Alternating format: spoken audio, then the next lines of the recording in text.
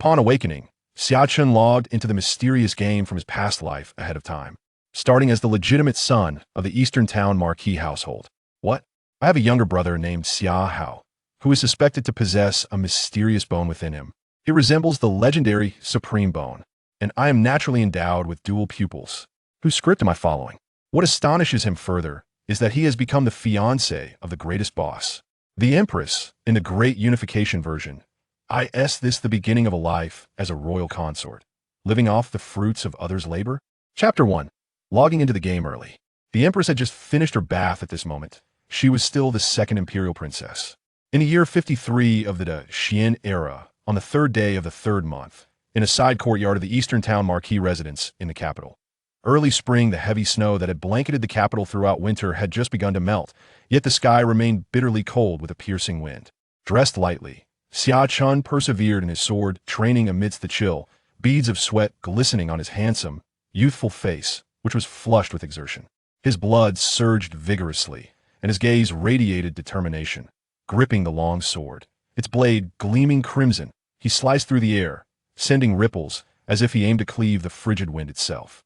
With each swing, a line of text appeared in his field of vision. Successful swing. Basic sword technique proficiency 1. Successful swing. Basic sword technique proficiency 1. Successful swing. Basic sword technique proficiency 1. Basic sword technique perfected. You have comprehended the advanced sword technique. Sun's breaking demon slash. Your blood vitality has reached the pinnacle of the ninth grade. You wish to break through immediately? As these lines of text emerged, delight illuminated Xia Chen's striking features. I could see that moment. The crimson long sword in his hand transformed, and his internal blood vitality surged violently, strands of it emanating from his body, coalescing behind him into a blazing red sun. This sun resembled the primordial light of creation, splitting the chaos and darkness, brimming with life and intensity. Empowered by this radiant orb, Xia Chen trembled violently, his entire being akin to molten lava, the force of his blood vitality reaching its zenith, as if ready to incinerate rivers and boil the seas. This process did not last long. With a sharp gaze, his youthful countenance revealed a grave seriousness as he swung his sword, transforming the courtyard from the depths of winter to the warmth of early summer. One strike, a change of fate.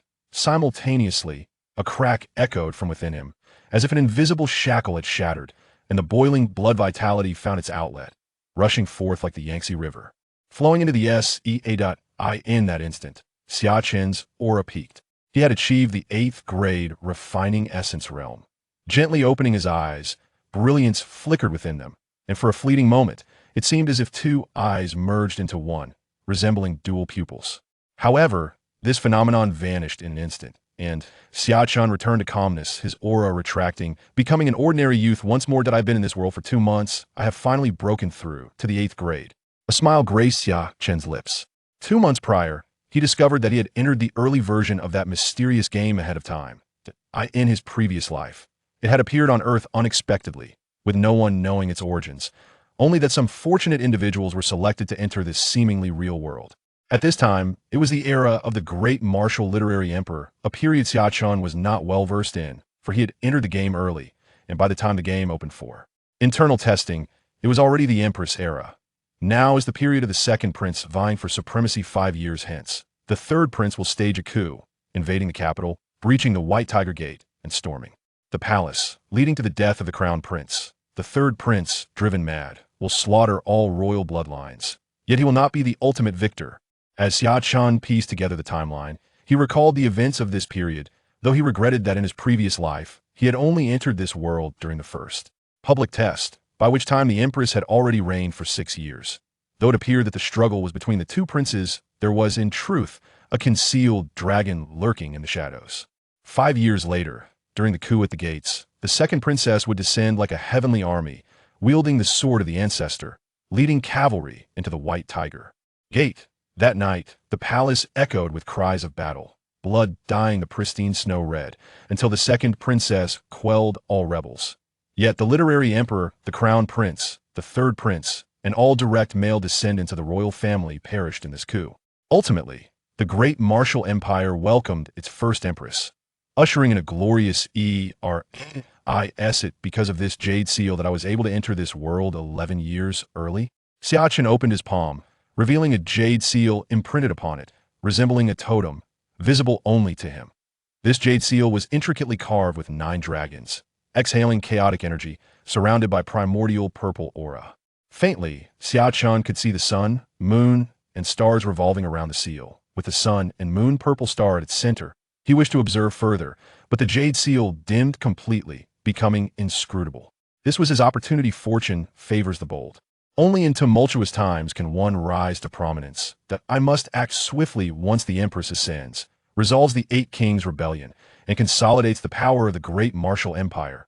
We will enter an era of great unification. Xia Chen felt the urgency to lay his plans in advance. For while the era of great unification promised safety, economic prosperity, and cultural flourishing, it also diminished opportunities. By then, the great martial dynasty would stand as the sole sovereign, dominating the seas and commanding the realms, be it Buddhism, Taoism, or the so-called players, all would bow beneath the Empress rule. Only later, when the aura of spiritual energy resurged and the realms converged, would this world transform into reality. As the pinnacle of martial prowess ascended, the Empress vanished, the great martial dynasty fractured, and the era of celestial and martial kingdoms began. New opportunities would arise. That as Xia Chen pondered, he filled a basin with water, picked up a towel, and began to wipe his sweat-soaked body. In this life, his starting circumstances were quite favorable, being born into the Eastern Town Marquis household. For 8 centuries since the founding of the great martial empire, 637 years ago, the Spirit Emperor favored eunuchs and relied heavily on the maternal relatives, leading to a rebellion among the vassals and the fall of the capital. The Spirit Emperor's 8th son, Emperor Wuzong, restored the land, embarking on a northern campaign, returning to the old capital and re-establishing order, thus creating the present-day great martial empire with its 19 provinces, rejuvenating its fortunes for 600 years. The first Eastern Town Marquis, Xia Xuanjin, followed Emperor Wuzong from the borders, rising from a mere soldier to a renowned general. During the northern campaign, Emperor Wuzong divided his forces into 3 routes, with the eastern route led by Xia Xuanjin. Just as the other 2 routes faced setbacks, and the northern campaign seemed futile, Xia Xuanjin led 5,000 cavalry on a swift march, reaching the capital like a sword, piercing the enemy's heart, breaching the city, claiming enemy heads, and turning the tide of battle, ultimately aiding Emperor Wuzong in securing the realm. At the award ceremony, Emperor Wu proclaimed before the courtiers, "Strong on the outside, yet wise within, your sharpness is unrivaled." Thus, Xia Zhen's achievements surpassed all others, and he was conferred the title of Eastern Town Marquis. Rumors circulated that his merits were sufficient to grant him a princely title, but due to the ancestral decree prohibiting outsiders from being made princes, he was only granted the title of Marquis. Otherwise, he would have been the Prince of Eastern Town. Now, the Eastern Town Marquis was already in its 17th generation, thriving continuously without decline. Although still referred to as the Eastern Town Marquis household, it had long since become a family of 3 marquises. Though I am not particularly esteemed in the Marquis household, it is still a splendid starting point compared to many others. Xia Chen was quite content with this beginning. From what he knew, many players who entered during the previous lives' internal testing began as nameless nobodies, some even as beggars on the streets, facing a hellish start. According to the principles of game balance, those who enter the game earlier typically find themselves in a less favorable starting position. However, the current circumstances have seen Xia Chen defy this norm, being born into a family of nobility from the very beginning. Third young master, a letter from the second master. At that moment, a hurried figure rushed in, a young servant clad in green, panting with exertion, his cheeks flushed, whether from the biting cold or the fatigue of his swift run. Remains uncertain. His imperial understanding is unparalleled in his youth. He possessed an indomitable spirit, diligently studying and relentlessly honing his skills. He practiced the blade countless times in the courtyard, forging his martial path, and ultimately achieved success. One day, he devised a technique in the courtyard, naming it the Shouyang Breaks the Demon Blade. History of Xia, Volume 1, Annals of Emperor Taizu. Chapter 2, The Princess. I must clarify, the protagonist possesses a transcendent physique, merely awaiting the revival of spiritual energy to commence the unfolding of events. Furthermore, the protagonist is endowed with a system to accrue experience points and proficiency, allowing players to bypass the arduous path of cultivation to enhance their abilities. In the small courtyard, the grand locust tree has sprouted tender buds, shimmering under the warm embrace of spring, brimming with vitality. Young master, the second elder has sent a letter for you. Summer Qian's face bore a hint of joy. At last, the second elder remembered the young master. If memory serves, the last letter was dispatched 3 years prior. Summer Qian calmly accepted the letter from Summer Qian's hands, devoid of any overt emotion, neither joy nor sorrow. Yet, a trace of surprise flickered in his voice as he inquired, "Has something transpired in the outside world?" Truly, young master possesses remarkable foresight. There is great news. The second elder has vanquished a third-grade unparalleled demon in the eastern wilderness, a veritable overlord of the eastern mountain range. Following this victory, myriad demons have retreated 100 miles, the scourge of the eastern wilderness has been eradicated, and the might of our nation has soared. Summer Qian, still youthful at just 16, was euphoric, as if he himself had slain the great demon. 14 years have elapsed, and at last, the young master might reunite with his family. However, upon hearing this, Summer Qian's eyes revealed no elation. He had inherited the complete memories of the former Summer Qian. Unlike the superficial login of a game, he felt intrinsically connected, as if he were the original Summer Qian, merely awakening to past memories 2 months prior. In his mind, the words of the young servant Summer Qian echoed, revealing the identity of the second elder, Duke Xia Yuan, Summer Qian's biological father. In the recesses of Summer Qian's childhood memories, his father had showered him with affection until the age of 3. Following the martial examination that deemed him a waste, his father fell silent yet remained resolute, declaring, "Though my son is deemed a waste, as my firstborn, I shall seek great fortune to defy destiny." The very next day, the eastern wilderness demon tide erupted, and Summer Yuan was appointed as the commander of the demon-slaying forces. Commanding an army of 100,000, Summer Qian's mother, Su Xiaoxue, a formidable sorceress, accompanied him into battle. As a naive child, Summer Qian yearned to follow his parents into the eastern wilderness, but was sternly rebuffed, warned of the region's perilous nature. Thus, at the tender age of 3, he was left alone in the Duke's residence, and that separation endured for 14 years. For the first 3 months, letters frequently arrived at the Duke's residence, accompanied by demon blood to fortify Summer Qian. However, after 5 months, correspondence dwindled. The young Summer Qian believed the diminishing letters were due to the chaotic battlefield, where his father, as a commander, lacked the time and energy for correspondence. A year later, he learned from the staff that the Duke's household would welcome a new direct descendant. Upon inquiry, he discovered that he had a younger brother. Following the first month of their campaign, his mother, Su Xiaoxue, had conceived again. After the birth of his brother, letters from the eastern wilderness transformed from once a month to once every 6 months, and after he turned 6, there was but a solitary letter, with no further supplies of blood and essence sent. The original Summer Qian maintained his belief in the dangers of the eastern wilderness, where formidable demons roamed, and his father, as a military leader, was too preoccupied to attend to him. Eventually, he learned from the household staff that his brother, born on the battlefield, had been assessed as possessing extraordinary potential, hailed as a prodigious talent. It dawned on Summer Qian that he had been abandoned. Now, accustomed to a life of freedom, albeit somewhat inconspicuous within the Duke's residence, he found that his circumstances were not as dramatic as depicted in television dramas. No treacherous servants or dismissive behavior. His uncle and aunt treated him with kindness, as if he were their own son. Summer Qian was aware that this remarkable bone was the fabled supreme bone. Though it paled in comparison to his innate dual pupils, it promised to shine brilliantly in the forthcoming revival of spiritual energy. After 14 years apart, even the servants within the residence were privy to information regarding the eastern wilderness before he was, rendering him a stranger among kin. "You may leave now. Also, inform the kitchen to double the portion sizes for lunch today." Summer Qian smiled and nodded at Summer Qian, who had been by his side since the age of 4. And together they had traversed 12 springs and autumns. Summer Qian nodded, aware that his young master had recently been diligently training, thus necessitating a larger meal. Yet he was surprised that the portions would be doubled. Would that not mean one person consuming over 20 servings? As Summer Qian departed, Summer Qian slowly lowered his gaze to the aged envelope in his hand, embossed with a Qilin motif. After a moment of silence, he drew his crimson blade and gently pricked his fingertip, allowing a drop of warm, vivid blood to fall. Instantly, the Qilin motif on the envelope seemed to awaken, radiating a brilliant light, accompanied by a faint echo of a Qilin's roar. This process endured for a breath or two before the light receded, restoring tranquility. A single person could rival 100,000 soldiers. A sword could cleave rivers. Yet those who reached such prowess were few and far between in the realm. The vast majority, no matter how formidable, remained within the realm of the ordinary. The system was quite rudimentary, divided into warriors and sorcerers. In his past life, Summer Qian had merely regarded it as an intriguing game, simplistically categorizing these two types as knights and mages. Beyond this, there existed demons. And Su Xiaoxue was a powerful sorceress. This letter was specifically intended for Summer Chun, and only his blood could unlock its secrets, a protective enchantment to thwart prying eyes. One beyond the comprehension of mere warriors. As Summer Chun unfolded the letter, he found it composed of exquisite rice paper, smooth to the touch, yet containing only a few terse lines. Your father shall return within 6 months to 2 years.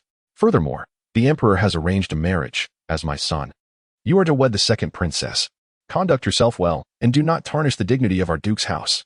The brevity of the message left a strong impression on Summer Chun. The first part of the letter came as no surprise, with the victory in the eastern wilderness. The struggle, which had persisted for 14 years, was surely nearing its end.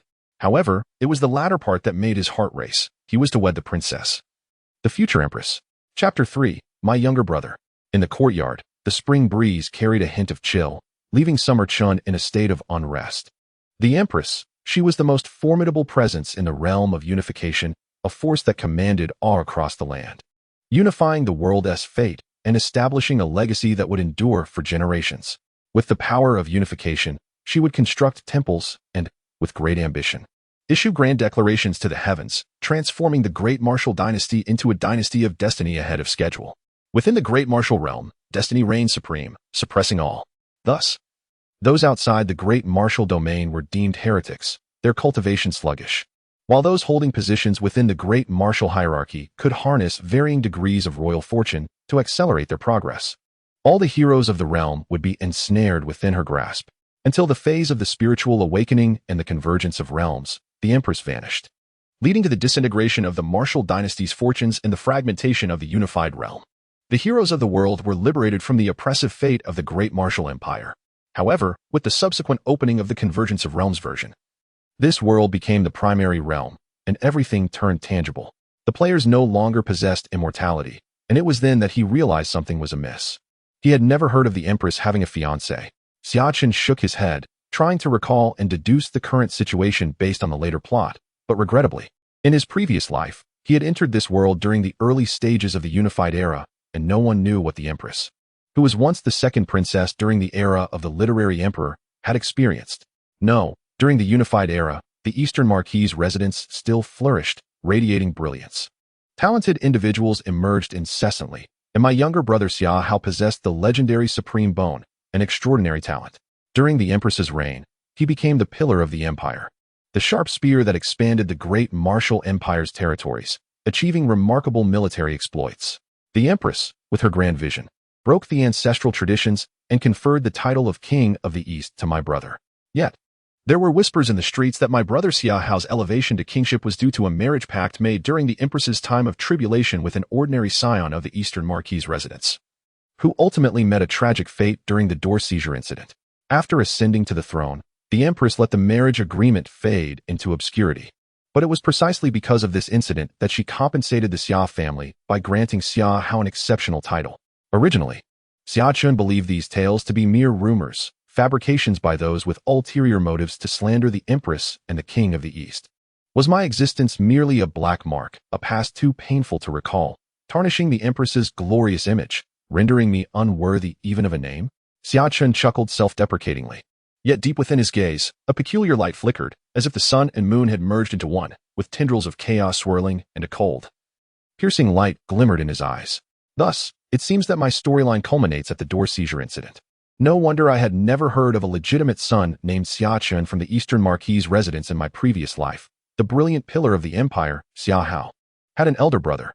Xia Chen's expression returned to tranquility, resembling the depths of an abyss, devoid of ripples.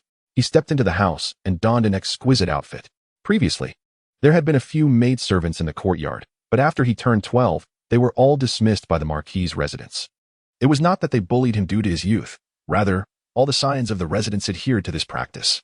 Before reaching the 8th rank, martial practitioners were advised to avoid distractions. As he stepped out of the courtyard, a beautiful young woman, dressed in a flowing green gown and in the bloom of her youth, approached Xia Chen gracefully. Baizhu. Xia Chen recognized her. Third young master. The master and madam request your presence. Baizhu paused before Xia Chen, performing a respectful bow, her demeanor courteous and devoid of arrogance, unlike the typical portrayals in dramas. I understand. Xia Chen nodded and followed by Zhu, his gaze inadvertently drawn to her swaying figure, causing his blood to surge. He quickly averted his eyes, having just experienced a breakthrough, and was currently overflowing with vitality. Bai Zhu, a maidservant by the side of the matriarch of the Xia family, Cui Mingru, had long been intended to be assigned to Xia Chen's courtyard to attend to his daily needs once he reached the 8th rank. Distracting himself, Xia Chen began to outline the relationships within the Marquis' residence. Having stood for 600 years, the residence now had only 3 direct lines. The old Marquis, Xia Chutian, was 86 years old but still full of vigor. However, he had withdrawn from managing family and state affairs, focusing instead on his cultivation to reach a higher realm. The old Marquis had 3 sons. The eldest, Xia Qian, referred to as the master by Bai Zhu. The second, Xia Yuan, Xia Chen's biological father, known as the second master, and the youngest, Xia Han.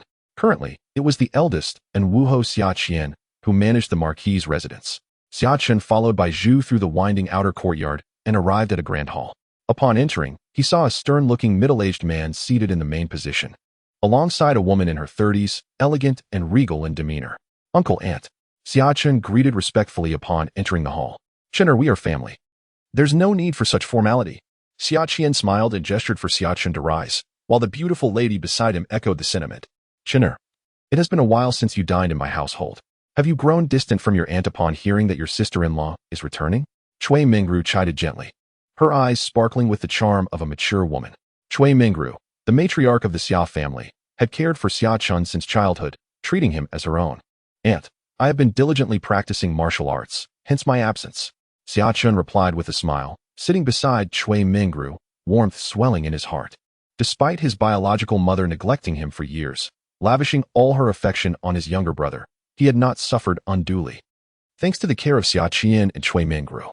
Upon hearing Xia Chen's mention of his rigorous training, both Xia Qian and Cui Mingru's expressions darkened, their hearts filled with unspoken sighs. Although a naturally weak physique could still practice martial arts, achieving greatness in this life would be exceedingly difficult. Even with 100-fold effort compared to others, the rewards remained meager. Xia Qian and Cui Mingru inquired further into what Xia Chen currently lacked, and the 3 of them engaged in warm conversation, resembling a harmonious family. Your father has achieved great merit in the Eastern Wilderness, and the Emperor has conferred a marriage pact, betrothing the second princess to you. Are you aware of this? What are your thoughts? After the pleasantries, Xia Qian broached the main topic. I just learned of it. Xia Chen nodded, his expression serious. Is there still room for negotiation on this matter? He had no desire to marry a princess. To outsiders, it might seem a tremendous honor, but for both the Marquis' residence and Xia Chen himself, it would merely be an embellishment, potentially constraining. Especially since the individual in question would become the future Empress, the risk was too great. Who could say how he had perished in his previous life? In the Emperor's youth, his martial talent was lacking, which led to a distant relationship with his parents.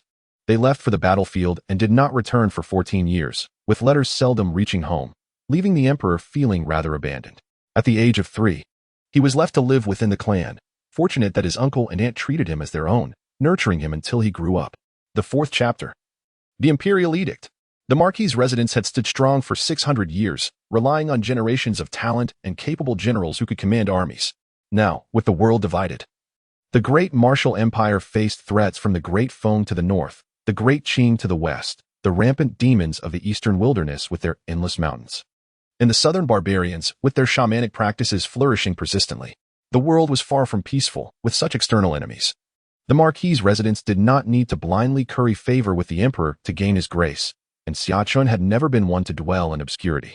If he were to forge a marriage pact with the future Empress, it would only hinder him 5 years later during the door seizure incident. You do not wish to marry the princess? Cui Mingru gazed softly at Xia Chen, her eyes sparkling with the allure of a mature woman. I do not. Xia Chen replied resolutely, without a trace of hesitation. Xia Qian sighed and shook his head. This matter had long been settled, and now they were merely informing him of the outcome. Xia Chen remained silent, fully aware that many matters had long been settled, and with his current status, he had no qualification to partake in them. Strangely, he was one of the protagonists in this marriage. Yet only after everything had been finalized did he learn the truth, how absurd and laughable it was. This marriage was not originally intended for him. The Emperor had his eyes set on his younger brother. The angelic messenger sent to the eastern wilderness had arrived, but was graciously declined by his younger brother. Thus the role of the marriage's principal was reluctantly shifted to him. Cui Mingru observed the silent Xia Chen, pondering for a moment before slowly revealing the rivalry behind this marriage. Xia Chen inquired further, discovering that the union was initially meant for his brother, Xia Hao. However, their parents had resolutely rejected the proposal, citing Xia Hao's youth and the need for him to focus on martial arts and military strategies, insisting that he should not be distracted by matrimonial matters at an early age. They subsequently submitted a formal letter, arguing that Xia Chen, as the legitimate eldest son and of a suitable age, should be the one to marry the second princess. Seeing Xia Chen's calm demeanor, Cui Mingru felt a pang of sympathy. For an ordinary individual, becoming a prince consort would naturally signify an ascent to greatness. Yet for someone from a family of merit such as theirs, it represented a constraint. 6 centuries prior, the Wen Emperor had favored eunuchs and relied heavily on relatives by marriage, leading to chaos among the lords and nearly toppling the dynasty. Had it not been for the martial ancestor emperor's revival, the empire would have long since changed its surname.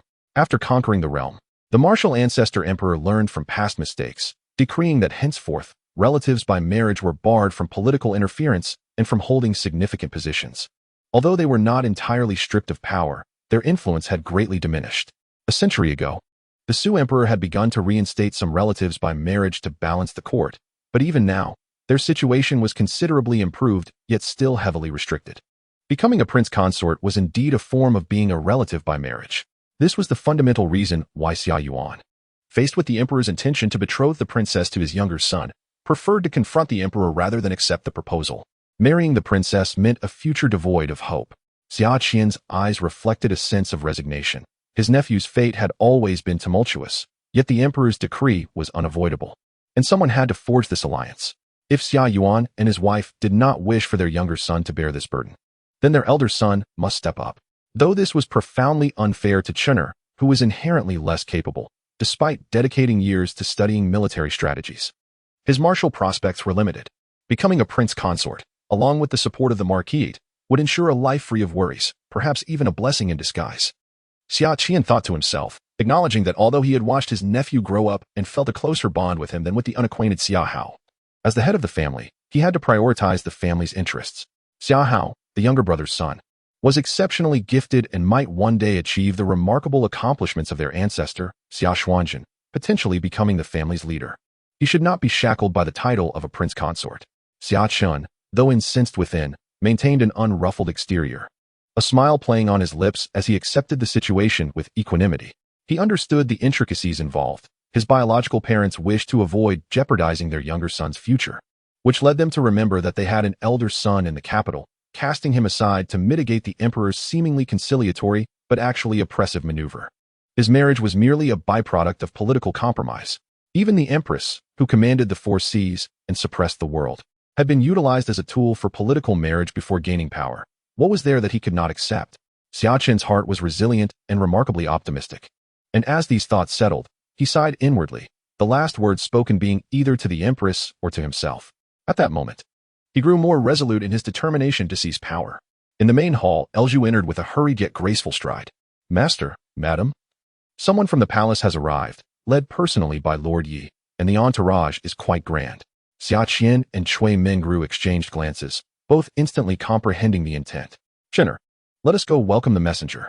Xia Chen quietly stood and followed behind them, ready to embrace his fate. Outside the Marquis, Xia Chen encountered the esteemed Lord Yi, whom Elju had mentioned.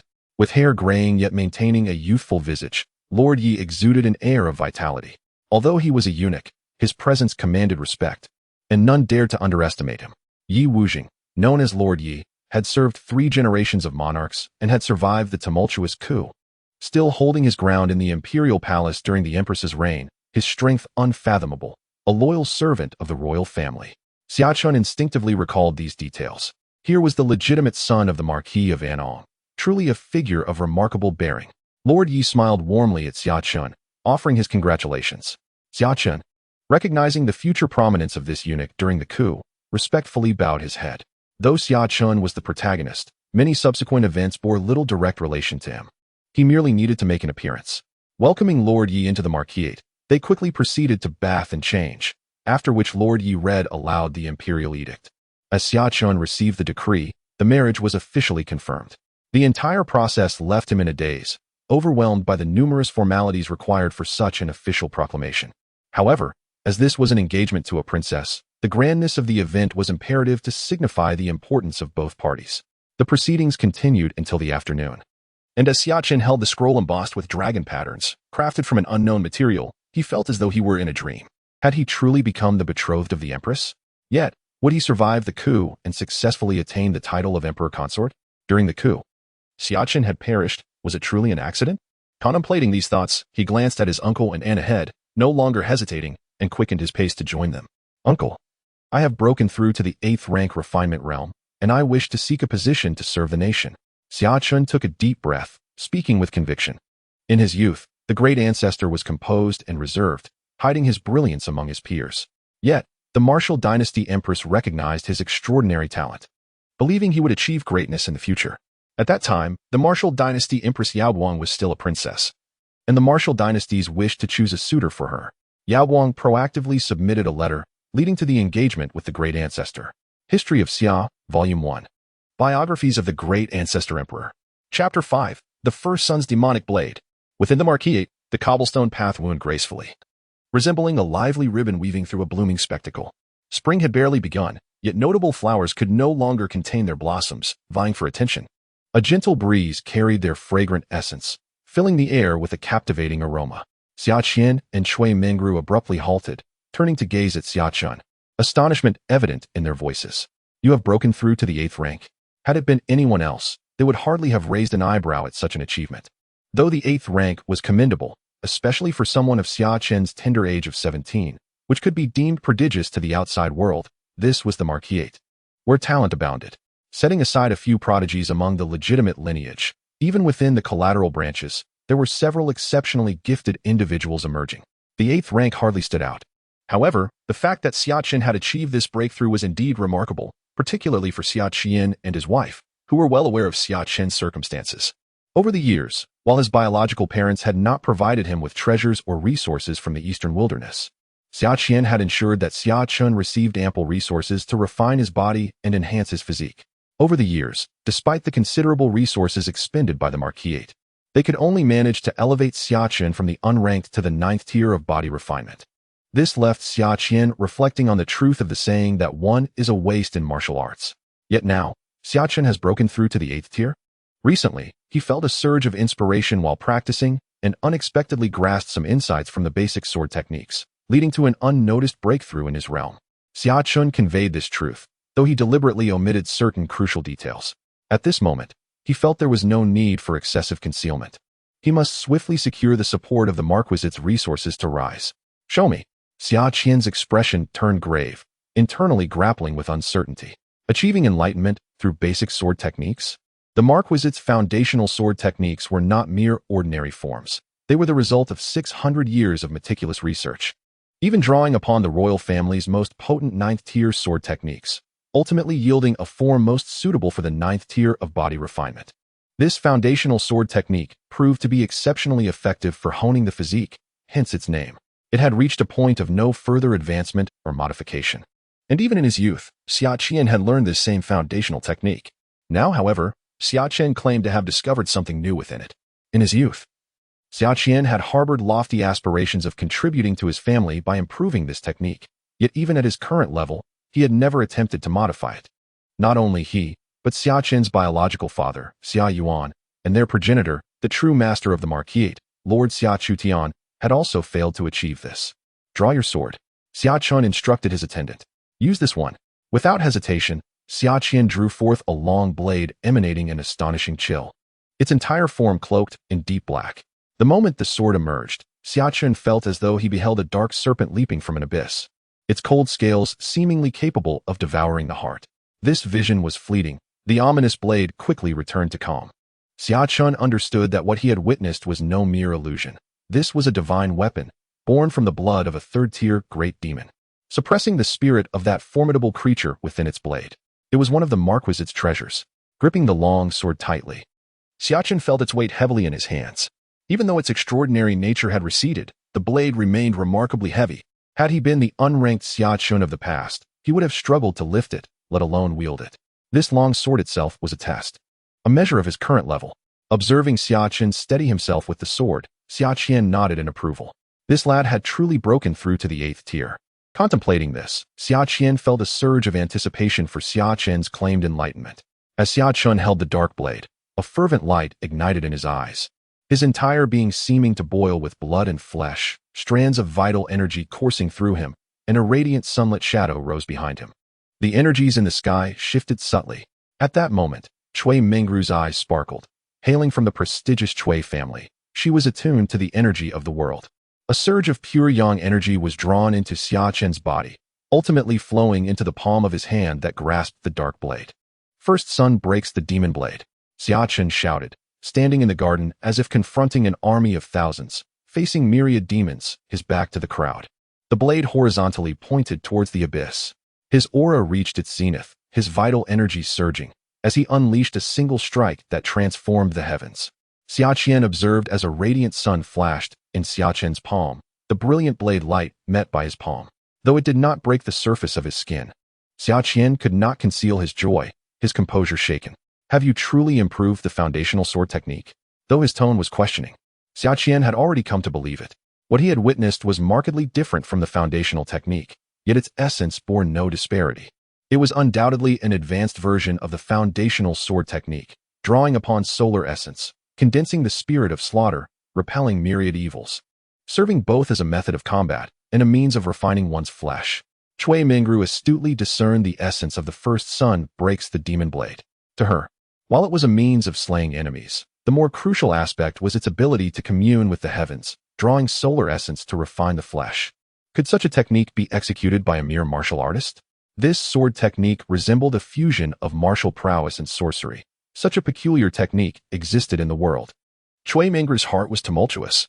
Although Xia Chen was no sorcerer, he quickly grasped the critical point, the 9th tier body refinement, the 8th tier essence refinement, and even the 7th tier spirit refinement, all fundamentally focused on honing the physique and refining the flesh.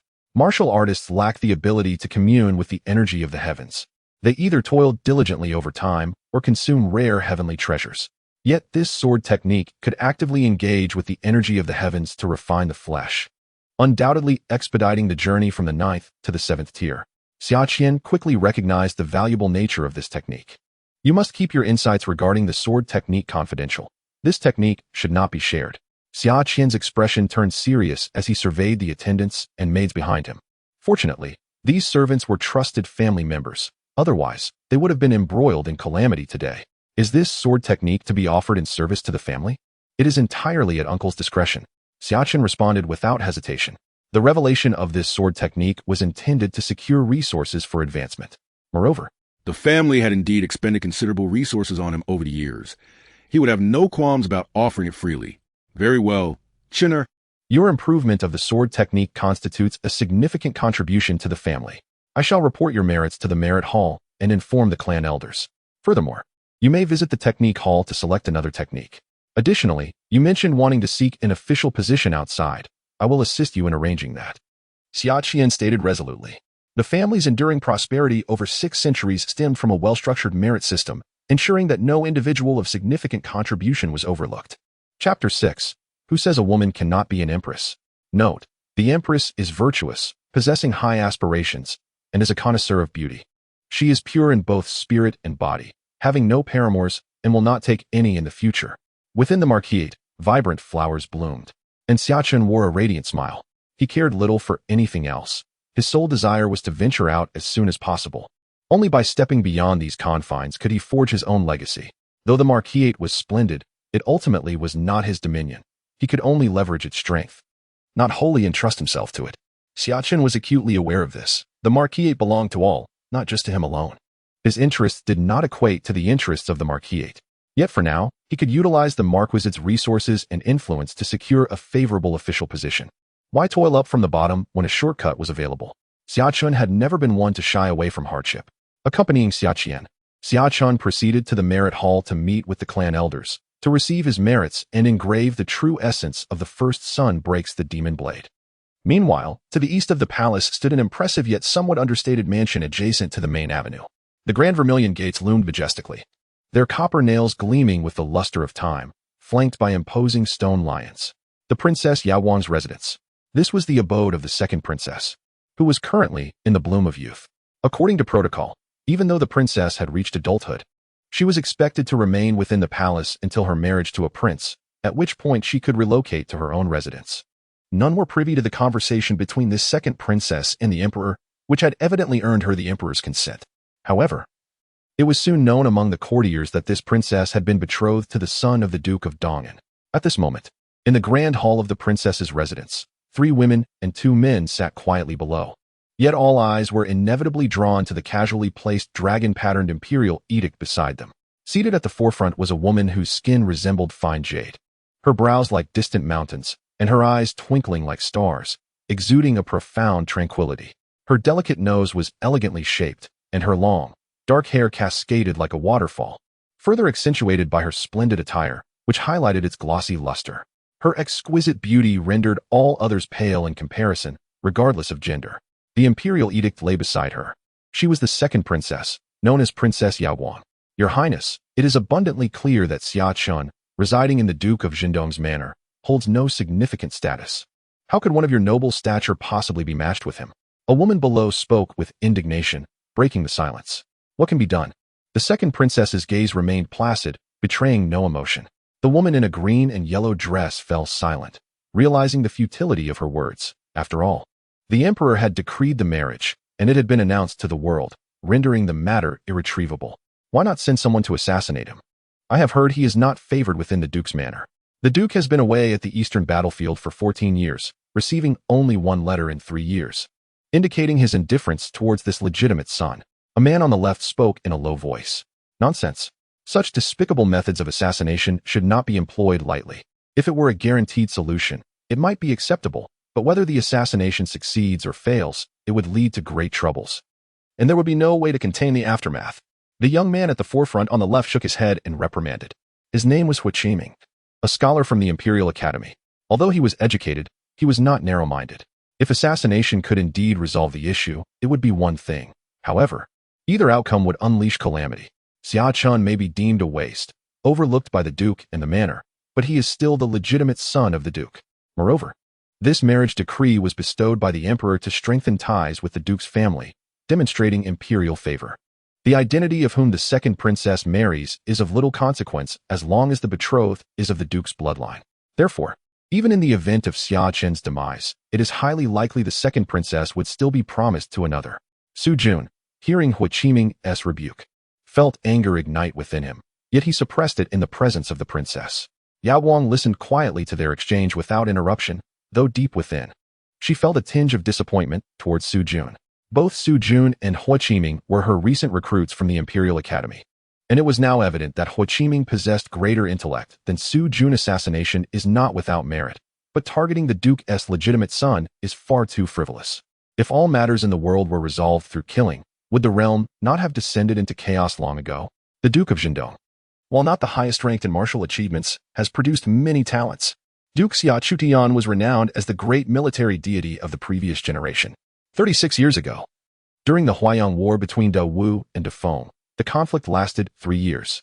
Ultimately, General Xia Chutian led an army of 200,000 to defeat the renowned general of Da Feng, Xiao Yu, penetrating deep within Da Feng's borders, advancing with unstoppable momentum until they were merely 30 miles from the capital of Da Feng.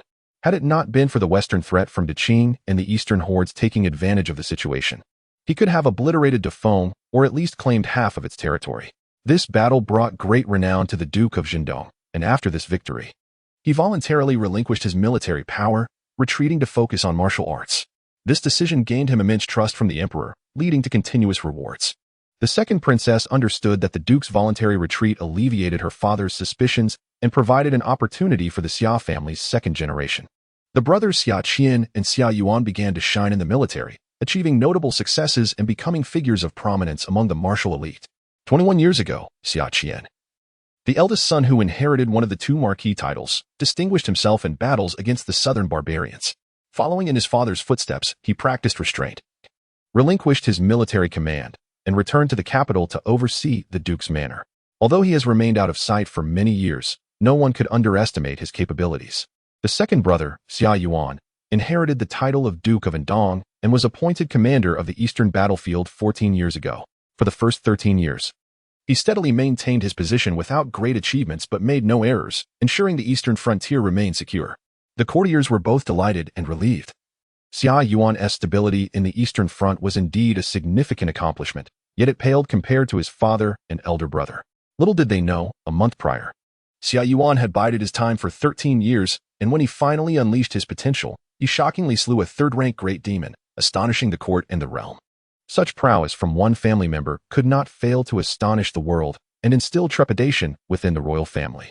However, amidst the current chaos, Dou was not the sole power.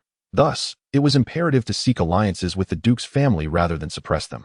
Xia Chen, a mere waste, posed no real threat. It was merely a matter of marriage, and since the arrangement was confirmed, there was no need for further discussion. The Duke of Jindong remained loyal to the emperor, contributing greatly to the country. It is indeed a good thing that I can share the burdens of my father.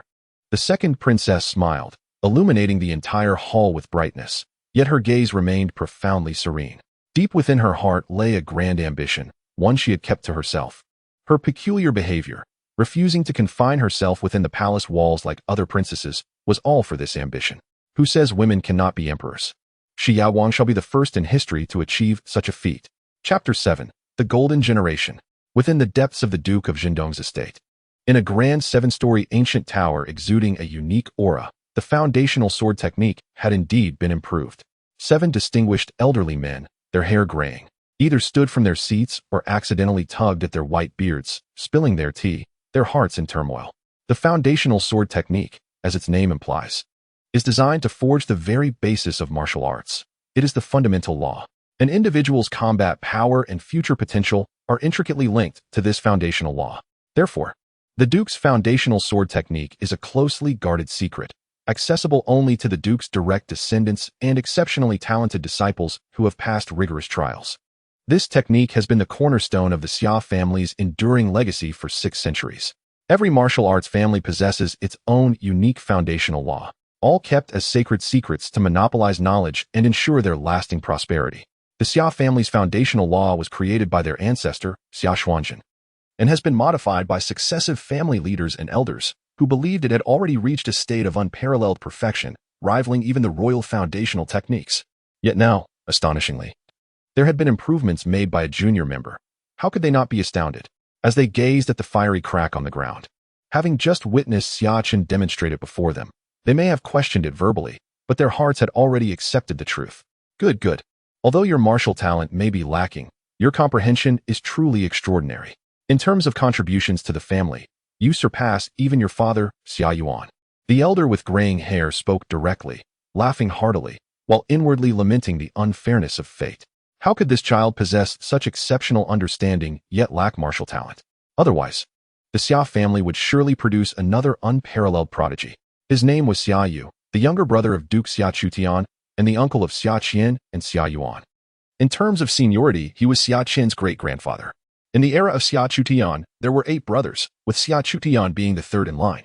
However, due to his exceptional talent and unparalleled intellect, he was elected as the head of the Xia family, inheriting the title of Marquis of Jindong. The other 7 brothers also held military positions in their youth. 36 years prior, the Huayang War erupted between the Daiwu and Defeng, during which Xia Chutian achieved legendary status. Ultimately, he voluntarily relinquished his military authority and withdrew from the army, followed suit by his brothers, who gradually returned their military powers and resumed their roles as elders in the Marquisate, dedicating themselves to mentoring the younger generations and enhancing the family's heritage. Regardless of the military accolades amassed, none can compare to your innovative methods. Another elder remarked, identified as Xia Xian, the 5th grandfather of Xia Chen. The Marquisate has flourished for 6 centuries, producing generations of military talents. Over 300 years ago, the ancestors were once again honored with the title of Marquis of Anwu. And 173 years ago, the title of Marquis of Anhong was bestowed. Thus, the Xia family boasts 3 marquises. Therefore, for them, military achievements are scarcely a concern. Xia Chen's improvements to the foundational techniques will ensure that future generations of the family become increasingly exceptional, with accelerated cultivation speeds. This holds profound significance. Having departed from the Merit Tower, Xia Chen, in all honesty, was entering it for the first time. It was also the first time in 17 years that he encountered the elders of his grandfather's generation. Yet their reactions indicated they had heard of Xia Chen's notorious reputation as a waste of talent. This newfound recognition would undoubtedly benefit his standing within the Marquis.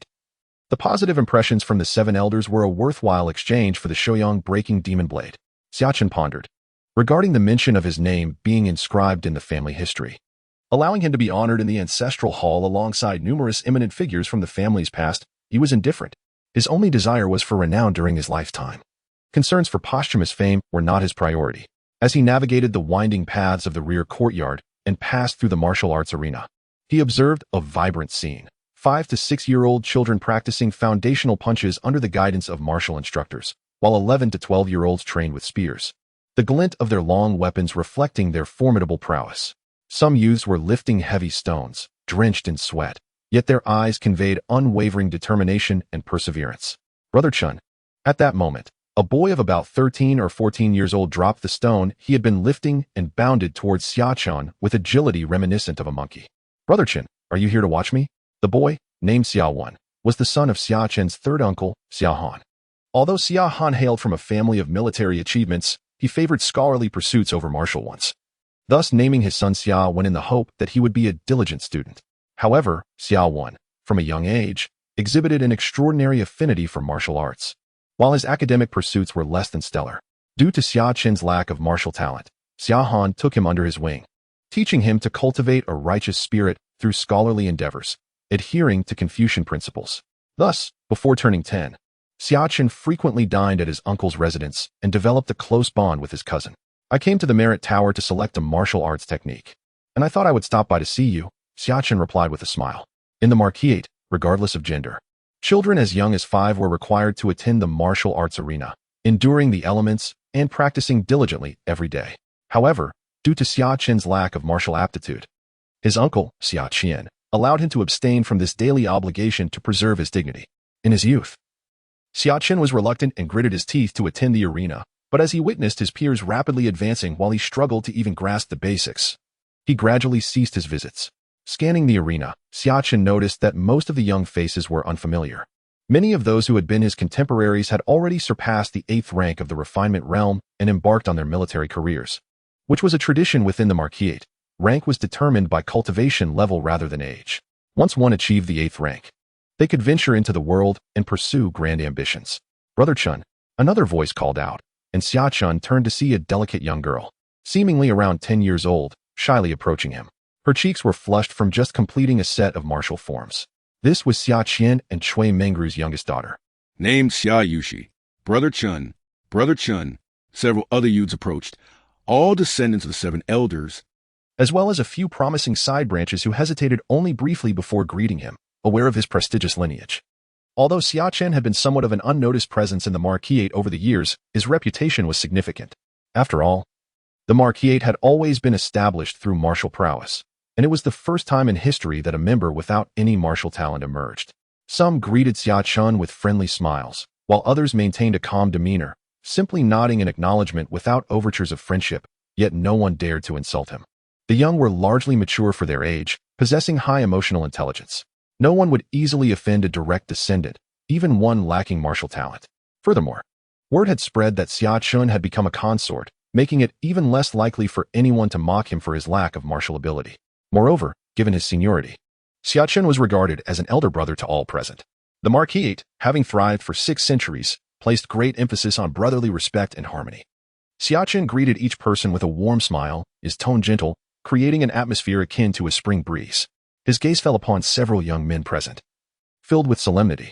These individuals were destined to shine brightly in the future. Xia Wen, styled Xuanba, is the brother of the Heavenly Emperor. The Emperor has nurtured him since childhood, hence Xia Wen holds the Emperor in both affection and respect. During the Emperor's youth, he was like a concealed dragon in the depths, biding his time, and thus did not exhibit exceptional talents among his peers. Within the imperial clan, Xia Wen remained steadfast in his allegiance to the Emperor, nurturing a deep bond of friendship. Xia History, Volume 1, Family Records, 3rd Section Chapter 8, The Merit Tower. At this moment, within the martial arts arena, it was a break time, and the instructors observed the gathering without interruption. Xia Chen's gaze landed on a somewhat aloof boy of 12 or 13 years old named Xia Chen, who had also exchanged greetings earlier. He was a descendant of a side branch of the Xia family, destined to wield immense power in the forthcoming era of unification, commanding the formidable Da Wu cavalry and conquering the eastern wilderness battlefield. Presently, this future general appeared youthful and innocent. Xia Chen's gaze shifted to another boy, Xia Hao.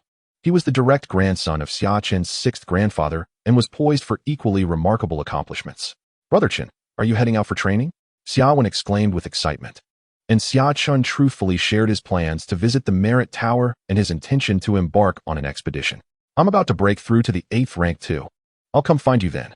Xia Wen, innocent and straightforward, spoke without ulterior motives. Xia Chen was astonished. Xia Wen was only months away from turning 12 and was on the cusp of a breakthrough to the 8th rank. The talent that the Xia family had nurtured was indeed remarkable, be it the Xia family or the Dou dynasty. The younger generation of prodigies was emerging like bamboo shoots after a rainstorm, heralding the arrival of a golden age. Xia Chen silently mused, filled with excitement. The golden generation had yet to fully mature. The accumulated fortune of the Xia family over 6 centuries would soon be unleashed, propelling the family to new heights. He must seize the opportunity ahead of time. The Merit Tower. The building comprised 7 stories in total. Xia Chen had only visited once before, during his study of foundational sword techniques. This time, due to his outstanding military achievements, he was granted access to all floors below the 6th. Xia Chen did not hasten directly to the 5th floor. Instead, he entered the 1st floor, approached the bookshelf on the right, and picked up a book titled Sword Technique of the Wind. He quickly scanned through it, yet his thoughts were far from the swordsmanship. Cultivation techniques compiled. Xia Chen calmly mused. A virtual panel appeared before his eyes, indicating the progress of his collection. Though he had entered this realm ahead of time and was no longer a mere player, the auxiliary system remained intact, granting him full access. Unlike initial players who only possessed the rudimentary function of increasing proficiency, his advanced system had long since evolved to the spiritual awakening version. Thus, even when players from the Empress era arrived, Xia Chen would effortlessly outmatch them due to the superiority of his system's capabilities. As he casually browsed, he was swiftly recording the entire compilation of techniques on the 1st floor.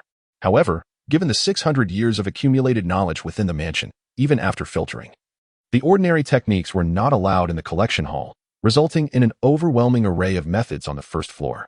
Xia Chen selectively cataloged a few key techniques before moving on to the 2nd floor. The techniques on the 2nd floor were primarily suited for practitioners at the 8th grade refinement level, encompassing not only sword and saber techniques, but also spear and halberd methods, as well as body tempering and chi cultivation.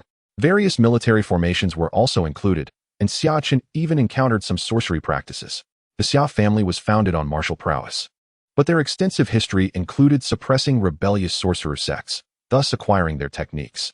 Xia Chen focused on the military formations, knowing well that martial artists and sorcerers were formidable, yet a well-formed military unit could harness unparalleled lethal energy capable of slaying even the mightiest of opponents. Upon inspection, he realized that these formations were rather basic, mostly consisting of small units of 3 or 5, with only a few capable of forming a 7-person formation. Xia Chen felt no disappointment. Such military formations were closely guarded secrets, foundational to noble families. He estimated that techniques of a higher caliber would be stored on the 5th floor or above, and there were no more than a handful of noble families in the entire realm capable of commanding armies of over 10,000. Deep within the collection hall, Xia Huang and Xia Hong exchanged glances, both having noticed Xia Chen's peculiar behavior on the 2nd floor.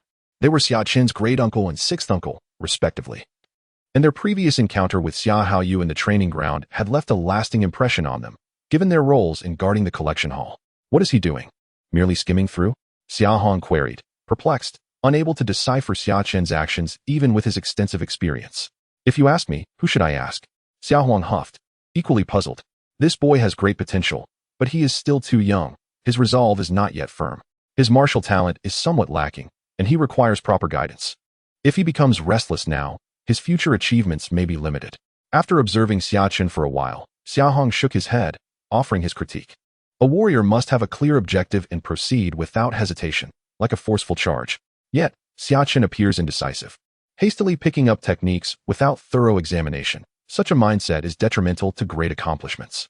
It's a pity. It's no wonder Xia Yuan neglects this child, focusing all his attention on his younger son, Xia Hao. Unbeknownst to Xia Chen, every move he made was under scrutiny, and evaluations were being made. However, even if he were aware, he would not have paid them any mind. Externally composed, he internally reveled in joy. glancing at the system panel where the numbers continued to rise, a smile gracing his lips. This time, he intended to clear out the entire vast collection hall of the mansion. After a while, Xia Chen sensed that an hour had passed. He hastily recorded some unique techniques on the second floor before ascending to the third. The third floor contained fewer techniques than the first two, yet their quality was markedly superior. Xia Chen even discovered some Taoist and Buddhist practices, with sacred texts and true principles prominently displayed in a special area.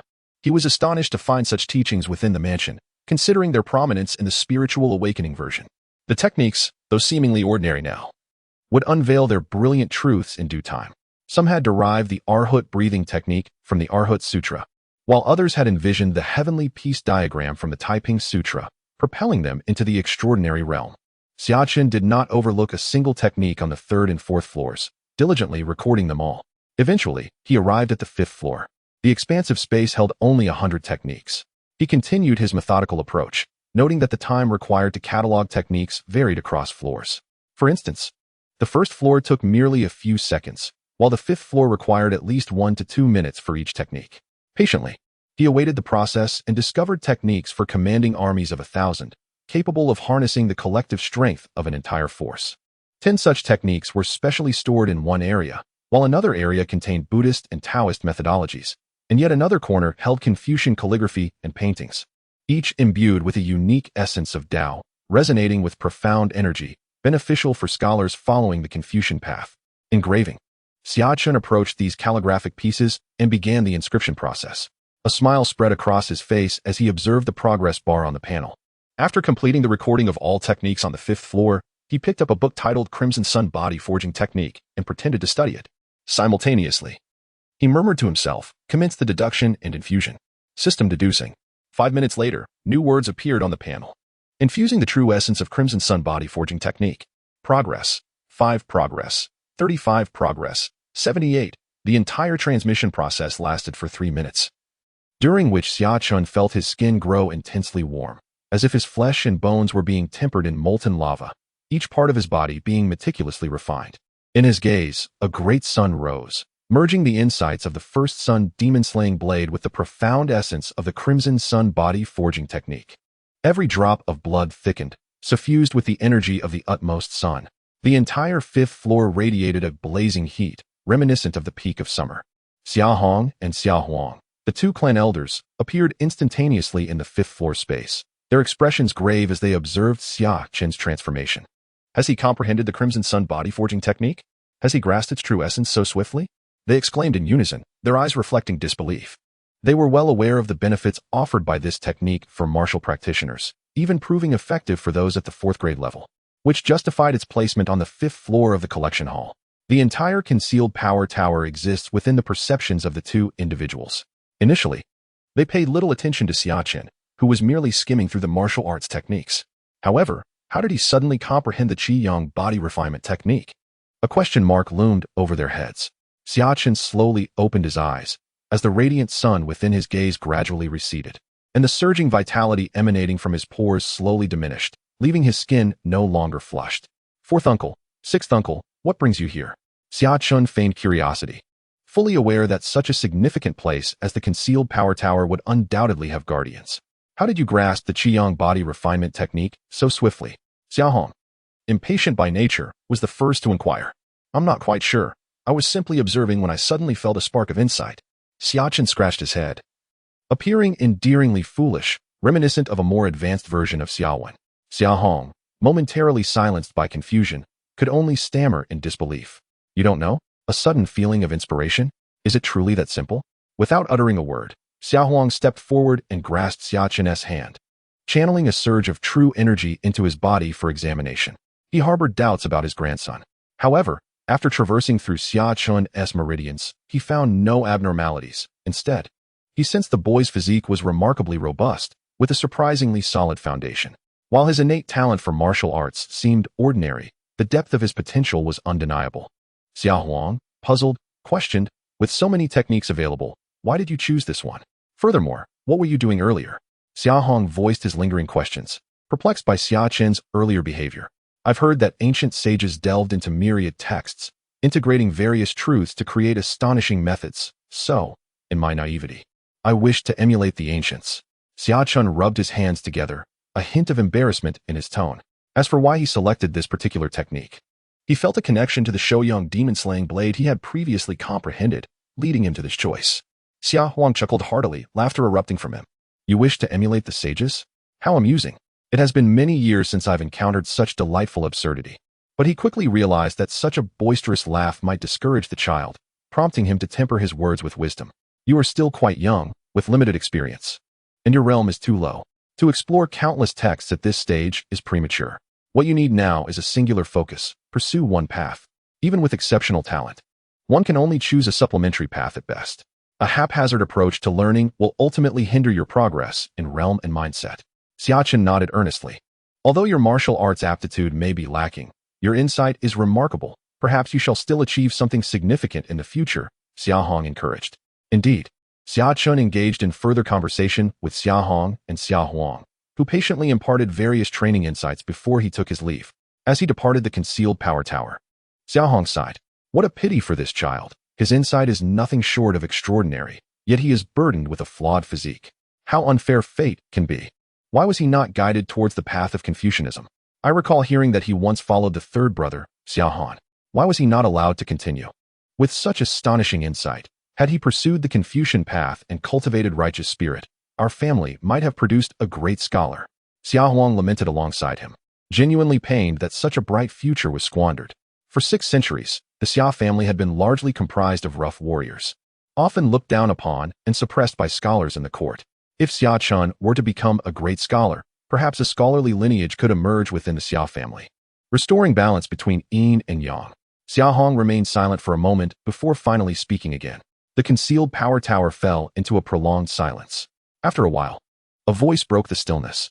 The second brother, Xia Yuan, was a fine man and an excellent general, gifted with intelligence and talent, never bringing shame to our family. Yet, he fell short in the role of a father. Xia Huang shook his head, recalling Xia Yuan's attitude towards Xia Chen, filled with regret. In his youth, the heavenly emperor was seldom close to his parents and received little care, growing up isolated within his clan. The elders of the clan doubted the heavenly emperor's martial arts talent. Nevertheless, he possessed an indomitable spirit, unwavering determination, and a diligent pursuit of knowledge, perusing countless texts with extraordinary insight.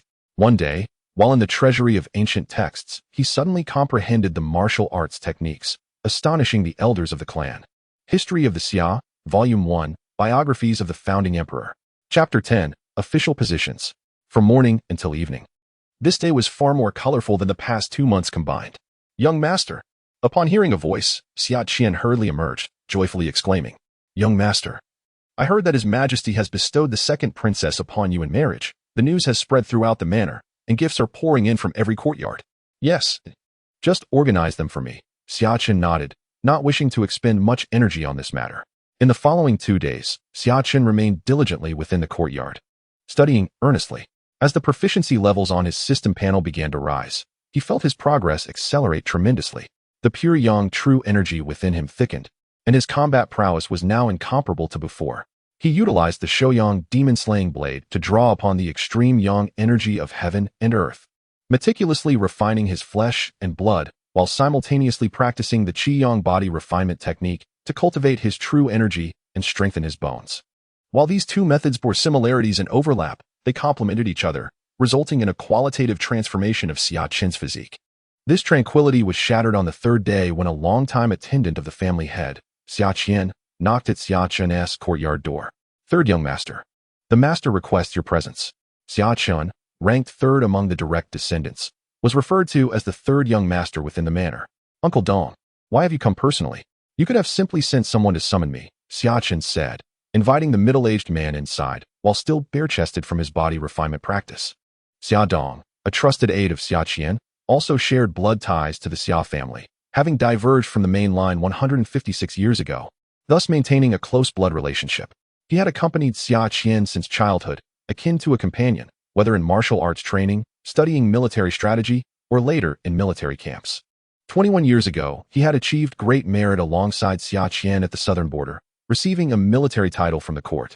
However, after Xia Chen withdrew from the military, he also resigned his position, choosing to remain by Xia Chen's side as an ordinary attendant. It's best that I come personally regarding matters concerning the young master. Xia Dong smiled, standing in the courtyard and observing Xia Chen's skin, which resembled tempered iron, the redness gradually fading, his expression reflecting a hint of surprise. We are family. There is no need for such formality. Uncle Dong, please take a seat while I freshen up. I'll be right back. Xia Chen smiled, pulling Xia Dong's hand and leading him to sit in the courtyard. Although Xia Dong regarded himself as a subordinate, no one truly viewed him as such. Xia Dong wore a smile, finding favor in his impression of this somewhat unassuming third young master, who showed him considerably more respect than he received from the other young masters. Xia Chen quickly washed up and changed into a clean outfit. While he felt a surge of happiness, his demeanor remained steady, exuding an unshakable calm. He had already surmised that Xia Chen had called him for a specific reason, likely concerning the official position. The manor was vast, and unable to move swiftly, Xia Chen could only walk at a leisurely pace. After more than 20 minutes, he finally arrived at Xia Chen's residence. Uncle, no need for excessive courtesy. The understated and modest front hall was furnished with several chairs.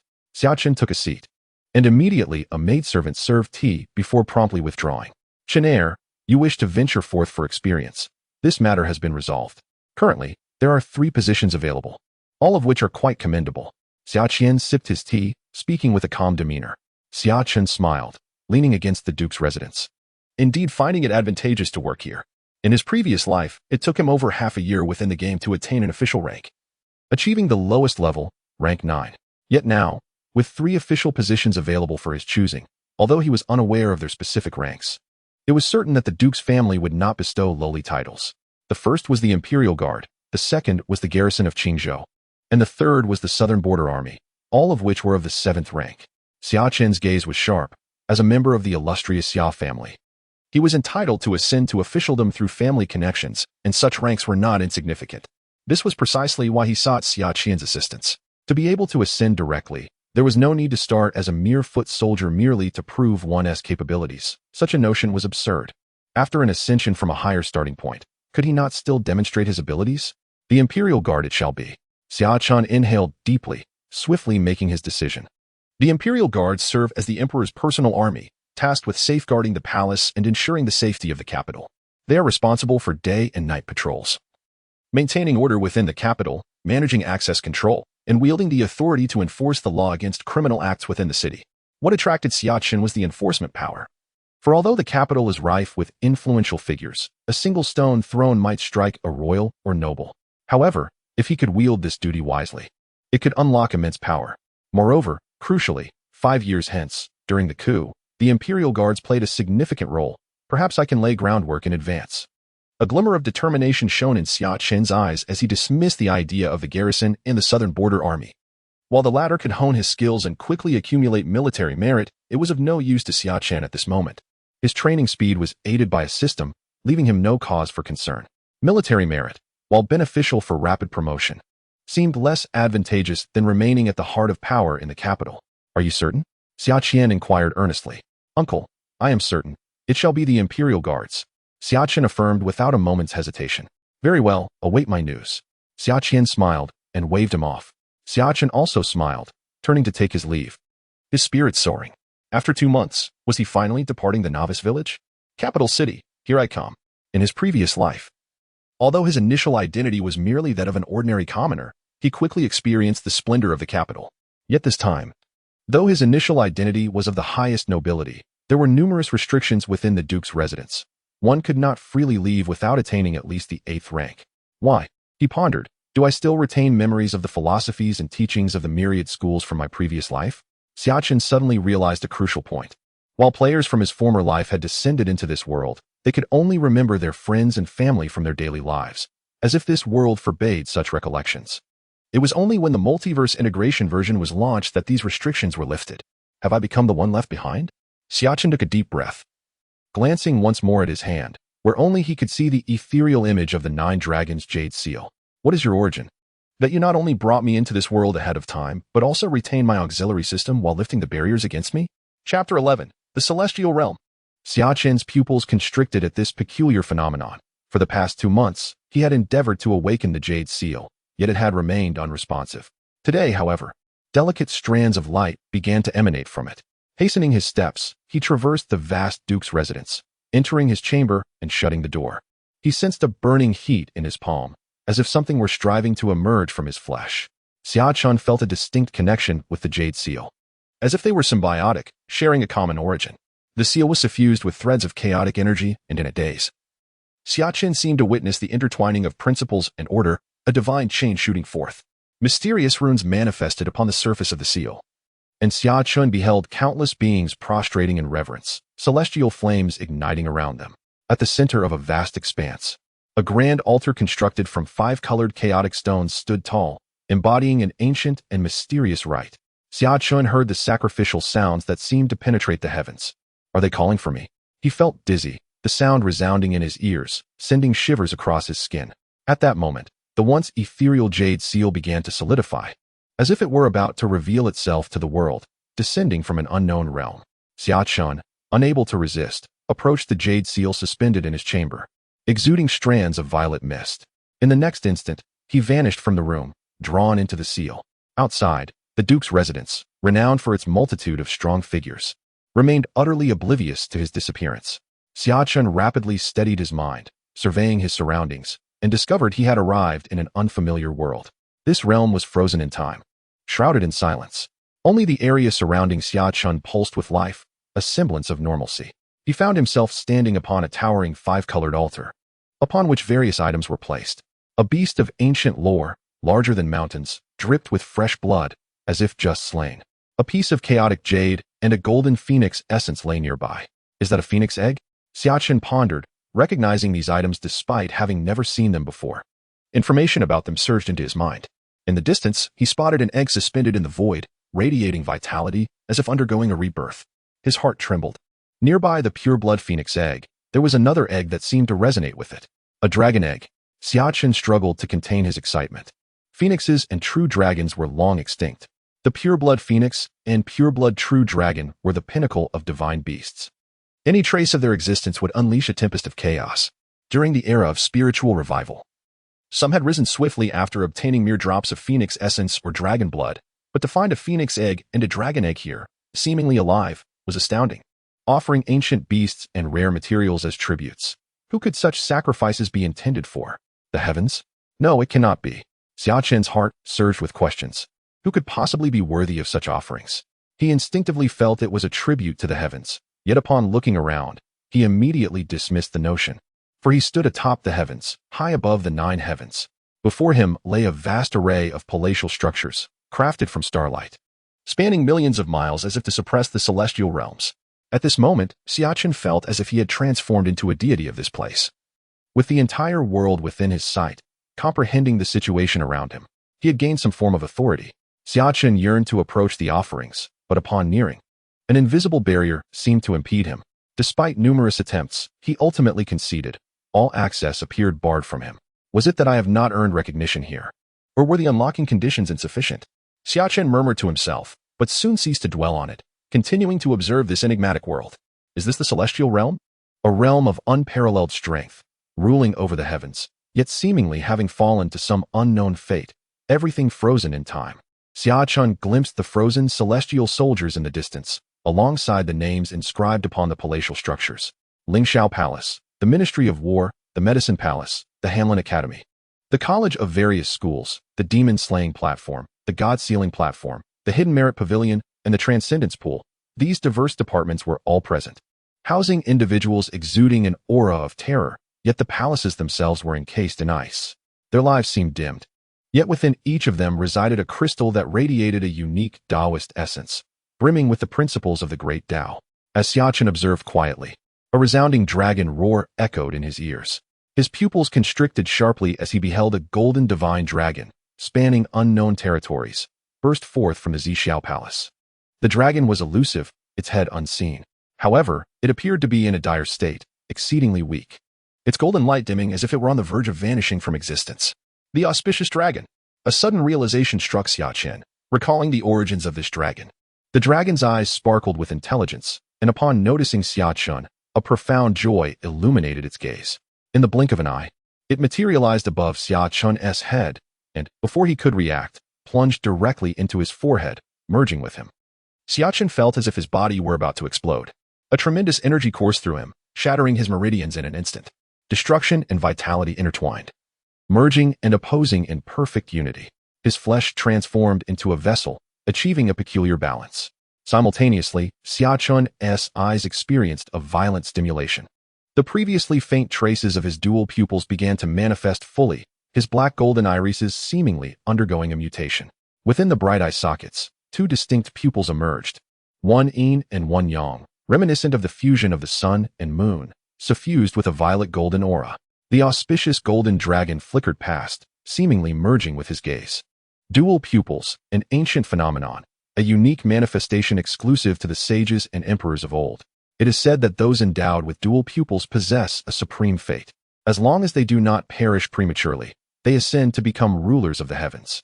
Now, the dual pupils within Xia Chen began to awaken. Uncertain of how long this process lasted, Xia Chen eventually regained consciousness, discovering his physique had been forged as if from adamantine, and he had fundamentally changed from within. That golden divine dragon, a manifestation of the fortune of this shattered heavenly court, had now entered his body. Xia Chen's expression turned grave. The Fortune dynasty could consolidate the world's luck, appointing divine officials who could cultivate using the dynasty's fortune. This was the fundamental reason behind the later strife of the celestial dynasties. The world was embroiled in conflict, vying for the power of fortune. Only the ruler of a dynasty could bear the auspicious golden dragon of the nation, yet now it seemed he had absorbed that very dragon. Chapter 12. The Supremacy of the Imperial Path. Xia Chen meticulously examined his body, but the auspicious golden dragon had vanished without a trace, as if it had never existed. During his exploration, he felt his vitality reaching an unprecedented zenith. His condition was remarkably good. It felt as though his foundational essence had been reshaped, and his strength had broken through to the seventh tier of the refining spirit realm. Xia Chen murmured to himself. Although he possessed an auxiliary system that allowed him to enhance his prowess merely by increasing proficiency, the reshaping of his foundational essence, no longer being a waste of talent, was evidently significant.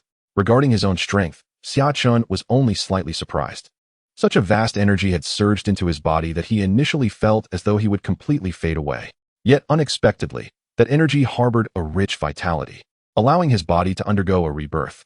Calmly standing in the center of the altar, Xia Chen began to walk forward, heading toward the Lingxiao Palace. He was unaware of how long he had walked. Here, time seemed to have ceased its passage. A day, a month, a year, or perhaps even a decade or a century. The distance ahead appeared deceptively short, yet it felt as though he had traversed infinite space. Eventually, he entered the Lingxiao Palace. Before him stood towering deities, their forms more colossal than mountains, their gazes capable of piercing the netherworld. Their presence could shatter mountains and rivers. Yet now, they were all motionless, bowing their heads and prostrating toward the front, as if exhausting their very life essence. Within their sternums, mysterious crystals brewed. Xia Chen was astonished by the scene before him. The nine-dragon jade seal in his palm bore a significance greater than he had imagined. It seemed to encapsulate a dilapidated ancient heavenly court. Unable to resist, he gazed toward the multitude of deities bowing in reverence. Focusing on a majestic figure surrounded by celestial stars, 9 true dragons hovering like ornaments upon his arms. This figure stood silently, yet an imperial aura radiated from him. Supremacy of the imperial path. All paths submit. Dual pupils. Xia Chen's heart trembled. In the instant his gaze fell upon the emperor's visage. The boundless chaotic energy that had veiled his face gradually receded. At first glance, Xia Chen was captivated by the emperor's eyes, which possessed the innate dual pupils. At that moment, it seemed his own dual pupils were drawn forth, awakening autonomously, resonating with the dual pupils of the emperor, as if calling out to one another. Sensing the presence of a kindred spirit, a violet golden light shot forth from the emperor's dual pupils.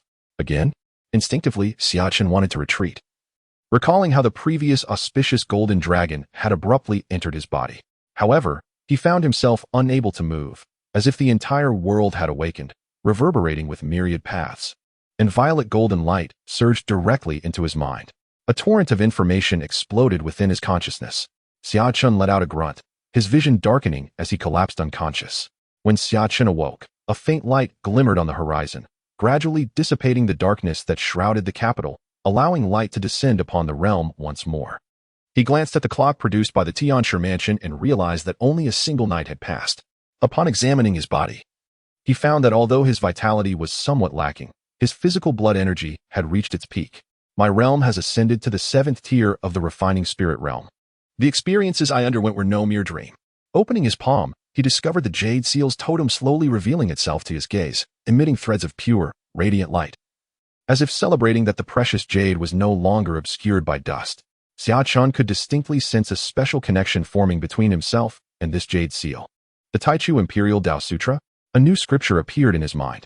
Xia Chen wished to peruse this cultivation technique, but found it shrouded in a chaotic mist, as if it had not yet come into the world. This is the imperial cultivation method, imparted to me by the ruler of the heavenly court? Yet why can I not comprehend it? Is it because the spiritual energy has not yet revived? Or is it that I have yet to establish a fortune dynasty to consolidate luck, rendering me incapable of viewing it? Xia Chen speculated, but ultimately, he relinquished such thoughts.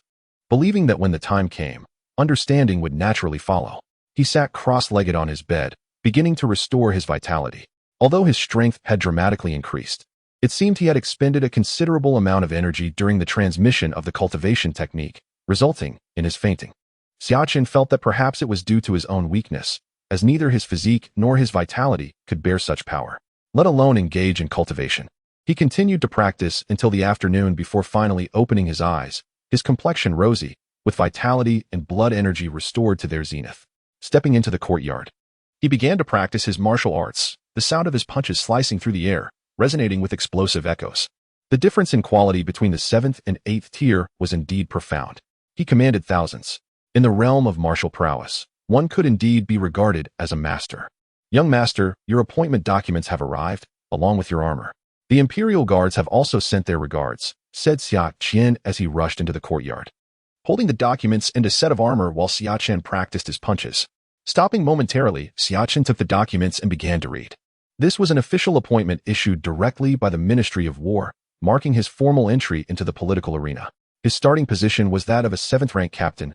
Indeed, the status of a noble heir proved advantageous. Xia Chen chuckled, recalling how he had to expend considerable time and effort in his previous life to attain such a rank. Yet now, it was achieved with remarkable ease. The illustrious legacy of the Marquis' family over 6 centuries, countless military exploits, and the sacrifices of fallen ancestors had culminated in this moment. Glancing at the document in his hand, he murmured to himself, fully aware of the reasons behind his success. When will you assume your position, young master?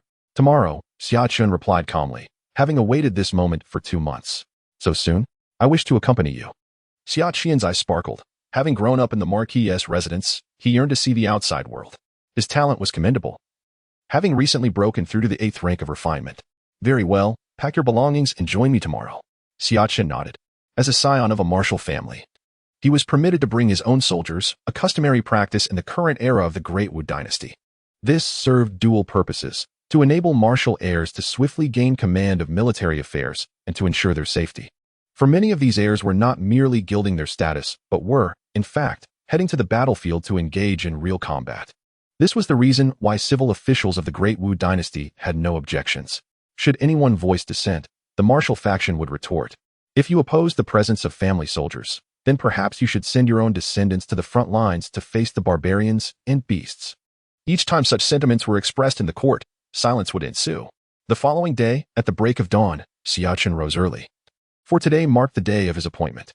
Dressed in his official military attire, Xia Chen stepped out of the courtyard. Xia Chen awaited him at the entrance, accompanied by 3 robust men, exuding an air of formidable strength. Xia Chen immediately discerned that these 3 were not ordinary individuals. They emanated an aura of ferocity, simply standing there exuding a fierce presence. Young master, the 4 exclaimed in unison. Recognizing them as the Marquis' personal soldiers, Xia Chen was not surprised. Every noble heir was allotted a few personal guards, serving both as protectors and as a foundation to assist in swiftly mastering military command. Let us be on our way. Xia Chen nodded, exchanging few words as they quietly traversed the Marquis' estate, exiting through a side gate.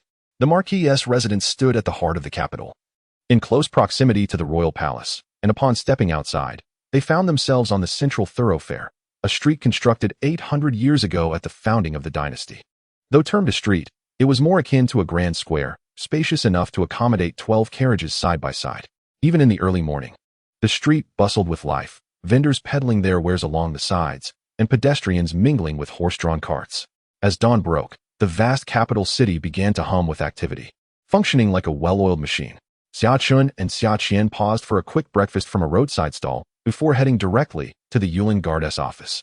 The Yulin Guard was responsible for maintaining the safety of the capital and occasionally served as royal escorts.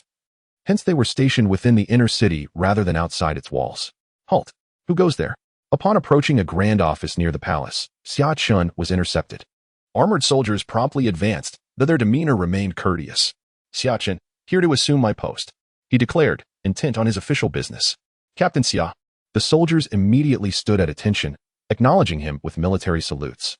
They had already been informed of the arrival of a new captain, a scion of the prestigious Eastern Marquis family. Xia Chen nodded, maintaining a serious expression that conveyed an air of aloofness. Captain, allow me to escort you inside. A junior officer stepped forward, bowing respectfully and wearing a broad smile as he personally ushered Xia Chen into the office. As they watched Xia Chen's figure vanish through the entrance, the remaining soldiers exhaled deeply and began to speak among themselves. Goodness, when did our superior ever wear such a smile? His face is practically creased with joy.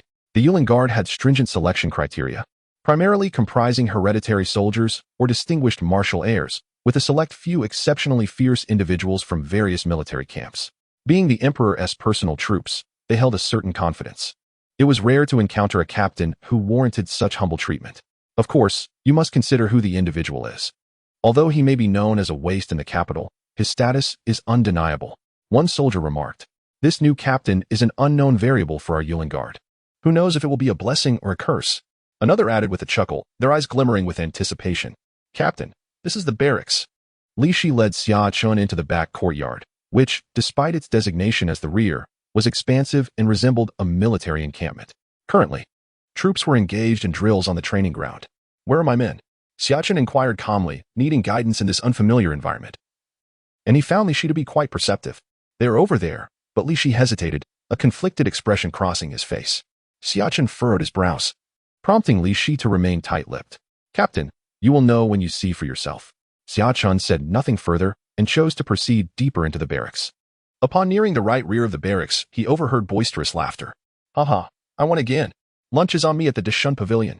Standing outside a tent, Xia Chen could hear the sounds of cards being shuffled and laughter erupting from within. A group was gathered, playing cards. Realization struck him. This world had a form of card play, a rare recreational activity, yet gambling was strictly prohibited in the barracks, especially when money was involved. However, he maintained an impassive expression, leaving Li Shi, who observed silently, quite astounded. The newly appointed captain's thoughts were somewhat inscrutable. Li Shi understood the situation all too well and had initially intended to enjoy the spectacle, but now he noted that the new captain exhibited no signs of anger. It seems this captain lacks a fiery temperament. Perhaps he is merely fortunate to have been born into a noble family. Li Shi mused inwardly. "I'll go call them." Xia Chen, unable to contain his anger, interjected, his face flushed. It was early morning, and while other squads were diligently training, this particular group was brazenly playing cards. "I'll handle this." Xia Chen intervened, his gaze piercing through the thick tent fabric, revealing the scene within. Upon waking that morning, he had noticed a unique enhancement in his vision, allowing him to perceive extraordinary details with ease. Xia Chen directly lifted his leg and pulled aside the tent, causing a sudden gust of cold wind that jolted the two soldiers stationed at the entrance awake. They shivered, their faces contorted with anger. Upon seeing a stranger enter, they shouted, "Who are you to dare intrude upon a military camp?" Having just been dozing off, their minds were still foggy. They had encountered figures from the Imperial Guard before, which emboldened them to speak so boldly.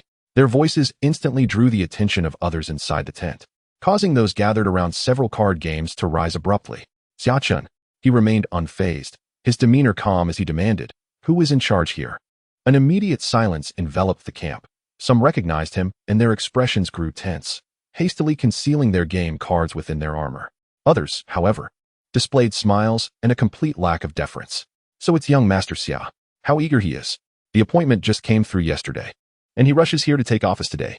At that moment, a sarcastic voice emerged from within the tent, showing no fear of Xia Chen. A burly young man stood up, brandishing his game card with a smile that was more challenging than respectful. Zhao Yu, commander of the Feather Forest Army and the third son of Marquis Jinwu, was Xia Chen's direct subordinate. Xia Chen had already acquainted himself with the backgrounds of several officers under him, having received their information from the Marquis house the previous day, which notably highlighted Zhao Yu. Xia Chen understood the animosity Zhao Yu harbored towards him. It stemmed from the fact that Xia Chen had usurped his position. Had it not been for Xia Chen's unexpected promotion to the rank of officer, Zhao Yu would have undoubtedly secured that position himself, given his status as the Marquis' son. Zhao Yu had previously boasted to his subordinates that once the military appointments were finalized, he would treat everyone to a feast. Yet, merely 3 days later, the situation had dramatically shifted with Xia Chen's arrival, leading Zhao Yu to take the lead in creating trouble, neglecting drills in favor of entertainment within the camp. His intent was to assert dominance over Xia Chen, and he had not anticipated Xia Chen's prompt arrival on the second day. Zhao Yu's eyes blazed with resentment as he regarded Xia Chen, who now donned the military uniform that should have been rightfully his. Do you know the punishment for leading a game in the military? Xia Chen ignored Zhao Yu's fiery gaze and directly inquired. Indeed, he was an airborne officer. But how could Zhao Yu claim superiority? Wasn't Zhao Yu himself directly promoted to a commanding position in the Imperial Guard? Everyone despises privilege, yet longs for it. Xia Chen's privileges had been earned through generations of sacrifice and bloodshed.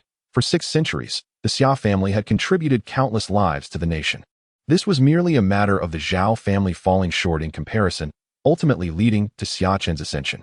At present, there are no duties. We are merely enjoying some leisure time. Do you have an issue with that, young Master Xia? Zhao Yu retorted, his eyes reflecting a lack of concern. Work demands professionalism. Xia Chen's eyes narrowed as he focused on Zhao Yu. Furthermore, I am speaking to you. His voice remained calm, yet inexplicably, Zhao Yu felt an intense pressure akin to that emitted by his father or prominent figures in the court. This caused his face to flush with embarrassment. Realizing he was being intimidated by this so-called waste of the Xia family. Are you looking to establish your authority on your first day as an officer? Zhao Yu's gaze darkened with malice. His family had already warned him to keep a low profile and avoid trouble, yet he remained defiant. They were all scions of noble houses. Although Xia Chen was the eldest legitimate son, Zhao Yu had 2 older brothers. And he was well aware of Xia Chen's lack of favor within the Eastern Town Marquis. The indifference of the Marquis of Enong towards this eldest son was a well-known tale throughout the capital. Moreover, Xia Chen was infamous for being a waste, a disgrace to their martial lineage. Thus, Zhao Yu did not consider his status inferior to Xia Chen's, resolutely determined to challenge him. I shall not grant him face in public, diminishing his reputation. Once I open this door, I will set an example for others. And he will find it difficult to establish himself in the Imperial Guard thereafter. Zhao Yu's plan was straightforward, to trample Xia Chen's pride on his very first day in office. Outside the tent, many soldiers leaned against its edges, eavesdropping as soon as Xia Chen entered the camp, eager for the spectacle. The crowd outside grew larger, with nearly everyone not engaged in drills gathering to witness the unfolding drama. In the center of the camp, 2 middle-aged men were sipping tea. Should we intervene? One queried. Let us pretend we are unaware and continue our tea. It's unnecessary for us to meddle in the conflict between 2 young nobles. However, young Master Xia is the legitimate son of the Eastern Town Marquis and a son-in-law of the Emperor. We are the Emperor's personal troops. If we allow Zhao Yu to act out unchecked, it could lead to dire consequences. A general with a square face expressed his concerns. Patience. Precisely because of his unique status, we must refrain from intervening. Today marks his first day in office. Should he fail to manage his subordinates, it may disappoint some. The general seated at the head of the table, dressed as a civil official but bearing a fierce countenance, spoke solemnly. General, are you implying that someone is watching young Master Xia? The square-faced man, named Qin Mu, appeared alarmed, suddenly realizing something. As he began to voice his thoughts, the general's piercing gaze silenced him, compelling him to remain quiet. We are the Emperor's personal troops, although it is customary for noble scions to join us. The conditions of their entry are paramount. Without the Emperor's approval, even the Eastern Town Marquis would find it challenging to place someone here. Li Wenzhong's gaze drifted, as if seeking the distant conflict beyond the camp. Qin Mu nodded in understanding, grasping the implications. To openly defy superiors, instigate trouble, and engage in games within the military. Do you comprehend the gravity of these 3 offenses? Xia Chen's voice resonated through the tent, penetrating far and wide, ensuring all those eavesdropping outside could hear him. Zhao Yu frowned, feeling increasingly uncomfortable under Xia Chen's calm demeanor and authoritative tone, which felt as if a lofty figure was looking down upon him. Does he truly see himself as a person of great importance? Zhao Yu scoffed internally, growing more dismissive. After all this talk, what can Xia Chen truly do to me? Officer, you don't intend to punish me, do you? Not with you. Zhao Yu laughed heartily, as soldiers gradually gathered behind him, forming an invisible barrier of intimidation. Xia Chen and his 4 companions instantly released their aura, no longer suppressing their vital energy. For these 3 offenses, according to military law, you shall receive 100 strokes of the military rod and be expelled from the camp. Anyone who obstructs me shall be punished equally. Xia Chen remained unperturbed, seemingly oblivious to the shifting atmosphere. However, upon uttering this decree, his demeanor transformed dramatically. His blood thickened, his body ignited with fervor, and a blazing aura coalesced behind him into a radiant sun. He drew forth a crimson blade, striking directly at Xiao Yu. The strike was akin to a great sun sweeping across the void. Xiao Yu felt every hair on his body rise in an instant. A visceral sensation of being torn apart, as he sensed the looming threat of death. With a swift motion, he unsheathed his military knife, channeling his inner energy into the blade, determined to block Xia Chen's attack. He never anticipated that this notorious waste, renowned in the capital, would dare to draw his weapon in public. Why did the strike instill such terror within him? Intense sparks ignited at the edge of Xiao Yu's knife upon their clash. As soon as they engaged, his expression drastically shifted. He felt an overwhelming force surging through the blade. In the next moment, he let out a cold snort, his complexion flushing crimson, and then violently spat a mouthful of blood. His entire being was hurled backwards, crashing into a tent and subsequently colliding with a soldier who had been eavesdropping outside, both tumbling onto the ground. Instantaneously, the entire military camp fell silent. Everyone frozen in place. Chapter 15. Expulsion from the military camp. The scene unfolded so rapidly that no one could react. Was it truly so reckless to resort to violence? It was until they beheld Xiao Yu, weakly slumped with blood seeping from his lips, that they snapped out of their stupor. "Commander!" Someone cried out from within the tent, rushing to assist Xiao Yu. It was unexpected that this seemingly cultured lieutenant possessed such a fiery temperament. Was he known as a notorious waste? How could he exhibit such formidable strength, especially when Commander Zhao was at the peak of the 8th rank? Quite domineering indeed. From a distance in the camp, whispers filled the air, astonished expressions painted on faces. Observers noted Xia Chen's prowess. With merely a single strike, he had vanquished Xiao Yu. It was known that Xiao Yu hailed from a noble house and practiced exceptional martial arts, often capable of exchanging blows with several 7th-rank experts in the army. Although Xiao Yu had been caught off guard, his defeat was remarkably swift and decisive. Li Shi, who had led Xia Chen into the camp, was equally taken aback. He had anticipated a conflict, but never expected the local bully, Xiao Yu, to suffer such a significant loss right from the outset. His gaze towards Xia Chen began to shift. This renowned waste of the capital seemed to possess some genuine skill. Not only was Li Shi astonished, but even Xia Chen's companions, including Xia Chen, displayed subtle ripples of surprise. Xia Chen sensed that her young master had undergone considerable change during this period. His thoughts were inscrutable, and his strength appeared to have surged dramatically. After defeating Xiao Yu in a single move, Xia Chen's expression remained unchanged. He slowly sheathed his crimson blade, then lifted the tent flap, the sunlight cascading over him, making him appear as if he were enveloped in a golden sea, exuding a sacred and imposing aura. What a strikingly handsome visage. This was the immediate reaction of all who beheld Xia Chen's face. Although he donned armor rather than the garb of a wealthy young master, his appearance and demeanor were undeniably exceptional. Xia Chen walked leisurely to Xiao Yu's side. "What do you intend to do to my master?" Xiao Yu, pallid and dejected, attempted to raise his arms upon seeing Xia Chen approach. But his arms had just been shattered by Xia Chen's strike. The 3 soldiers behind him quickly stood to shield Xiao Yu. "These are house family troops." Xiao Yu scoffed at his superiors. "I have already subdued him. Where's the Jiazi camp?" Xia Chen disregarded the family soldiers' inquiries, surveying the surroundings instead. His voice, though not loud, rippled through the entire camp. Soldiers exchanged glances, but soon, some reacted swiftly, gathering in the open area. Those who had been hesitant, upon seeing their comrades assemble and glancing at the bleeding Xiao Yu, gritted their teeth and joined the ranks. In mere moments, the 98 soldiers of the Jiazi camp formed up. "Where's the supervisory team?"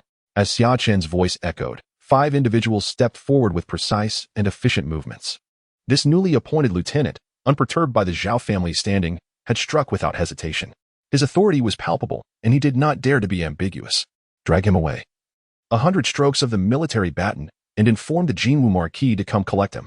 From this day forth, he is expelled from the Imperial Army.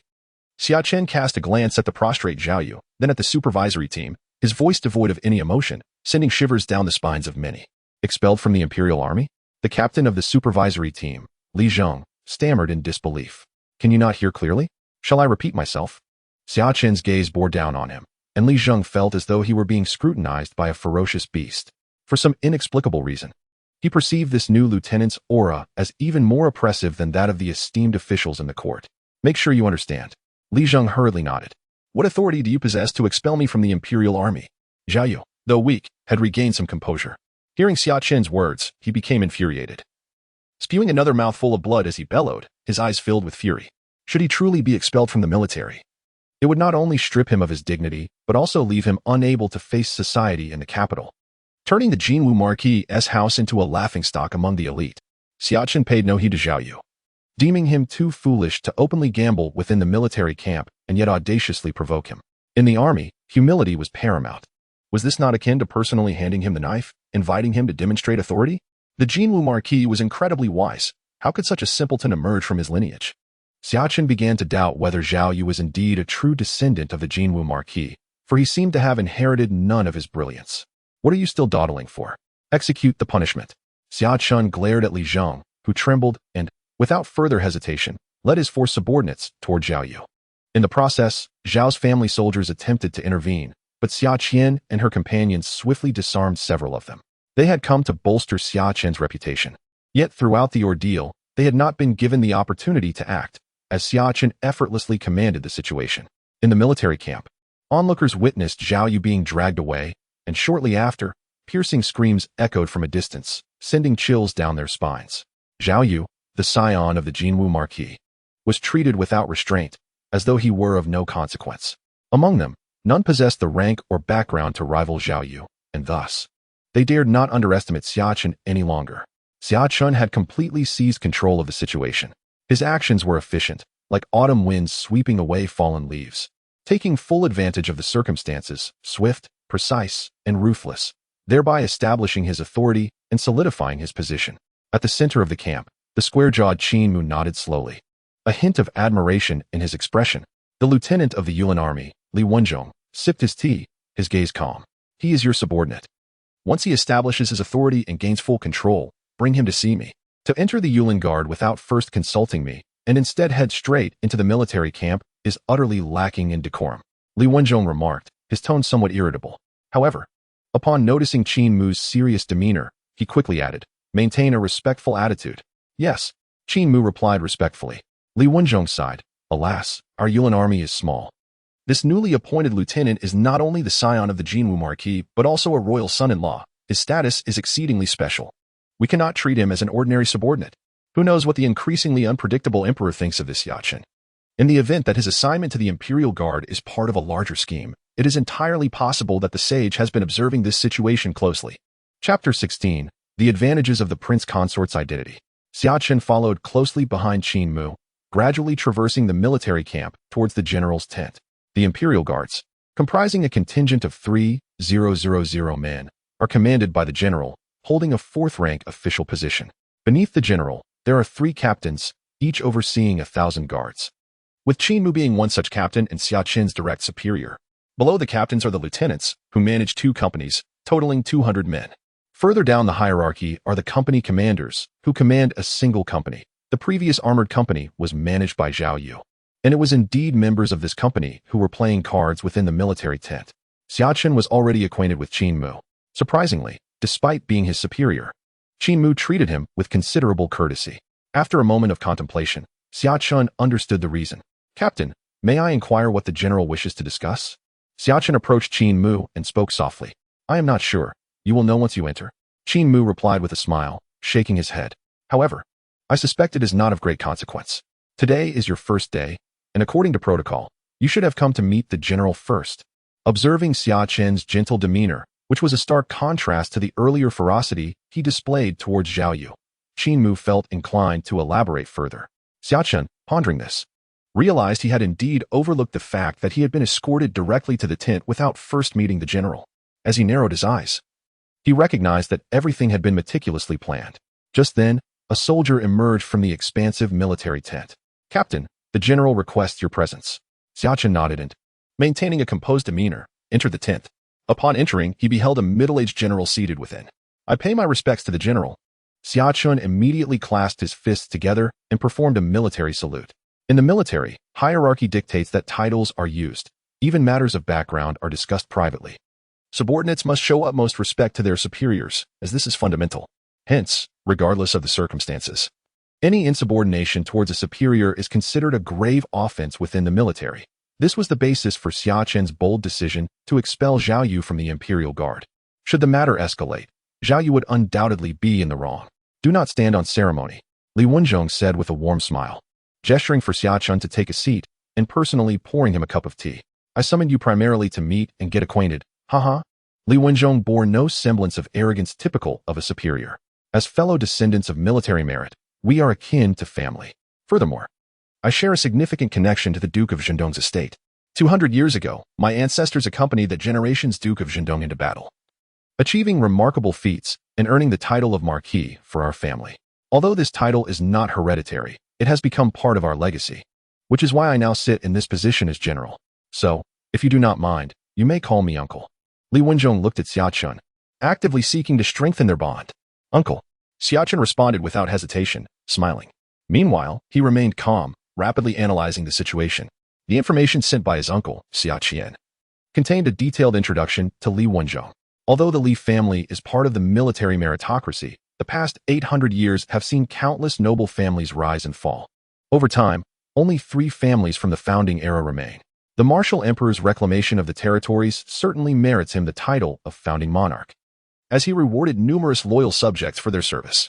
Yet today, only 6 families have endured, while many have faded into obscurity.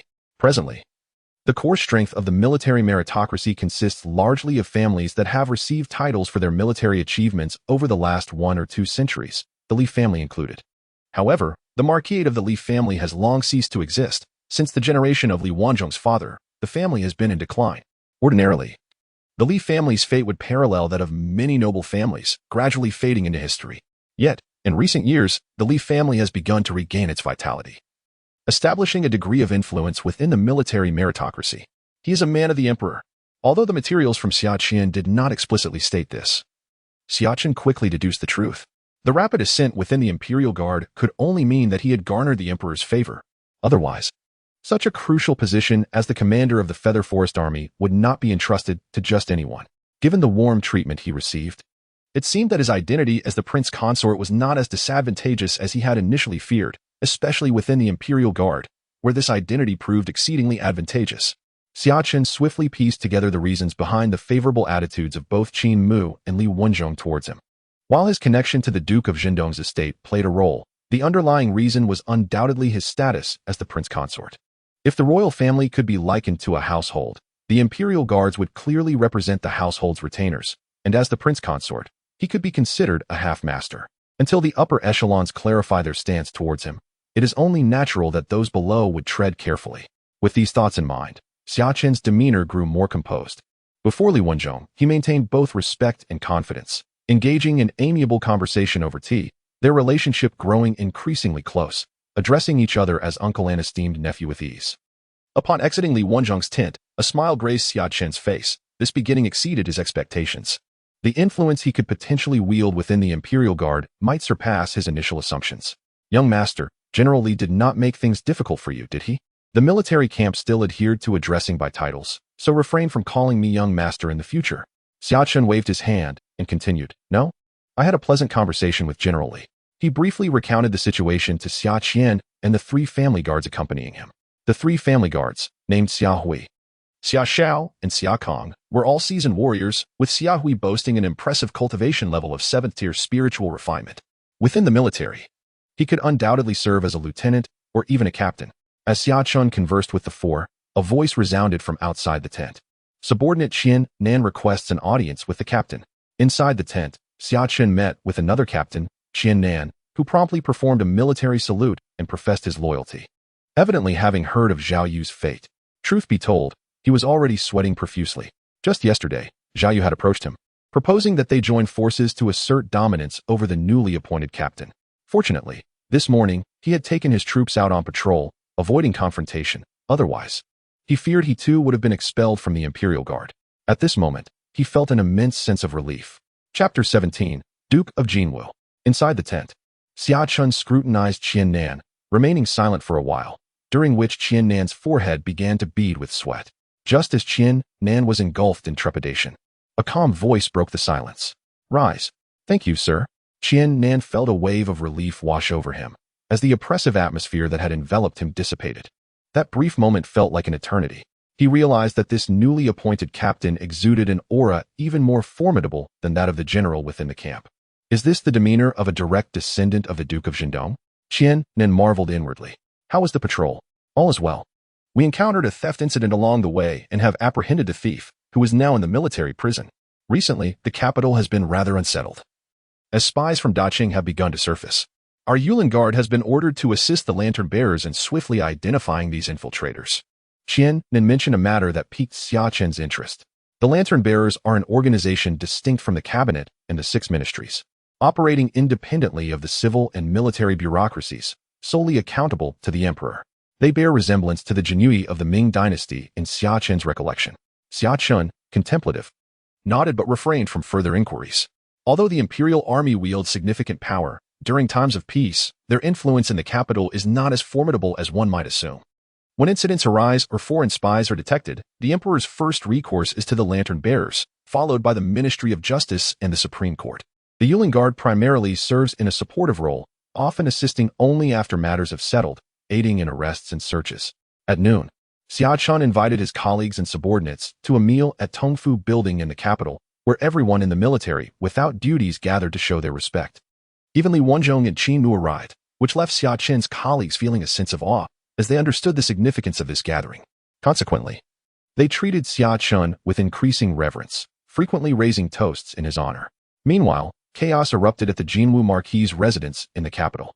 "Young master, what has happened?" Zhao Yu appeared grievously injured, his arms hanging limply, his back a gruesome sight, and he had already lost consciousness. The guards who rushed over were taken aback by the severity of his wounds. If not for Zhao Yu's martial prowess, he would have surely succumbed to his injuries by now. The once tranquil Jinwu Marquis' estate became a flurry of activity, with servants and maids rushing about. Someone hastened to the eastern city to summon the finest physician from the Shuani Medical Hall. My son, Lady Zhao, the young master's mother, hurried into the room and beheld her son, unconscious upon the bed. Who could have done this? Such cruelty. Do they not regard the Jinwu Marquis' residence at all? Lady Zhao glared at the family guards who had accompanied Zhao Yu, her voice rising in indignation, but as she spoke, tears began to flow. He was perfectly fine when he left this morning. How could he return in such a state? Could it be the spies from a rival nation? Madam. Several guards quickly knelt in apology, recounting the events in detail. This scoundrel has shown such brutality towards his colleagues. Our Jinwu Marquis' residence has always been esteemed in martial exploits, yet he has displayed such disregard for loyalty. We must report this to my lord. Upon hearing this, Lady Zhao's eyes glinted with fury. They not only broke my son's arms, but also struck him with 100 military canes and expelled him from the imperial army. Is this just? This is truly intolerable. At that moment, a middle-aged man entered the room, observing his furious wife with discontent. My lady, you must calm yourself. You must stand up for our son. That wretched boy intends to ruin him. Lady Zhao exclaimed, pulling Zhao Yu to her son's bedside, pointing at Zhao Yu and weeping. Zhao Yu's expression hardened as he beheld his son in such a state, yet he maintained his composure. He brought this upon himself. Just yesterday, I specifically brought him into my study to explain the stakes involved, urging him not to engage in rivalry with that young man from the Xia family, who is now his direct superior. It would be a simple matter for him to manipulate the situation. I even promised to help him secure a position as a captain soon. Yet this foolish boy chose to provoke conflict, and not only that, but he did so with such clumsiness. It is utterly mindless. Zhao Yu's eyes burned with anger, compared to his 2 elder sons. This younger one was woefully lacking in intellect and ability, hardly resembling a member of the Zhao family. Otherwise, with his noble lineage, how could he still be stagnating in such a minor position at over 20 years of age? Lady Zhao turned pale at Zhao Yu's tirade, but retorted, while it is true that you instigated the conflict, we are both members of a martial family, part of the same camp. To call us family is not an exaggeration. Even if there are disagreements, must they resort to such harsh measures? If Yu had not reached the 8th rank, those 100 strokes could have killed him. Upon hearing his wife's words, the Jinwu Marquis' eyes flickered with a fierce light, but soon rationality took precedence. Matters within the military differ from ordinary disputes. On his very first day in command, he established authority. If he does not assert his dominance, how will he maintain his position in the imperial army? From the moment this foolish boy chose to instigate trouble, the situation could not be resolved lightly. The Jinwu Marquis spoke calmly. Although his title was inherited, he had commanded troops and understood the intricacies involved. That young man from the Xia family is already his superior, naturally occupying the moral high ground. If he wishes to take action, it would be through underhanded tactics, leading the Xia family to falter. Is this how we will leave this matter unresolved? He has expelled Yu from the imperial army. Does a mere captain possess such authority? Lady Zhao protested vehemently. Enough. I have my own plans regarding this matter. While he lacks the authority to do so, your son is too foolish, allowing himself to be caught on any charge. If this matter is reported upward, the outcome will be no different. The Jinwu Marquis's gaze turned grave as he warned his wife. Understood. Observing her husband's firm demeanor, Lady Zhao sighed, lamenting. Our eldest and second sons inherited their wits from you, yet this youngest son seems to have inherited nothing but his mother's foolishness. Chapter 18. The Astonished Second Princess. At the Yaoguang princess's residence, in the rear garden, a stunning figure gazed towards the pond. The central pond shimmered with rippling waves, adorned with lush lotus leaves and elegant pink and white blossoms, reminiscent of a delicate maiden dancing gracefully upon verdant jade. Goldfish frolicked in the water, occasionally splashing droplets that added a touch of vivacity to the tranquil scene. Everything appeared as if painted upon a canvas. Suddenly, a woman in yellow hurriedly interrupted this poetic tableau. Princess, news regarding Xia Chen has just arrived. Would you like to hear it? He has taken office? The second princess did not turn around, continuing to admire the lotus flowers in the pond. How did the princess know? The woman in yellow was taken aback. She had said nothing, yet the princess seemed already informed. Her name was Li Wei, one of the second princess's personal attendants. Li Wei was beautiful and fond of candied hawthorns, a swordsmanship prodigy who, at 25, ventured alone to Jian City to challenge the Sword Saint, defeating him thrice and astonishing the world. She had remained at the Xindong Marquis' residence, where news of the young master's failure had been scarce. Recently, the Xindong Marquis' estate had been making arrangements for his position, and it seemed this was the matter at hand. The second princess's voice was cool. This is not difficult to deduce. With a bit of thought, one can easily connect the dots. You truly are remarkable, Li Wei genuinely praised, wondering why she had not thought of this herself. You should learn more from Ziyue. Read more books, for they contain much wisdom. The second princess shook her head, acknowledging her attendant's merits but lamenting her lack of insight. Reading is too tiring. Ziyue enjoys it, but I prefer delicious food. How delightful it is. Li Wei shook her head and playfully ran to the side of the second princess.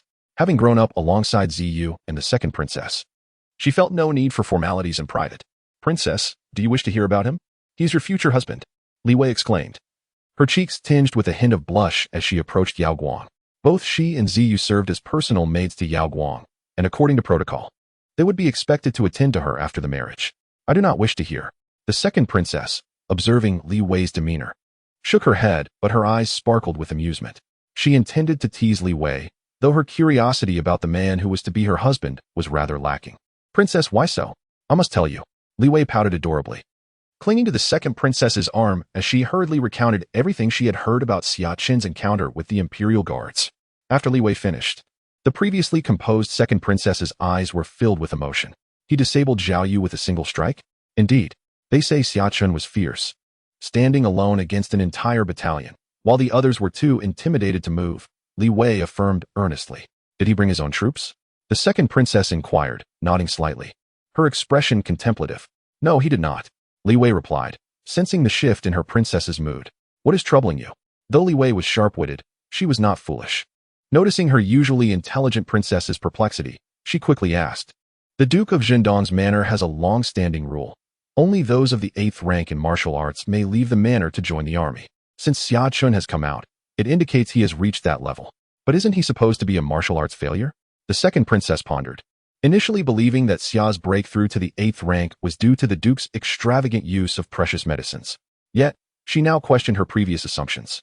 His combat prowess must have reached the 7th rank, as while rank can be artificially augmented, true strength is determined by various factors. Could he have consumed some miraculous elixir? Li Wei's eyes brightened. Such elixirs are mere myths. Xia family, have you been hiding something?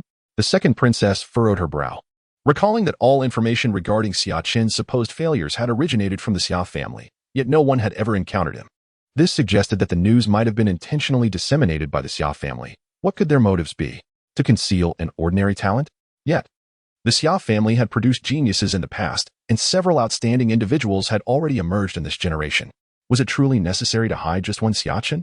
The astute second princess felt a twinge of confusion, unable to grasp the rationale behind it. Continue to keep an eye on Xia Chen, and report any developments to me. The second princess turned to Li Wei, only to find her, at some point, licking a candied hawthorn stick she had produced from nowhere, prompting a chuckle and a shake of her head. All right, I will keep observing. After saying this, Li Wei pulled out another candied hawthorn stick from her sleeve. Princess, would you like to try? There are so many delicious treats outside. Life beyond the palace is far more enjoyable. Li Wei smiled, taking another lick of her stick. The sweet and sour flavors exploding on her taste buds, causing her eyes to squint joyfully. I do not want any. Just one. I bought plenty. With that, Li Wei pressed a stick into the second princess's hand. A quarter of an hour later, the second princess held a stick of candied hawthorn, enjoying the flowers while savoring it. Surprisingly, this treat was indeed quite sweet, and a hint of a smile crept onto the usually aloof second princess's lips. In the afternoon, with no pressing matters at hand, Xia Chen, feeling rather idle, summoned the personnel from both of his camps to familiarize himself with their faces. By the end of the afternoon, he had almost memorized the names of around 200 individuals. Though seemingly trivial, this task was quite significant. He appointed his family soldier, Xia Hui, to temporarily lead the Jiazi camp as its commander. Xia Hui, possessing the 7th rank in martial arts, had previously held the position of a commandant in the border army, managing over 1,000 men. Thus, overseeing 100 was a mere trifle for him. To assign him the role of a mere traveling commander was undoubtedly an underutilization of his talent. Although Xia Chen's appointment was somewhat irregular and procedurally incorrect, upon reporting it, the Deputy General Li Wenzhong did not hesitate to finalize the arrangements. While such actions were technically improper, they remained so only in principle. Li Wenzhong was more than willing to grant this favor. Xia Hui's position was only temporary. Should Xia Chen leave the Imperial Guards or move elsewhere, Xia Hui would naturally follow. Having never been attached to his previous rank of commandant, he certainly wouldn't cling to the lesser title of traveling commander. That evening, as Xia Chen settled into his room, he soon heard the voice of Xia Chen from outside. Come in, young master. The documents you requested regarding the secret agents of Deqing are arriving. Xia Chen entered, carrying a stack of documents, internal files from the Yulin Guards, which Xia Chen, now lieutenant, was authorized to access. In recent weeks, the capital had experienced unrest, reportedly reaching the emperor's ears, inciting his fury. The lantern bearers had been deployed, apprehending many in the city, resulting in widespread panic among the populace. The military defense plans of the Northwest have been stolen? Xia Chen flipped through the documents, finally grasping the severity of the situation. The northwest border of the Great Wu Kingdom was adjacent to Deqing and Defeng, with a station force of 200,000 border troops. The theft of such critical military defense plans was indeed grave, explaining the emperor's wrath and the mobilization of the lantern bearers to arrest individuals within the capital. How could such an important military document be taken directly from the Ministry of War without anyone noticing? Clearly, there must be an insider. Xia Chen murmured to himself. For decades, the Great Wu and Deqing had been in constant conflict, yet aside from the Huayang battle 36 years ago against Defeng, there had been no major warfare, merely minor border skirmishes. The theft of the military defense plans could potentially incite significant unrest. 36 years have passed since Defeng's resurgence. Surely they have regained their strength. Following the Huayang battle, Deqing and Defeng have drawn closer, forming a coalition against Great Wu. As these thoughts crossed his mind, he continued to read. The documents revealed that the military defense plans had been pilfered by a minor official from the Ministry of War and subsequently handed to a blacksmith in the western city. When the lantern bearers learned of this, they discovered that both the official and the blacksmith had committed suicide. The trail ended there. 6 or 7 days had passed. The defense plans had undoubtedly been disseminated, indicating that the situation in the northwest would undergo significant changes. Xia Chen contemplated the implications, realizing that regardless of whether the Deqing spies could be apprehended, the military plans were undeniably lost. Between the minor official and the blacksmith, there must have been at least one intermediary, yet this intermediary was not mentioned in the documents. Was it an oversight or a deliberate omission? Xia Chen quickly identified a discrepancy. The minor official, who had access to the Ministry of War and managed to steal the military plans from its core, could not have accomplished this alone. Additionally, Xia Chen noted that the minor official resided in the northern city near the inner city, while the blacksmith lived on the outskirts of the western city, separated by more than 20 miles. It was utterly impossible for the minor official to have personally delivered the military plans to the blacksmith. In the evening, both the inner and outer city are subject to a curfew. Unless one possesses a special pass, no individual is permitted to roam the streets. The military defense map, however, highlights the possibility of becoming lost during the night. Lying in bed, Xia Chen pondered this predicament. Only the Imperial Guards and the lantern bearers are free to traverse the night, suggesting that both parties harbor suspicions, or even worse, that they may have been infiltrated. As he unraveled the threads of his thoughts, he realized that the information at his disposal was woefully inadequate. He could only glean so much from the case files, which he suspected were incomplete. The lantern-bearers must possess more intelligence. Whether in case handling or investigation, they are professionals. Alas, he lacked the authority to retrieve documents from the lantern-bearers. Even if he were to request them in person, the Imperial Guards would likely treat him as a mere enforcer, rather than a partner in investigation. It is well acknowledged that the Imperial Guards are not adept at casework, and they seldom concern themselves with such matters. They typically wait for the high-ranking officials to resolve issues before accompanying them to apprehend suspects or conduct searches. Consequently, whether from the lantern-bearers or the Ministry of Justice, the Dali Temple would not divulge much information to the Imperial Guards. As these thoughts swirled in his mind, Xia Chen gradually succumbed to slumber. The following day, he arrived early at the Imperial Guard's office. Morning, Chief. Upon entering the courtyard of the military camp, he spotted Li Shi, the one who had escorted him in the previous day. Li Shi approached with an exuberant smile, eagerly lifting a bag in his hand. Chief, would you care for a bun? I specifically bought these from the renowned Xuanbu bun shop. Their buns are the finest in the entire capital. You must try one. Xia Chen observed Li Shi's wrinkled smile, which belied his youthful years, making him appear much older. It was still uncertain whether this lad intended to deceive him or simply sought amusement. These buns are truly delicious, a rare treat indeed. They are notoriously difficult to acquire, requiring advance reservations. Li Shi continued, seemingly oblivious to Xia Chen's shifting demeanor as he persistently attempted to thrust the bun into Xia Chen's hand.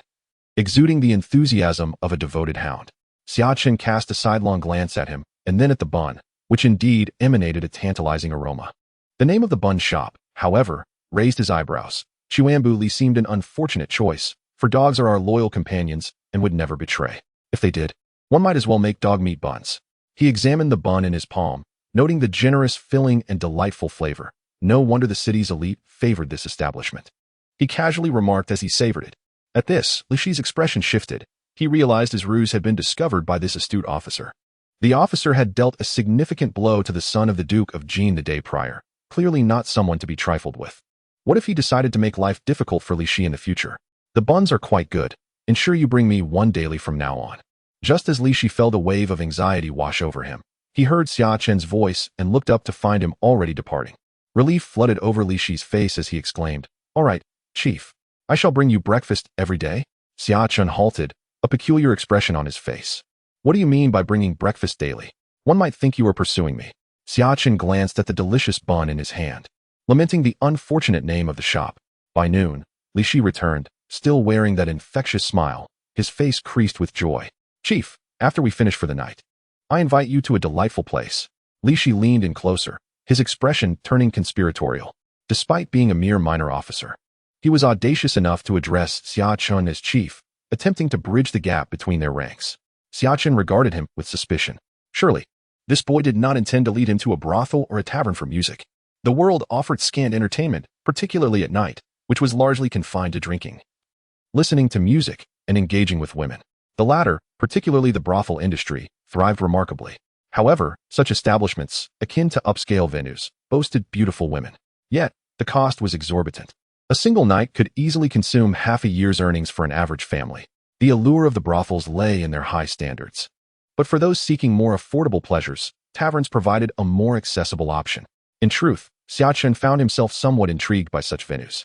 Though he prided himself on being a virtuous man, one should also partake in the joys of life. Embracing this philosophy, he readily agreed to accompany Li Shi. "Tonight I have no prior engagements, and your air of mystery has piqued my curiosity. I shall join you." He patted Li Shi on the shoulder. Recognizing the young man's potential, Li Shi departed, brimming with excitement as he set about arranging their evening's entertainment. How fortunate it was to be a leader. With leisure activities planned for him without the burden of counting coins or worrying about arrangements, was this not a peculiar form of indulgence? Xia Chen mused, eager to witness the cultural collision of two worlds that night. As night fell, the day had been relatively uneventful. In the afternoon, Xia Chen had accompanied his subordinates on a patrol through the bustling streets of the capital, which dazzled his companion, Xia Chen. During their journey, they passed the Princess Yaoguang's residence, taking note of the two grand lions that had withstood the test of time at the gates. Xia Chen familiarized himself with the locations of several brothels, not for personal indulgence, but rather to maintain the facade of being a virtuous gentleman. That evening, the virtuous gentleman, accompanied by Li Shi and stealthily followed by Xia Chen, slipped away from the Imperial Guard's office, venturing into a narrow alley. The further they walked, the more Xia Chen sensed something amiss. This route diverged significantly from the brothels he had researched earlier in the day. Haha, Chief, it's going to be fun. Music and dance await us. At this point, Li Shi could no longer contain his excitement, his smile broadening with each word. I know you hail from the Duke of Jiandong's household, where regulations are strict. Before reaching the 8th rank, you cannot venture out freely and must toil diligently within the estate. I suspect you have never experienced such places. Tonight, I shall treat you and expose you to the vibrant night culture of our capital. Surely, we aren't headed towards Suyu Street, where most brothels are concentrated. Xia Chen inquired calmly, his internal alarms ringing. Could this be a trap? Li Shi, sensing Xia Chen's unease, quickly reassured him. Golan's musical performances seemed somewhat inferior, unworthy of the young master's esteemed identity. While the brothel had its merits, the young master's unique status necessitated discretion. The bustling nature of such places posed a risk of tarnishing his reputation if word got out. Thus, I sought out a venue named Xia, a place where one could enjoy music, witness dance, and even spend the night, all while ensuring anonymity through the use of masks by its patrons. Li Shi, eager to demonstrate his insight, whispered about the engagement between Xia Chen and the second princess, a matter already common knowledge in the capital. Xia Chen regarded him with a peculiar expression, contemplating the boy's surprising thoughtfulness. Could he truly be a gem in disguise? In the Dewu dynasty, frequenting such entertainment venues was hardly remarkable. In fact, it had been romanticized by scholars over the years, transforming visits to such establishments into a display of sophistication. Among literati, failing to experience such places before reaching adulthood was considered a disgrace. Xia Chen reflected on this, bemused by the audacity of scholars who took pride in their indulgences. No wonder, during the reign of the Empress of Great Unification, there were strict prohibitions against such exchanges, leading to a lamentation among players like Xia Chen who entered this world, deprived of the pleasures they had yet to experience. Some players even contemplated rebellion against the Empress to restore the glory of manhood, only to meet a swift demise at her hands. I thought you were taking me to the xianxia? Xia Chen jested. Boss, you jest. I could never afford the xianxia. Merely entering costs 5 taels of silver. Drinks and music come at an additional price, and if one wishes to spend the night with a girl, it would require at least 10 taels. Such fantasies are better left unimagined. Li Shi shook his head, his eyes gleaming with longing for the xianxia, where he had heard the ladies were exquisite. Moreover, many of these women were the daughters and wives of officials, adding an exhilarating thrill to the experience of possibly being with someone of notable lineage, a pleasure that money could not buy. The xianxia represented the pinnacle of entertainment in this world, its allure unmatched by brothels or other establishments. As they walked, Xia Chen remained silent, absorbing Li Shi's insights while forming a clearer understanding of these venues. Such establishments were not merely about physical pleasures. They had evolved into cultural hubs where music, poetry, and other refined activities flourished. The more sophisticated they were, the more they garnered admiration. The Xianxiaaudiobooks that Li Shi was leading them to embodied such a place. Naturally, overnight accommodations were also part of the offerings. Who would venture out at night merely to listen to poetry without the prospect of a more intimate experience? Soon, they arrived at a secluded alley, leading to a courtyard that blended seamlessly with the surrounding residences. The entrance bore the simple inscription Xianxiaaudiobooks. To the uninitiated, it appeared merely as a modest dwelling. The founding emperor, in his youth, devoted himself to martial pursuits, rejecting invitations from colleagues to indulge in the brothels, stating that youth should be spent honing one's skills rather than wasting time in frivolity. Consequently, he resolutely declined such distractions, achieving a martial prowess that surpassed his peers. Chapter 21. Xianxiaaudiobooks. Xianxiaaudiobooks, a name most melodious. Xia Chen exclaimed in admiration. Such an elegant title. Yet who could have anticipated it to be a haven for intimate exchanges? Li Shi, displaying keen perception, knocked on the door while explaining, Xia, the proprietor of this courtyard, is quite renowned in the capital, particularly among scholars. Even some officials occasionally frequent this establishment. Upon entering, patrons were required to pay an entrance fee and for refreshments. Whether one could stay overnight depended on whether Xia found them worthy. However, even if one failed to impress her, there were always maidservants to choose from. Xia was a celebrated beauty in the capital, and Xia Chen was taken aback by her evident business acumen. Was this establishment not a high-end private club? By leveraging her own charm and creating a unique atmosphere of mutual consent, Xia set her venue apart from typical brothels, enhancing its appeal and competitiveness.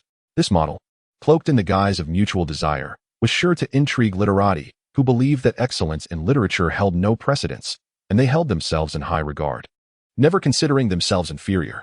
The allure of the unattainable only heightened their curiosity. Those who visited but failed to secure an overnight stay would inevitably return for a second or third attempt. Quite clever indeed. Xia Chen nodded, intrigued by Xia, though he wondered whether she was truly the mastermind behind this establishment or if another individual held that distinction. At that moment, a small head peeked out from behind the door, round-cheeked and charmingly attractive. Li Shi promptly presented the invitation, and the door swung open. Xia Chen had already donned the mask prepared by Li Shi, and upon entering, he was greeted by a waft of enticing fragrance. The round-faced maid led them into the courtyard, where several patrons had already gathered, about 30 in total, all dressed as scholars. They merely glanced at the newcomers before returning to their conversations. Xia Chen took a seat at the end of the table, observing his surroundings. The courtyard was alive with activity. Maidservants danced gracefully, while others engaged in drinking games and poetry challenges. Despite their somewhat revealing attire, the dancers exuded an air of elegance, resembling refined young ladies rather than mere entertainers. It was no wonder the seemingly ordinary Xia Xiao garnered such admiration. Indeed, it was both graceful and refined. Though Xia Chen pondered what the true appearance of Xia might be, surely, her beauty must be exceptional to warrant such a claim. As he contemplated, the enchanting sound of a guqin filled the air, causing a stir among the patrons. Xia was about to make her entrance. Xia Chen listened intently to the captivating melody until it faded, at which point Li Shi's voice broke the silence. Xia excels in poetry, music, and all forms of art, particularly the guqin, which is said to rival even the talents of the jiafanxi dancers. Xia Chen nodded, casting his gaze toward the inner chamber, where he glimpsed a graceful figure illuminated by the flickering lanterns, casting a delicate shadow against the screen. "Esteemed gentlemen, I apologize for the wait." A melodious voice resonated as a beautiful lady emerged from behind the screen, a smile gracing her features, instantly capturing the attention of all present, even those masked. What a distinguished young lady. Upon witnessing Xia's true visage, Xia Chen couldn't help but smile. Was this a play on contrasts? How intriguing. "Oh, dear Xia. We are merely here for libations. The night has only just begun, so there is no need to apologize for the wait," exclaimed a man in the front row, his ornate attire and fervent gaze directed at Xia. "Indeed, a beautiful lady is always worth the wait," chimed in another well-fed gentleman. The elegant maiden chuckled softly upon hearing the words, delicately concealing half of her visage with a handkerchief, radiating a bashful charm that evoked a desire in those present to embrace and cherish her. As she made her entrance, the graceful maiden eclipsed the allure of all the other maidens in the courtyard, leaving them somewhat overshadowed, while the gazes of the assembled guests converged solely upon her. The atmosphere in the courtyard reached a new zenith. The previous silence was replaced by a flurry of voices, each vying to elicit a smile from the beauty and capture her attention, aspiring to become the favored guest of the evening. The graceful maiden surveyed the attendees, her gaze sweeping across the masks of each individual, and when her eyes lingered briefly on Xia Chen, there was a hint of curiosity, as if she yearned to pierce through his disguise and discern his true identity. This scrutiny tightened her heart, though Xia Chen was masked. His languid demeanor as he sipped his wine exuded an extraordinary grace. Some individuals are naturally the focal point in any gathering. Could he possibly be of noble lineage? Speculations rippled through the crowd, yet there was no overt alarm, for they were all patrons in this establishment, and with masks donned, the competition was inherently equitable. Devoid of concern. "Esteemed gentlemen, shall we commence with a round of flying flowers?" the maiden suggested with a smile. This game, favored by literary circles, required participants to recite lines of poetry containing a specified keyword, with the penalty of drinking for those who faltered, demanding a certain level of literary knowledge. The audience nodded in agreement, their confidence palpable. Xia Chen participated in a few rounds, offering responses without attempting to overshadow others, thus blending into the background. Although the Marquis family was renowned for its martial prowess, its scions were also expected to be well-versed in the literary arts. A basic education was an undeniable requisite. As time unfolded, various games commenced, floating wine cups, passing flowers to the beat of drums, and even a poetry competition. The courtyard, neither too large nor too small, thrummed with an exuberant energy. Xia Chen nodded appreciatively. This maiden was indeed a talent, skillfully orchestrating the entire affair, elevating the ambience to its pinnacle. During this time, several scholars distinguished themselves with their poetic contributions, which even Xia Chen found commendable. "Esteemed guests, I find myself somewhat fatigued and shall retire for a moment. Please, do continue enjoying yourselves." The maiden rose, gracefully bowing to the assembly, her demeanor exuding an aura of gentle elegance, reminiscent of a refined lady of high standing. While many nodded in acknowledgement, a palpable tension settled over them, aware that the main event was on the horizon. Uncertain of who among them might be fortunate enough to capture the maiden's favor and become her devoted admirer, the scholars who had stood out earlier rose, their eyes gleaming with confidence, convinced that they would be the ones chosen. In the courtyard, most of the attendees had shifted their focus away from the games. However, a small faction recognized their lack of prospects for selection by the maiden and began to fixate on the maidservants present. Li whispered, noting that it was nearing the hour of the boar, and curfew would soon be imposed. The trio had not distinguished themselves, and the maiden had not lingered on them, prompting Li Shi's inquiry. Xia Chen, blushing, felt at a loss. It was his first visit to such a venue, making him feel somewhat out of place. Let us wait a while longer, Xia Chen replied calmly. Li Shi pondered this, refraining from further commentary. Logically, their leader should be a novice in such settings. Yet he carried himself with an ease that suggested familiarity, appearing far from the inexperienced youth he was. Inside the room, behind the screen, warmth enveloped the air, and mist swirled. A lithe figure stepped into the wooden tub, warm water embracing her delicate, porcelain-like skin, flower petals floating atop the surface, releasing a fragrant aroma. The maiden's collarbone, reminiscent of jade, was exposed to the air, her damp hair framing a visage that bore a hint of melancholy, rendering her even more deserving of admiration. In this moment, her expression lacked the radiant smile she had displayed earlier, instead exuding a purity akin to a celestial being from the heavens. Had Xia Chen been present to witness this transformation of the maiden, he would undoubtedly marvel at her multifaceted charm, perfectly suited for the art of role-playing. Envisioning a thrilling experience. At that moment, a maidservant approached, replenishing the water and inquiring, "Miss, will you be entertaining guests tonight?" Though the elegant abode offered overnight accommodations, the maiden seldom allowed guests to stay, perhaps 1 or 2 nights a week at most. Such exclusivity only heightened her desirability.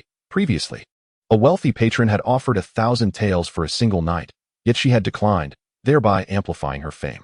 Upon hearing the inquiry, the maiden furrowed her brow momentarily, a sudden spark illuminating her eyes. "Please invite the gentleman in the white mask, he of remarkable demeanor, inside. I wish for him to stay the night." The maidservant paused, perplexed. But he did not particularly stand out tonight. Several gentlemen performed notably better. Keeping him overnight might incite discontent among the others, tarnishing our establishment's reputation for fairness. Tonight, he shall stay. Perhaps he holds the key to resolving the troubles we have encountered in recent days. The maiden's lips curled into a breathtaking smile, enchanting in its beauty. Is this individual of a unique background? The maidservant's expression brightened, as she was also quite striking, yet still overshadowed by the maiden's allure. "Indeed," the maiden replied, her smile sweet and beguiling, her charm ever-changing. The maidservant, Xiao Lian, was taken aback. She knew her mistress possessed a unique ability to see beyond the masks. "Very well. I shall summon him."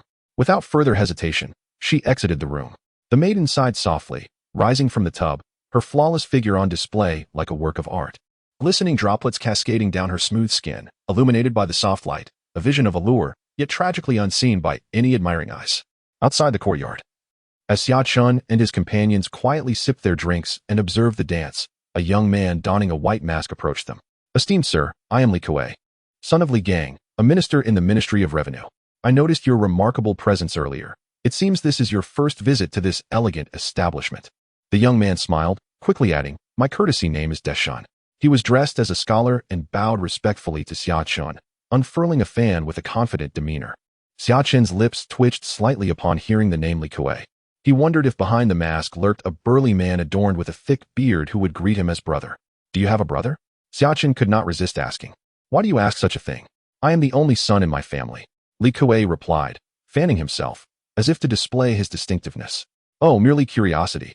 My name is Xianxia, without a courtesy name. Just call me by my name." Xia Chen jested, but upon noticing the lack of understanding, he felt his humor fall flat, and thus spoke earnestly. "When one ventures out, especially for leisure, it is customary to adopt a pseudonym and alter one's surname. One cannot use their true name." "Ah, so you were young Master Yang." Li Kuei bowed again, yet his mind raced to identify which Yang family he might be referring to, struggling to pinpoint a connection. He contemplated the possibility that Xia Chen might belong to the offspring of the esteemed Minister Yang. Suddenly, Li Kuei recalled Yang Yin and Yang Gulao from the cabinet. A pang of intuition struck him, yet he deemed it improbable. Yang Gulao had always maintained strict family discipline, and he had never heard of the Yang family's offspring frequenting such places. Xia Chen was utterly oblivious to Li Kuei's speculations regarding his origins, and even if he were aware, he would remain indifferent. After all, a mere assistant minister of the Ministry of Revenue, a fifth-rank official, held little significance in the capital. He had no reason to be overly concerned. Observing Xia Chen's lack of enthusiasm, Li Kuei found himself uncertain of the latter's background. Yet he surmised that Xia's family must be well off, for such an air of elegance could not be feigned. He initiated conversation once more. Brother Yang, it seems unlikely that we can persuade the esteemed Miss Qingya to stay the night. Instead, why don't we divert our course to Suyu Street? It is rather lively there. I know of a brothel where the ladies are exceptionally beautiful. Let us indulge in some drinks and spend the night there. I shall treat, Li Kuei declared, thumping his chest with a hearty bravado. As the saying goes, the bonds of brotherhood among men are forged through shared experiences, studying together, facing battles side by side, dividing spoils, and even visiting brothels together. Li Kuei prided himself on his discerning eye, rarely misjudging character. Perhaps this Yang she hailed from a prominent family in the capital, where several distinguished households bore the surname Yang. Should his guess prove correct, he would be in for a tremendous gain. Li Shi, standing behind Xia Chen, immediately regarded Li Kuei with suspicion. What? Is this fellow attempting to usurp my superior? Tonight, he had invited his superior to Qingya Shaozhu, only for this scoundrel to propose leading him to another brothel. Was this not an insinuation that his plans had fallen short, leaving his superior unfulfilled? In an instant, Li Shi's gaze toward Li Kuei shifted entirely. Unbeknownst to Li Kuei, he had inadvertently offended someone. Just as he felt a surge of confidence, a lady emerged from within. Miss Xiaolian. The group, initially prepared to retreat, suddenly brightened at the sight. Though they had no chance of having Qingya stay, spending the night with Miss Xiaolian would be splendid indeed. Li Kuei's eyes sparkled. He gazed at Xiaolian, whose beauty rivaled that of the top courtesans in any brothel. If he could spend the night with this enchanting lady, his visit would not have been in vain. As he contemplated this, he noticed Xiaolian greeting the group before making her way directly toward Yang Shi. Young master, my lady requests your presence, she exclaimed, bowing to Xia Chen. In an instant, her pristine white attire clung to her figure, accentuating her graceful curves. The onlookers held their breath, captivated, yet bewildered. What was this? Qingya was indeed keeping a guest, and it was this individual? While some recalled that Qingya had lingered for a moment longer around Xia Chen earlier, her gaze had not fixated on him during the subsequent games, and Xia Chen himself had appeared rather unremarkable. Thus, their interest waned. A few previously esteemed scholars stood abruptly, their expressions filled with indignation. Why should a newcomer surpass us? Is it simply because we are not overly aggressive? They wondered. After all, this matter concerned their potential for deeper intimacy with Qingya. None wished to relinquish this opportunity. Miss Xiaolian, this seems somewhat unfair. This gentleman has shown nothing extraordinary tonight, one boldly inquired. Meanwhile, Li Kuei, standing beside Xia Chen, was already rendered speechless. Moments ago, he had asserted that Qingya would not keep them overnight and suggested a shift to a brothel, yet here was Yang Shi being selected? By what right? They all wore masks, making it impossible to discern beauty from ugliness. Was it merely due to the slight superiority of Yang Shi's demeanor? Witnessing the rising agitation among the group, Xiaolian inhaled deeply before presenting a smile once more. Gentlemen, whether you may stay overnight at Qingya Shaozhu ultimately depends on my lady's wishes. She has already made her decision for tonight. Please return another day. After speaking, she turned to Xia Chen. This way, please. Xia Chen stood up, addressing Xia Chen and Li Shi behind him. Just as Xia Chen intended to speak, Li Shi, with a broad smile, interjected, very well, chief, but do rise early tomorrow. There's a task in the camp, likely involving the lantern bearers needing our assistance. He whispered to Xia Chen, giving him a knowing glance. Xia Chen paid little heed to Li Shi, following Xiaolian. As they passed by the still-dazed Li Kuei, he grasped Xia Chen's arm, his eyes gleaming with curiosity. Brother Yang, is there some secret to how you've captured Qingya's attention? Li Kuei hesitated, ultimately refraining from uttering the phrase walking in the back door. He too wanted to know how to gain such favor from Qingya. Xia Chen pondered briefly, then patted Li Kuei's shoulder, whispering, perhaps it is simply that I am more handsome than the rest. With that, he departed without a moment's hesitation, leaving the others with an enigmatic silhouette. The previously confident scholars now appeared anxious, fearing that Xia Chen truly had gained favored access to Qingya, and they were tempted to follow. However, at that moment, two imposing figures emerged from the corners, blocking their path. The scholars exchanged glances with the two hulking men before quietly retreating to their seats, pretending as if nothing had transpired. Scholars must learn to endure. As Xia Chen entered the room, he discovered a surprising expanse within the courtyard. Quietly trailing behind Xiaolian, he absorbed the sights along their path. Young master, we have arrived, Xiaolian announced as they reached a chamber in the inner courtyard. halting her steps and allowing Xia Chen to enter on his own. Standing at the doorway, Xia Chen hesitated, contemplating the delicate silhouette visible through the paper door, but ultimately pushed it open without further delay. Upon entering, he was greeted by an enchanting fragrance, oddly reminiscent of floral and feminine scents, utterly delightful. Inside, Xingya sat before her vanity, engrossed in her own grooming. Ignoring Xia Chen's presence, the copper mirror reflected her exquisite visage, droplets of water still clinging to her hair like shattered jade. She gently lifted a silk handkerchief, wiping away the droplets with a delicate touch akin to caressing spring blossoms. Then she took a wooden comb, meticulously working through her flowing black tresses, each stroke releasing a faint yet alluring fragrance. Her 3,000 strands of hair gradually smoothed out, gleaming with an obsidian sheen in the candlelight. Though she wore only her undergarments, not a trace of skin was exposed unnecessarily. Her cheeks glowed with a rosy hue, embodying the grace of a refined lady, evoking anticipation for what was to come. Xia Chen observed this scene in silence, refraining from interrupting, savoring the moment. Such composure you possess, young master. Suddenly, a cool voice echoed within the room as Xingya turned her head, revealing her breathtakingly beautiful face. Such a splendid view, if destroyed, would betray my appreciation for beauty. Xia Chen chuckled lightly, exuding a playful demeanor, embodying the essence of a young master. You've already entered my abode, yet you still refuse to remove your mask? Xingya's gaze was tinged with a hint of melancholy, stirring emotions as she gracefully approached Xia Chen. I pondered, is it not more intriguing to wear a mask? Xia Chen smiled, while Xingya appeared momentarily perplexed, unable to grasp why the mask might add to the allure. However, being astute, she soon realized he was alluding to a deeper connection. This elicited a snort of disdain within her. Men, indeed, are merely enticed by the allure of a woman's body. Xia Chen took the initiative to sit at the table, casting a glance at Xingya's enchanting figure, particularly at her voluptuous curves, which could surely evoke a grand spectacle. The moonlight was exquisite, and the night was long. If one desired to indulge, honesty was indeed the best approach. With a smile, Xia Chen unveiled his mask. His handsome visage was striking, with deep, luminous eyes, a nose that arched like a peak, and lips slightly curved, adorned with an elusive smile. His skin, pale as jade, radiated an enchanting luster amid the interplay of light and shadow. Although Xingya had previously glimpsed Xia Chen's face through a special ability, it had been but a fleeting glance. Now, in close proximity, her gaze lingered, unable to feign indifference as it remained fixed upon his features. Chapter 24. The Four Great Beauties of the Capital. What a handsome face. Xingya couldn't help but admire internally. It was her first encounter with a young man possessing such unparalleled beauty. She instinctively recalled the second princess of the Great Wu dynasty. How fortunate for her. With a fiancé possessing such a visage, life in the boudoir would never be dull. Blushing at the thought, she quickly averted her gaze, bewildered by the random musings that had surfaced in her mind. Soon, she composed herself, regaining her poise. Young master, your looks are truly exceptional. You could easily contend for the title of the most handsome man in the capital. Xingya smiled, as there were those who had taken it upon themselves to rank the handsome men and beautiful women of the capital, designating four as the most outstanding.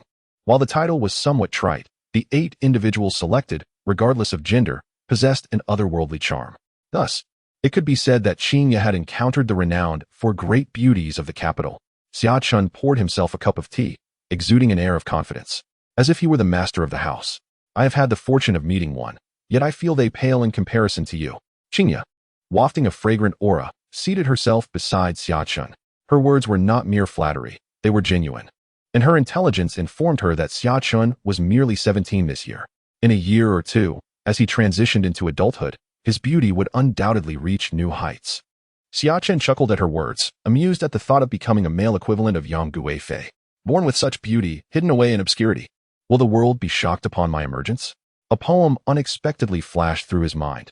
Indeed, for 17 years, he had rarely ventured beyond the confines of the Marquis, and few recognized him. Then he recalled his betrothed, destined to become an empress, realizing he might genuinely have the opportunity to embody the legendary Yang Guifei in another realm. How curious that my chosen alias bears the surname Yang. Everything aligns perfectly, he mused, momentarily lost in thought, feeling as though fate was intricately woven into his chosen name. What occupies your mind? Xingya inquired, observing Xia Chen's distracted gaze. Hadn't she merely expressed sincere admiration for his appearance? Nothing at all. Xia Chen regained his composure, sitting upright, causing Xingya to smile. Could this fellow truly be inexperienced in such establishments? Young master, the night is long. Sipping tea is rather dull. Here is some fine wine. Xianxia's bright eyes sparkled with mischief as she poured a glass for Xia Chen from a nearby flask. I wonder how beautiful the four great beauties truly are. Xia Chen sought to divert the topic, as he was rather uninformed about the gossip of the capital. You're unaware of this? Xianxia was surprised. Didn't tea men typically find such matters fascinating? Yet, her professional demeanor quickly overshadowed her curiosity as she began to speak. Each of the four beauties hails from a distinguished background, arguably more impressive than the so-called four great beauties. One is a direct disciple of the current celestial master, and another is the contemporary Buddhist maiden of the Dragon Temple. The other two are from the secular world. One is the legitimate daughter of Prime Minister Lin Hanpu, and the other is the second daughter of the current emperor, Princess Yao Guang. As Xianxia mentioned the second princess, she scrutinized Xia Chen's expression, only to be met with a placid countenance, as though the noble scion of the Marquis was entirely detached from the discussion. Are individuals from the Celestial Master's residence and the Dragon Temple also participating in this selection? Xia Chen was intrigued. Both institutions represented the pinnacle of Taoism and Buddhism in the Great Wu dynasty, and were indeed considered sacred grounds for both faiths. Their leaders were revered figures. Yet both establishments abstained from secular affairs situated on opposite ends of the capital, seemingly in opposition to one another, although they did not officially participate. Some enterprising individuals had included these two in the rankings. Indeed, Xianxia spoke softly, her voice imbued with a Southland charm. How does your beauty compare to these four? How could I ever compare to them? Xianxia paused, then shook her head with a gentle laugh. Young master, do not jest, in terms of status, appearance, and grace. I am worlds apart from them. She spoke with a self-deprecating tone, rising slowly. Young master, it grows late. Do you truly wish to engage in conversation with me throughout the night? Xianxia seemed reluctant to dwell on the matter further, as she gracefully approached the bed, lifting her delicate foot to step onto the mattress. Her demeanor shifted dramatically, transforming from an elegant lady to the most enchanting temptress. Her sultry gaze radiated allure, and the atmosphere in the room became laden with sensuality. Xia Chen smiled, his steps light as he approached the bed, teasingly noting, "It seems the enchanting Xianxia can no longer contain her impatience. Is it not the young master who is too cold-hearted?" Engrossed solely in conversation amidst such a beautiful evening, without taking the initiative to indulge in a little fun? Xianxia's eyes brimmed with longing, the contrast in her demeanor striking. Xia Chen chuckled, intent on drawing closer to embrace the captivating lady before him. Yet as he made a move, he suddenly felt a wave of fatigue wash over him, collapsing onto the bed in a deep slumber. Bah! Indeed, all men are the same, barely engaged. They rush to such places. Xiaolian entered, exclaiming with disdain, resembling a small lioness. She had remained vigil outside. Aware of Xia Chen's identity and having overheard Xianxia's earlier mention of the second princess, I hadn't anticipated he would come here, but this presents an opportunity. We may leverage him to provide information to the lantern bearers. Their recent investigations have been too aggressive, leading to significant losses for our underground network in the capital. If this continues, we could face grave consequences. With a graceful sigh, Xianxia cast a glance at the slumbering Xia Chen before gracefully descending from the bed. She had regained her dignified and elegant demeanor, the previous allure fading entirely. She now appeared ethereal and transcendent. Beside her, Xiaolian exclaimed in anger, "Cursed of phone people. Had we not intervened back then, they would have long been obliterated by Dou. Yet now, having regained their vitality, they dare to deceive us, stealing the military defense maps and framing us for it." Xiaolian was indignant. Many of their members had recently been captured, while they were mostly peripheral figures. It was only a matter of time before the repercussions reached them. More critically, the clandestine agents of the Inspection Institute had leaked intelligence regarding their Royal City Division to the Lantern Bearers, resulting in severe losses for them. Chapter 25, The Royal City Division. There is undoubtedly a mole from the Inspection Institute within our Royal City Division. Otherwise, we would not have been so utterly defeated this time. Our identity has become precarious. After this, we must adopt a new guise, Xianxia said coldly, and Xiaolian nodded gravely in agreement. After a moment, the two exchanged another glance at the sleeping Xia Chen, and Xiaolian could not help but speak up. "Miss, what shall we do next? Should we directly use an illusion to inform him of some clues? But even if he learns of the clues, will he investigate?" Xiaolian expressed her concerns. The espionage work was primarily managed by the Lantern Bearers, and Xia Chen was merely a military officer. Would he truly be of any assistance? As someone of notable merit, he surely entered the official sphere with ambitions of accomplishment. According to the records, his enlistment in the military was not merely to idle away time. Regardless of the outcome, we must make an attempt. We cannot allow the Inspection Institute to dictate our actions, Xia stated as she approached the bedside, her gaze shimmering like rippling water, imbued with a peculiar energy. I will first draw him into a dream, subtly influencing him within it, so that he will visit Chanhua Tower tomorrow. There, he shall uncover some clues, believing them to be his own astute discoveries, unaware that he has become a tool in our hands. A faint smile graced Xingya's lips. Were it not for the necessity of gathering intelligence, she would never allow that insufferable man into her room. The thought of him touching her was utterly inconceivable. Regardless of who it was, upon entering her chamber, they would be ensnared in her dream. A realm so vividly real that it could easily deceive the senses and even influence one's thoughts. A shimmering light enveloped Xingya, particularly in her eyes, where a luminous spark danced. Two ethereal butterflies emerged from her gaze, fluttering into Xia Chen's body. However, as soon as they entered, Xingya's expression shifted. Within her field of vision, she suddenly beheld a pair of eyes gazing down upon her, high and unfeeling, akin to a deity. Astonishingly, these eyes possessed 4 pupils, seemingly encapsulating the essence of Tao and the ultimate truths of the world. Transformed into a butterfly, Xingya felt her soul tremble, frozen in fear. In the next instant, the 2 azure butterflies that had invaded Xia Chen's consciousness shattered, rendering everything an illusion. Xingya opened her eyes, her face pale, terror lingering in the depths of her gaze. She instinctively sought to retreat but found her slender, jade-like arm firmly grasped by a large hand. A tremendous force surged through her arm, unsteadying her, and she fell directly onto the bed. When she regained her senses, she discovered herself cradled in Xia Chen's embrace, who regarded her with a smirk that was neither wholly amused nor entirely serious.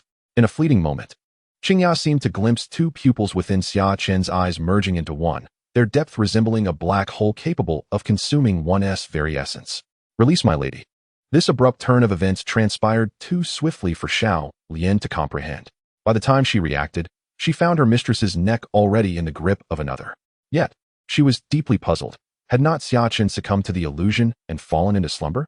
Enveloped in the arms of a beauty, the gentle touch akin to jade should have been intoxicating, yet neither party seemed inclined to pursue further intimate dialogue. Who would have thought that the illustrious Xingya is also a formidable sorceress, forcibly drawing others into her illusions? I wonder if she can kill in dreams? Xia Chen inquired with palpable interest, his fingers lightly caressing Xingya's flawless visage, lifting her exquisitely sculpted face to meet his gaze. Observing her sapphire-like eyes still radiating a ghostly blue light. Their bodies were intimately close, breaths mingling and brushing against each other's cheeks. In that instant, Xingya's skin prickled, a reaction coursing through her, goosebumps rising, her cheeks flushed as if she had indulged too deeply in wine. In the room, Xiao Lian, witnessing Xia Chen's disregard for her presence and his bold advances towards her mistress, felt an urgent surge of anger. Her aura erupted, vitality surging through her as she tensed, akin to a small female beast poised to pounce at any moment. A sorceress and a 7th-grade warrior in the Royal City Division. Who would have thought that this humble abode concealed such depths? Xia Chen remained unfazed, his audacity unabated as he continued to trace his fingers over Xingya's flawless features. The touch of his fingers along her porcelain skin ignited a heat within her, as if his touch bore some magical quality, an experience unlike any she had encountered before. You were never truly asleep. You heard our conversation throughout. Impossible. You drank both tea and wine laced with my drug. Xingya, nestled in Xia Chen's embrace, began to force herself to regain composure. She realized the situation was spiraling out of her control, fear creeping in that Xia Chen might truly take advantage of her, ruining her innocence. She hastily spoke to divert his attention. Tonight, to ensure absolute certainty, I not only added a layer of physical safeguards, but also incorporated a colorless sedative developed by our Royal City Division into the tea and wine. Coupled with my eye technique, it should have proven effective against this man. Xia Chen replied nonchalantly. Perhaps I am simply too robust. Your dosage must have been insufficient. He casually remarked, revealing that his unique system scanned any foreign substances entering his body, neutralizing those deemed harmful. His body was essentially impervious to toxins. Xingya was taken aback. What nonsense, insufficient dosage. Our courtyard is filled with our people. You cannot escape. Be wise and release my lady, or else what? Do you believe you can subdue me in this situation in an instant? Just based on your 7th-grade prowess? Xia Chen raised his gaze, scrutinizing Xiao Lian, a mere maid appearing youthful, yet possessing the strength of a 7th-grade practitioner. It seemed that Xingya's background was far more significant than he had initially surmised. Even if she had gone missing in the royal city, she could not possibly be an inconspicuous figure. This night, he had likely ensnared a significant catch. He continued, "You may attempt to strike, or you could summon those in the courtyard. Perhaps some possess the capabilities of a 6th or even 5th grade expert who could subdue me. However, I caution you on 2 points. First, those individuals are likely also part of the Royal City Division rather than mere servants. If they were to witness you in such a compromising position with me, the repercussions would be dire. Second, it is already curfew. There are lantern bearers and the military patrolling nearby. Should a skirmish erupt, do you think the experts among the lantern bearers and military would not sense it immediately?" Xia Chen chuckled, his demeanor brazen as he playfully squeezed Xingya's smooth, delicate cheek. Chapter 26. My lady, he did not impose anything upon you last night, did he? The room fell into a profound silence, interrupted only by the echo of Xia Chen's laughter as he cradled a beautiful woman in his arms. This scene bore a striking resemblance to that of a villain menacing a virtuous maiden. Xiao Lian gritted her teeth, her face flushed with anger, yet she felt utterly helpless. As Xia Chen had stated, should a confrontation arise here, it would undoubtedly attract the attention of formidable figures from the capital, and none of them would escape unscathed. My lord, now that you are aware of our identities, might you consider releasing me so we can sit down and converse properly? At this moment, Xingya had regained her composure, her bright eyes fixed intently on Xia Chen. She sensed that the seemingly inconsequential scion of the East Town Marquis had secrets far beyond the mundane information held by their Imperial City Bureau. Is it not possible to discuss matters while on the bed? Xia Chen's fingers lightly traced the alluring smoothness of Xingya's back, sending shivers coursing through her body. Flushing her skin with warmth as though she had been jolted by electricity, an extraordinary sensation washing over her heart. Xia Chen was issuing a warning, making it abundantly clear that she had already become a captive and could not hope to control the situation or assert any dominance. My lord, since you have overheard our conversation, I shall speak plainly. The military defense map was not stolen by us, but rather it was a trap orchestrated by the Great Feng Inspection Bureau, using us as scapegoats. Why should I place my trust in you? I do not know who pilfered the military defense map, but you are undoubtedly a member of the Imperial City Bureau, and that is a fact set in stone. The mere act of capturing you and dismantling your stronghold would already be a significant achievement. Xia Chen smiled, for regardless of who had stolen the map, as long as he could deliver a person to the authorities, it would be a notable feat thus. Why seek distant solutions when the obvious lay before him? Both Xingya and Xiao Lian fell into silence, unable to refute his argument. For Xia Chen, whether he captured members of the Imperial City Bureau or the Inspection Bureau, it would be regarded as a grand accomplishment. There is another option. If the Great Feng Inspection Bureau can place operatives within your Imperial City Bureau, it stands to reason that you should have similar arrangements. Why not provide me with information regarding the distribution of Inspection Bureau members in the capital, along with evidence proving that the military defense map was not pilfered by your faction? In return, I shall release you. Suddenly, Xia Chen's voice resonated once more. In that moment, Xingya and Xiao Lian, who had been ensnared in darkness due to Xia Chen's words, felt a glimmer of hope spark within them, their emotions rising and falling like a roller coaster. Xingya gazed deeply at the youth standing so close, whose very breath she could perceive. Not only was his appearance exceptional, but his ambition also surpassed that of many. Xia Chen's eyes sparkled with intensity. Indeed, capturing a member of the Imperial City Bureau would be a considerable achievement, yet it was not enough. If the military defense map had not been stolen by them, the truth would eventually surface as the lantern bearers continued their investigation, which would greatly diminish the merit of his capture.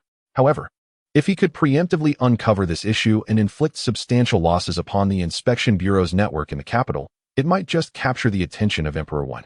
Xia Chen contemplated. He was not merely satisfied with dismantling a single stronghold of the Imperial City Bureau. He aspired to leverage this opportunity for rapid promotion. If successful, though it might trample the reputation of the lantern bearers and draw scrutiny from various factions, the benefits would outweigh the drawbacks. With only 5 years remaining, he was still just a lowly 7th rank officer, and thus he needed to rise swiftly. Why should I believe you? If I provide you with the Inspection Bureau's intelligence, and you turn around to capture us, would that not result in my utter defeat? I can offer no proof. The only assurance you have is my character. You may choose not to bet on it. Xia Chen tightened his grip on Xingya's delicate chin, compelling her to meet his gaze. His casual words imbued with an air of dominance. In that moment, a mysterious ripple seemed to emanate from his eyes, influencing Xingya's thought processes. She was momentarily reminded of the immense gaze she had encountered when she had previously intruded into Xia Chen's consciousness. After a prolonged silence enveloped the room, a voice finally emerged from Xingya's enticing lips. Very well, I shall provide you with the information regarding the Inspection Bureau's operatives. As dawn broke, sunlight poured into the room, illuminating it with a golden hue. On the bed, Xianxia slowly opened her eyes, feeling a wave of fatigue wash over her body. Her waist ached, and her legs felt numb, particularly her knees, which bore the marks of prolonged kneeling. Suddenly, she turned to her side and discovered a man sleeping beside her, one hand resting possessively on her waist. As if sensing her movement, that warm hand tightened its grip, pulling her gently into his embrace. Feeling the heat radiating from the man's broad chest, her cheeks flushed a deep crimson. She cast her gaze downward and felt a wave of relief. Her clothing remained intact, albeit somewhat disheveled, still the same attire from the previous night. Good morning. Xia Chen's eyes remained closed, as if still in slumber, yet his voice reverberated through the air. May I be released now? Xianxia urged herself to remain calm. Although she had employed her unique identity to gather information, she had never permitted any man to lay hands upon her. Throughout, she had maintained her purity. Last night, although this man had not forced himself upon her, they had spent an entire night alone together, lying on the same bed, and their physical contact had been unavoidable. Reflecting on this, Xianxia bit her lip, her gaze complex as she regarded Xia Chen. Even though the final act had not transpired, her innocence had undoubtedly been tarnished by the notorious martial prince. That is not feasible. Your men fill this courtyard. Should I release you? They might come together to rend me to pieces. Xia Chen still had not opened his eyes, yet he seemed to perceive everything around him. He remained cautious. Even at this juncture, refusing to lower his guard. Last night had grown late, and with a curfew in place, it was only natural for him to stay the night. Are the documents I requested prepared? Xianxia, feeling the warmth of that hand on her waist beneath the covers, experienced a tumult of emotions. Her cheeks flushed. She took a deep breath, striving for calm once more, before calling out to the door. The door swung open, and Xiao Lian burst in, her eyes aflame with anger, brandishing a long knife. Miss, that scoundrel did not impose anything upon you last night, did he? Chapter 27, Compliance Testing. Xiao Lian had not slept a wink last night, having stood vigil in the courtyard. Initially, she had intended to remain in the room, but Xia Chen had forcibly expelled her. I am fine. Xianxia shook her head, though her expression betrayed her unease. Last night, Xia Chen had indeed not been overly aggressive, yet in the latter half of the night, she had felt him drift into slumber and had attempted to break free from his grasp. However, just as she was about to unleash her internal energy, the apparently sleeping Xia Chen had awakened with an uncanny perception and swiftly restrained her once more. Xia Chen's punishment for this disobedient beauty had been to make her kneel in an exceedingly humiliating position, resulting in the bruises upon her porcelain knees. It was only after she had exhausted herself that he permitted her to lie down and rest, and from that moment forth, she dared not engage in any further mischief. This youth possessed an air of the extraordinary. Xiao Lian observed the somewhat unnatural expression on his young mistress's face, growing increasingly anxious. Although he had not heard any significant commotion from the room the previous night, the mere fact that his mistress had spent an entire night in the company of that man left him wondering what might have transpired. Please hand me the documents. It's getting late, and I must go to work. Xia Chen beckoned to Xiao Lian, his demeanor reminiscent of commanding a servant, which only further inflamed Xiao Lian's frustration. Noticing the time, Xia Chen realized that if he didn't hurry to the government office, both Xia Chen and Li Shi would likely assume he had exerted himself too vigorously the night before, leaving him exhausted. Xia Chen had no desire to be perceived as incapable over such trivial matters. Hand me the documents. Xianxia, though uncertain of what Xia Chen meant by going to work, was disinclined to prolong the conversation any further. Their previous night of bickering had yielded her no advantage. Reluctantly, Xiao Lian retreated, and shortly after, he returned with a stack of documents, which he begrudgingly handed to Xia Chen. Xia Chen, lounging on the bed, took the documents with one hand while releasing Xianxia with the other. She felt the warmth of his hand slip away from her shoulder, a subtle relief washing over her. After a night of turmoil, her attire was disheveled, one shoulder fully exposed, leaving no barrier between them. Despite Xia Chen's focus being solely on the documents, Xianxia dared not move, having witnessed the young man's formidable prowess the previous evening. She was certain he had fallen asleep, yet he had anticipated her every move, seizing her before she could act. Such skill was terrifying. No wonder he had allowed her to sleep beside him after their confrontation. He seemed utterly unperturbed by the thought of being attacked in his slumber. Interesting. It appears your Imperial City Department has embedded numerous agents within the Inspection Institute, Xia Chen remarked, a smile gracing his lips as he perused the detailed documents. As one of the most elite dark organizations in the realm, the Emperor's sharpest weapons, both the lantern bearers of Dewu and the Imperial City Department of Deqing, along with the Inspection Institute of Dafeng, were deeply interwoven. The fiercest battlegrounds lay within the capitals of the three nations. The capital of Dawu was the stronghold of the Lantern Bearers. Yet it concealed agents from both the Imperial City Department and the Inspection Institute, a well-known secret among the officials and even the common folk. This situation arose not from the Lantern Bearers' negligence, but from their acute awareness that even if they eradicated all the agents from the Imperial City Department and the Inspection Institute, new ones would inevitably infiltrate the capital. Neither Daqing nor Dafeng would abandon the political epicenter. Similar circumstances prevailed in the capitals of Daqing and Dafeng, where various covert operatives lay in wait. This was the domain of the Lantern Bearers. Ideally, they should have allied with the Inspection Institute, if not in mutual assistance, at least refraining from betrayal. Yet this time, the Inspection Institute had wielded them as weapons, leaving no room for surprise when the Lantern Bearers retaliated. Xia spoke coldly. After finishing the documents, Xia Chen fell silent for a moment, then raised his hand, slicing his fingertip open. A deep crimson blood seemed to radiate an unusual energy as he calmly instructed, "Open your mouth." Startled, Xia momentarily hesitated, but as a sorceress, she instinctively sensed something peculiar about his blood. She knew that some sorcerers could harness their own blood to cast strange spells. Noting her lack of response, Xia Chen wasted no time. He firmly grasped her face, prying her mouth open and thrusting his bloodied finger inside. Coughing and struggling to breathe, Xia covered her mouth. "What have you done?" "This is a technique from my Marquis household, usable by martial artists as well.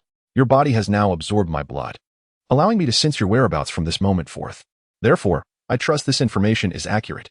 Also, it may be prudent for you to change your identity. If you comply, we might have further opportunities for collaboration."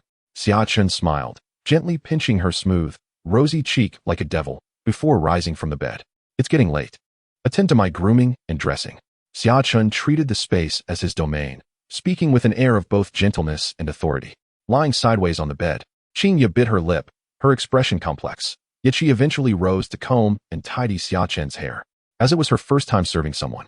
Her techniques were clumsy and the process rather uncoordinated, yet Xia Chen exhibited remarkable patience, never once contemplating a change of attendance. The entire ordeal resembled taming a wild beast. If players from another world were to witness this scene, they would recognize that Xia Chen was conducting a form of compliance test, a term specifically coined in their realm for such behavior. Refreshed, Xia Chen strolled into the government office. "Young master." Xia Chen awaited him inside, approaching hastily upon seeing him. "Boss, how was last night?" Li Shi, having spotted Xia Chen, also rushed over, a knowing smile gracing his face. What else could it be but enjoyable? Xia Chen clapped Li Shi on the shoulder, grinning. "As long as the boss is satisfied." Li Shi chuckled foolishly. "Are all the brothers at the office now?" Xia Chen inquired, surveying the room. "Most are here." "Good. Assemble the A and B battalions." Xia Chen's smile vanished, his expression growing serious. Xia Chen was taken aback, unsure why the sudden call for assembly, but he refrained from questioning. Li Shi, however, remained composed. Soon, all 200 of Xia Chen's men mobilized, swiftly gathering in the camp. Chapter 28. Any resistance will be met with immediate execution. In the camp, the other battalions wore puzzled expressions, uncertain why the A and B battalions were preparing for what seemed like a significant operation so early in the day. Xia Chen called Xia Hui aside and whispered urgent matters into his ear. With each word, Xia Hui's expression grew more serious, until he finally heard Xia Chen instruct. "We shall split into 2 groups. Speed is paramount.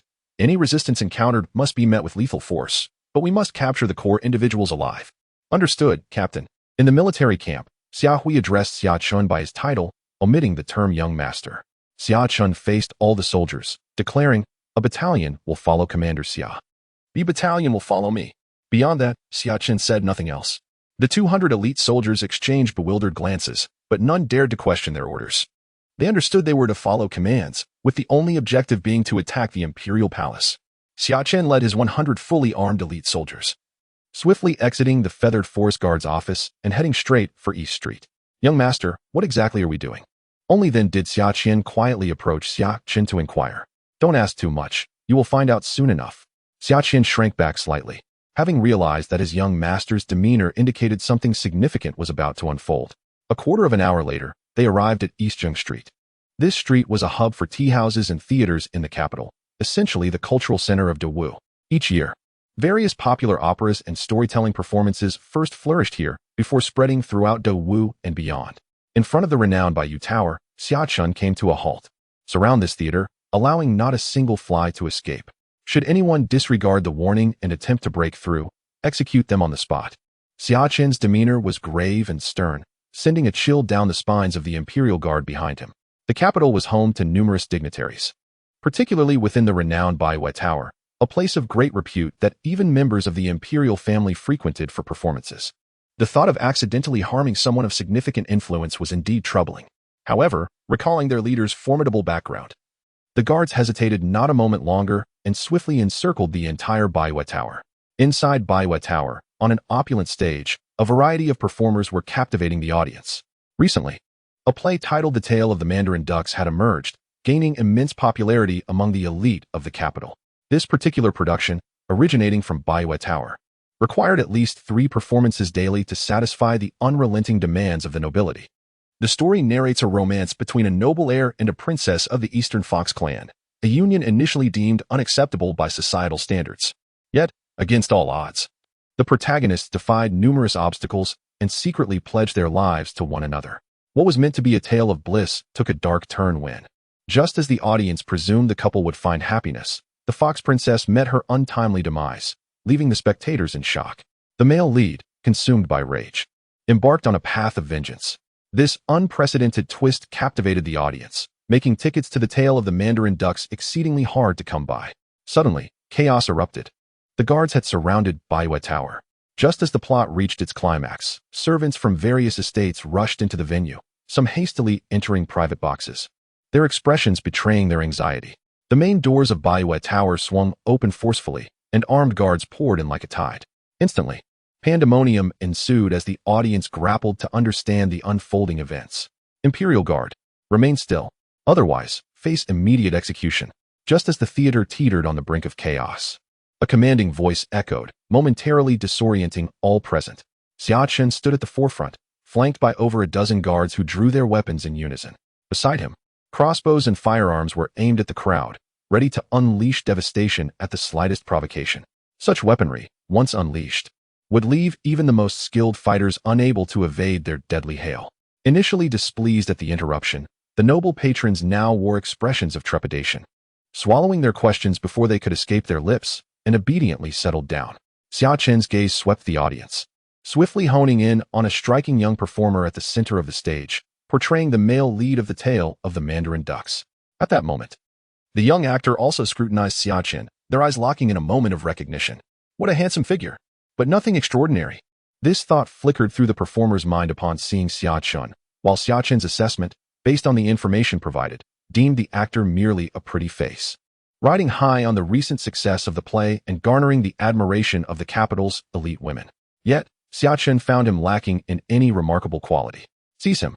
Without a moment's hesitation, Xia Chen pointed at the actor, his voice icy and commanding. Instantly, 5 guards surged forward, drawing their blades with the swiftness of tigers among sheep, advancing towards the performer. The actor, realizing the gravity of the situation as the guards entered, understood he was now the target of their onslaught. This was no accident. They were coming for him. Behind the actor, a martial performer swiftly positioned himself, resolutely blocking the path toward his companion and preparing to unleash hidden weapons. The 5 guards promptly raised their swords to defend themselves, while 3 additional performers joined the fray, plunging the stage into chaos. The audience below, aghast, watched as sharp projectiles whizzed perilously close, sending chills down their spines. They had not anticipated that these actors possessed such formidable skills and would dare to confront the Imperial Guard. The realization that they were witnessing a confrontation with ruthless assailants sent tremors through the crowd. Advance! Xia Chen maintained his composure, unperturbed by the unfolding turmoil. At once, 10 more skilled fighters surged forward, while a relentless stream of guards continued to flood through the entrance. The actor, standing center stage, felt his heart sink. His identity had been unveiled, and it seemed likely that he would perish here today, even if he managed to escape Baiwei Tower. The patrolling guards and hidden sentinels would surely be alerted, leaving him no avenue for retreat. Nevertheless, the actor was resolute in not surrendering. From his sleeves, he produced an array of paper figures, some wielding large blades, others brandishing long swords. These figures rapidly expanded in the air, as if animated by some unseen force. Soon, they displayed remarkable offensive capabilities, clashing violently with the guards. Inside Baiwei Tower, gasps and cries of panic reverberated through the air. The flashing blades terrified the audience, rendering many pale with fear.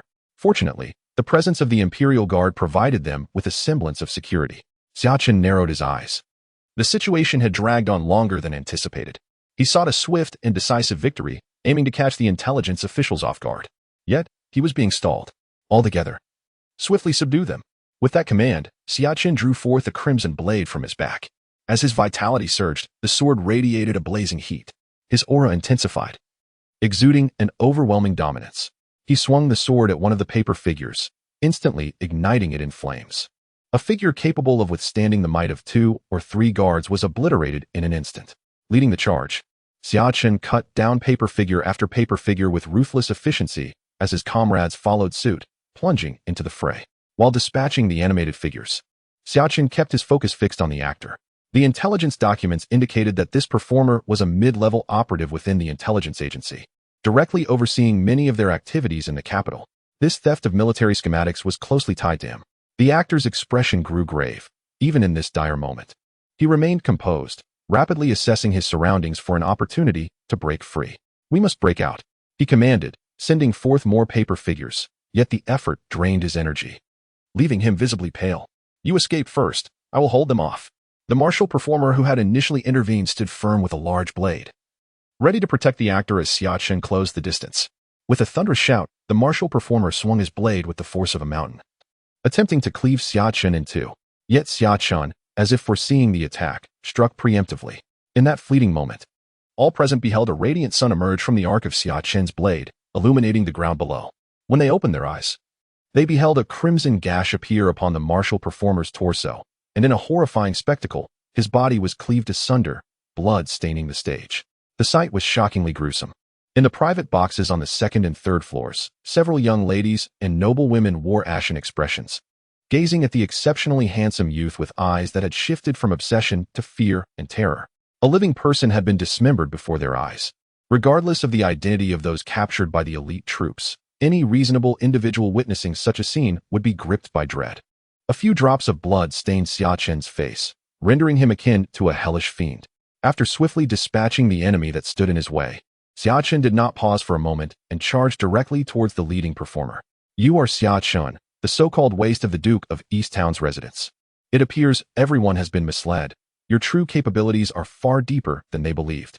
The performer, retreating while casting a cold stare at Xia Chen, realized that the information from the investigation bureau was erroneous. A 17-year-old 7th-tier warrior is indeed considered a prodigy, even within the Duke's household. Xia Chen, however, had no intention of engaging in dialogue with the performer. His focus was solely on the leader, determined to eliminate him without regard for those attempting to shield the performer. As Xia Chen led the charge, he activated the Red Sun body refinement technique, causing the vitality within him to surge forth, enveloping his body like armor. His speed was akin to lightning, and his eyes displayed a dual pupil, causing the surrounding world to slow to a crawl, as if time itself had been altered.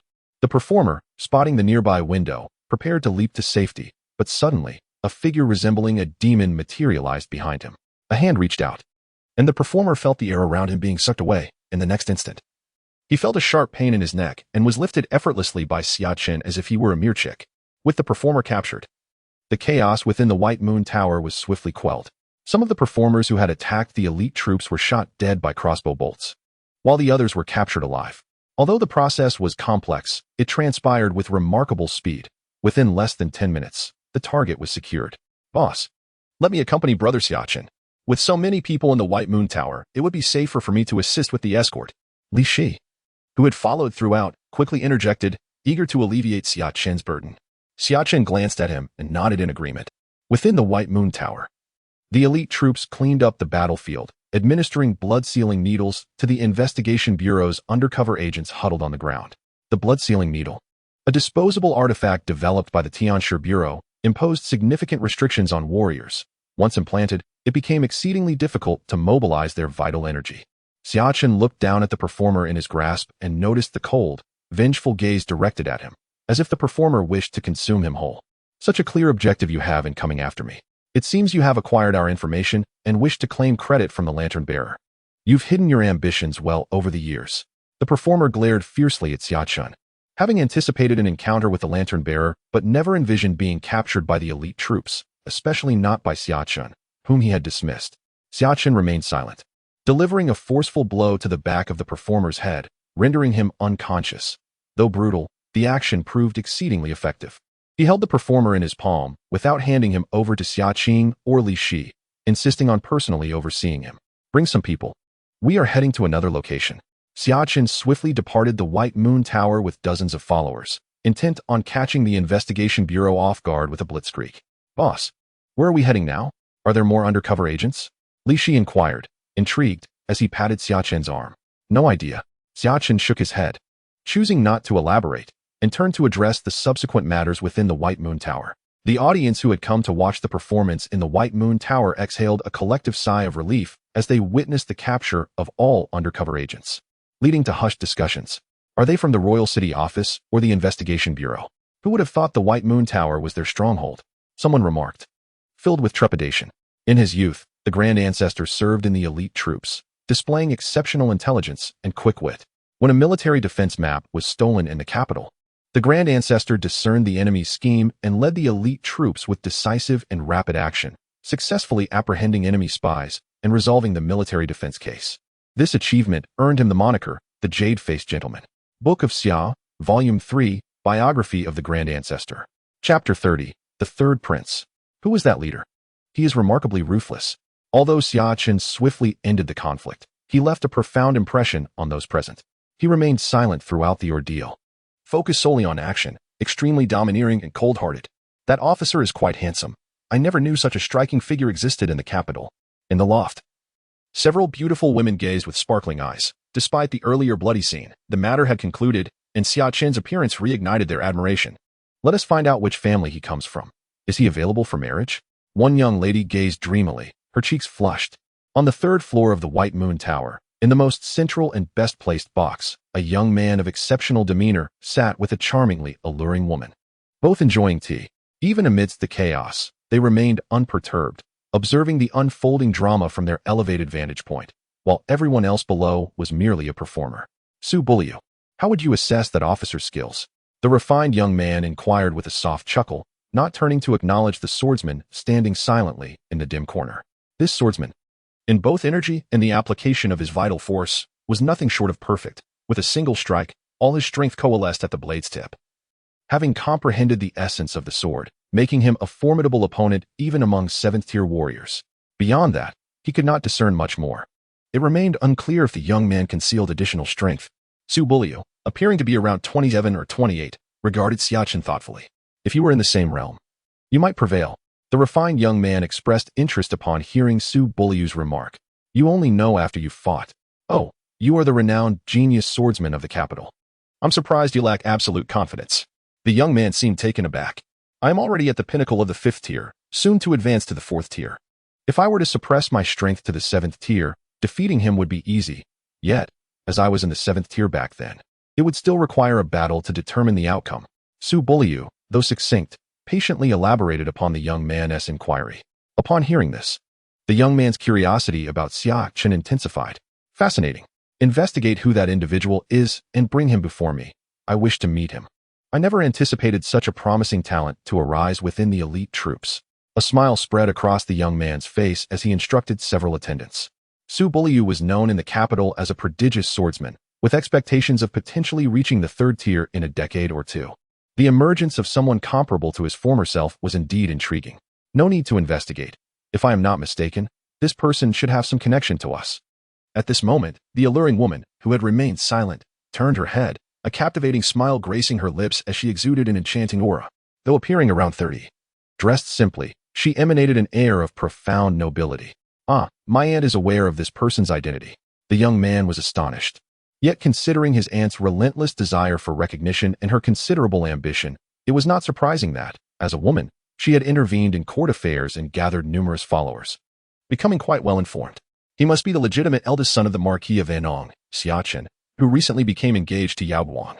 My sources indicate that he is exceptionally handsome, rivaling the so-called for great beauties of the capital, and upon seeing him today, he is indeed even more striking than those four. Princess Pingyang is mature and beautiful, exuding a captivating allure, deeply fascinated by power, and has remained unmarried throughout her life. feeling an inner loneliness while refusing to settle, yearning for true love. My niece is indeed fortunate. The princess sighed, reflecting on her status as the youngest sister of Emperor Wen, raised by the emperor's mother despite not sharing the same father. Having ascended to the throne for over 50 years, the emperor treated this sister as a daughter. As Princess Ping'an matured, she exhibited a keen interest in politics, and notably, the emperor did not hinder her pursuits but rather tacitly permitted her involvement. Consequently, she holds a unique position within the royal family. At this moment, the third prince was even more astonished, not expecting that a mere junior officer of the imperial guards, whom he had intended to dismiss, would be connected to him in such a manner. Surely, my aunt's intelligence cannot be mistaken, yet I recall that Xia Chen is notorious for being a good-for-nothing. The Marquis of Anong has neglected him for years, so why has he suddenly become so formidable? Just days ago, the Xia family secured him a position as a junior officer in the Yulin Guard, which aligns perfectly with his identity and appearance, and his skills are indeed somewhat astonishing. Princess Pingyang appeared pensive, resting her delicate chin on her hand, lost in thought. Xia Chen, unaware of the scrutiny he was under, was hurrying towards another location, a guest house. This establishment serves as an intelligence hub for the Inspection Institute within the capital, and it is likely that the military defense maps were transmitted from here. Although the capture met with resistance, the fully armed Imperial Guards swiftly apprehended the innkeeper. Thoroughly search, leave no stone unturned, take everything, Xia Chen commanded. He then promptly led his team to the next location, a charity hall on North Street, akin to a modern orphanage or nursing home. However, upon his arrival, He found the place deserted, save for a few children and some immobile elderly individuals. Sir, there is no one here, and we found nothing of significance. One member of the team whispered. Xia Chen fell silent, his gaze fixating on the tattered sign bearing the words Charity Hall. From the Yulin Guard office to Baiwa Tower, then to the guest house, and finally here. No more than an hour had elapsed, yet it was utterly abandoned. It seemed the personnel at the subsequent locations had already retreated. The flow of information is indeed remarkable. Xia Chen's eyes flickered with determination. Sir, where shall we go next? Someone asked quietly. Throughout the process, Xia Chen had said little to his team, and until now, they remained ignorant of whom they had captured. Xia Chen waved his hand, realizing that further search would only alert the enemy. Qin Mu rushed to meet Xia Chen as he entered. I heard you took 200 men out of the office this morning. What is going on? How did you capture so many? Qin Mu, still bewildered, recognized that while the Imperial Guards possessed the authority to apprehend, such a large-scale operation without prior consultation was unprecedented and had likely spread throughout the capital by now. They are all from the Inspection Institute. This morning, the situation was urgent, and I couldn't wait for your approval. I will personally explain to the general shortly. Xia Chen acknowledged that he had crossed a line by not seeking permission before leading such a large force to apprehend individuals. Had he been an ordinary person, Qin Mu might have summoned guards to detain him upon his entrance. Chapter 31. Dividing the Spoils. Qin Mu's expression hardened, his initial reprimand caught in his throat. Xia Chen pulled Qin Mu aside and spoke softly. Sir, I recognize that the process was flawed, but rest assured, when the middle-ranking general learns of this, he will be overjoyed. Not only will he not blame you, but this achievement may even elevate your position. Xia Chen wore a bright smile, entirely devoid of the cold demeanor he had previously exhibited. Though Qin Mu was merely a deputy officer, he was still Xia Chen's superior. Xia Chen had studied the wisdom of the great leaders, understanding that in politics, one must cultivate numerous allies and minimize enemies, uniting all who can be united. At critical junctures, support would naturally arise to elevate one to the highest ranks. Upon hearing this, Qin Mu's eyes brightened, and he opened his mouth to respond. But Xia Chen's voice interrupted. What? Are you suggesting that the military defense maps were actually stolen by spies from the Inspection Institute?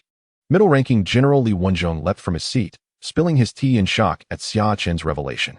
Qin Mu, equally astonished, was aware of the recent significant events in the capital, particularly the theft of the military defense maps, and knew that the Yulin Guard had been ordered to assist the lantern-bearers in investigating the matter.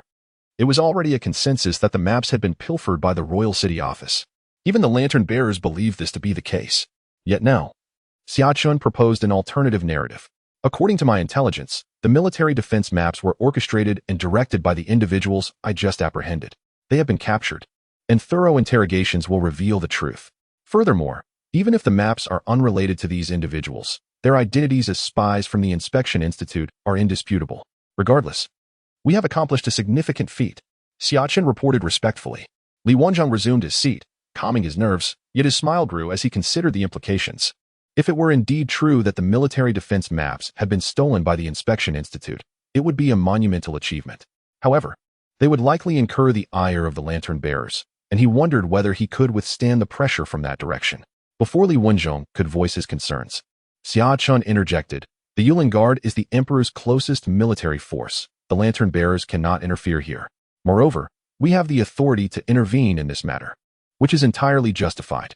Li Wenzhong hesitated momentarily, but then resolved to seize the opportunity. If such a grand accomplishment was within his grasp, it would be foolish to shy away.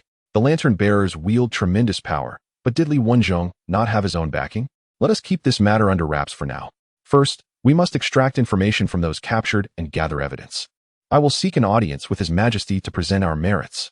As he concluded, his gaze fell upon Xia Chen.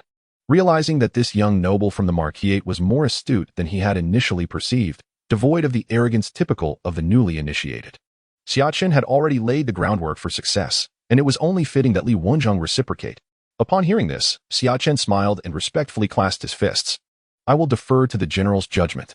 A seasoned politician must possess the acumen to share the spoils, ensuring the welfare of subordinates while also appeasing superiors. It is imperative that one does not indulge in solitary gains. History serves as a profound lesson. Throughout the ages, those who sought to hoard all for themselves have invariably met with grim fates. Naturally, Xia Chen would not fall prey to such folly. Furthermore, he is currently too feeble. Confronting the lantern bearer directly would yield no advantages. It would be far wiser to allocate a portion of the credit to Li Wenzhong, allowing him to lead the charge while Xia Chen remains in the shadows, biding his time. The ensuing conflict with the lantern bearer is beyond his current capacity to engage." Qin Mu, observing Xia Chen casually discussing subsequent matters with Li Wenzhong, suddenly found himself lost in thought. He couldn't help but recall a phrase. At 35, I stood as a mere pawn. Wasn't he supposed to be Xia Chen as superior? Why was it that his subordinate and superior engaged in fervent discussions, while he felt entirely sidelined? Yet, upon reflection, he realized he bore no burdens, effortlessly reaping the rewards while enjoying the role of a supportive ally. Qin Mu resigned himself to this fate. Upon exiting Li Wenzhong's tent, Xia Chen encountered Xia Hui and his men entering. "How goes it on your end, my lord? I have dismantled 3 strongholds and captured all key figures. However, by the time I reached the 4th stronghold, it was already deserted." Xia Chen, upon hearing Xia Hui's report, fell into contemplation. He had only secured 2 strongholds himself, while it was evident that Xia Hui and the members of the Inspection Institute had received the news too late. "Bring them in," Xia Chen instructed, for he deemed the capture of the key performer to be a significant success, rendering this endeavor worthwhile. As noon approached, an unusual tension enveloped the Feather Forest army. It felt as though anxiety permeated from the top down. The previously reclusive middle-ranking officers had begun to emerge. Personally visiting the small prison cells at the rear of the Feather Forest Guard's headquarters, emerging with beaming smiles that they could hardly contain. Many speculated that these developments were connected. Xia Chen remained dutifully within the military tent, occasionally accompanying Li Wenzhong to interrogate the performers. Though dubbed a prison, it was merely a few airless rooms. Only the Ministry of Justice and the Lantern Bearer possessed independent prisons to expedite the acquisition of valuable information. Xia Chen imparted several techniques for memory restoration, aiding the performers in swiftly recalling the details of the military defense plans that had been pilfered. Xia Chen refrained from meddling in these proceedings, only aware that after imparting the memory restoration techniques, anguished cries echoed from the small prison, sending chills down the spines of those who overheard. Those executing the memory restoration techniques regarded Xia Chen with growing reverence. This newly appointed officer was undeniably formidable. Capable of devising such grotesque forms of punishment, even the most rigorously trained spies would struggle to endure such trials. Chapter 32. The essence of swift military action. In the afternoon, the lantern bearer arrived. Neither Xia Chen nor Li Wenzhong found this surprising. This morning, their Feather Forest Guard had mounted a large-scale operation, apprehending numerous individuals. Such news was impossible to suppress and had swiftly spread throughout the capital. As an intelligence organization, how could the lantern bearer remain uninformed? Initially, they had not paid much heed, yet as additional information trickled in, their expressions grew grave, recognizing the gravity of the situation. "Captain Kai Ming, on orders from our commanding officer, has come to request the individuals." Kai Ming, accompanied by a dozen men, presented his insignia, his tone polite yet resolute, immediately demanding the release of the captives. Could it be that Captain Kai has made a grave mistake? This is the domain of the Feather Forest Guard. "What business do you have here?" Qin Mu, personally leading the charge, intercepted Kai Ming at the entrance, regarding him with a puzzled expression. Do not play the fool. Captain Qin. This morning, we heard that the Feather Forest Guard mobilized to apprehend a batch of spies. The matter of spies has always been the responsibility of the Lantern Bearer, while the Imperial Guard oversees the safety of the city. Now that the culprits have been captured, they rightfully belong in our custody, Kai Ming asserted, his demeanor unwavering. Qin Mu chuckled at this proclamation, unperturbed. Indeed, we did capture a group this morning. But they are no spies. We received reports from citizens claiming they were criminals plotting to endanger the capital's safety. The Feather Forest Guard's duty is to protect the city, and we are currently conducting inquiries to prevent any accomplices from escaping. Once our investigation concludes, we will hand them over. Kai Ming's expression twitched slightly. Did he truly believe he could deceive the Lantern Bearer? Captain Qin, I have no intention of engaging in further debate. Regardless of whether the individuals apprehended this morning are spies or mere criminals, simply hand them over to the Lantern Bearer. We will manage the subsequent matters. And any accolades will not be forgotten by the Imperial Guard. With a firmly unyielding stance, Kai Ming attempted to push through the entrance.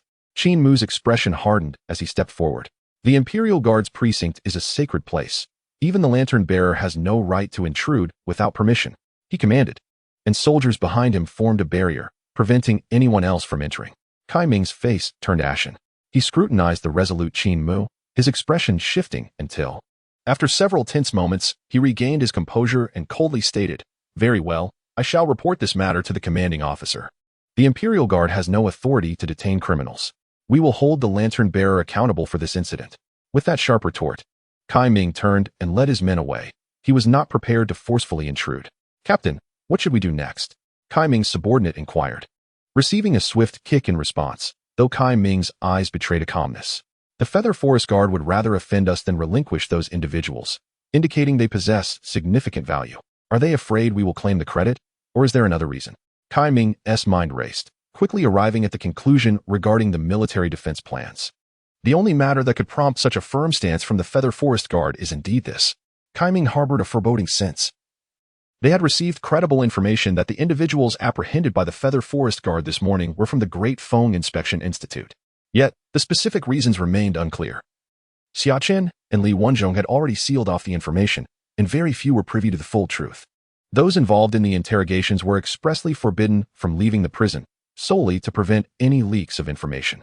Although the Lantern Bearer was an intelligence organization, the Imperial Guard was uniquely positioned. Without the Emperor's directive, haphazardly inserting spies within the Feather Forest Guard would lead to dire consequences. Thus, even at this juncture, the Lantern Bearer remained oblivious to the specifics of the situation. Once Kai Ming relayed his suspicions, they were met with immediate attention. The fully mobilized Lantern Bearer presented a daunting force, particularly when they had a purpose driving their actions. In the evening, the Lantern Bearer acted on the intelligence gathered from Xia Chen's morning operations, capturing the members of the Inspection Institute who had received prior warning and vacated their stronghold. Under severe interrogation, they finally divulged the intricate details of the situation. In the dead of night, what?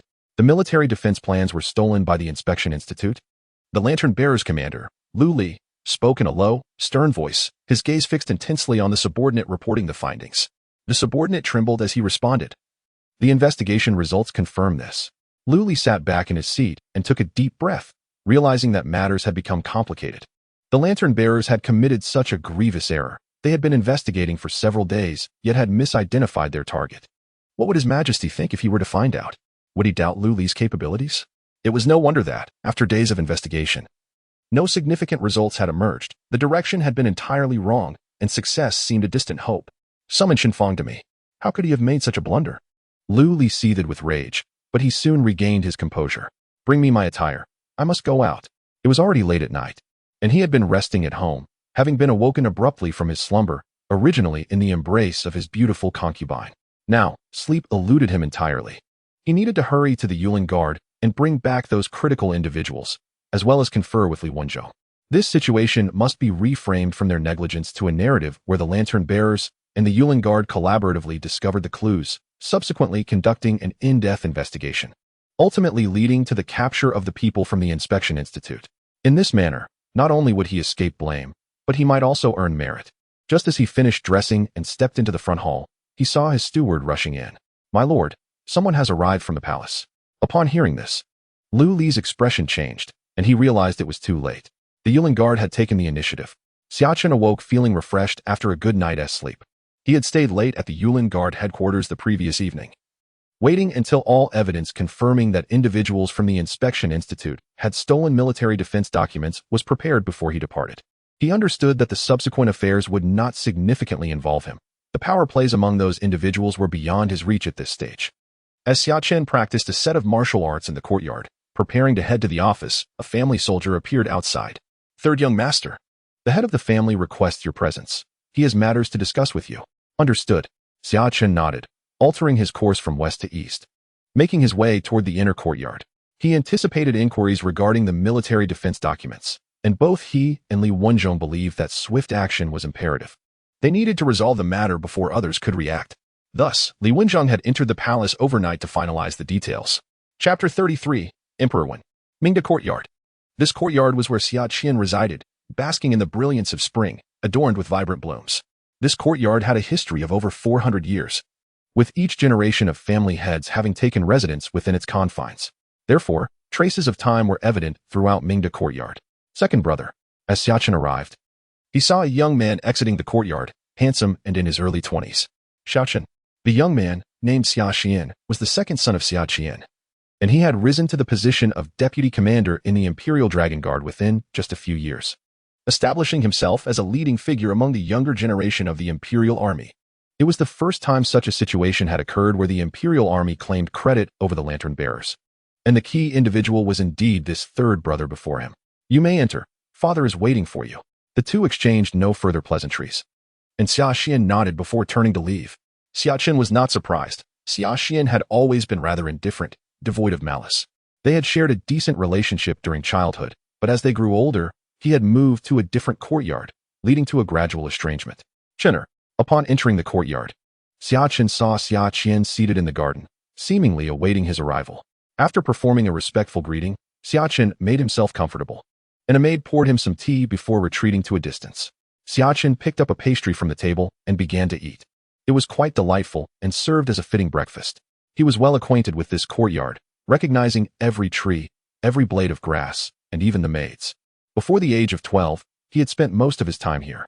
However, as he matured and developed a sense of pride, he had chosen to move out of Mingda Courtyard and usually resided in his smaller quarters, only returning during festive occasions. Xia Qian observed Xia Chen as he ate, his gaze contemplative, before he finally spoke.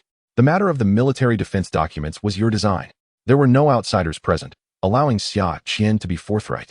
Just before dawn today, I received news of a significant incident that transpired in the palace last night. Indeed, but I distributed the credit, allowing Li Wenjong to take the forefront. Xia Chen replied, you handled this well. You are still merely a lieutenant, newly entering the political arena. Standing out too much could be detrimental. Xia Qian nodded in agreement, his gaze towards Xia Chen imbued with increasing approval. Do you know what transpired last night? Xia Qian's tone shifted to one of seriousness. Xia Chen shook his head. He had already stepped back from the ensuing matters, deeming it unnecessary to involve himself further. Luli has fallen. Xia Qian's calm words carried the weight of an explosive revelation. Luli had been in charge of the lantern bearers for 26 years. Having been promoted by Emperor Wen himself, he was indeed the king of shadows, overseeing all of Dawu's illicit activities. Yet now, such a figure had fallen from grace, and it was evident that the political landscape of Dawu would soon undergo a seismic shift, with many of those deemed significant by the common folk likely to be crushed during the reshuffling. Was it due to the military defense documents? Xia Chen inquired. In part. Yes, the theft of the military defense documents falls under Lu Li's dereliction of duty. Furthermore, he misidentified the target, committing 2 grave errors in succession, leading to his direct dismissal from command last night. Xia Qian sighed deeply, his mood not particularly elevated, as though he was pondering deeper matters. Xia Chen fell into silence. Frankly, he had not anticipated that he would directly contribute to the downfall of Lu Li, a figure who ranked among the top 5 in the entire Dawu bureaucracy. This incident was likely just the spark. Lu Li had wielded power for 26 years, acting as a knife for the one who had engaged in numerous unspeakable deeds, thus incurring the ire of many. His downfall appeared to be a consequence of his professional missteps, but in truth, it was likely that various factions were eager to take him down. Xia Chen surveyed his surroundings, took a sip of tea, and then spoke calmly. Xia Qian's expression shifted, his eyes sharpening as he processed Xia Chen's insights. This moment lasted for a few breaths before he rebuked. Silence. Tread carefully with your words. Although he reprimanded him, His eyes sparkled with newfound respect, realizing that Xia Chen, who had spent his childhood sheltered within the family, possessed an astonishingly profound understanding of the political landscape. While the Xia family had many talented individuals, few exhibited the strategic foresight and political sensitivity that Xia Chen displayed. Even his two sons were not particularly attuned to political affairs. The realization struck Xia Chen. Perhaps the heavens had indeed closed one door only to open another. As he contemplated this, Xia Chen's gaze softened as he looked at Xia Chen. The Xia family had never lacked for brilliance and talent. What they truly lacked were individuals with strategic vision and political acumen. Without such advisors, the family might shine brightly yet drift perilously close to decline. Perhaps encouraging Qiner to pursue a military career had been a misguided choice. Perhaps he should have been guided towards scholarly pursuits. Allowing his third brother to share the burden of responsibilities. Alas, dear second brother, Xia Chen sighed inwardly. Years ago, he had intended for Xia Chen to study alongside his third brother, Xia Hao, but was thwarted by a letter from his second brother, Xia Yuan. If only he had not heeded Xia Yuan's advice back then, he would not be filled with regret now. Unbeknownst to Xia Chen, his words had sparked such reflections in Xia Chen's mind. Observing Xia Chen's momentary distraction, Xia Chen probed further. Our esteemed emperor is exceedingly intelligent, yet profoundly selfish. Throughout his reign, he has incessantly incited strife between the civil officials and our military faction to maintain a precarious balance in the court. Furthermore, he has manipulated Lu Li and Princess Pingyang to reclaim certain powers, placing them in the limelight while he remains hidden in the shadows, surveying us from his lofty throne. Over the years, Lu Li's hands have been stained with blood, yet every significant event has been orchestrated under his command. He reaps all the benefits while Lu Li bears the blame. Truly, our sovereign's mastery of imperial strategy is unparalleled. In recent days, Xia Chen had acquainted himself with the political landscape of the court and found that the current emperor bore a striking resemblance to the Jiajing emperor of his own world, self-serving yet exceptionally gifted, reigning for over 50 years with an astounding grasp on power. What do you think? To Xia Chen's surprise, Xia Chen displayed no visible reaction to his irreverent remarks and pressed on with his inquiries. In the courtyard, Xia Chen regarded his uncle with a subtle smile. Realizing that everything unfolded as he had anticipated, the illustrious Hou family had thrived for 6 centuries, if loyalty to the throne were their sole principle. How could they have retained their brilliance amidst the relentless power struggles over the past 600 years? While the Hou family's patriotism was not inherently misguided, their fidelity to the throne remained a matter of debate. Both the late Lord of the East and Xia Chen had long maintained a low profile, secluding themselves from the external world, primarily due to Emperor Wen's suspicions. For the safety of the Hou family and the future prospects of their descendants, such discretion was imperative. This was a form of political wisdom, undoubtedly laden with emotion. How could they remain unaffected by such circumstances? The downfall of Lu Li must have delighted the civil officials. Xia Chen remarked solemnly. Indeed, this time, Elder Li has taken the initiative, and perhaps the emperor's abandonment of Lu Li stems from deeper motivations. Xia Chen acknowledged with a nod. Although the lantern bearers were ostensibly created to balance the civil and military factions, they primarily served to suppress the civil officials. Over the years, the power of the civil officials had surged, evolving into a formidable threat to imperial authority. Your grasp of these complexities is commendable. You are the catalyst in this matter. Though on the surface, it appears that Li Wenzhong is at the forefront. He has consistently maintained neutrality and is not adept at handling cases. He would unlikely take such a significant risk to claim credit from the lantern bearers. From what I've gathered, you apprehended individuals from the camp before reporting to Li Wenzhong, correct? Xia Chen stated calmly, his gaze fixed on the distant scenery. Xia Chen was taken aback, realizing that Xia Chen was aware of his actions. This is something I can deduce. Others can too. The capital is not devoid of astute minds. Thank you, uncle. Xia Chen replied respectfully, bowing as an embodiment of modesty, which pleased Xia Chen, prompting him to nod in approval. You may leave, Xia Chen gestured, allowing Xia Chen to depart. Wise individuals need not speak excessively. In the following days, the capital's political arena experienced seismic shifts. The Ministry of Justice and the Imperial Guards were mobilized, and the fall of a notable figure sent ripples of excitement through many.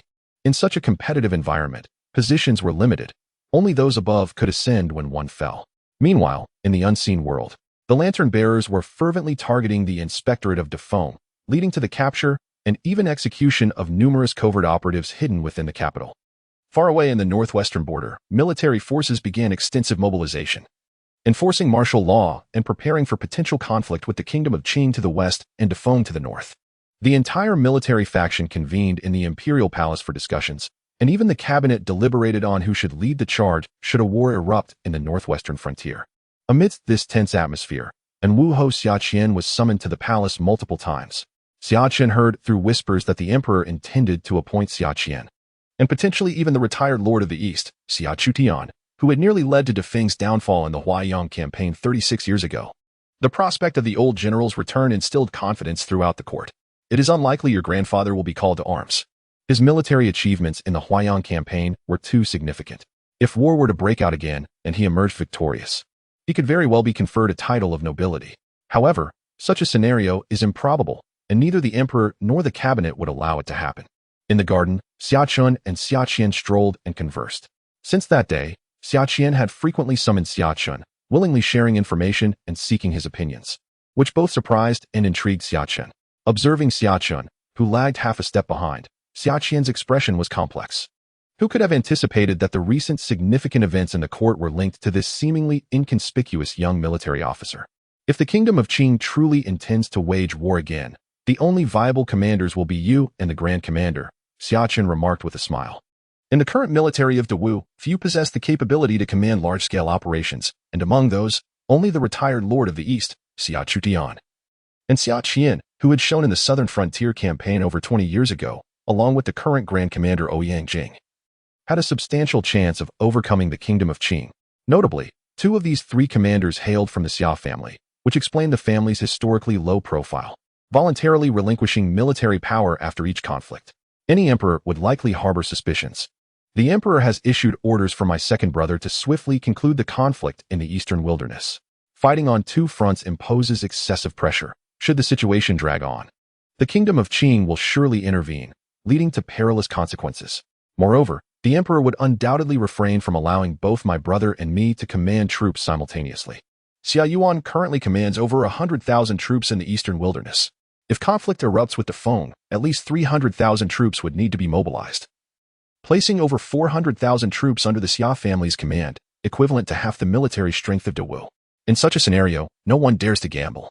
Xia Qian observed Xia Chen, who maintained a calm demeanor, and sighed internally. The atmosphere grew increasingly tense as the lantern-bearer's spies confirmed unusual troop movements within Defeng, prompting the cabinet to convene several late-night meetings. Besides this development, another significant event unfolded in the capital. A new commander of the lantern-bearers had assumed office, Ma Song. His rise was unexpected for all in the capital, given that he had previously held a low profile within the lantern-bearers, even ranking as the least powerful within the 8 divisions. Yet, rather than following Lu Li's fall, he had risen to seize the spoils, becoming the ultimate victor, prompting much contemplation among many. Xia Chen only absorbed fragments of this information and did not delve further, as his connection to the lantern-bearers was minimal. He awaited promotion, anticipating that with the resolution of military defense matters, he might soon ascend to a higher position. With this thought, a smile graced Xia Chen's face. In addition, Xia Chen focused on another matter. The Qingya Shaozhu was engulfed in flames the night following his departure, leaving nothing but ashes. All were lost, their remains obliterated. This tragedy deeply saddened many guests who had once visited Qingya Shaozhu.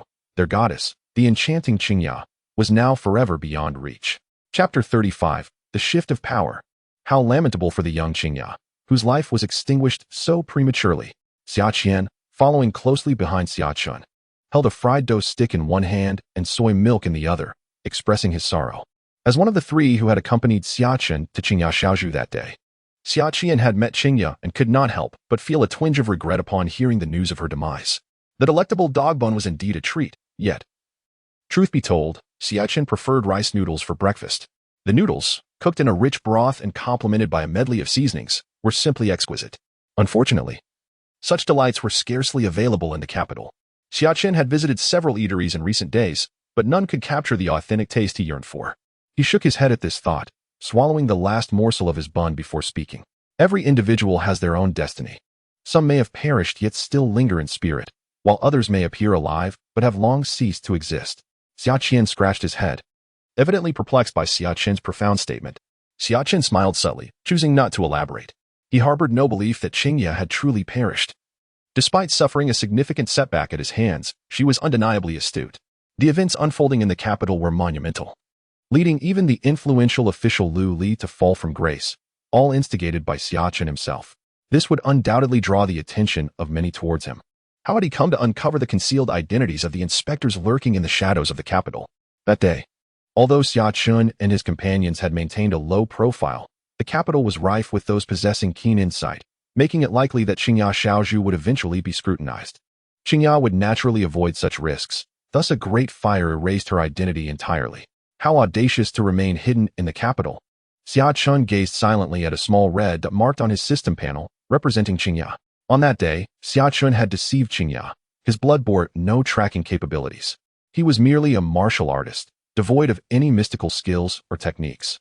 Yet, simplicity often holds profound truths. Xia Chen possessed a system. It included a mapping function that had allowed him to traverse the vast capital, with a completion rate of 95, save for the royal palace.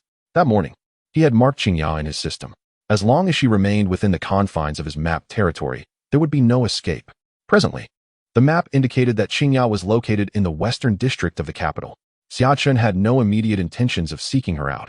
After all, as long as she lingered in the city, he could find her at any moment, unable to evade his grasp. Therefore, he resolved to surprise her during the late hours of the night, guarding the imperial army. As soon as Xia Chen entered his military tent, Qin Mu approached him with an air of secrecy. "Why, you have graced us with your presence, sir." Xia Chen chuckled but remained seated. "No need for formalities. Just call me Old Qin if you please." Qin Mu's face broke into a wide smile, shedding the serious demeanor he had once displayed upon their first meeting. He settled beside Xia Chen, pouring himself a cup of tea. Clearly, their relationship had grown significantly closer following recent events. After this, "You may very well be promoted to the rank of captain, then we shall be equals," Qin Mu remarked, taking a sip and exhaling a sigh of relief. At 17 years old, Xia Chen was already on par with Qin Mu, who was 35. One could only imagine the boundless future that lay ahead for Xia Chen. "Is there any news regarding the military defense map?" Xia Chen quickly grasped that matters were coming to a head, and they were on the verge of reaping the rewards. Despite the pressing military concerns in the northwest, the high officials had not forgotten the matter of the defense map. The achievements of the Imperial Guard in breaking the case were monumental, and rewards for merit would soon be forthcoming.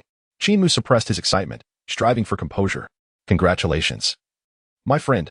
Xia Chen raised his cup in a toast. "Indeed, you are the primary contributor. The general has already reported this matter. And you shall soon achieve the rank of captain." Qin Mu mused. "Were it not for your youth, your contributions to the defense map case and the dismantling of the dark web of the inspection agency in the capital would surely warrant more than just a captaincy." In truth, a 17-year-old fifth-rank captain was an extraordinary rarity in the 800-year history of the Great Wu. Xia Chen smiled without further comment. "It is likely the general will be reassigned to the Dragon Guard as their commander. I may accompany him, which could open up a position for you." Qin Mu continued. His spirits lifted. Although the Imperial Guard and the Dragon Guard operated as separate entities, their actual powers differed significantly. The Imperial Guard comprised only 3,000 personnel, tasked solely with maintaining order in the capital, while the Dragon Guard boasted 6,000 elite soldiers responsible for securing the inner palace and accompanying the Emperor. Though the position of Dragon Guard commander was merely a third-rank office, the influence wielded was immense, with only the Emperor above him. If Li Wenzhong were indeed appointed to this role, he would have ingratiated himself into the Emperor's inner circle, positioning himself at the heart of Great Wu's power. "Is this news credible?" Xia Chen inquired. Although no official decree had been issued, the general had visited the palace twice in recent days, suggesting that an announcement was imminent. Upon hearing this, Xia Chen's mind raced. Such a shift in positions would inevitably lead to a reconfiguration of power.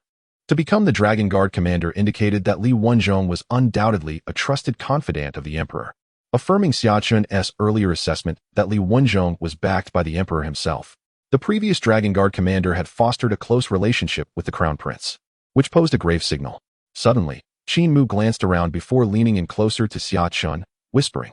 His words trailed off, but Xia Chen swiftly comprehended the implication. The Dragon Guard commander served as the Emperor's protector, and now this protector had grown too close to the heir apparent, a situation intolerable for any sovereign. The dynamics between the Emperor and Crown Prince had always been fraught with complexity, intertwining both legacy and rivalry. The Crown Prince was the only one capable of overtly threatening the Emperor's authority. Xia Chen diligently recorded this information in his mind, discerning its significance. The Emperor, wary of the Crown Prince, had thus supported the third prince to maintain balance, inciting conflict between the two. While this strategy was not flawed, it would ultimately sow the seeds of rebellion 5 years hence. A spark ignited in Xia Chen's eyes. The political arena was vibrant and alluring, and he too yearned to take part in its grand performance. Chapter 36. The Nine Sons Military Strategy. In the afternoon, Xia Chen remained within the military camp, eschewing his usual patrols. All signs indicated that news of his promotion was imminent. Clutching a treatise on military strategy authored by a renowned tactician of this world, he immersed himself in its teachings. Essentially, every individual who studies military strategy has perused this particular tome, and for Xia Chen, this is not his first encounter with it. Even he must concede that certain philosophies within this treatise possess profound merit. My lord. At that moment, a voice called from outside the door. Come in. Xia Chen, without lifting his gaze, remained engrossed in the military text. Li Shi entered, his eyes falling upon Xia Chen, who sat poised at the desk, momentarily lost in admiration. What a refined young gentleman, his appearance unparalleled in the world. At this moment, Xia Chen cradled a scroll of military strategy, having shed his armor for simple attire. His long, dark hair casually pinned, exuding an effortless grace, reminiscent of a celestial being. What is it? Xia Chen inquired calmly, his expression betraying no turbulence. Lord Zhonglong has summoned you. It must be good news. Li Shi lowered his head, hesitant to gaze too long. Feeling that the young officer before him possessed an ethereal quality, as if he could ascend to the heavens at any moment, detached from the mortal realm. Understood. You may leave. Xia Chen waved his hand, showing little emotional fluctuation. The more critical the juncture, the more composed he became, free from distractions. Once Li Shi exited the military tent, Xia Chen rose to tidy himself, adjusting his attire before making his way to General Li Wenzhong's tent. Upon entering, Xia Chen observed Li Wenzhong seated at his desk, fortuitously holding the same military text, titled The Nine Yang Military Strategy. The text states, to be a commander, one must clear the heart to devise strategies and cultivate morale to govern the army. Before Xia Chen could speak, Li Wenzhong posed the first question. As a leader, one must maintain a serene heart to formulate strategies and uplift the spirits of the troops. Without a moment's hesitation, Xia Chen replied instantly, quoting the opening line of the Nine Yang Military Strategy. A commander, regardless of circumstances, whether in joy or sorrow, must retain absolute rationality, devoid of excessive emotional turmoil. You exhibit remarkable composure, truly a testament to the noble lineage of the Xia family, known throughout history for producing distinguished generals. Li Wenzhong set aside the text, a smile gracing his face, filled with admiration. Despite the turmoil in the capital, Xia Chen had never sought him out to inquire about the developments or his potential rewards. Such a disposition seemed more akin to that of a seasoned politician than a mere 17-year-old. I trust you, my lord. Since the matter is in your hands, we shall await the outcome in tranquility. Xia Chen smiled, radiating composure and confidence. It has already been mentioned that in private, you may address me as Shu when no one is around. Li Wenzhong gestured for Xia Chen to take a seat. Are you curious about your reward? This morning, Colonel Qin informed me that I might be promoted to replace his position as the captain, while he would accompany you to the Longwu Guard. Xia Chen replied calmly. Originally, that was the plan, but circumstances have altered. Xia Chen furrowed his brow, sensing an unforeseen development. Before he could ponder further, Li Wenzhong continued. Qin Mu and I have confirmed that you will be reassigned to the Longwu Guard, primarily because of you. Me? Xia Chen gazed at Li Wenzhong, slightly taken aback. Having initially believed that the issue pertained to Li Wenzhong's promotion to the Grand General of the Longwu Guard. It was indeed to elevate you to captain. But His Majesty intervened. Li Wenzhong regarded Xia Chen with a deep look. His Majesty? A glimmer of realization sparkled in Xia Chen's eyes. He had not anticipated the Emperor would personally involve himself in his reassignment. You need not worry excessively. His Majesty did not express disapproval regarding your appointment as captain. He merely suggested that you should not rush into advancement, as youth must be tempered through experience, Li Wenzhong remarked, sipping his tea with a smile. Finally witnessing some emotional fluctuation on Xia Chen's face, contrasting his previous stoicism. This is a fortuitous development. Among the multitude of officials in the court, few are fortunate enough to capture the Emperor's attention. Li Wenzhong patted Xia Chen's shoulder. Prepare yourself. Soon we shall enter the palace. To the palace? His Majesty wishes to see you personally. Li Wenzhong's expression turned serious. In recent years, the Emperor had seldom attended court, and many officials only glimpsed his countenance during the annual Grand Assembly. Most matters were deliberated among the esteemed ministers before being enacted by the cabinet. Yet, now the Emperor sought to summon Xia Chen personally. Was this a signal to convey something to the outside world, or was there another purpose? Li Wenzhong found himself unable to decipher the Emperor's intentions. I understand. Xia Chen inhaled deeply, striving to regain his composure. Entering the palace was merely a formality. He had accomplished great deeds and bore the title of son-in-law. Surely the emperor would not act against him. Half an hour later, Li Wenjong and Xia Chen boarded a carriage, which slowly made its way toward the heart of the inner city. The emperor had ruled for over 50 years, largely abstaining from worldly pleasures, dedicating the first 20 years to Buddhist practices and the subsequent 10 to Taoist pursuits. It was only after counsel from officials, stressing the necessity of heirs for the dynasty, that the emperor fathered the crown prince, the second princess, and the third prince. With heirs now secured, the emperor's demeanor softened. Yet in the past decade, he had become increasingly enigmatic, leaving no one able to fathom his thoughts. Thus, during the audience, one must refrain from harboring too many personal opinions. Do you comprehend? Within the carriage, Li Wenjong quietly advised, detailing the protocols to observe upon entering the palace. Xia Chen nodded, forming a clearer image of the emperor in his mind. Success and failure hinge upon circumstances. Over the past 50 years, the Great Wu nation had flourished under the emperor's rule, achieving numerous victories in foreign conflicts. For instance, the Battle of Huaiyang 36 years ago nearly led to the annihilation of the Great Feng. Likewise, the victory in the Southern Frontier War over 20 years ago extended the borders of the Great Wu by several hundred miles. Currently, the battle against the Eastern Wilderness and the Demon Tribe was on the verge of conclusion.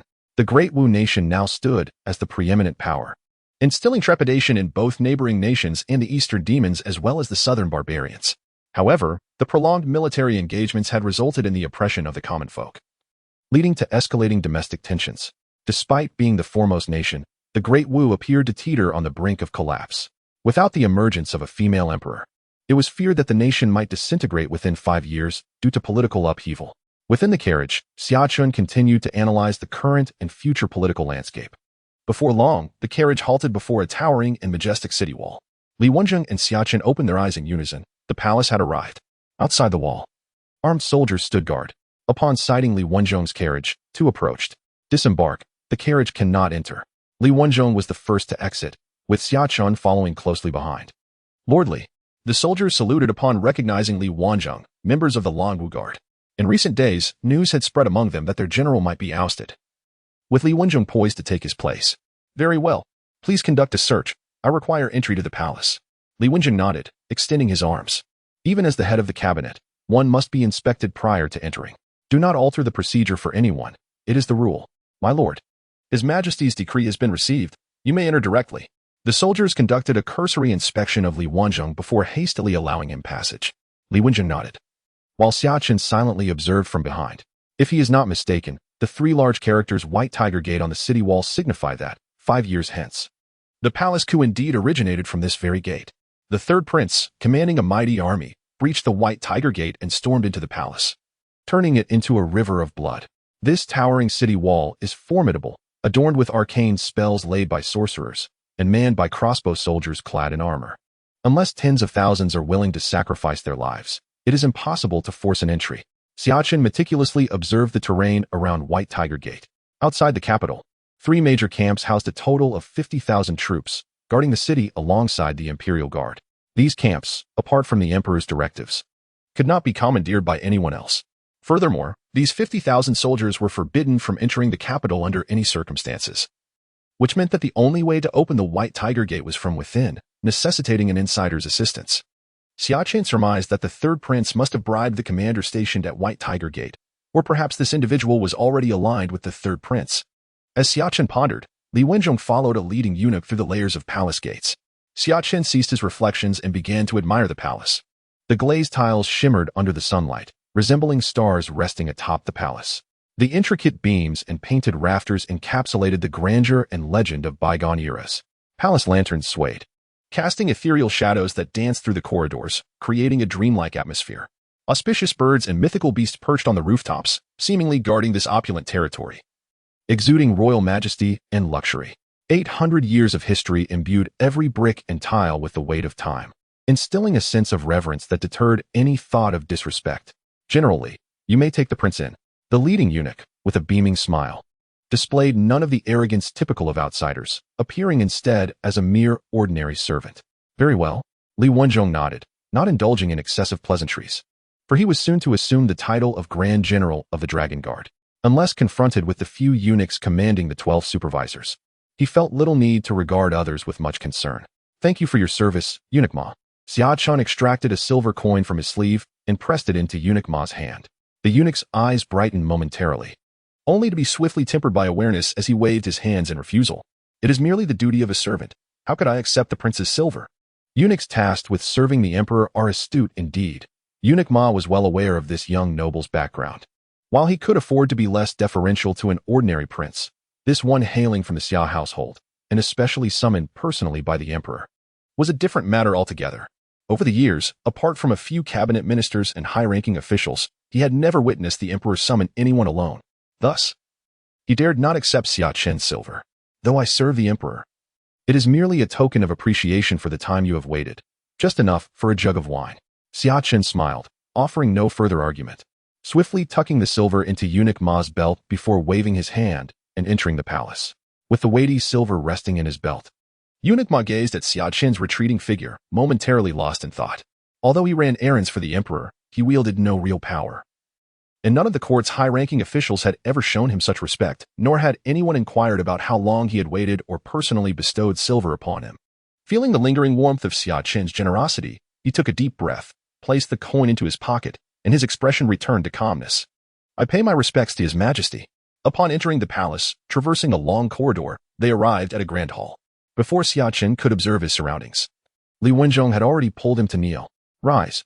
A voice, ethereal and elusive, reverberated within the hall, leaving its origin unknown. Only then did Xia Chen discern the hall's environment. At the center of the chamber sat an elderly man clad in a Taoist robe, adorned with Buddhist beads around his neck. His hair was streaked with silver, and he faced away from the two, obscuring his true visage. This was none other than the ruler of the Great Wu Empire, Emperor Wen. This is the Dragon Guard's command token. Take it and assume your duties tomorrow. Emperor Wen remained turned away, seemingly immersed in his cultivation, exuding an aura that felt almost divine.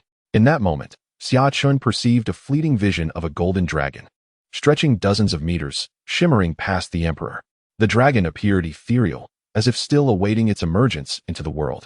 Was this a manifestation of destiny, indicating that the time had not yet come, or perhaps a reflection of the current inadequacy of the Great Wu's power, or even a factor of Emperor Wen's own circumstances? As Xia Chen contemplated these thoughts, Li Wenzhong suddenly knelt, his voice trembling with emotion. I humbly thank your majesty. I shall not disappoint your trust. Step down. Emperor Wen waved his hand, resembling a celestial being descending from the heavens. As Li Wenzhong rose and passed by Xia Chen, he offered an encouraging glance, as if to assure him not to feel anxious. Once Li Wenzhong departed, only Xia Chen and Emperor Wen remained in the chamber. The incense curled gracefully, and the room's tranquility allowed one to hear their own breath. Xia Chen patiently awaited, refraining from speaking first. Please, take a seat. Time seemed to stretch indefinitely before Emperor Wen's voice echoed once more. Thank you, your majesty. Xia Chen immediately knelt, expressing his gratitude, and then found a seat beside him. Your demeanor differs from that of Duke Ong. Emperor Wen continued to face away from Xia Chen, seemingly oblivious to the surroundings. Yet, he appeared to perceive everything behind him. I was separated from my father at a young age, thus my memories of him are scant. Over the years, our correspondence has been rare, and I am unfamiliar with his true nature. Yet, your majesty's presence is as imposing as a mountain, akin to a deity from the heavens, dignified and beyond reproach. However, for some reason, I feel an inexplicable sense of familiarity, which alleviates my tension and emboldens me. Xia Chen responded respectfully, his words bold yet sincere. Chapter 38. A frenzied display of acting skills. Within the opulent yet chillingly imposing palace, Emperor Wen's voice resonated like a thunderclap. Devoid of emotion, I have heard that Duke Onwu has neglected you over the years, even fathering a brother for you in the eastern wilderness. Do you harbor resentment? Xia Chen's form quivered slightly, his face momentarily clouded with tumultuous emotions. First, a flicker of anger burned in his eyes like a small flame, only to be quickly overshadowed by a veil of sorrow, which he fiercely suppressed. His lips trembled slightly, ultimately transforming into a choked voice. Emperor Wen's tone turned grave, as if a cold wind swept across a frozen lake. Do you not understand?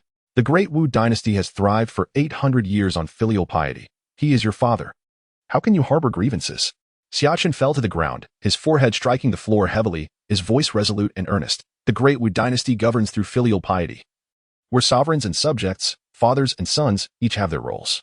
Your majesty stands as the sovereign father. Thus, when questioned, how could I dare deceive your majesty? In that moment, a glimmer of golden light flashed in Emperor Wen's eyes, akin to the sun breaking through the clouds. Xia Chen felt an overwhelming pressure wash over him, as if a colossal beast awakening from a millennium-long slumber. He was internally astonished. Emperor Wen is also a sorcerer? His mastery is exceptionally profound. This formidable presence seemed to transcend the mundane, undoubtedly placing him above the third rank, even a peerless master of the second rank. Xia Chen could not help but ponder how such a powerful emperor Wen could be slain by the third prince 5 years hence, even faced with a siege. Emperor Wen should be able to escape unscathed, unless, during the coup, a rival of equal or greater strength intervened. As thoughts raced through Xia Chen's mind, his expression remained one of sincerity. At that moment, his acting skills reached an unparalleled zenith. What an admirable notion of sovereign and minister, father and son. If our great Wu dynasty could have more individuals like you, who clearly understand the roles of sovereign and minister, father and son, I would be relieved of many burdens. Emperor Wen turned around, his gaze sharp and penetrating, carefully scrutinizing the young man kneeling before him. Lift your head, let me see.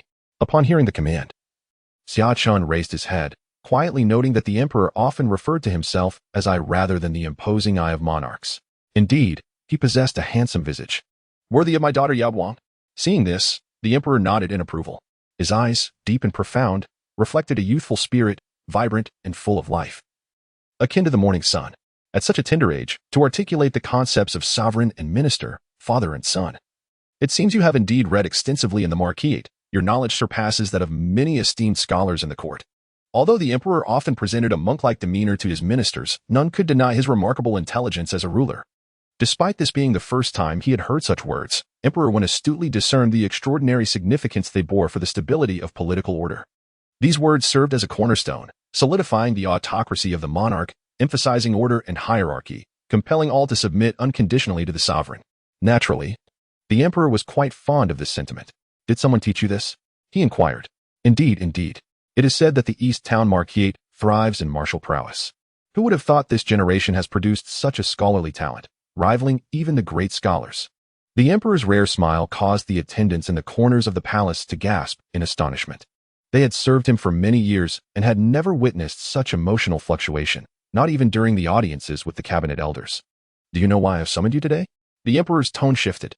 Xia Chen continued to respond respectfully, fully aware that he had gained a measure of the emperor's trust. The phrase regarding sovereign and minister, father and son, was indeed a formidable gambit he had thrown into the conversation. For a feudal monarch, such words were akin to an indomitable artifact, the supreme treasure for maintaining dominion. I have heard you have uncovered the military defense map case and apprehended numerous covert agents from the Inspection Institute in the capital. With such merits, you could be promoted to the position of captain, yet I do not intend to grant you this position. Do you harbor any grievances? None whatsoever. Both thunder and rain are the sovereign's grace. I firmly believe that your decision not to bestow upon me the captaincy surely carries a deeper significance. Thus, I submit entirely to your will. Xia Chen spoke earnestly. What a profound sentiment, that both thunder and rain are the sovereign's grace. If all the ministers in the court shared your level of awareness, how could there be so much discord within the hall? Xia Chen's words seemed to strike a chord deep within the emperor's heart, and the way he regarded Xia Chen shifted entirely. What began as a mere pawn in idle conversation unexpectedly yielded such delightful surprises. Had you been reading since childhood and chosen the path of scholarship and officialdom, you would surely have the makings of a prime minister. Were it anyone else to claim such potential, it might be dismissed as flattery. Yet, when these words come from me, who can assert whether I truly believe it or not? My lifelong aspiration is to protect my family and country. Should your majesty require it, I am willing to be your sharpest blade, even if it means bloodshed on the battlefield or being wrapped in horsehide. Xia Chen declared passionately, his conviction palpable, almost convincing even himself. To be wrapped in horsehide, indeed. It is a pity you practice martial arts. Finally, the emperor spoke slowly. You are correct. I do indeed hold great expectations for you. With your talents, remaining in the Imperial Guards would be a waste. I wish for you to join the Lantern People. The previous conversation had firmly convinced the emperor that this potential son-in-law was utterly loyal to him and bore some animosity toward the East Town Marquis, particularly towards his father, Marquis Inong, which aligned perfectly with the emperor's intentions. The Lantern People? Xia Chen feigned confusion. Do you not wish to go? The emperor inquired. Xia Chen's face lit up with excitement, embodying a fervent youth eager to prove himself before the monarch. The emperor nodded in satisfaction. The Lantern People S9 departments are missing a director. You shall temporarily assume this position. Your Majesty, I fear my qualifications are still lacking for such a role. Xia Chen hesitated. The director of the Lantern People's 9 departments is a 4th-rank official. While he is currently merely a 7th-rank lieutenant, such a leap from 7th to 4th rank is indeed irregular. I command you to go. No one will dare to dispute. The Emperor's tone was authoritative, yet grew grave towards the end. Your Majesty, what is the task? Even if it meant climbing a mountain of blades or descending into a sea of flames, I vow to fulfill it. Xia Chen's tone was impassioned, his face flushed. His performance worthy of winning a prestigious acting award. 80,000 to 100,000 words are crucial, impacting the future success of the book. Therefore, during this period, if you think it's acceptable, please refrain from nurturing the book. Read a little each day. 80,000 to 100,000 words, 2 chapters daily. As the verification period lasts a total of 7 days. Hence, I cannot update excessively, but I will have manuscripts prepared. Once the word count reaches 100,000 after 7 days, I will begin to release updates in abundance. Thank you for your support, my dear brothers. Chapter 39. You and I are of the same kind. Inside the palace, the candlelight flickered, shadows dancing eerily upon the walls, resembling silent phantoms. The faint rustling of the burning candle was akin to the swish of a dancer's skirt, each flicker of flame stirring the tranquil air. The Emperor sat high above, gazing down at the prostrate young man, Xia Chen, and nodded slightly, a look of satisfaction gracing his face. I do not require you to brave fire and water. Merely discerning the schemes of the Inspection Institute is enough to reveal your intellect. I hereby command you to join the Lantern People, assisting Ma Song and rooting out the followers of Lu Li. The Emperor's gaze was piercing, fixated on Xia Chen, seemingly attempting to penetrate his skin and delve deep into his soul, scrutinizing his unwavering loyalty. After a long pause, Xia Chen finally raised his head. Your Majesty. Is that all? His voice was calm, yet carried an undercurrent of inquiry.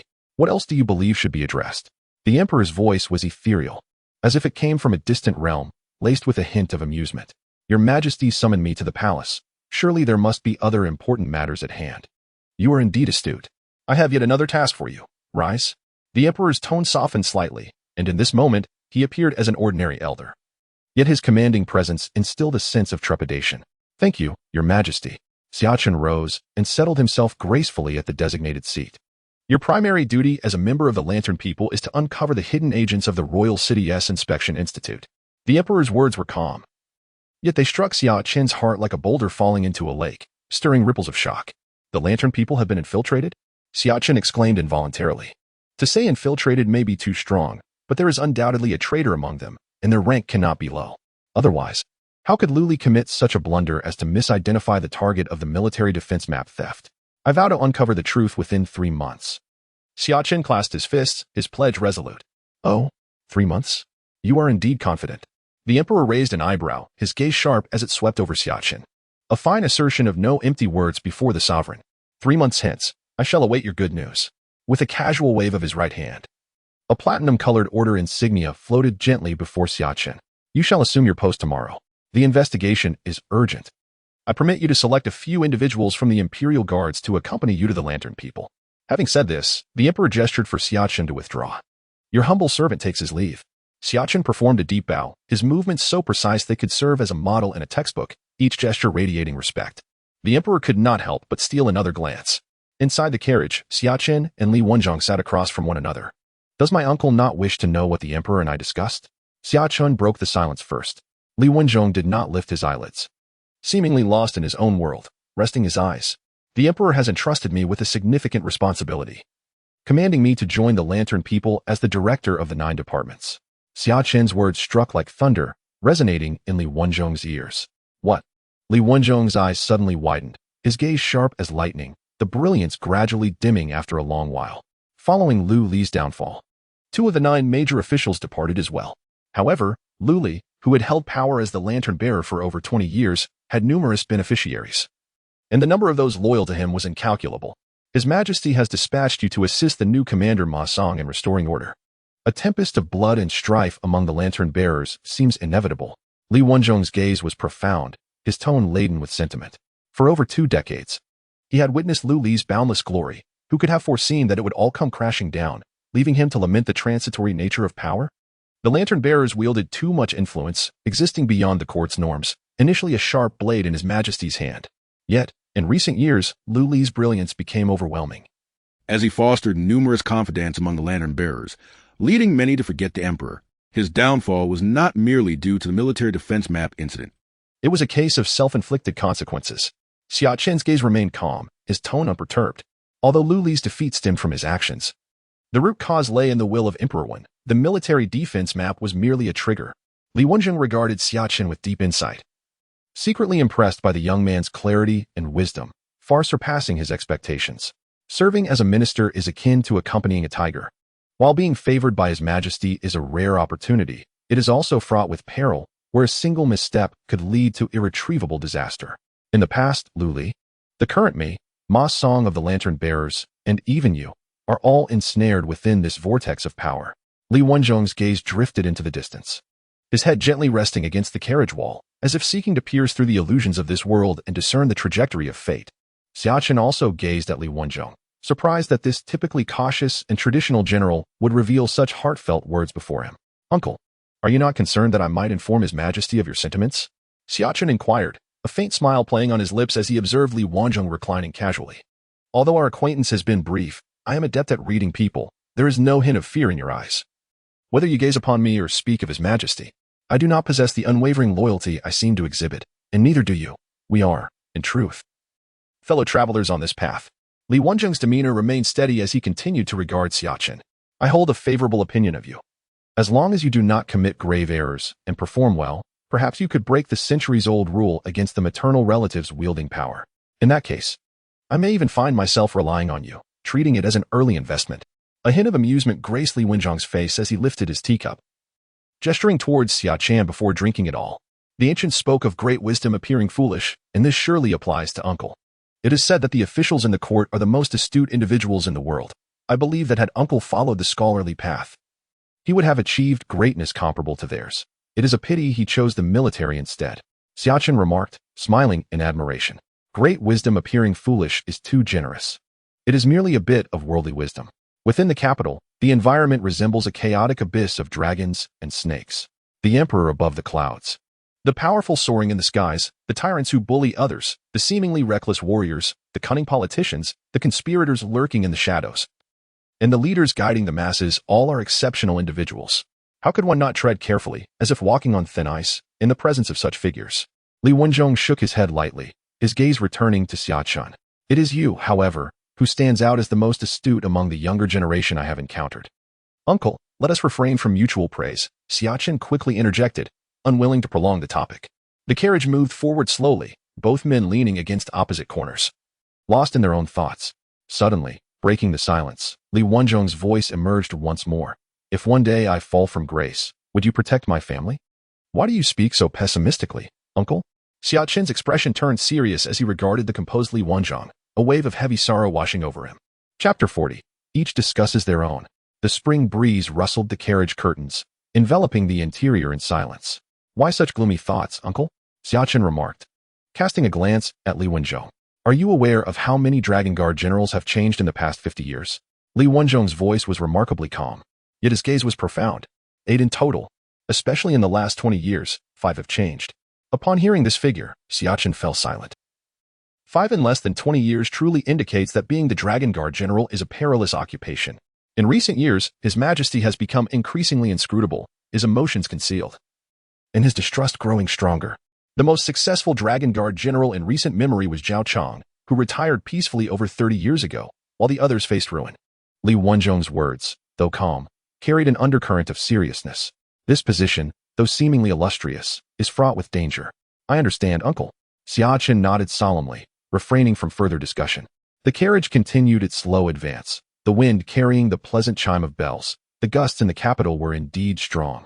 Xia Chen realized that Li Wenjing was not merely placing his bets solely on him. He was far more concerned with the house of Zhendong behind him. Given the average tenure of 4 years for each of the 5 Dragon Guard generals, Li Wenjing's confidence in Xia Chen was understandable. Yet, 4 years is far too brief. It was evident he did not believe Xia Chen could influence the court or His Majesty by then. His wager was on the Xia family.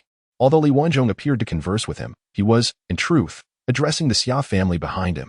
By intentionally revealing so much and even exposing his own vulnerabilities, he was offering a token of allegiance.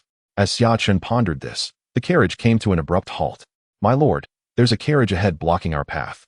Judging by the insignia, it belongs to the third prince. Li's family elder servant whispered. Li Wenjong furrowed his brows. His predecessor had fallen from grace for being too close to the crown prince. Now, the third prince's approach was undoubtedly a dangerous signal for him. Allow them to pass. Let them go first, Li Wenjong instructed, his voice low. However, it was clear that they could not maneuver. Jingde Street was a main thoroughfare, wide enough for 6 carriages to pass side by side, yet the opposing luxurious carriage halted beside Li Wenjong's. I have heard that General Li is about to be promoted. I was quite pleased upon hearing this and fortuitously encountered you here. Just ahead is Deshun Tower, where officials celebrate their promotions. Why not accompany me there for a drink and celebrate together? The luxurious carriage's curtain was lifted, revealing the handsome face of a young man, the third prince, who had previously enjoyed a splendid performance at Baiwei Tower. Li Wenjong understood he could not evade this encounter and lifted the curtain, his tone chilly as he replied. Your Highness, I have urgent matters at home today and cannot accompany you to Deshun Tower. Should there be a banquet for the promotion, I will certainly send an invitation to your Highness. Li Wenjong's refusal was resolute. Who in the court did not know of the fierce rivalry between the crown prince and the third prince, given his sensitive position? How could he risk entangling himself with the third prince unless he truly wished to abandon his aspirations of becoming the Dragon Guard general? At this juncture, he could only be loyal to his majesty. General Li, you seem overly cautious. I have long admired you. Moreover, this is a public invitation, not a private gathering. My father is a magnanimous man. How could he harbor suspicions against you for this matter? The third prince remarked, smiling grandly, exuding an air of carefree independence. Your Highness, I truly have matters to attend to today. I cannot. Li Wenjong shook his head, convinced that the third prince harbored ill intentions. If he genuinely sought to win him over, he would have made clandestine overtures in private. However, with so many onlookers in the bustling street, who would dare to linger in conversation, let alone share a meal? Could it be that one of the general's concubines is about to give birth today? The third prince inquired with a curious expression, clearly intrigued. My wife is virtuous, and our Li family has long struggled with a lack of heirs. Today, she has arranged a matchmaking event for me to select a concubine. I anticipate that by this time next year, I shall have a concubine in confinement. And I shall certainly invite your Highness to the celebratory feast. Li Wenjong replied earnestly, clasping his fists in salute. Xia Chen listened quietly to their exchange, his expression one of bemusement, as Li Wenjong had once again exceeded his expectations. The third prince, momentarily at a loss for words, had intended to put Li Wenjong in a difficult position but was caught off guard by his unexpected retort, finding him quite adept at banter. The third prince's gaze shifted toward the carriage, landing on Xia Chen. To his surprise, he encountered a familiar face, Master Xia Chen of the Xia family. I have had the honor of meeting your Highness. Xia Chen greeted with a respectful bow, yet he did not dismount from his carriage. You are my second imperial sister's husband. We are all family, so there's no need for such formality. The third prince waved his hand with warmth. Master Xia, we are kin. General Li is rather timid and reluctant to dine with me to avoid suspicion. Why don't we share a few drinks instead? Indeed, we are family, so there's no need for such niceties. Just call me brother-in-law, and I shall call you your Highness. That way, we can maintain our respective titles without appearing distant.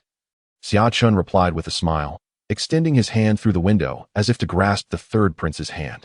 The third prince's lips twitched slightly. It seemed that both Li Wenjong and Xia Chen were behaving rather unorthodoxly today, particularly Xia Chen, who was utterly unreserved. To think he would want him to call him brother-in-law. At 20 years of age, how could he address a 17-year-old as such? Yet, in terms of familial hierarchy, Xia Chen indeed qualified as his brother-in-law. Cursing inwardly, the third prince lamented his unreliable father, who had placed him in such an awkward position regarding familial relations. He gazed at Xia Chen, whose handsome visage only fueled his frustration. Not only was this man taking advantage of him, but he was also undeniably more attractive. The third prince begrudgingly acknowledged a tinge of jealousy. Suppressing his discomfort, he maintained a somewhat stiff demeanor as he regarded Xia Chen's youthful features, forcing a smile. Brother-in-law, your Highness, today's visit to the palace has yielded many benefits. I've just acquired a rather advantageous brother-in-law. However, this brother-in-law harbors great ambition. He dares to instigate a coup, committing fratricide and patricide. He is indeed a ruthless character.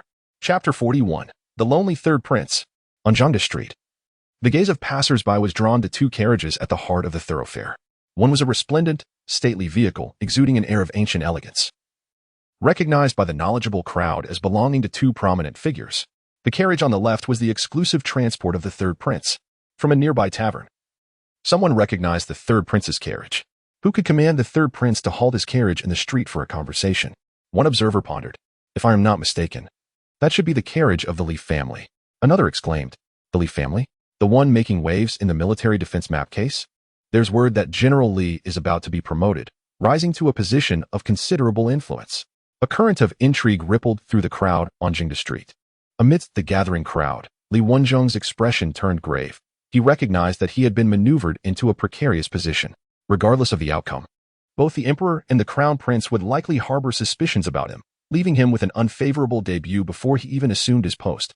Your Highness, my brother-in-law, I have matters to attend to at home. However, I assure you there are no concubines about to give birth, nor am I seeking one. My loyalty to your sister is unwavering, so rest assured on that front. We shall reconvene on another occasion. Xia Chen jested lightly, clasping his fist with a grin before lowering the curtain. The carriage began to move slowly, leaving the third prince's carriage stranded in the middle of Jingde Street. How audacious of Li Wenzhong and Xia Chen, showing such disregard for the prince's status. Within the spacious carriage, a strikingly beautiful woman spoke with indignation. One is a subject of the emperor, and the other is the legitimate son of the Xia family. By status, he is still my brother-in-law. I am not the crown prince, so how could they regard me with any respect? Inside the carriage, the third prince's expression remained inscrutable, betraying no emotion. Yet their audacity was remarkable, particularly Xia Chen's brazen appropriation of the prince's advantages. The yellow-clad maidservant, a trusted confidant of the third prince, expressed her discontent. I know they will not heed my invitation. I came merely to vex them. Li Wenzhong is bound to reject my overtures, so I shall irritate my older brother, the crown prince, and my father instead. As for Xia Chen, I genuinely wish to enlist him. I had previously dismissed the rumors circulating in the capital. But after witnessing his prowess at Baiwei Tower, it is evident he is a formidable warrior. Even my father seeks to employ him now. He is indeed intriguing. Though he is 3 years my junior, calling him brother-in-law is somewhat shameful. However, with this connection, it would indeed facilitate the strengthening of our ties. He hails from the house of the Duke of Jingdong. Should I secure the support of the Duke's household through him? Possessing military power would render the crown prince's identity less significant. The third prince reclined in the embrace of the yellow-clad maid, smiling as he spoke animatedly. While she listened attentively, she often feigned ignorance, yet her ability to earn the third prince's trust extended beyond mere beauty. She understood his solitude, recognizing his need for companionship and conversation. At that moment, the third prince seemed to lay bare his soul, unburdening himself of his thoughts. My father, obsessed with the pursuit of immortality, has dabbled in both Taoism and Buddhism, reigning for over 50 years. He fathered my elder brother more than 20 years ago, followed by my elder sister and myself. Though he is infatuated with the notion of eternal life, he cannot relinquish power. To him, I am but a pawn, a tool to balance the crown prince. I know he has never considered passing the throne to me, regardless of my capabilities. I am merely an instrument in his grasp. The third prince closed his eyes, his tone soft and subdued, as if he were not speaking of himself, rendering the sadness in his gaze imperceptible. The yellow-clad maid looked at the handsome face of the third prince nestled in her arms, gently stroking his forehead with a heart full of pity. If he wishes to treat me as a tool, then so be it. If he intends to use me as a whetstone for the crown prince, then I shall oblige. He believes he can control everything, that he is a deity among mortals. How laughable. Does he truly think himself a god, capable of controlling all? I shall see whether he truly possesses such divine power. The third prince's voice grew increasingly detached, imbued with an icy indifference. This third prince is remarkably well informed. We have barely exited the palace before he pursued us. Xia Chen remarked, playing with a dagger in his hand, his interest piqued. He seems to be coming after me. But his true target is you. Li Wenzhong glanced at Xia Chen, merely coveting the support of the Duke of Jingdong behind me. Unfortunately for him, his calculations are flawed. I am merely an uncherished legitimate son within the Duke's household. Xia Chen casually remarked, uncertain whether his words were directed at the third prince or at Li Wenzhong. Indeed, the Marquis of Anong does not hold you in high regard, but your uncle Xia Chen treats you well, does he not? He is, after all, the current head of the Xia family. Li Wenzhong, without lifting his gaze, let his voice drift to Xia Chen's ears. Xia Chen smiled, choosing not to prolong the conversation. Li Wenzhong escorted Xia Chen to Jingde Street, where the East Town Marquis residence is situated at the heart of the thoroughfare. I must report to the lantern bearer tomorrow. What shall become of my duties with the Imperial Guard? His Majesty did not specify, so it seems you are to concurrently serve in the Imperial Guard. Li Wenzhong pondered for a moment before responding. Xia Chen nodded, gracefully leaping from the carriage and waving goodbye as he entered the Marquis residence. The Emperor has assigned him to the lantern bearers under the pretense of investigating cases and uncovering traitors, Yet Xia Chen sensed a deeper intent. Despite the rifts between him and the Xia family, his bloodline remained that of the Xia clan, which currently wielded immense influence and military power. Was there no fear of the Xia family infiltrating the lantern bearers and controlling the intelligence apparatus of the Great Wu? Xia Chen meticulously conveyed all these concerns to Xia Qian, who appeared grave and equally perplexed. As night descended, it enveloped the capital like a dark beast devouring the city.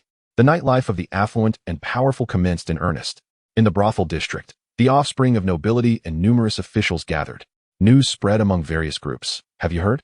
Today, His Majesty personally summoned the legitimate son of the East Town Marquis, Xia Chen. How can this be? Even several officials from the 6 ministries are seldom summoned by His Majesty. It's true. Do you know what His Majesty remarked when he summoned Xia Chen? Li brother. Speak quickly. Don't keep us in suspense. His Majesty said that if Xia Chen pursues the scholarly path, entering the Hanlin Academy, he will undoubtedly become the Prime Minister in 30 years. But, Li brother, I heard it would be in 20 years. Nonsense. His Majesty clearly stated that this young man possesses exceptional talent for governance, intending to have Xia Chen replace the current Prime Minister Lin Hanpu in 10 years, becoming the pillar of our Great Wu. Throughout the taverns and social venues, chatter about Xia Chen's royal summons proliferated, each version more embellished than the last. Eventually, some even claimed that Xia Chen's talents surpassed those of Prime Minister Lin Hanpu despite his youth. In the renowned Du Wan Lu, a celebrated brothel in the capital, a group of young men sat around a table, each accompanied by a lovely lady. Lin brother, shall we not teach that Xia Chen a lesson? What a boastful claim about his talents, remarked a young man clad in purple, directed at the one seated at the head of the table. How dare he belittle Prime Minister Lin? The audacity of youth. Such a crude warrior, what knowledge can he possess? How shameless to seek fame. The room erupted with noise. These young men were prominent scions of the capital, their fathers or grandfathers holding high office. While it was clear that the Emperor's remarks carried weight, the embellishments made by the crowd were evident. The young man in blue at the head of the table shook his head slowly, maintaining a rational demeanor. Moreover, he hails from the East Town Marquis household. Who knows how things will unfold? Lin Zihan set down his cup, his tone nonchalant. Yet a flicker of emotion danced in his eyes. Nevertheless, I am indeed curious about what capabilities Xia Chen possesses to have garnered such royal attention and praise. I would relish the opportunity to witness them firsthand. The others exchanged glances, knowing that although Lin Zihan remained clear-headed as the son of the Prime Minister, he held the reputation of his family in high regard. Princess Yaoguang is currently organizing a literary gathering, inviting the most talented scholars in the capital. Perhaps we should extend an invitation to Xia Chen. It will soon become evident whether he is truly capable or merely a pompous jester. Lu Bo, seated beside Lin Zihan, unfolded his fan with a smile. This is Princess Yaoguang's inaugural literary event.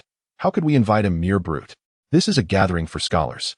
Some shook their heads, feeling that the mere thought of sharing the occasion with a crude warrior sullied the event's dignity. Over the years, the divide between the scholarly class and the martial class had sharpened, with each side holding disdain for the other. One viewed the other as uncultured and brutish, while the latter accused the former of being mere talkers, devoid of action. What a splendid idea! After all, Princess Yaoguang has a significant connection to Xia Chen. A glimmer of excitement ignited in someone's eyes, realizing that the spectacle would undoubtedly be entertaining. Upon hearing this, the others felt discomfort, as if they had swallowed a fly. The thought of the beautiful Princess Yaoguang being betrothed to a crude warrior left many shaking their heads in silent dismay. Not far from Du Wan Lu, in a secluded private chamber of another brothel, 5 middle-aged men savored fine wine, feasting on steamed base, a delicacy that had just gained popularity in the capital. Each man had a young and attractive lady beside him. A bearded man with an imposing demeanor spoke solemnly. Lu brother, is that phrase as remarkable as you claim? A middle-aged man beside Lu Yun inquired. Though he acknowledged its merit, he struggled to grasp its full significance. Lu brother, a disciple of the esteemed Confucian scholar Kong Song, was the second-place graduate of our examination cohort. His scholarly depth certainly surpasses ours. Shen Zhizheng smiled, pulling the young lady beside him closer, his hand resting naturally on her graceful form. This evening, as I passed the Guozijian, I overheard several young scholars discussing that very phrase. At the time, I paid little heed. Yet now that I am here, I find everyone talking about it. The events of this afternoon at court have spread so swiftly throughout the capital. Do you not find it strange? Are you suggesting that someone is deliberately spreading this news? Shen Zhizheng's eyes lit up as he grasped the crux of the matter. He recalled the phrase about the roles of rulers and subjects, fathers and sons. Realizing he had stumbled upon the heart of the issue, who in the capital possessed the clout to disseminate His Majesty's words so rapidly, provoking widespread awareness. The others fell silent, their expressions grave, hesitant to delve further. Only the lantern-bearers wielded such influence. Lu Hao sighed, understanding that this affair must have been orchestrated by the emperor. Otherwise, how would the lantern-bearers dare to act so independently? All present were astute individuals, having excelled through the imperial examinations, and they quickly deduced the implications. A ruler must embody the essence of a ruler. A subject must embody the essence of a subject. A father must embody the essence of a father, and a son must embody the essence of a son. Each member of society has their role and responsibilities. This wisdom deserves to be passed down through the ages. If this phrase indeed originated from Xia Chen, it would be monumental. Lu Hao sighed again, realizing that with just this one statement, Xia Chen's name could be etched into the annals of history, recited by scholars for generations to come. Even if scholars do not acknowledge it, all future monarchs will undoubtedly elevate Xia Chen into the annals of history with great distinction. The crowd's expression shifted at such an extravagant proclamation. Only Chen Zhizhong began to align his thoughts with Lu Hao's, cultivating an insatiable curiosity towards Xia Chen, who hailed from the Duke of Zhendong's household. The following day, as the morning sun began to rise, Xia Chen appeared invigorated. His blanket dramatically propped up to form a perfect pyramid, akin to an exquisite work of art. He tossed aside the covers and, with a swift motion, relieved himself of the accumulated burdens of the night. After refreshing himself, he seized his lantern-bearer's token and stepped out of the Duke of Zhendong's residence. "Brother Chen, are we heading straight to the lantern-bearers?" Xia Chen inquired eagerly from behind, his excitement palpable. Initially, he believed he would showcase his talents within the Imperial Guard, but to his astonishment, he was swiftly reassigned to the exhilarating ranks of the lantern-bearers, those mysterious figures he had heard tales of since childhood, who in the capital had not grown up enthralled by the legends surrounding them. Not so fast. First, we must visit the Yulin Guard to arrange matters. Xia Chen replied with calm determination as he ventured eastward. While the lantern-bearers were indeed significant, he could not overlook the importance of the Imperial Guard. 5 years hence, during the coup, the Imperial Guard had played an indispensable role. Originally, he had intended to lay the groundwork within the Imperial Guard, but unexpected developments had led him to be summoned into the lantern-bearer organization just as he was preparing to make his move. This disruption had slightly altered his plans. Yet it was a minor setback. The current situation remained firmly within his grasp. Moreover, he harbored a keen interest in the lantern-bearer's dark prison, as he recalled that several exceptional talents, who would later shine brightly during the reign of the Empress, were currently incarcerated there. A smile graced Xia Chen's lips. He had myriad strategies tucked away in his mind. Chapter 43. The Lantern-Bearer Bureau. At the Yulin Guard Bureau, Li Shi knelt with determination, clasping his fists. "My lord, take me with you. The lantern-bearers are unruly. You will surely need allies, and I wish to serve you." Xia Chen regarded him solemnly before responding. "We all serve His Majesty as loyal subjects endeavoring to alleviate his burdens. Rise. Considering your recent assistance in bringing me dumplings, I shall allow you to accompany me." "Thank you, my lord," Li Shi exclaimed, his face alight with excitement. "Prepare yourself." Then, Xia Chen instructed as he turned to his companions, Xia Qian, Xia Hui, Xia Shao, and Xia Kong. "Xia Qian and Xia Shao, join me in the lantern-bearers. Xia Hui, you shall lead Xia Kong in the Imperial Guard's development. Both of you have earned your merits, recorded in the Ministry of War, and I have requested your promotions, which will come in due time." "My lord, this cannot be. The family head has assigned us to you. Wherever you go, we must follow to ensure your safety." Xia Kong protested anxiously. Each young master was allocated a few family soldiers upon leaving the residence, binding their fates to that of their master from that moment onward. "I have plans for you here, trust me. Besides, in the capital, who would dare to assassinate me?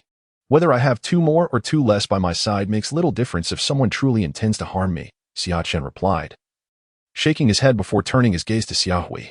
He held great esteem for him, knowing that Xia Hui had once commanded troops and possessed considerable military acumen. Even after retiring from the army, he had not been idle. He had diligently studied literature and military strategy at the Xia residence. In fact, Xia Chen's uncle, Xia Chen, had even tutored him in military tactics for a time. It was precisely because Xia Chen was leaving that Xia Chen had dispatched Xia Hui to assist him. Recently, Xia Hui had demonstrated remarkable capabilities, leading Xia Chen to believe that assigning him a mere minor post as a brigade commander would be an underutilization of his talents. "Rest assured, my lord, I will manage affairs here within the Imperial Guard. At the very least, the 200 men under your command will always remain loyal to you," Xia Hui declared with a reassuring smile, his demeanor earnest.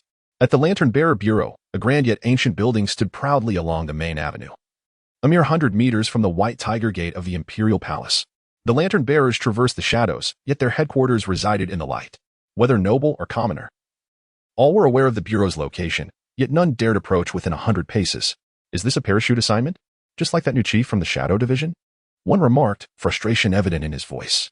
I despise these parachute personnel, each one believing they possess great wisdom, yet they are nothing of the sort. Ever since Commander Lu's downfall, our lantern bearers have become a chaotic mess, with a sword of Damocles hanging over us, ready to descend and claim our heads at any moment. Shoo, tread carefully. A figure at a desk hastily covered his companion's mouth, casting anxious glances around the room. Have you lost your mind? Speaking so recklessly? Do you not realize how tense our internal situation is? Some of the higher-ups have already been purged. We lesser beings should refrain from meddling. The companion, filled with indignation yet ultimately subdued, slumped back into his seat, devoid of spirit. Indeed, the power struggles of the prominent figures concern us little. We must simply focus on our duties, Li Wei sighed, acknowledging his earlier indiscretion. Do you know who that new chief is? Zhang Jing raised an eyebrow. What does it matter to me? I do not know him. Oh, but you do. Remember, we received a task yesterday afternoon to promote our presence in the capital. That individual was none other than the young Lord Xia Chen from the Duke of Jindong's household. Zhang Jing whispered conspiratorially in Li Wei's ear. Are you saying it's him? But isn't he only 17? That's exceedingly young. What can we do? Look at his background. He is the son-in-law of the Emperor himself. The lantern bearers are the Emperor's hounds. Even if His Majesty appointed Xia Chen to command us, who could dare protest? Zhang Jing sighed, lamenting the unfairness of fate. Just as they conversed, the door burst open, and someone rushed in, breathless. Quick, everyone. Organize the desks and tidy up. Our new chief is arriving shortly. Xie Ping exclaimed, grabbing a broom to sweep up scattered papers. The others exchanged glances, hesitating momentarily but eventually rising to follow his lead. Regardless of their dissatisfaction or grievances about fate, they were merely minor players. The squabbles of the powerful could obliterate them with but a ripple. Even if they resented the new chief, many felt that they were more accomplished than him, yet the undeniable fact remained. He was now their chief. They lacked the audacity to confront him. Such is the nature of reality. What is there to clean? A newcomer, a young lad with golden hair, has yet to arrive. Yet he already carries himself with such arrogance, expecting us to tidy up for him, engaging in this superficial display. I resolutely refuse to partake. A young man in his 20s, with a scar running from his forehead to his chin, stood up and kicked a chair beneath him to the ground. His face contorted in a menacing expression. The crowd, upon seeing him rise, instinctively recoiled, lowering their heads, their eyes suddenly brightening. How could they have forgotten this troublemaker? Indeed, while they may be insignificant figures with no connections, this young man possesses a formidable background. The current Empress is his aunt, and the Crown Prince is his cousin. He is truly of royal blood. I find him distasteful. Why does he not remain in the Imperial Guard? Why does he seek to stir chaos among us, the lantern bearers? I have heard that the downfall of our Commander Lu was orchestrated by this very individual. Does he dare to return among us, courting death? Another person stood up, appearing to be around 30, his expression dark and brooding. The crowd's attention sharpened. This man is the adopted son of Lu Li, suggesting that a captivating spectacle is about to unfold. Lu Chen, one of Lu Li's most capable adopted sons, had been placed among the lantern bearers, hinting at Lu Li's intentions for him to inherit the position. However, the will of the Emperor is unpredictable. Having served as commander for over 20 years, should Lu Chen succeed him, the lantern bearers would truly bear the name Lu. One reason for Lu Li's downfall lies in this very circumstance. The Eagle Eye Command has 5 factions, and both Lu Chen and the Marquis of Yuyang, Chui Hu, each command one of them. Their voices resonated with the crowd, but some individuals, with flickering gazes, retreated silently into the shadows, understanding that the celestial battle of wits was beyond their realm. What a lively scene! Just as the crowd was raising their voices, a calm yet penetrating voice broke through, causing a collective shift in expression among the onlookers. Before the figure was even seen, his voice had made its presence known. Eyes turned toward the entrance as the door was forcefully kicked open. Xia Chen, with a youthful visage reflecting an intimidating aura, brandished a long blade and led the way inside. Following closely was Xia Chen, accompanied by Xia Hao and Li Shi. Xia Chen wore a smile, holding a folding fan, exuding an air of leisure as if he were merely out for a stroll, his striking appearance likening him to a refined nobleman of the realm. This is the insignia of the Eagle Eye Command. From this moment forth, I am its director, Xia Chen announced with a smile, producing a platinum-colored token from his belt and tossing it into the crowd with a deft motion, reminiscent of a wealthy scion. The token landed precisely in Li Wei's hands, who felt a sudden stiffness as all eyes turned toward him, making the token feel uncomfortably warm. So, what say you? Is there any issue? If not, kindly return it, This was bestowed upon me by His Majesty. Xia Chen's demeanor was disarmingly charming, leaving the crowd entranced. As lantern bearers, they had encountered many influential figures in the capital, yet none among the younger generation had possessed such an aura. Li Wei, feeling a surge of anxiety, respectfully returned the token to Xia Chen. Initially dismissive and even antagonistic toward the new director, he now found himself in awe, realizing that this individual, despite being younger, commanded an unapproachable presence. Could it be that some individuals are inherently noble, existing beyond reproach? Xia Chen's mere presence seemed to draw the air from the room, leaving the crowd breathless. The entire Eagle Eye command fell silent. No one dared raise their voice, not even those who had previously been the most boisterous. Their gazes now evasive, unable to meet Xia Chen's. Throughout, Xia Chen remained composed, yet the crowd was visibly intimidated by his aura, which felt like an invisible duel of wills. Your charming exterior may be appealing, but beauty does not satiate hunger. We lantern bearers seek true prowess. If you believe that your connections and background grant you the right to act with impunity among us, I suggest you return to the Imperial Guard without delay.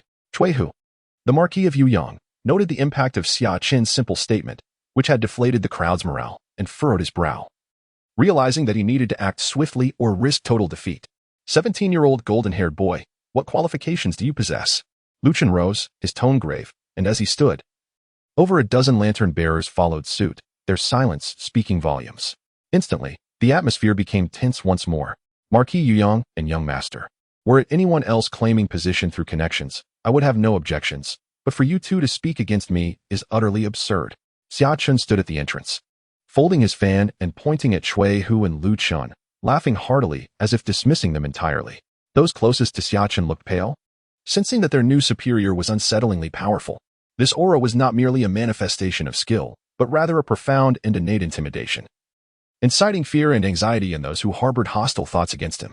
They felt as if they were in the presence of the Emperor himself, deep, unfathomable, and awe-inspiring. Both Lu Chen and Cui Hu felt this oppressive force, their brows furrowing in discomfort. Xia Chen's eyes shimmered with dual pupils, a strange light emanating from their depths. Yet this transformation went unnoticed. He was acutely aware of this peculiar ability that had awakened after activating the 9-dragon imperial seal and entering the dilapidated heavenly court that night. Whether it was the immense fortune of the golden dragon merging with him or the revival of his dual pupils, he was capable of projecting an aura of authority that instilled trepidation. In that moment, he embodied the will of the heavens, representing the prevailing force among the lantern bearers. There is no Marquis Yuyang, only Master Cui. Cui Hu trembled under Xia Chen's gaze, but, upon hearing Xia Chen refer to him as the Marquis, he frowned and spoke with gravity. What is so laughable about that? What wrong have we done? Why should we not speak our minds? Lu Chen replied coldly, his demeanor akin to a venomous serpent lurking in the shadows. Is it not laughable? Surely our Marquis Yuyang is aware of his own origins? Xia Chen surveyed the room, lingering on Lu Chen before turning his attention to Cui Hu. I have stated it clearly. Do not refer to me as Marquis Yuyang. Cui Hu, filled with ire, resembled an enraged lion, his gaze fixed intently on Xia Chen as if ready to pounce. The title of Marquis is a legacy of your ancestors. A person who cannot even face their own lineage has no right to address me in such a manner. Xia Chen mocked, and then continued, you are correct. My rapid ascent is indeed due to my lineage and background. Upon my entry into the official realm, I commenced my career as a 7th-rank officer, a starting point that is already an elevation unattainable by the average individual throughout their lifetime. I am acutely aware that my achievements are the result of the blessings bestowed by my ancestors, a fact I cherish deeply and boldly acknowledge. There is nothing amiss in this recognition. My ascent to the position of a 7th-rank officer is a tribute to the countless sacrifices made by my forebears on the battlefield. Their bloodshed in service of the nation has paved the way for my current standing. I harbor no shame in this acknowledgement. Rather, I take immense pride in it. And what of you? You who revel in the fortune granted by your lineage, yet hesitate to admit it, proclaiming loudly that your accomplishments are solely the fruits of your own labor. Do you not find this notion laughable?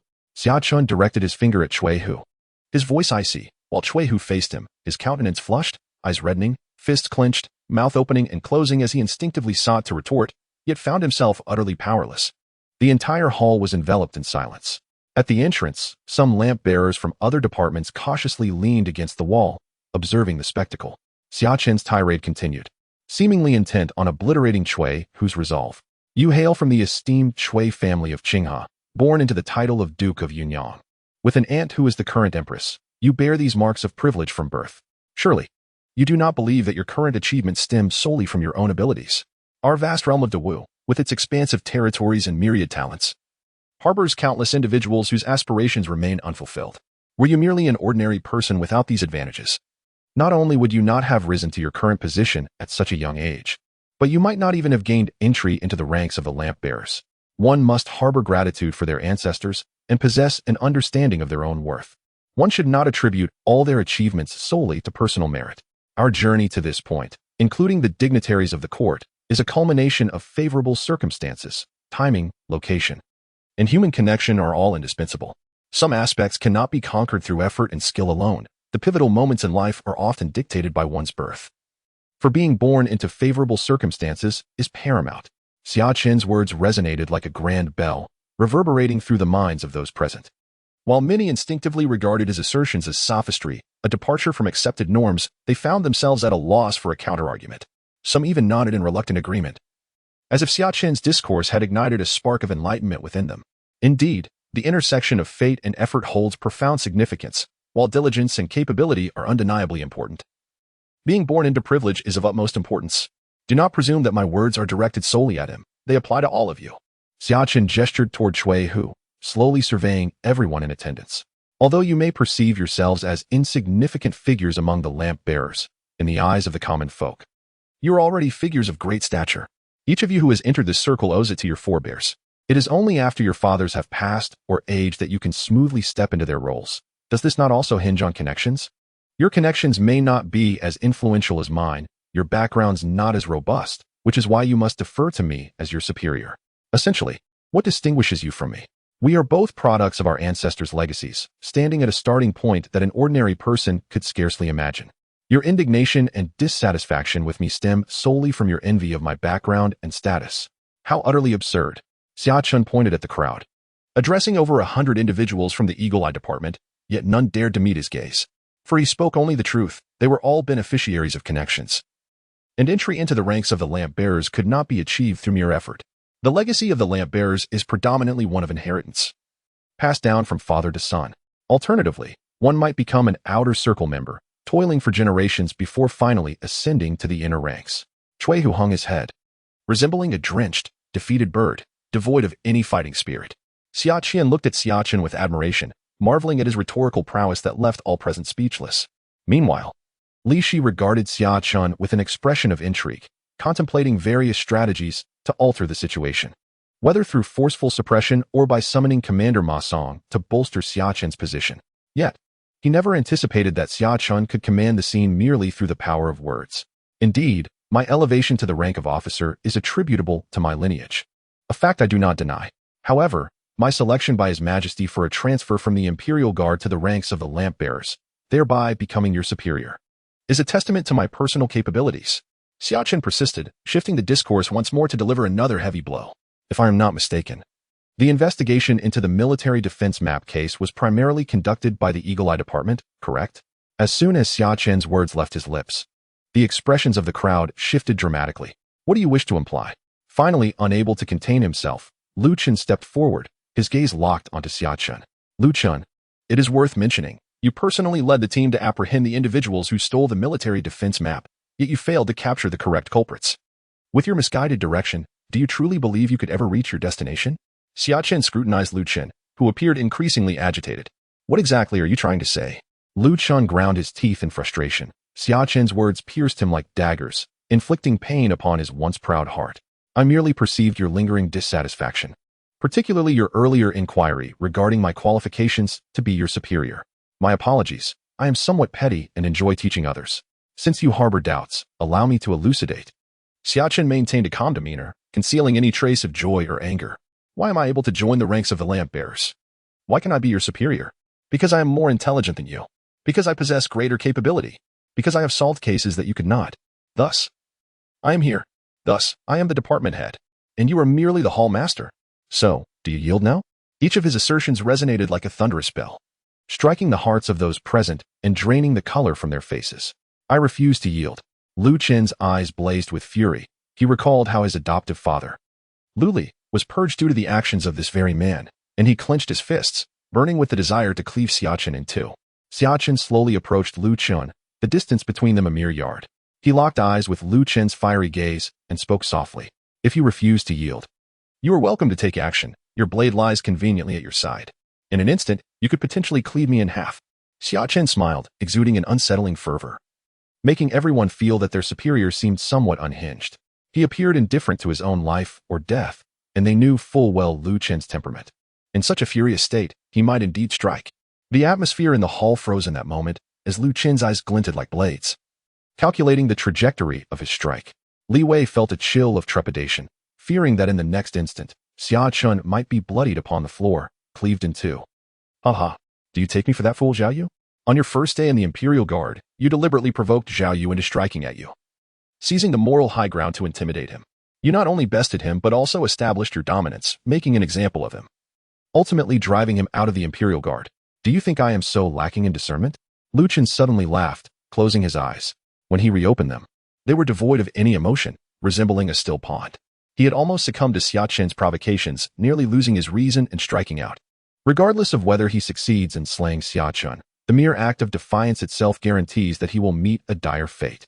Xia Chen's gaze remained calm and devoid of disappointment. He viewed the encounter as merely a spontaneous and casual maneuver. It came as no surprise to him that his opponent did not take the bait. If one were so easily driven to madness, then this Empress, who wielded immense power during her reign and commanded the Dark King responsible for the downfall of the Inspection Institute and the Royal City Guard, would be exceedingly disappointing. A satisfied smile crept across Xia Chen's face, although he appeared as a younger, less evolved version of the Dark King. He was nonetheless a gem that could not be concealed. Such a person would indeed pose a challenge to subdue. Chapter 46. I am a person of kindness. The Eagle Eye Division once again fell into silence. Contrary to the anticipated fierce confrontation, only a war of words ensued. The newly appointed chief resembled a great scholar, skillfully outmaneuvering his peers in debate, leaving them speechless, particularly the instigators, Shui Hu and Lu Chen. The prowess of this new chief's rhetoric astounded everyone.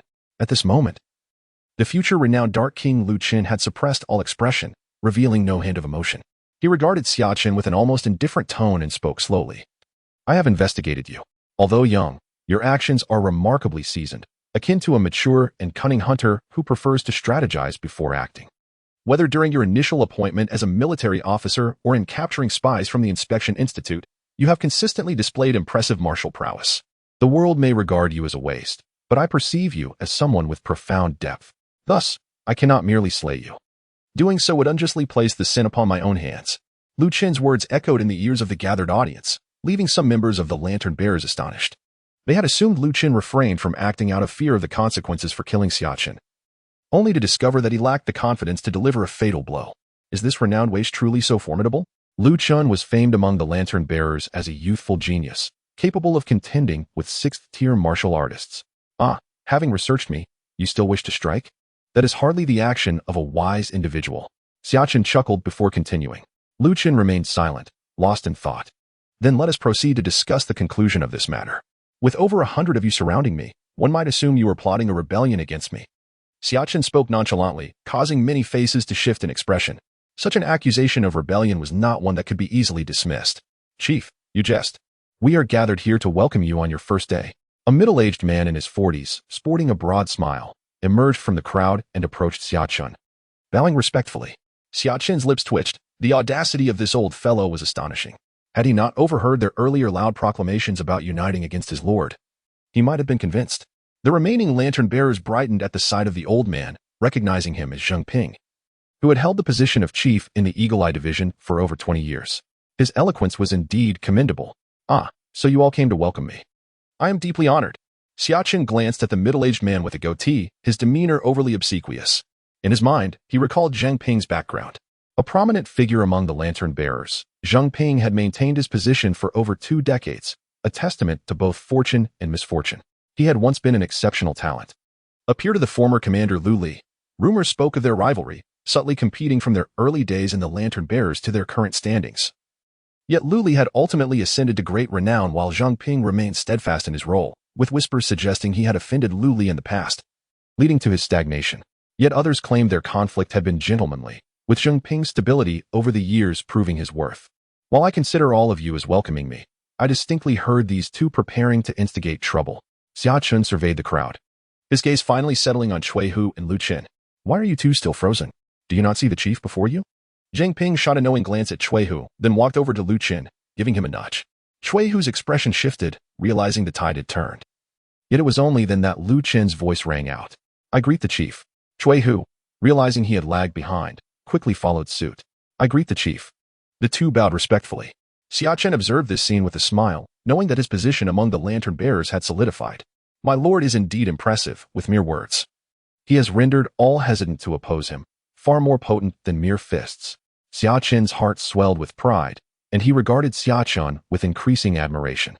Since you all acknowledge me as your chief, then let us proceed.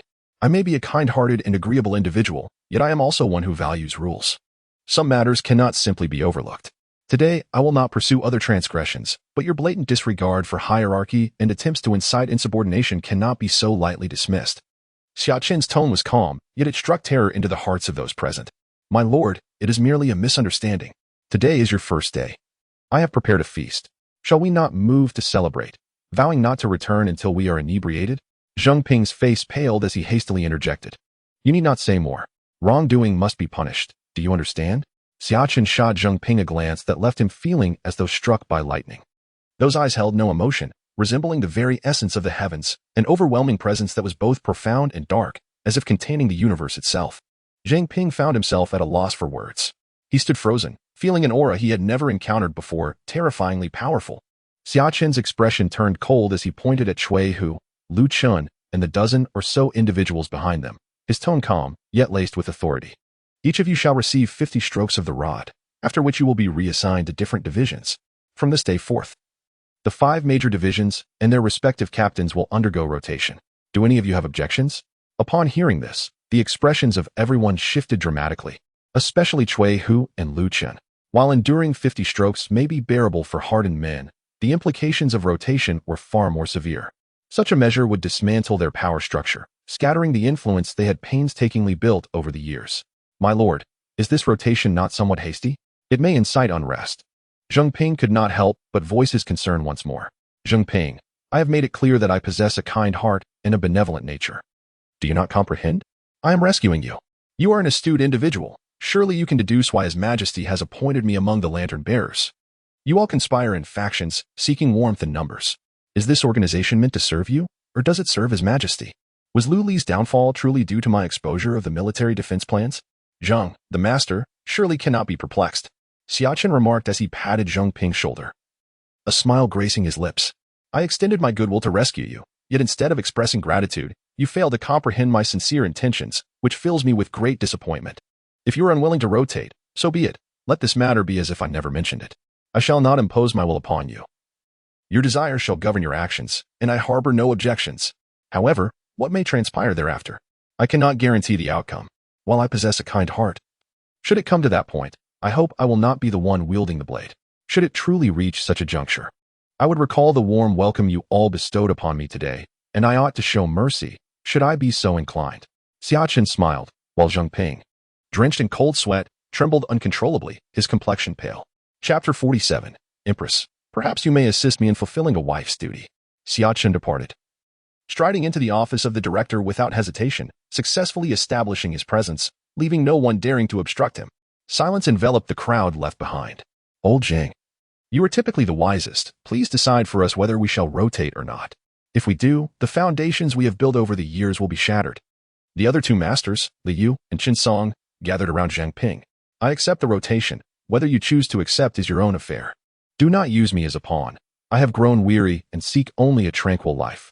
Old Zhang regained his composure from Xia Chen's words, glancing at the 2 men before turning to Cui Hu and Lu Qin, shaking his head, and then departing. Li Yu, Qin Song, Cui Hu, and Lu Qin exchanged glances. I too accept the rotation, Lu Qin stated solemnly, and with that, he led over 10 individuals out of the hall. Li Yu and Qin Song exchanged bewildered looks, placing their last hope upon Cui Hu. Do you not understand? Our unity among the lantern bearers has drawn the Emperor's attention, which is why Commander Lu has fallen from grace. Cui Hu's voice was cold as he regarded the 2, stating that some words had already been spoken sufficiently. However, to disrupt our entire organization upon taking office is rather excessive and tyrannical. Historically, no newly appointed official has behaved in such a manner. Liu frowned. Considering the ramifications of dismantling his subordinates, such actions could cost him dearly. Even if he acquiesced, would those behind him accept it? Having said this, weigh the pros and cons for yourselves and act accordingly.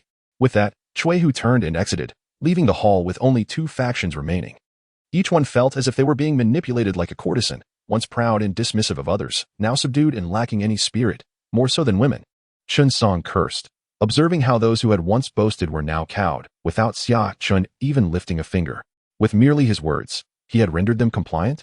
In the garden of Princess Yaowang, a multitude of flowers thrived, competing for beauty, as butterflies danced amongst the blooms, resembling playful spirits. Surrounding them, pavilions and towers were well placed. Intricately carved railings winding around lotus ponds, where golden fish frolicked, and the shimmering lotus leaves glistened like dew. Princess Yaowang, with keen interest, fed the fish within the pond. And upon hearing a report from a maid clad in purple, she turned in surprise. Beside Princess Yaowang stood a woman in yellow. Her beauty, though not surpassing that of the princess, would still be considered stunning in the outside world. This beauty held a string of candied hawthorns, appearing both innocent and adorable. She was Li Wei. The maid in purple and Princess Yaowang seemed accustomed to Li Wei's presence. The purple-clad maid, named Ziyu, was one of the princess's 2 closest attendants. Should Xia Chen be present, he would recognize Ziyu, for she was a renowned female minister during the Empress's reign, her influence even surpassing that of the prime minister. Ziyu recounted all that had transpired with the lantern bearers. Zheng Ping, Cui Hu, and Lu Chun had all agreed to the rotation, currently kneeling at the prince's office door, voluntarily reporting their request for rotation. While Liu and Qin Song could not bear the humiliation and had taken their subordinates to patrol the streets. In Ziyu's bright eyes, wisdom sparkled. Her long black hair cascading like a waterfall, simply secured with a jade hairpin, a few stray strands framing her face, adding to her gentle demeanor. Her figure was graceful, clad in a flowing purple dress that danced with the breeze, resembling a blossoming flower in the night.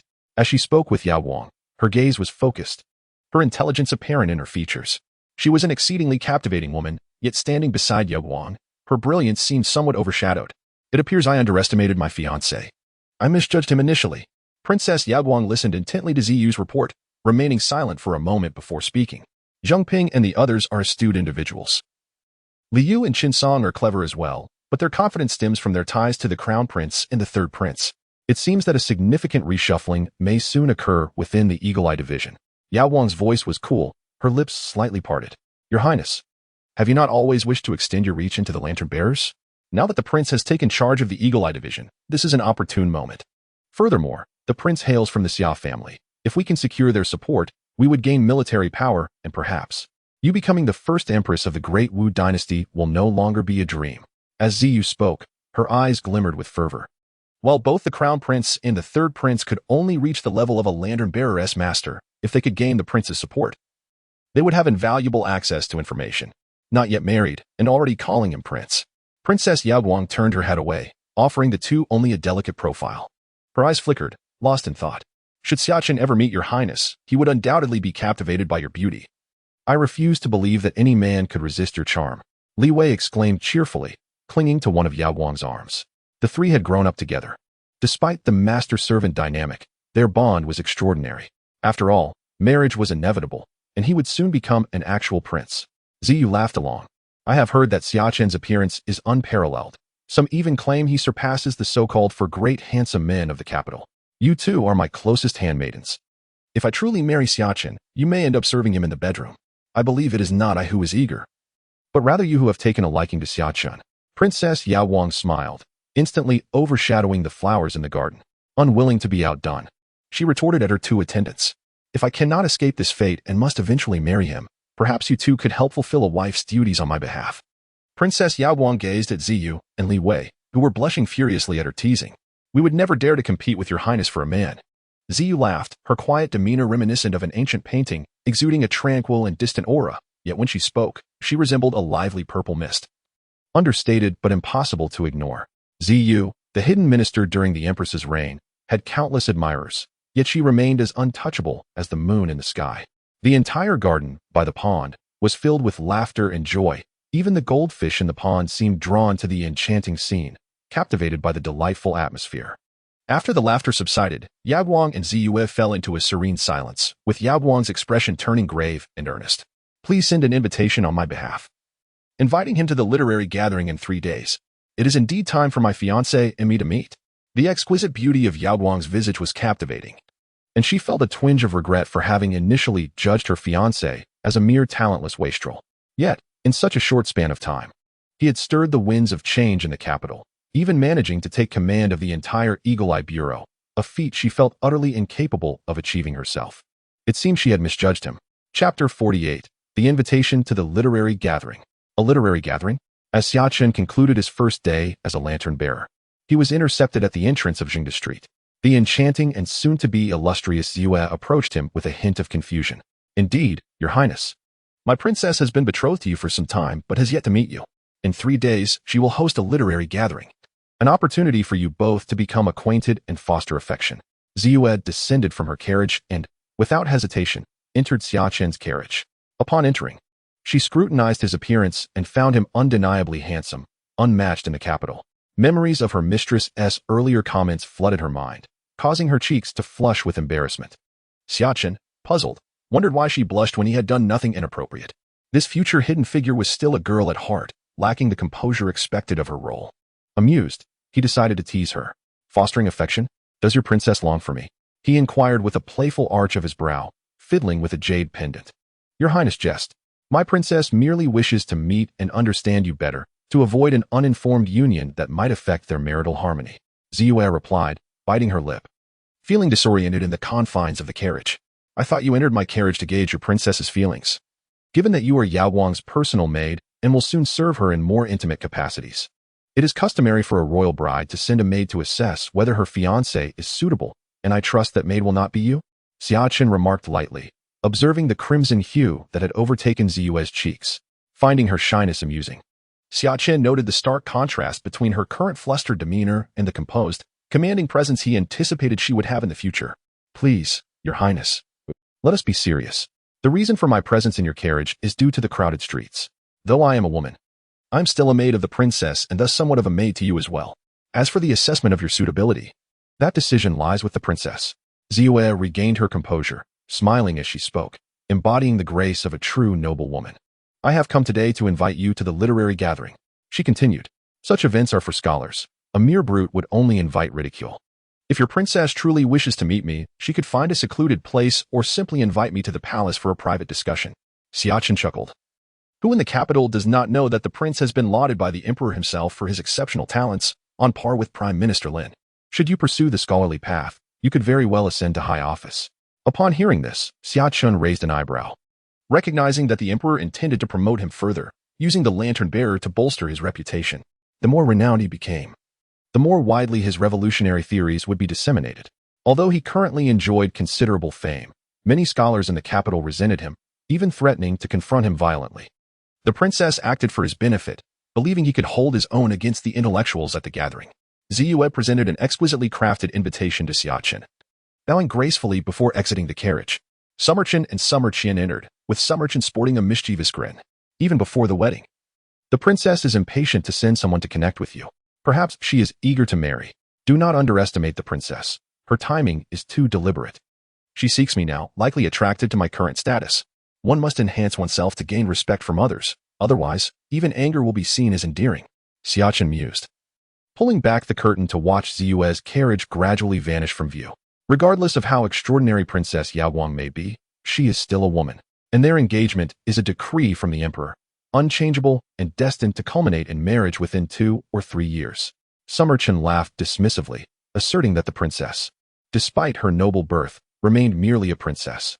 Xia Chen shook his head, refraining from elaborating further. Few would predict that the seemingly unremarkable Yao Guang princess would ultimately triumph, transforming from a dormant figure into a dragon that shocked the world that fateful night. Xia Chen understood the formidable nature of Princess Yao Guang, which tempered his arrogance. Her outreach was not due to him personally, but rather the authority he wielded over the Eagle Eye Bureau. Control of such an intelligence network was crucial for any organization, granting the upper hand to its possessor. Xia Chen recounted the day's events in detail to Summer Qian.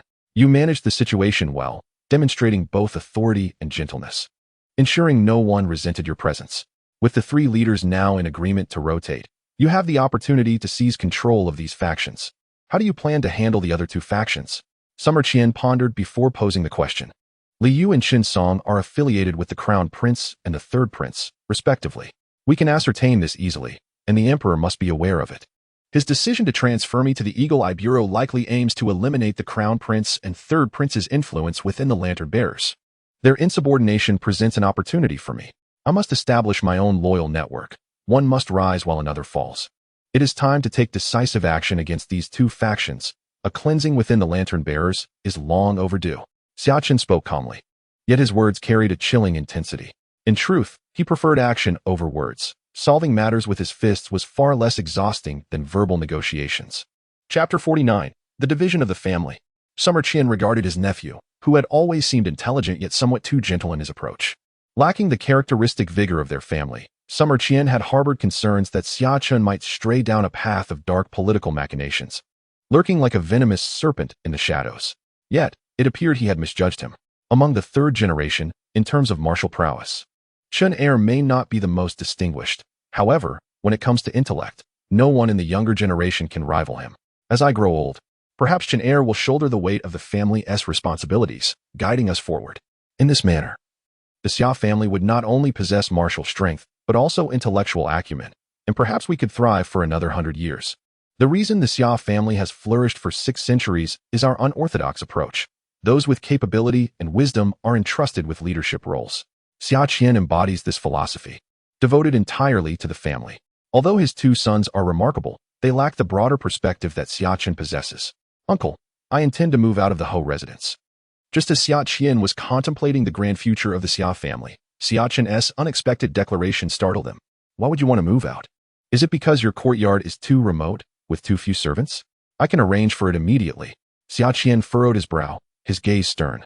In 600 years, few legitimate heirs have chosen to leave the Hou residence, and such a move typically signifies a division within the family. It's not for that reason. Xia Chen shook his head, a smile gracing his lips, his demeanor as gentle as jade, evoking a sense of springtime calm.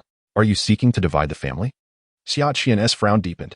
He had been contemplating the future, envisioning Xia Chen taking on the family's significant duties, only to hear now that he wished to move away. It's not as severe as a division, but I am no longer suited to reside within the Hou residence. Xia Chen took a sip of tea, calming Xia Chen's agitation before continuing.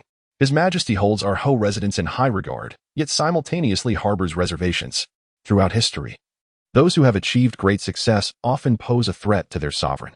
Our continued prosperity stems from the current state of the realm, which remains unsettled. Thus, His Majesty still requires our support, albeit with a wary eye. My current status is somewhat unique. I am both a direct descendant of the Hou residence and a prince consort. His Majesty seeks to cultivate my allegiance, as evidenced by my recent appointment among the Lantern Bearers. Perhaps he has ulterior motives, such as using me to sow discord within the Xia family, ideally splitting us into factions. To outsiders, I appear to have been neglected within the Hou residence, raised with little attention from my parents, leading many to believe I am not closely aligned with the Hou. Even His Majesty likely perceives it this way, which is precisely why he selected me. Thus, I must not show too much closeness to the Hou residence, nor should they treat me too favorably. Xia Chen spoke slowly, his eyes reflecting a tumult of emotions. Xia Chen, with a serious demeanor, contemplated his nephew's words, struggling to voice his dissent, but ultimately replied gravely, "Is the situation truly as dire as you suggest? Over the years, both your grandfather and I have willingly relinquished military authority, and your father has remained compliant. Does His Majesty still distrust us? Even if we harbor no ill intentions, a unified Hou residence, teeming with talent, poses a significant threat to the imperial authority, something no emperor wishes to witness." Xia Chen's eyes sparkled like celestial bodies, exuding a profound stillness. His tone, somber yet compelling, instilled an involuntary sense of tension. We must not gamble on whether a heartless emperor possesses any compassion. Having ascended the throne for over 50 years, he has transformed into a political machine.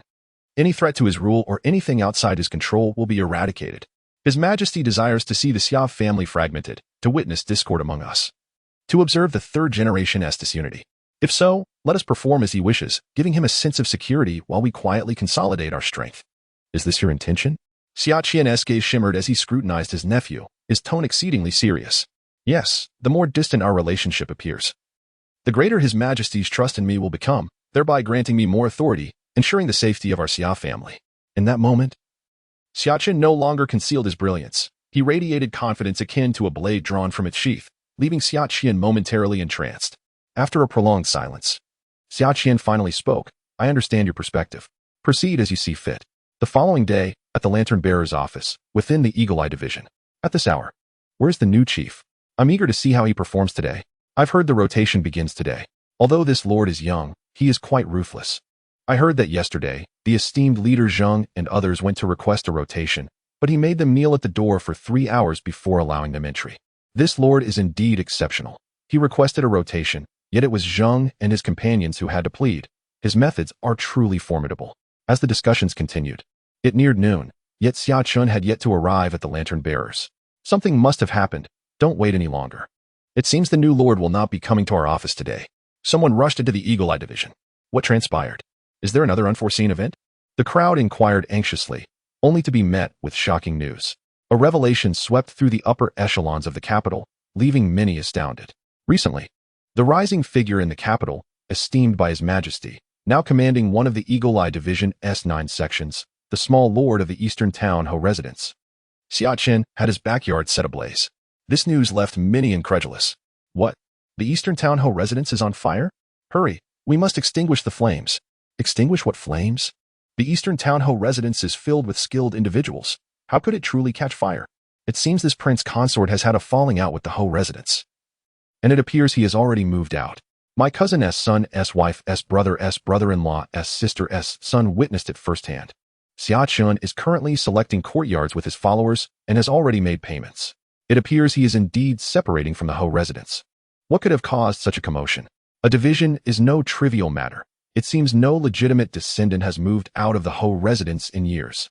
I don't know. I only heard that it has caused quite the uproar.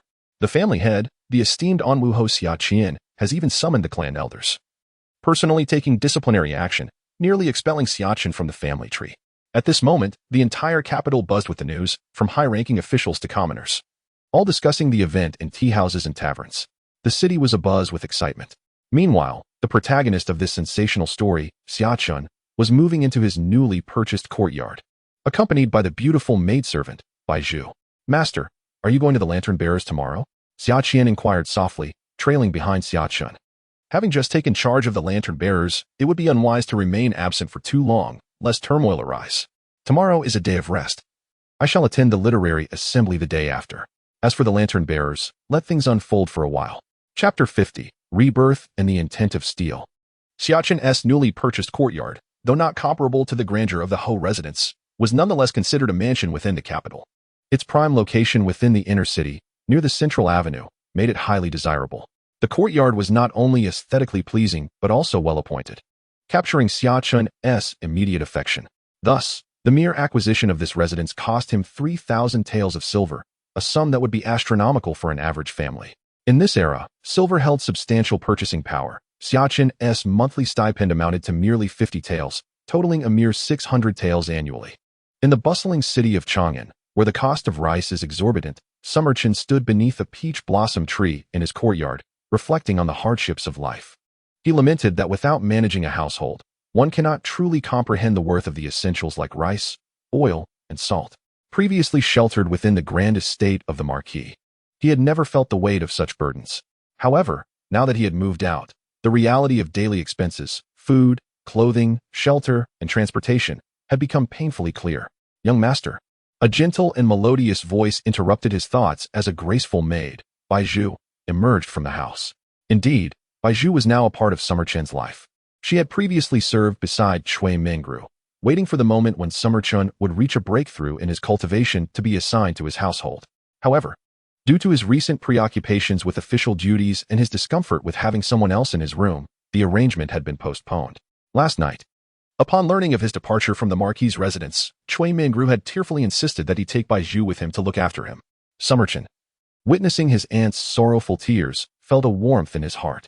Although his biological parents had shown little regard for him, his uncle and aunt had treated him as their own child over the years, truly embracing him as family. What do you think of this courtyard? Summer Chen inquired, glancing at Bai Zhu, who, feeling bashful, dared not meet his gaze. The mistress had assigned her to the third young master's quarters as a maid, ostensibly to serve him, but in truth, she was meant to warm his bed.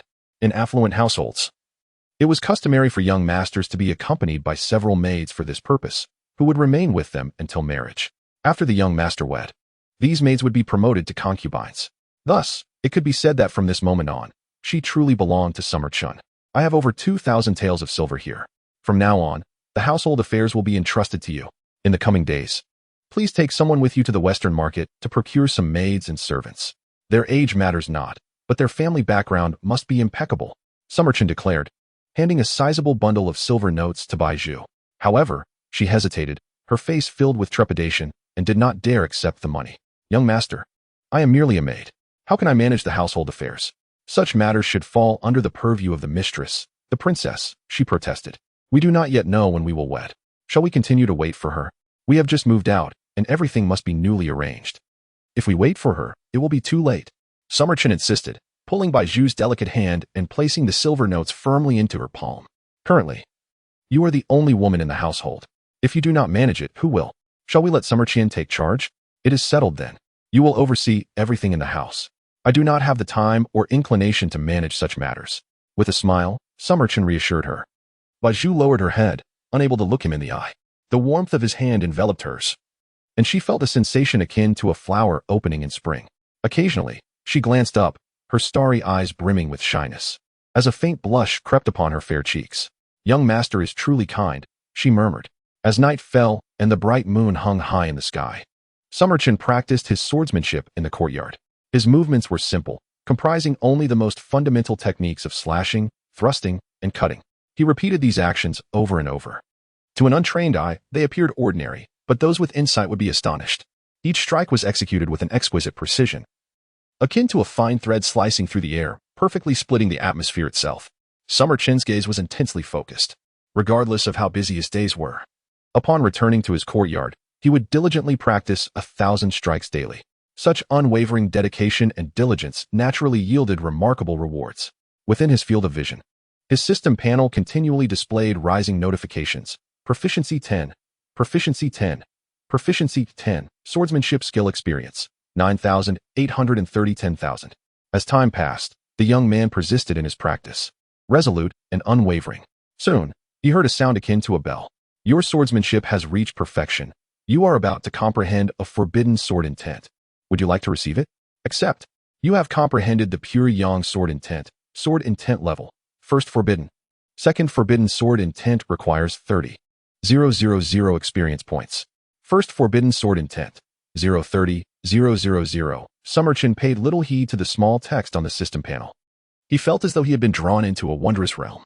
He transformed into a 5-year-old child, training under his master. As the sun rose and set, through the seasons of spring and autumn, regardless of the sweltering heat or biting cold, Summer Chun stood unwavering on a rocky cliff, enduring the elements. By 8, he had achieved a rudimentary grasp of swordsmanship, and by 11, he had attained mastery. By 18, he had perfected his technique. Upon achieving perfection, Summer Chun bid farewell to his master and descended the mountain to experience the world. He traveled eastward, learning from various swordsmanship masters, facing bandits and rebellious armies, and engaging in fierce battles. At 20, he enlisted in the army, starting as a lowly soldier, honing his sword intent amidst a sea of corpses and blood. At 22, feeling a calling, he left the army and continued eastward until he gazed upon the vast ocean. To observe the sea from the cliffs, Summer Chun sat upon the rocks at the ocean's edge, repeating the foundational sword movements, much like he did as a child. That year, he lived by fishing, observing the tides and the sun's ascent and descent.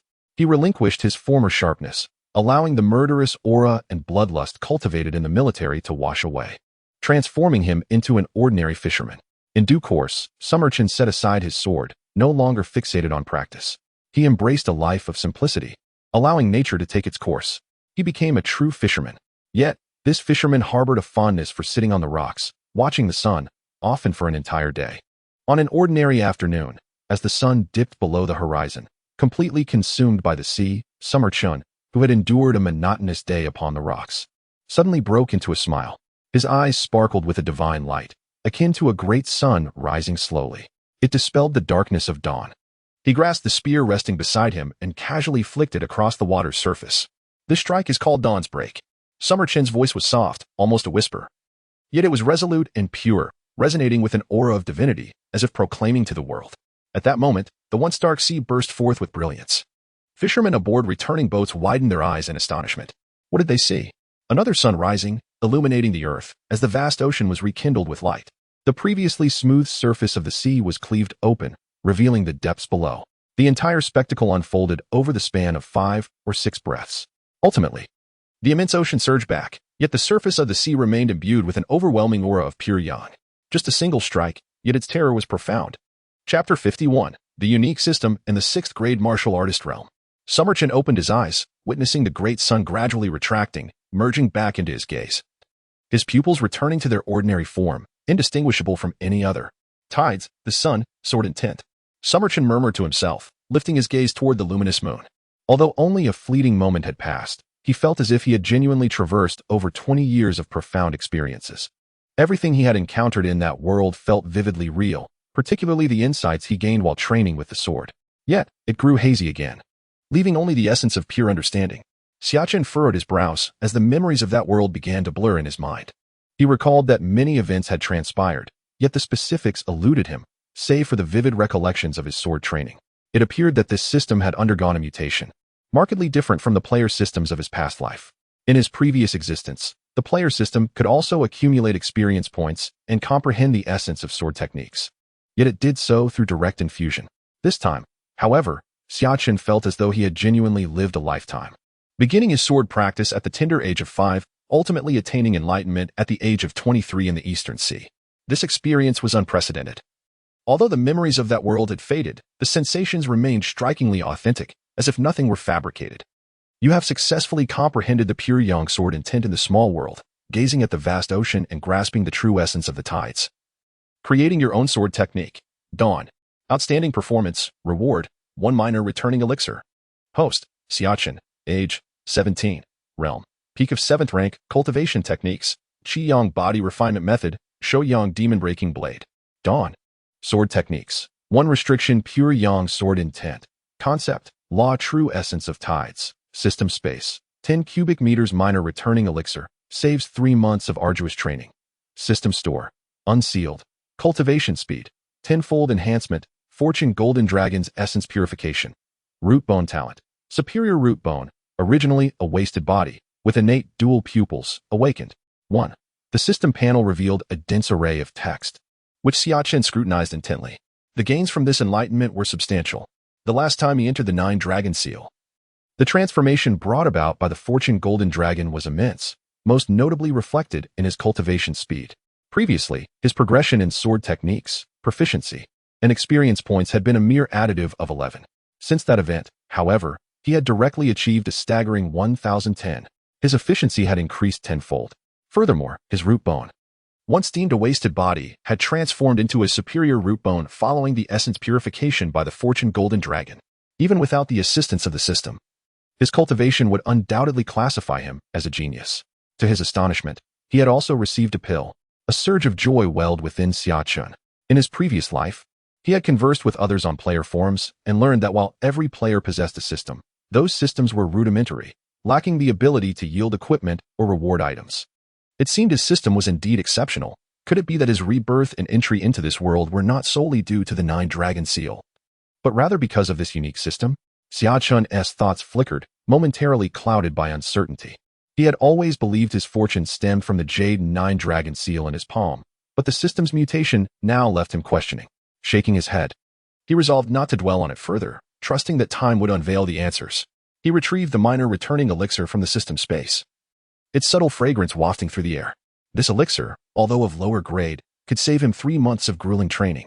In this world, pills existed, but they were scarce, predominantly comprising healing elixirs, with few capable of directly enhancing cultivation speed.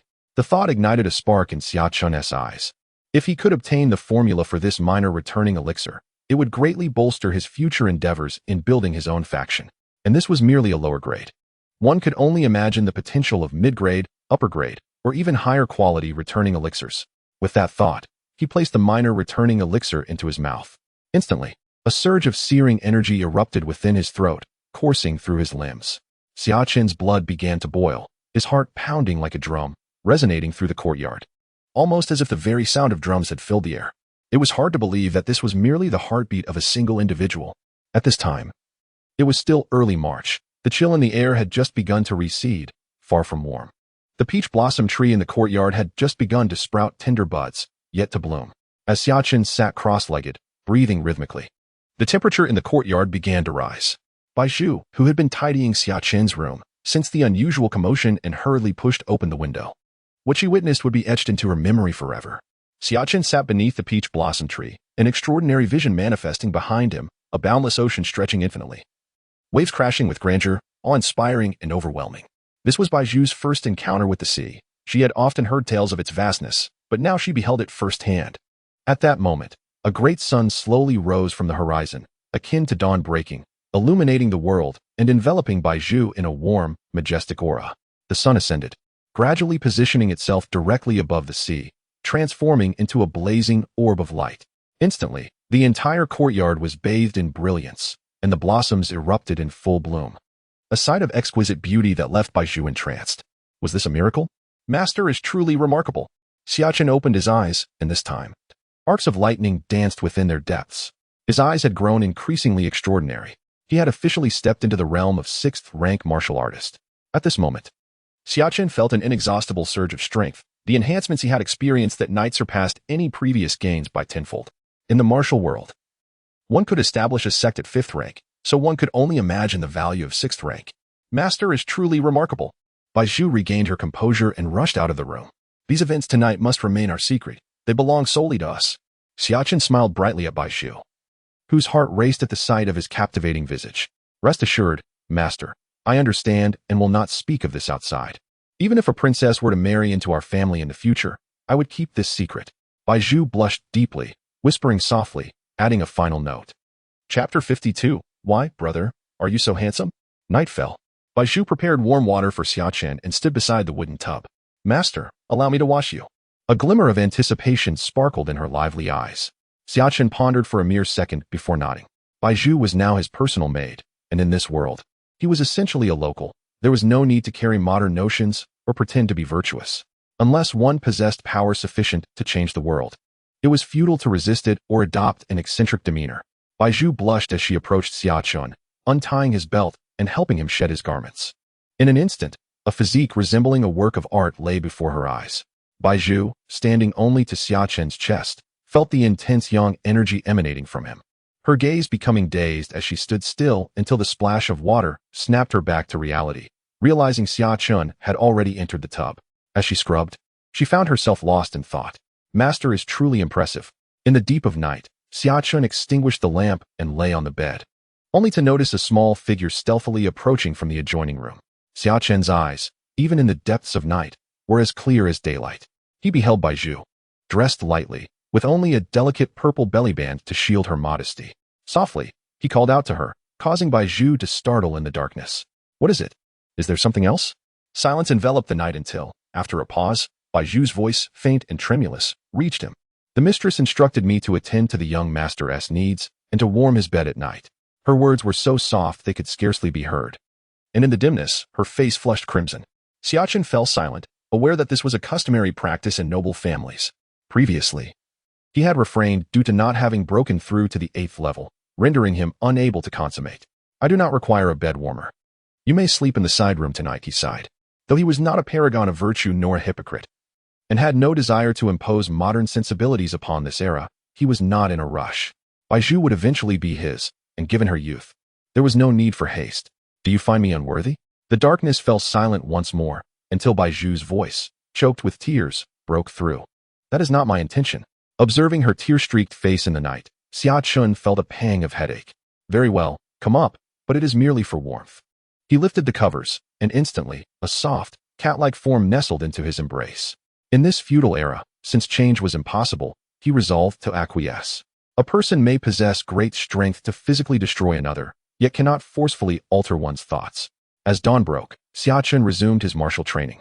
Having already sent Xia Chen to request a leave from the lantern bearer, he planned to confront those individuals after attending his fiancée's poetry gathering the following day, intending to show them a true display of power, to let them understand the meaning of to kill the chicken to scare the monkey.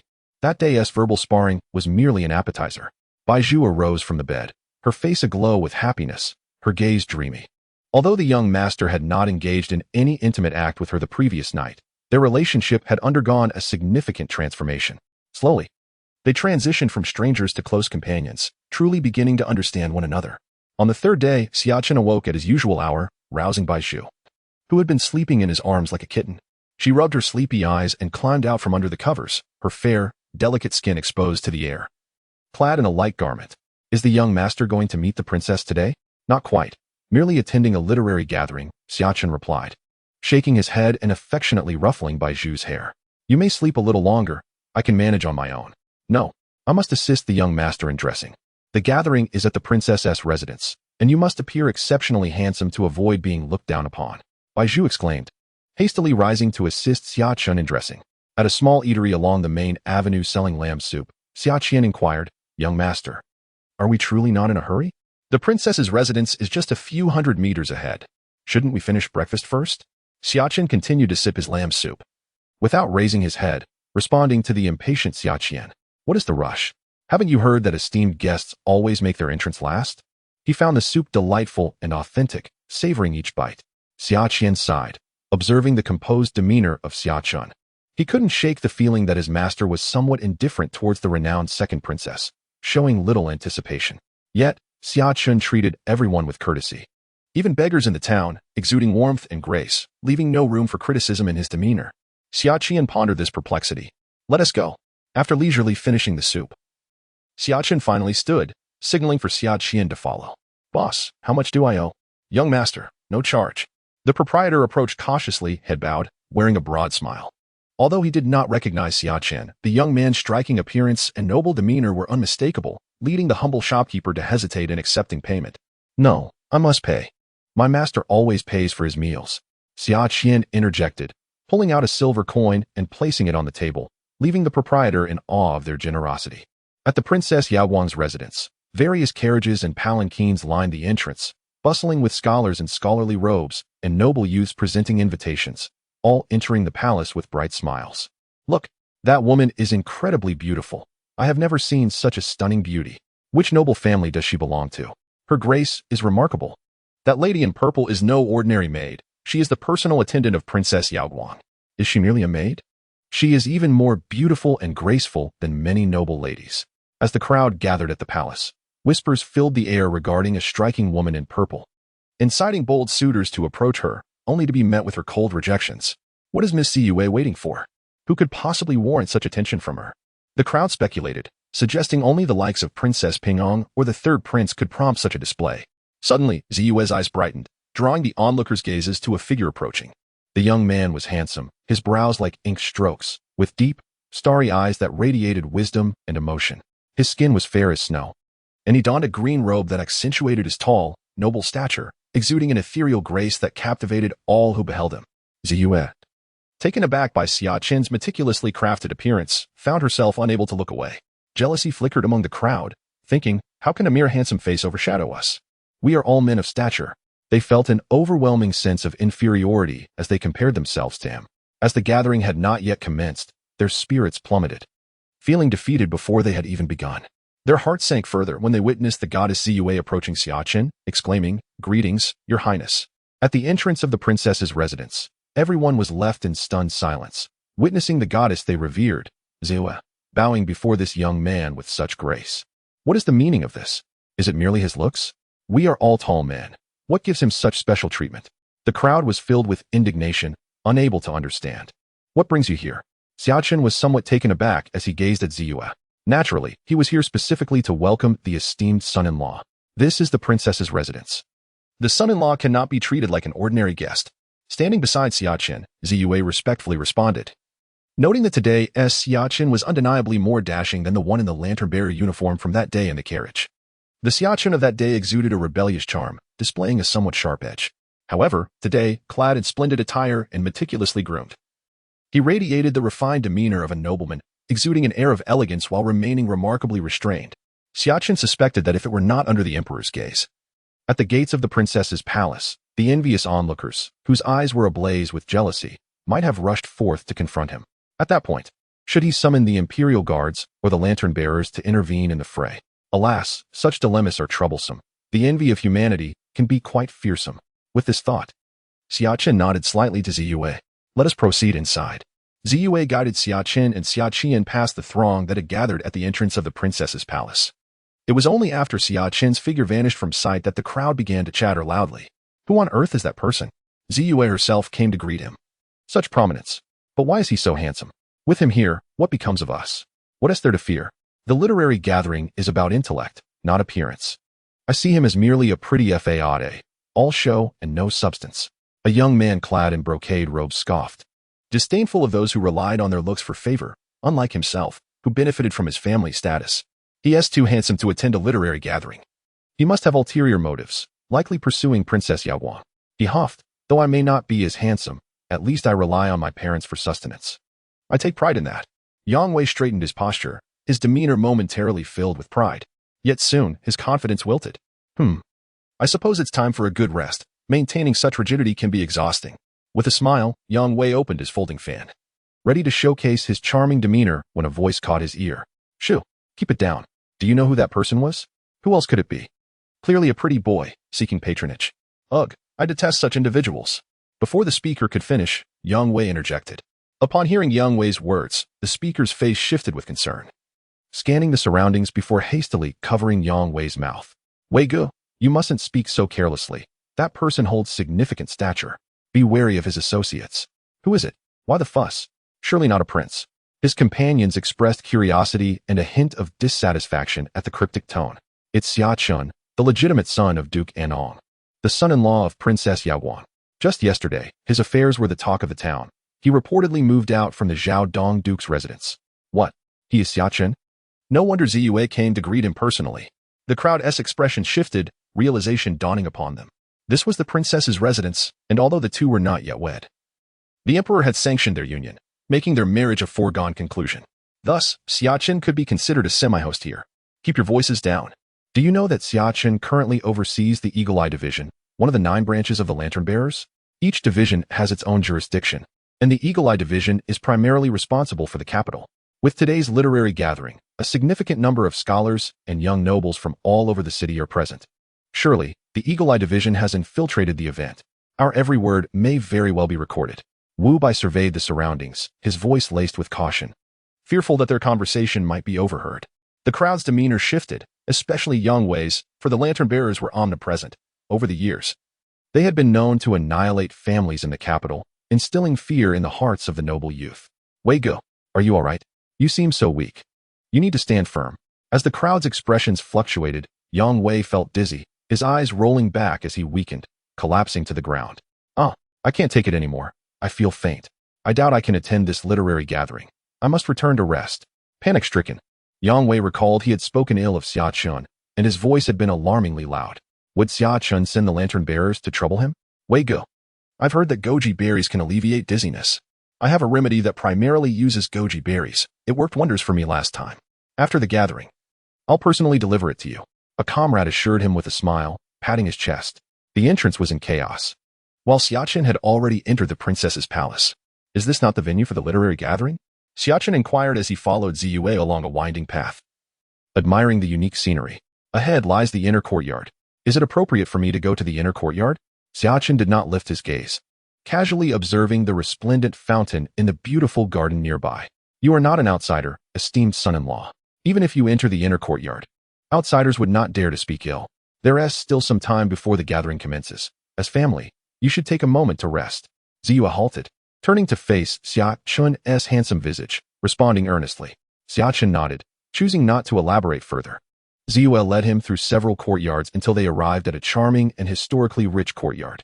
Tianfeng Pavilion. The plaque bore only 3 simple characters, without a signature. Yet these characters exuded an extraordinary aura. They were penned by the princess herself, whose calligraphy had even drawn praise from the Grand Tutor. Xia Chen nodded, acknowledging the beauty of the script. However, his attention lingered not on the characters themselves, but rather on the name Tianfeng. Following Princess Yaguang's ascension, her era was named Tianfeng. Thus, from this name, Xia Chen could discern that Yaguang harbored lofty ambitions for the realm. Do you find anything amiss with these 3 characters? Esteemed son-in-law? Ziyue, perceptive as ever, noticed an unusual emotion in Xia Chen's expression.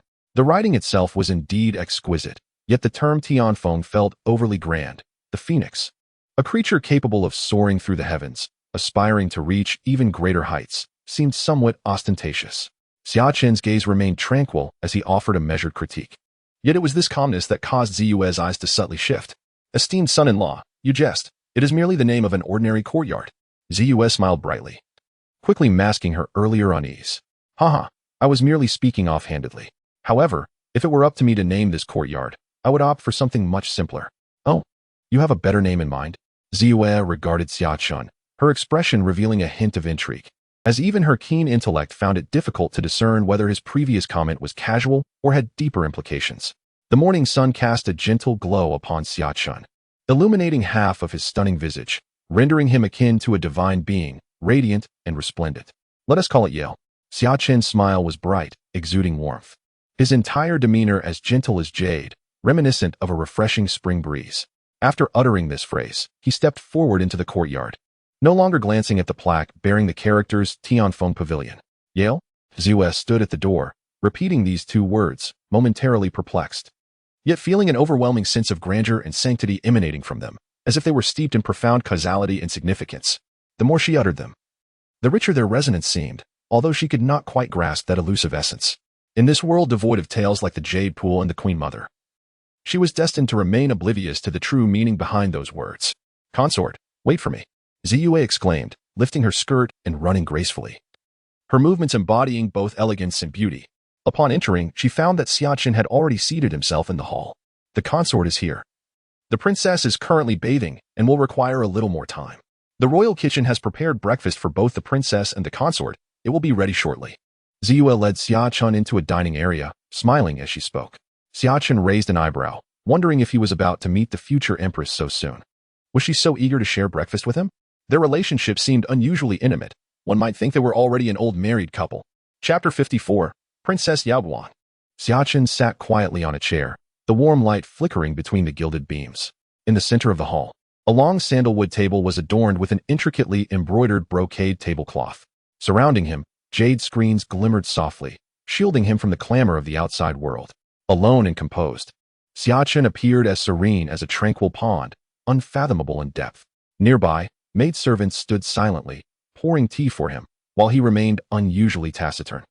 In the depths of the courtyard, within a modestly appointed chamber, Princess Yaoguang sat before her vanity, murmuring the two words Ziyue had reported in detail. The copper-hued mirror reflected her flawless beauty, and Ziyue stood behind her, grasping a wooden comb, her long silken tresses cascading like a waterfall. I feel that the consort has ulterior motives. His attitude towards the term Tianfeng seems rather peculiar. It feels as though there are no secrets before him, as if he perceives everything. Ziyue furrowed her brow, her expression one of confusion. It appeared that her consort was more astute than they had anticipated. For the past 17 years, he had remained hidden, biding his time, cloaking his brilliance. Yaoguang, clad in a cool inner garment after her bath, radiated an enticing glow, her skin flushed and vibrant. But why? Why would the consort conceal his talents? Was his situation within the Marquis' residence so dire that he had to disguise himself as an ordinary man, lest he be extinguished in his infancy? Ziyue's frown deepened as she spoke, her voice clear yet gentle, revealing her bewilderment. 14 years ago, when Marquis Enong went to the Eastern Wilderness battlefield, he fathered a second son. It was said that Xia Hao possessed exceptional talent and that both Marquis Enong and his wife adored this child, neglecting Xia Chen. Yet Xia Chen was still the legitimate eldest son, and as long as he held that title, the marquisate would undoubtedly be passed on to him. Yaoguang's voice held a mature and commanding tone, exuding wisdom and poise. Her beauty resembled that of blooming peach blossoms in spring, delicate and radiant. Her skin as smooth as jade. Her eyes sparkled like autumn waters, captivating all who beheld them. She was a vision of ethereal beauty, as if she had stepped from the pages of a painting, rendering the world around her colorless. Ziyue, standing behind Yaoguang, gazed at the familiar visage in the mirror, momentarily entranced, unable to tear her eyes away. Eventually, she regained her composure and spoke. What the princess implies is that Marquis Enong wishes to pass his title to his younger son, Xia Hao, and Xia Chen's existence poses an obstacle. Thus, Marquis Enong may harbor intentions that are detrimental towards the consort. But surely, even a tiger does not eat its own cub. After 14 years of separation, he could not possibly act so ruthlessly. As Ziyue delved deeper into her analysis, a chill crept down her spine. The image of Xia Chen's face filled her mind, along with his composed and confident smile, stirring pain within her heart. What trials had he endured to grow up unscathed within the marquisate? He must have faced countless dangers and suffered immensely. No wonder he had chosen to sever ties with the Marquis and establish his own household. I cannot be sure of the exact reasons. Perhaps I have misjudged. Yao Guang shook her head, a flicker of confusion lingering in her brow. She sensed that the situation was not as straightforward as it seemed, as if she had fallen into a trap of her own reasoning. What is he doing now? Suddenly, Yao Guang glanced at Ziyue's reflection in the copper mirror, shifting the topic. He sits there quietly, not speaking much, nor asking questions, simply savoring his tea. He certainly possesses patience. I have heard from Li Wenjiang that Xia Chen enjoys reading military texts, maintaining a calm demeanor, embodying the spirit of a great general. Indeed. Today he has proven to be just that. A smile graced Yao Guang's lips. Ziyue, what is your opinion of Xia Chen? General Li holds him in high regard. The rumors circulating in the capital may be misleading, but General Li's loyalty to the princess is undeniable, and he would not deceive you. I have met the consort twice. While I cannot ascertain whether he possesses exceptional talent, he is undoubtedly unlike ordinary men. Ziyue paused, contemplating as she tended to Yao Guang's hair. After a moment, Yao Guang nodded. Perhaps he can be won over. He may indeed become my husband in the future. Some matters are inextricably linked to him. A thoughtful glimmer danced in Yao Guang's enchanting eyes. By the way, we should refrain from contacting General Li Wenjiang as much as possible from now on. He has recently been promoted to Grand General of the Dragon Guard, and his status is no longer the same as before. My father, who harbors deep-seated suspicions, will undoubtedly dispatch someone to keep an eye on General Li, to see if he associates with anyone else. We must exercise caution. Indeed, Your Highness, I will limit our correspondence, unless there is a significant matter or an unforeseen event that necessitates involving General Li. Otherwise, I shall refrain from employing him as our secret weapon. Ziyue's expression grew serious, clearly aware of the stakes involved. Bring me my phoenix jade hairpin. I shall wear it today. Suddenly, Yao Guang gazed at her own breathtaking reflection in the copper mirror and spoke. Did you not say that the hairpin was too extravagant and that we should be more discreet? Ziyue replied, somewhat taken aback. This hairpin was a gift from the current emperor, renowned throughout the Great Wu dynasty, crafted from a rare gem, resembling the color of phoenix blood. Upon acquiring it, Emperor Wuzong was overjoyed and commissioned the finest jade artisans and contemporary masters to carve and polish it meticulously. This phoenix jade hairpin was originally bestowed upon the Empress of Emperor Wuzong. Now, this hairpin had been passed down through the royal family for 600 years. When Princess Yao Guang turned 16, Emperor Wendy gifted her this hairpin, but she had only worn it once since then. Today, she would don it again. I possess no other adornments worthy of note. This hairpin is the only one I can present, perfectly suited to enhance my appearance. Ziyue smiled, saying no more as she rose to retrieve the hairpin. She understood clearly that the princess, born with extraordinary beauty, had refrained from wearing any embellishments since the age of 15 to allow other young ladies and noble women a chance to shine. Nevertheless, the princess's collection of accessories remained plentiful, and her decision to wear the phoenix jade hairpin today indicated its significant importance. With delicate movements, Ziyue retrieved a jade box containing the hairpin. The hairpin was a vibrant red, exquisitely carved, its phoenix feathers intricately detailed, as if it could transform into a phoenix reborn from flames at any moment, brimming with vitality. Once adorned with the hairpin, the princess's entire demeanor transformed. Ziyue gazed on, awestruck by the beauty that radiated from her. In this literary gathering, numerous talented individuals are expected to attend, warranting a certain level of attention. Yao Guang scrutinized her reflection in the mirror, speaking to herself, yet seemingly offering an explanation to Ziyue. I believe this adornment is specifically for the purpose of meeting the prince. Ziyue playfully teased Yao Guang, their close relationship allowing for such light-hearted banter. Upon hearing this, Yao Guang's ears flushed slightly, though she quickly masked her embarrassment, her gaze returning to tranquility. What nonsense. Hurry and check on Xia Chen. After waiting for so long, I certainly don't want him to think I have neglected him. I shall be there momentarily. Yao Guang gently nudged Ziyue, who, with a smile in her eyes, slowly exited the room. Chapter 55, The First Meeting with the Empress. Xia Chen remained composed, waiting patiently until he saw Ziyue approach, adorned in a flowing purple garment. The prince has been waiting. The princess is on her way. Ziyue bowed gracefully, gliding towards Xia Chen, her lips parting slightly to speak. It's nothing. Xia Chen shook his head, his demeanor still calm. Ziyue was unable to discern whether Xia Chen was genuinely unperturbed or merely harboring displeasure, given that he had been kept waiting for the duration of 3 teacups. The princess has just finished her grooming, and to meet the prince, she took extra time to prepare, so please forgive her, Ziyue explained, eager to dispel any misunderstanding. Xia Chen smiled gently, shaking his head.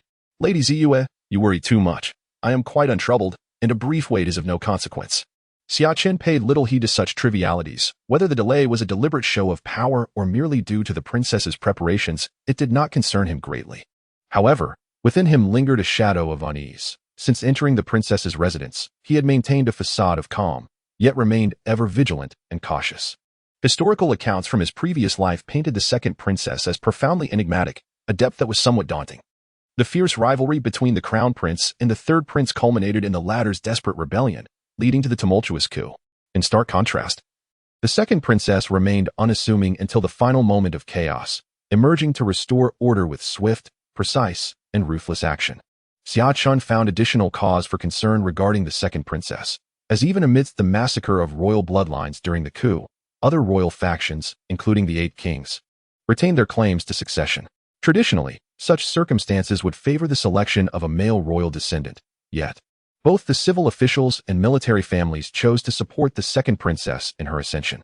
This was indeed alarming, as it suggested she had secured the loyalty of many influential figures, skillfully maneuvering the political landscape to her advantage. Faced with such a formidable individual as his fiancée, Xia Chen could not help but remain on high alert. Despite being a half-player with an advantage, Xia Chen never underestimated the inhabitants of this realm. The countless players from his previous life had demonstrated the grim fate of those who had fallen victim to the indigenous populace. However, what weighed most heavily on Xia Chen's mind was the mystery surrounding his demise during the coup. Was it truly an accident? Or had the second princess disposed of him while quelling the uprising? Deep-seated doubts plagued him. Prince, the princess has arrived. In a daze, Xia Chen heard Ziyue's voice. He turned to the side hall, where a woman emerged, breathtakingly beautiful, leaving Xia Chen momentarily entranced, for she was indeed the most exquisite person he had ever encountered. Following her was a charming, spirited girl, Li Wei. I have met the princess. In that fleeting moment of distraction, Xia Chen promptly rose to greet her with respect. Regardless of his speculations, the performance must be executed flawlessly. Yao Guang scrutinized the young man before her, her enchanting eyes revealing a flicker of intrigue. He was indeed the most distinguished individual she had ever seen, his appearance flawless. No need for excessive formalities. Please rise, Yao Guang instructed, her voice calm and serene. Yet a subtle smile emerged at the corners of her mouth, one she was unaware of. Li Wei, standing behind Yao Guang, regarded Xia Chen with a curious gaze. Please take a seat. Yao Guang gestured for him to sit opposite her, and soon after, maidservants entered in succession, presenting a variety of exquisite dishes. Each portion small, yet intricately crafted, a feast for the senses. Are you hungry? Yao Guang inquired, her gaze fixed on the handsome youth before her. Not particularly, Xia Chen replied, nodding composedly. A silence enveloped the room as Yao Guang lowered her gaze to the table laden with delicacies. Wishing to break the monotony with conversation but struggling to find a suitable topic. Typically eloquent and astute, today she found herself at a loss for words. As the man before her, her fiancé, deviated from her expectations. According to her intelligence, Xia Chen was gentle and courteous, exuding an air of nobility. Always friendly and often smiling. However, upon meeting him today, while he was indeed polite, there was an unexpected coolness, bordering on aloofness. This caused Yao Guang to furrow her brow slightly. What could be the reason for this disparity? Upon encountering her, had Xia Chen truly transformed? Was the information she received flawed? A woman's intuition is often remarkably accurate. Xia Chen believed he had presented himself well, respectful and courteous, but Yao Guang sensed a subtle difference. Seated at the dining table, the two shared a moment of silence. Ziyue frowned. While the prince was not noted for being reticent, his demeanor today was decidedly subdued. I have heard that the prince is quite the wordsmith, even receiving commendation from the emperor. Are you prepared for the literary gathering today? As Yao Guang's trusted advisor, Ziyue felt compelled to dispel the heavy atmosphere. The first meeting between the princess and the prince should ideally spark an immediate connection, at the very least. It should not be so awkward as to leave both parties feeling uncomfortable and restless. Indeed, as soon as Ziyue spoke, the oppressive silence was shattered. I am merely a martial man, here to witness the spectacle and observe the young talents of our great Wu. Yet, everything remained unformed. He had only recently become engaged. And his younger brother, the future pillar of the Dewu kingdom, Prince Xia Hao, was still only 13 years old. Rumors in the past suggested that the Empress had intentions towards Xia Hao, but such notions were mere fabrications, for the Empress had reigned for decades, exerting unparalleled authority, leaving no force capable of opposing her. Had she truly favored Xia Hao, they would have likely been united long ago. Xia Chen understood that throughout her reign, the Empress had remained solitary, seemingly fixated solely on her ideals, even selecting a young royal descendant as the heir to the throne. Subsequently, as the era of spiritual energy revival dawned, the Empress mysteriously vanished. Whispers circulated that Prince Xia Hao had played a role in her disappearance, which was not without foundation. For the ensuing chaos within the Wu dynasty had indeed benefited him greatly. Analyzing the outcome to infer the process, while advantageous, could lead to cognitive biases. Xia Chen quickly realized that regardless of the truth behind this historical enigma, he found himself swept up in the current of events, compelled to engage earnestly and experience it fully. As for the outcome, whether it could be altered, he would strive valiantly, undeterred by the challenges that lay ahead. As these thoughts crossed his mind, Xia Chen bestowed a radiant smile upon Yao Guang. Chapter 56, Phoenix Claws. In the room, the atmosphere instantly softened. Both Yao Guang and Ziyu were perplexed, unable to comprehend why Xia Chen's demeanor had shifted so dramatically in such a fleeting moment. Having encountered the princess's imposing presence for the first time, he felt a touch of nervousness. Sensing the confusion in their minds, Xia Chen smiled and offered an explanation. Well, I am no longer anxious. Yao Guang's crimson lips parted, and upon uttering those words, she herself was slightly taken aback by her own girlish demeanor. Upon meeting Her Highness the Princess, she had initially perceived her as a resplendent phoenix soaring above the heavens, radiating brilliance and exuding an overwhelming aura, thus stirring a sense of trepidation within her. However, as she took her seat and beheld the princess's unparalleled beauty, she felt much more at ease. Xia Chen, handsome and dignified, sat directly across from Yao Guang, their proximity allowing for a gentle gaze that was warm yet not fervent. His grasp of personal space was impeccable. Yao Guang initially held his gaze, but at this moment, she averted her eyes slightly, feeling somewhat awkward, a sensation she had never experienced before. My princess's beauty is undoubtedly the most exquisite in the world. Li Wei suddenly interjected, looking earnestly at Xia Chen. While my princess is indeed the fairest, the claim of overwhelming the world is somewhat exaggerated. Ziyu chimed in with a smile, sensing that the prince's assertion of overwhelming the world was not merely flattery. It seemed akin to his earlier fixation on the phrase phoenix itself. With lofty aspirations, it would not be surprising if he were to soar to great heights in the future.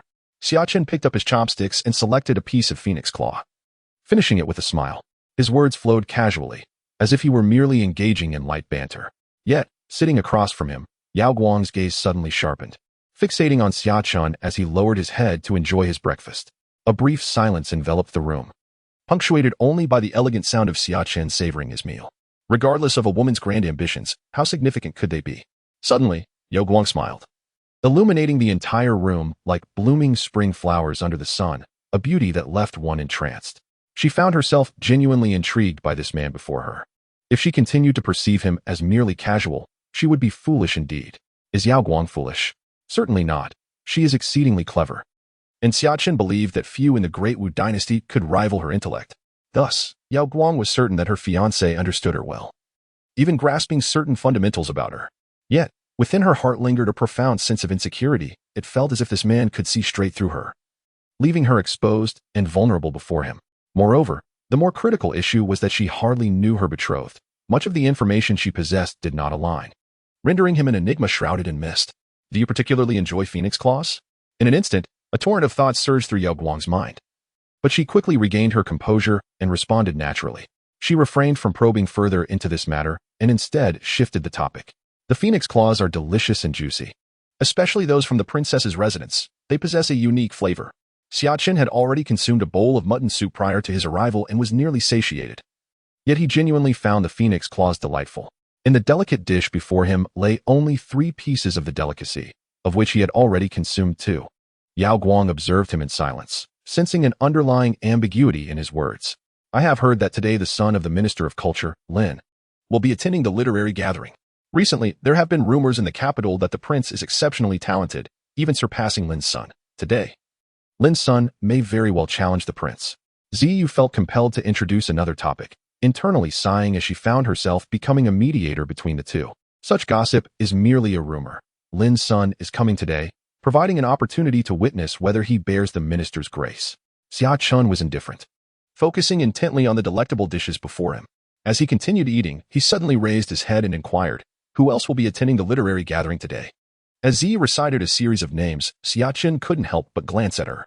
His previously disinterested heart suddenly sparked with intrigue. It was unsurprising that the sons of officials and students from the Bailu Academy of the National University would attend. But the fact that a great scholar from the Bailu Academy would also be present indicated that the gathering held considerable prestige. More intriguingly, representatives from both the Tianlong Temple and the Tianshi Mansion would be in attendance. This was rather extraordinary. The abbot of Tianlong Temple and the elder master of the Tianshi Mansion were the foremost paragons of strength in the realm. And humanity's dominance stemmed from their possession of 5 such formidable individuals, often referred to as terrestrial immortals. Each possessed unfathomable prowess. Although both the Tianlong Temple and the Tianshi Mansion were situated within the capital, they remained unattached to worldly affairs, holding an extraordinarily elevated status. Xia Chen cast a deep glance at Yao Guang. The fact that this literary gathering could attract both of these esteemed establishments was truly remarkable. Why have you stopped eating? Prince Li Wei, who had just been about to summon a maid to bring more phoenix claws, noticed that Xia Chen had set down his chopsticks and curiously inquired. These phoenix claws are so delightful. I fear that indulging too much may lead to an addiction, and I won't be able to enjoy them every day. Which would be quite distressing. Xia Chen chuckled, jesting. Ah, I see. Li Wei responded with a touch of innocence. If you enjoy them, you may come often. Suddenly, Yao Guang gazed at Xia Chen, uttering those words. Xia Chen looked at her in astonishment. Come often? Should I not simply move into the princess's residence? He pondered but ultimately refrained from voicing his thoughts. As we are not yet wed, frequent visits to the princess's residence may invite unwelcome gossip. After a moment's hesitation, Xia Chen spoke. Are you concerned about what others might say? Chapter 57, Heroes of the World. In the room, both Ziyu and Li Wei looked at Yao Guang with surprise, not having anticipated the princess to be so forthright. In truth, as soon as Yao Guang uttered those words, she regretted them, realizing they bore a hint of ambiguity. The two were not yet wed.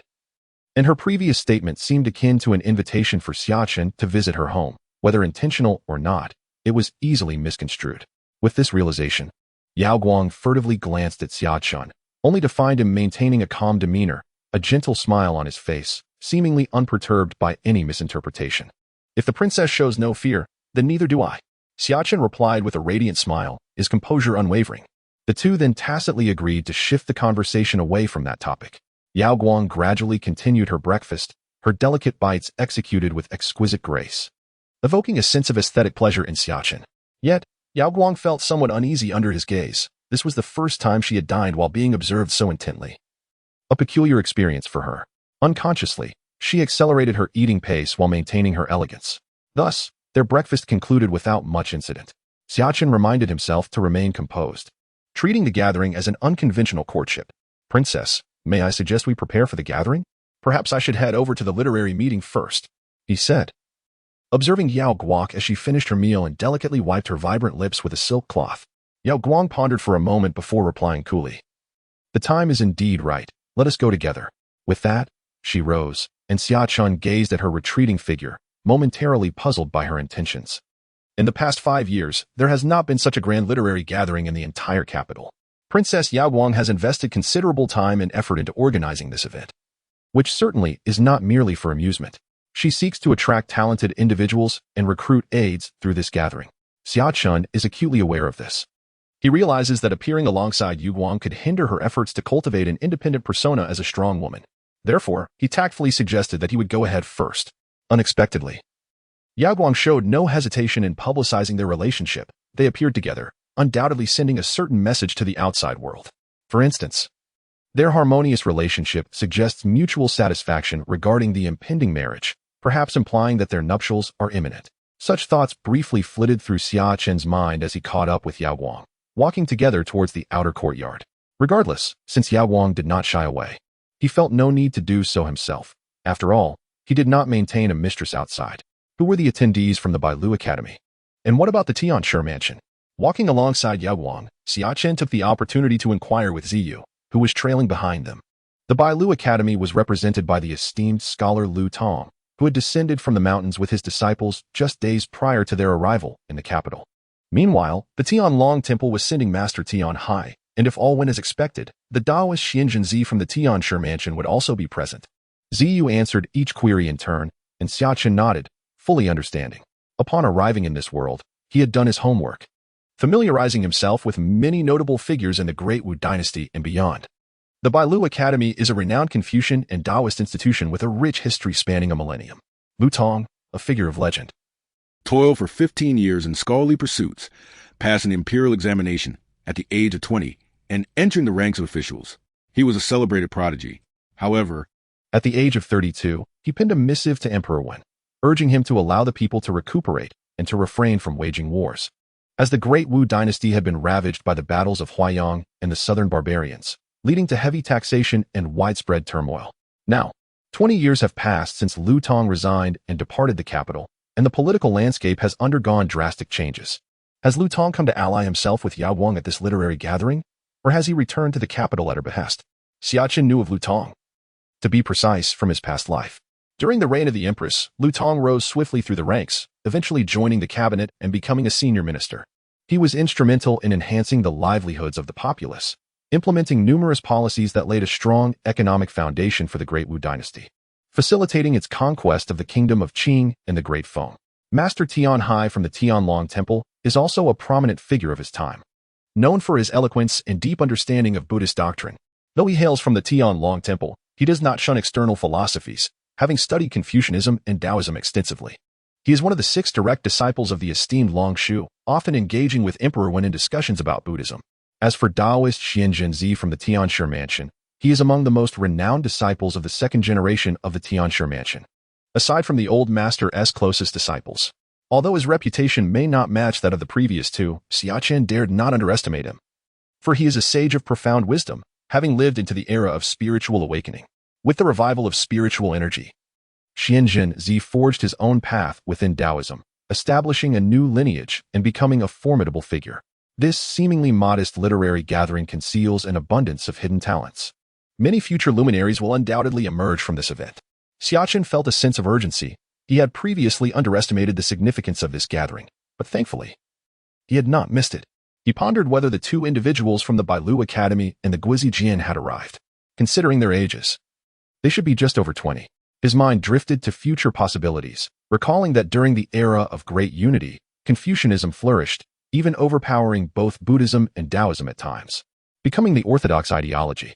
The most dazzling figures among them were 2 scholars named Su Xingchen and Fang Zhiru. They hailed from the Guizi Jian and Bailu Academy, respectively. One became the youngest chief minister of the Great Wu at the age of 29, while the other broke into the 2nd tier of Confucianism and Taoism at 31, setting a record for the fastest ascension in the dynasty. The 2, one brilliant and the other extraordinarily gifted in Confucianism and Taoism, were often compared due to their prestigious backgrounds. Both had received the Empress's favor and pledged their loyalty to her. Perhaps they would be courted by Yao Guang at this literary gathering.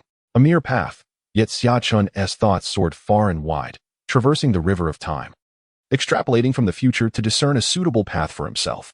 He also contemplated how to maximize his own interests. Soon, the group passed through numerous courtyards and arrived at the front hall, which was bustling with activity. Many had already gathered, some seated, and as footsteps echoed, all eyes turned toward them. They beheld the incomparable Yao Guang and the man standing beside her, Xia Chen. Chapter 58. He, my fiancé. The once vibrant hall fell silent in an instant. All gazes were fixed upon Yao Guang, who radiated brilliance. Yet even so, she could not entirely overshadow the presence of the man beside her. Tall and poised like a majestic pine, he wore attire tailored to perfection, accentuating his broad shoulders and narrow waist. His visage seemed like a masterpiece sculpted by the heavens, with sharp brows that gracefully arched into his hairline and deep, starry eyes that concealed boundless mysteries. Beneath a noble nose, his lips were finely contoured, exuding an innate elegance. He stood there with a gentle smile, akin to the sun breaking through ice, warm and enchanting. His ethereal aura suggested he had stepped from a realm of poetry and paintings, quietly commanding attention without overtly seeking it. Yet the aura surrounding him drew all eyes irresistibly. Your Highness, we have come to pay our respects. The crowd bowed in unison, though their peripheral gazes lingered on Xia Chen, filled with curiosity. Who was he? So strikingly handsome, standing beside the princess. Was he perhaps a prince? With the current emperor having only 4 sons and 3 daughters, many had never laid eyes on a prince, leading to rampant speculation. This man and the princess looked exceedingly well matched, like a celestial pair, equally impressive. Strangely, some wondered how they had been oblivious to such a striking figure in the capital. As thoughts swirled, Yao Guang's cool voice cut through the air. Please rise. Today's literary gathering requires no formalities. With a graceful gesture, she commanded the room. Xia Chen observed the scene quietly. The spacious front hall, including the courtyard, could easily accommodate hundreds without feeling cramped. a middle-aged eunuch was orchestrating the event. Alongside beautiful maidservants and other eunuchs who skillfully arranged fruit platters and beverages, efficiently preparing for the gathering. That is eunuch's son, the steward of our princess's household. He manages affairs with great skill, Xia whispered, noticing Xia Chen's gaze. He nodded in acknowledgement. Although the princess's household was still in its developmental phase, with many talents yet to be recruited by Yao Guang, she still had a few capable individuals under her command. Your Highness, we have come to pay our respects. As Xia Chen searched amidst the crowd, a distinguished middle-aged man in his 40s approached, accompanied by 3 scholarly individuals clad in traditional robes. There is no need for such formalities, Master Liu. Yao Guang hastily urged the man to rise and take a seat. At that moment, both Yao Guang and Xia Chen found themselves in a secluded chamber, granting them an unobstructed view of the entire literary gathering while maintaining a degree of privacy.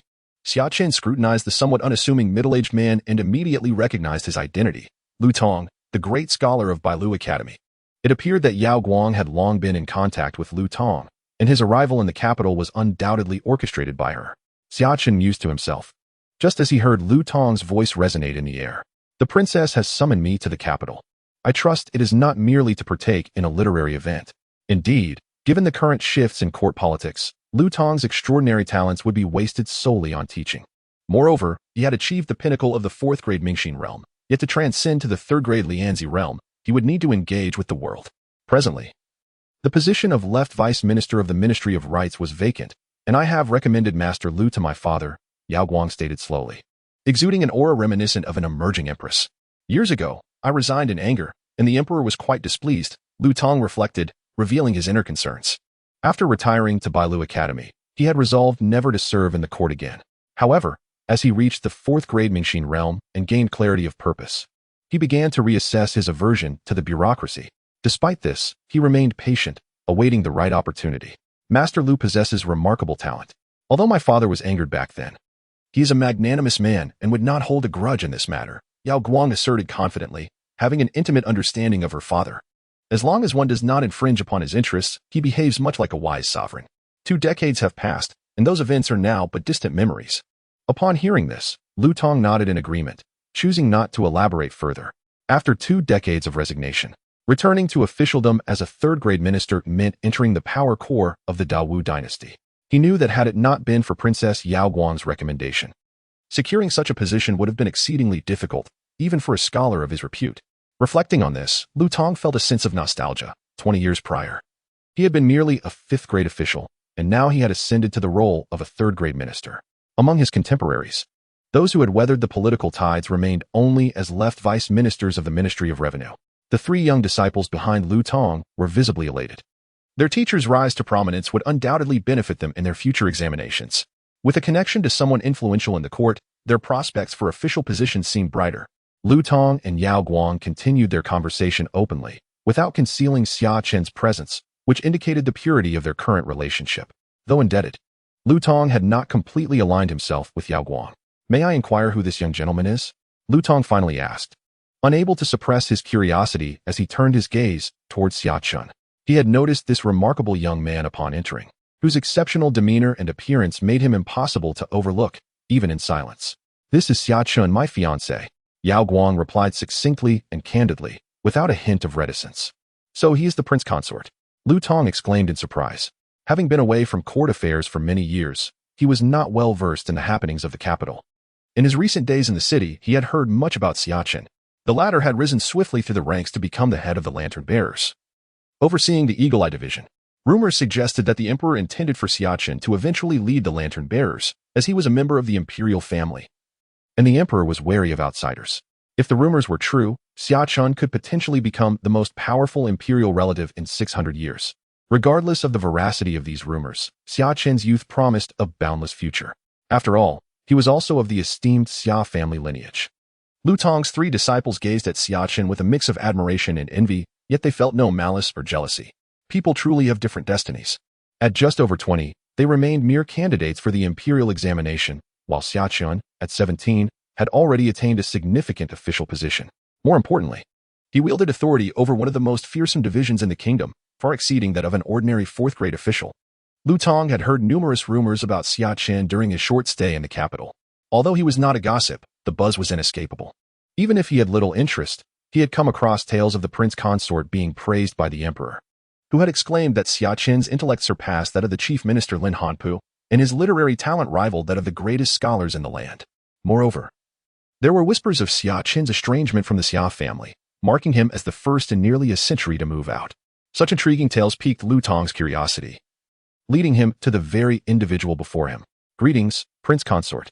Lu Tong stood and bowed, prompting his 3 disciples to follow suit, recognizing that this young man, despite his youth, was already at a level comparable to their esteemed teacher.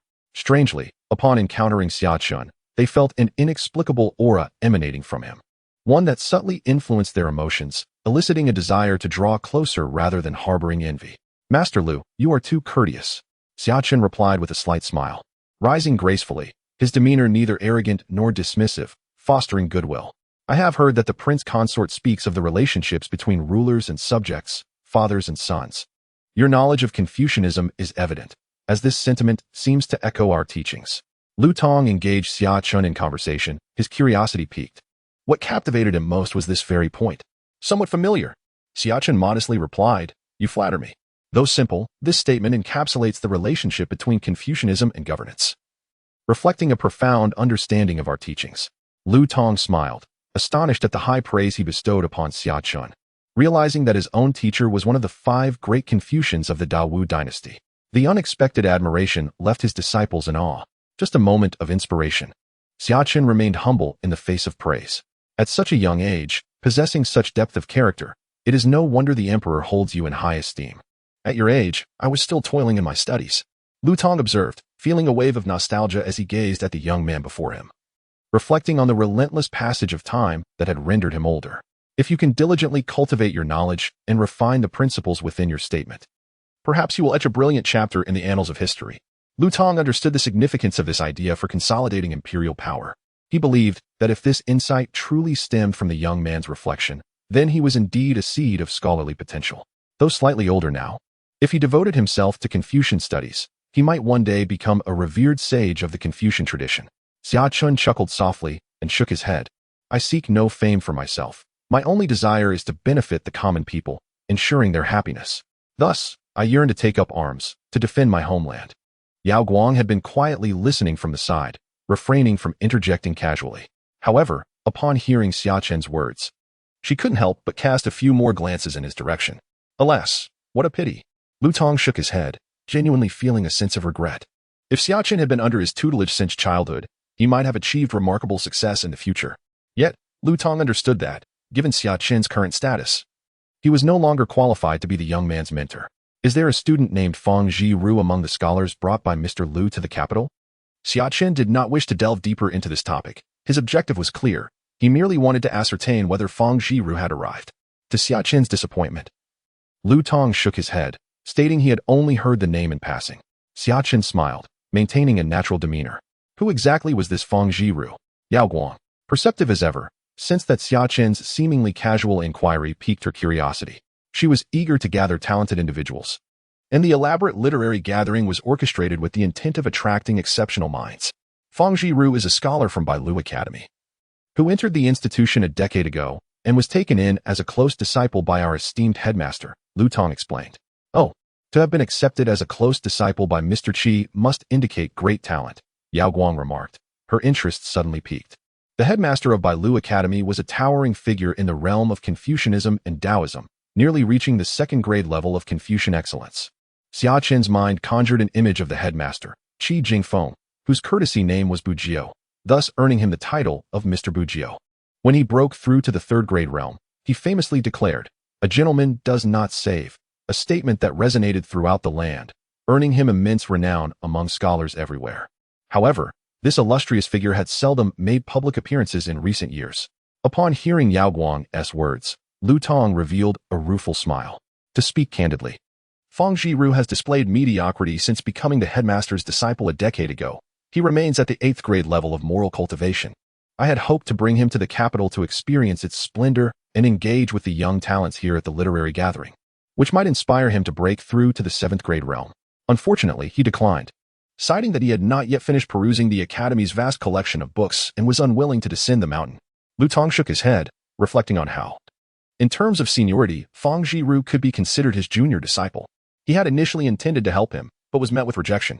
He genuinely believed the headmaster had misjudged Fang Zhiru. Although his character was commendable, he lacked the innate talent for Confucian cultivation. Now, at just over 20 years of age, rather than languishing in Bailu Academy, he would be better served by seeking official recognition in the capital. Perhaps achieving some success and not squandering his youth. Is he truly intent on finishing all the Academy's books? Yao Guang was taken aback by Lu Tong's words. Bailu Academy boasted a history of 1,000 years, with its extensive collection of texts accumulated over generations, a repository of knowledge that surpassed even the royal library. Yet, the notion that Fang Zhiru could hope to read it all was preposterous. Yao Guang's interest in him diminished. But she couldn't shake the feeling that the matter was not so simple. Mr. Qi had chosen Fang Zhiru as a close disciple for a reason. Perhaps he possessed some unique qualities after all. Xia Chen smiled softly, choosing not to speak. He naturally did not believe that Fang Zhiru was an ordinary talent. As results often reflected the process, how could Mr. Qi have erred? In a past life, Xia Chen had heard that Fang Zhiru was indeed unremarkable during his early years at Bailu Academy, even appearing somewhat mediocre. He was a peculiar individual. Indifferent to the realm of Confucianism, seemingly uninterested in pursuing an official career, and instead embodying a Taoist demeanor. He spent his days immersed in books at Bailu Academy. And it was during a tempestuous night of thunder and lightning that he inexplicably ascended to the third-grade realm, leaving behind a resounding proclamation that shocked the world. Xia Chen felt compelled to make a visit to Bailu Academy sooner rather than later, not merely to recruit, but to at least become acquainted. He sensed that this could be a valuable opportunity, especially while others remained skeptical. He could invest in this promising talent. With this thought in mind, a smile graced Xia Chen's face. During the reign of the great Wen Emperor, the prevailing moral ethos was one of benevolence and helping others. However, Qi Jingfeng's unconventional views caused quite a stir. In the 32nd year of Dexian, in September, Qi Jingfeng delivered a lecture at Bailu Academy, drawing scholars from far and wide who sought to expel such heretical views from their midst. Standing before the assembled scholars at Bailu Academy, Qi Jingfeng proclaimed, "A gentleman does not save." Qi explained that the gentleman respects order and rules, recognizing that the world operates through intricate mechanisms of cause and effect. A gentleman considers the greater good and understands that resources are finite, thus should be wisely allocated. To intervene in misguided actions or heedlessly assist a crowd could undermine societal virtue. The refusal to intervene is also a form of self-preservation and restraint. A gentleman measures his capabilities and refrains from recklessly risking himself to save another, particularly if he cannot swim, choosing instead to call upon an expert for assistance. Additionally, a gentleman contemplates the motivations and consequences for those he might save, as excessive rescue could foster dependency. A gentleman refrains from intervention to encourage self-reliance and personal growth. When a friend encounters a minor setback, a gentleman does not rush to assist, but rather motivates him to reflect and devise a response. This encapsulates the principle of a gentleman not saving. Thus, Qi Jingfeng's name resonated throughout the world, establishing him as a leader in the great Wu Confucian and Taoist traditions. History of Confucianism, Volume 78, Biography 32, Chapter 60, The Scholar, the Monk, and the Taoist. In the side hall, Xia Chen, Lu Tong, and Yao Guang engaged in conversation, with Ziyu occasionally chiming in with insightful remarks that surprised Lu Tong, who had not anticipated such intellect from a mere attendant of the princess. As for Li Wei, he displayed no interest in the discourse, quietly seated at the side, contentedly savoring the pastries on the table. Meanwhile, in the grand hall, news of Xia Chen's identity had begun to circulate. As soon as Xia Chen and Yao Guang made their entrance, they captivated the assembly. Naturally, curiosity ensued. What? That is Xia Chen, the husband of Princess? Gasps of astonishment filled the air, for they had heard numerous rumors about him over the past few days. A 17-year-old fourth-grade official was an unprecedented phenomenon in the annals of the Great Wu dynasty. With such a prestigious background, attaining such a high rank at a young age, and being betrothed to Princess Yao Guang, not to mention his striking looks, how could they possibly compete? The young talents present felt a heavy sense of inadequacy, realizing that they had a formidable rival. Whispers filled the air about the arrival of young Master Jing Xian, one of the 4 most handsome men, hailing from the renowned Shao family of Jiangnan, known for their literary pursuits. The Shao family is a lineage of scholars, rumored to possess royal blood from the previous dynasty. Someone exclaimed with sparkling eyes. This was no mere gossip. The Shao family had historically intermarried with the royal family, and many past empresses had emerged from their ranks. However, after the rise of the Great Wu, the Shao family suffered greatly during the War of Extermination and retreated to Jiangnan. The great Wu royal family did not pursue their annihilation, and now, after 8 centuries, the royal house remained secure, unafraid of the Shao family.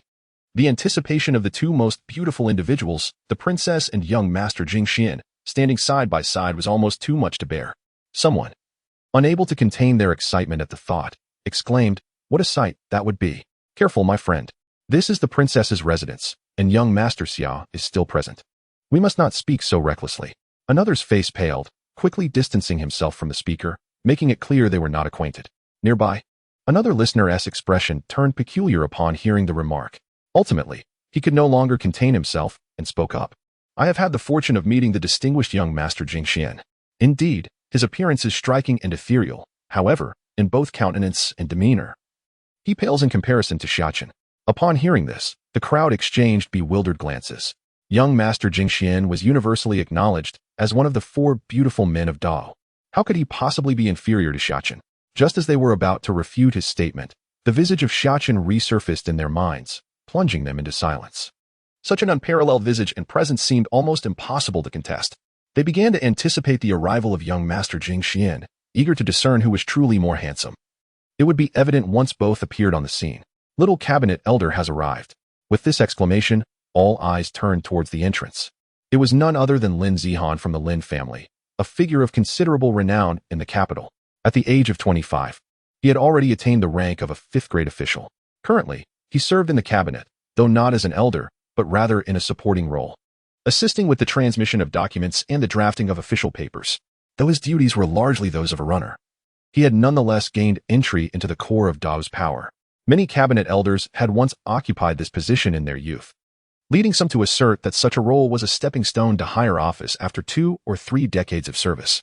Furthermore, as Lin Zihan's father was the prime minister, he was colloquially referred to as the little cabinet elder. Lin Zihan exuded an extraordinary demeanor, having chosen not to don official robes for the day, as he had taken leave specifically to attend the literary meeting. Upon entering, he scanned the room, seemingly searching for someone. "Young master, the guests have arrived, including the princess and the esteemed scholar Lu Tong." In that side courtyard, someone whispered in his ear. "Scholar Lu Tong is here as well." Lin Zihan's expression sharpened momentarily, but he quickly regained his composure. The previous day, the Minister of Rites had visited his father to discuss matters, and he had accompanied them. Through their conversation, he learned that Scholar Lu Tong had been reinstated and was to assume the role of Deputy Minister of Rites, a position recommended by Princess Yao Guang. It was entirely expected for him to attend the literary meeting hosted by the princess today. "Shall we go in now? Patience is key. We must not rush. Entering too soon will lead others to believe I am here solely for him, that the Lin family lacks magnanimity and harbors a petty spirit. My reputation matters little, but my father's must remain untarnished. The banquet is about to commence, and this gathering is meant for camaraderie through literature. There will be ample opportunity to assess him later." Lin Zihan shook his head, exuding a calm demeanor. Although his objective today was indeed Xia Chen, he remained unhurried.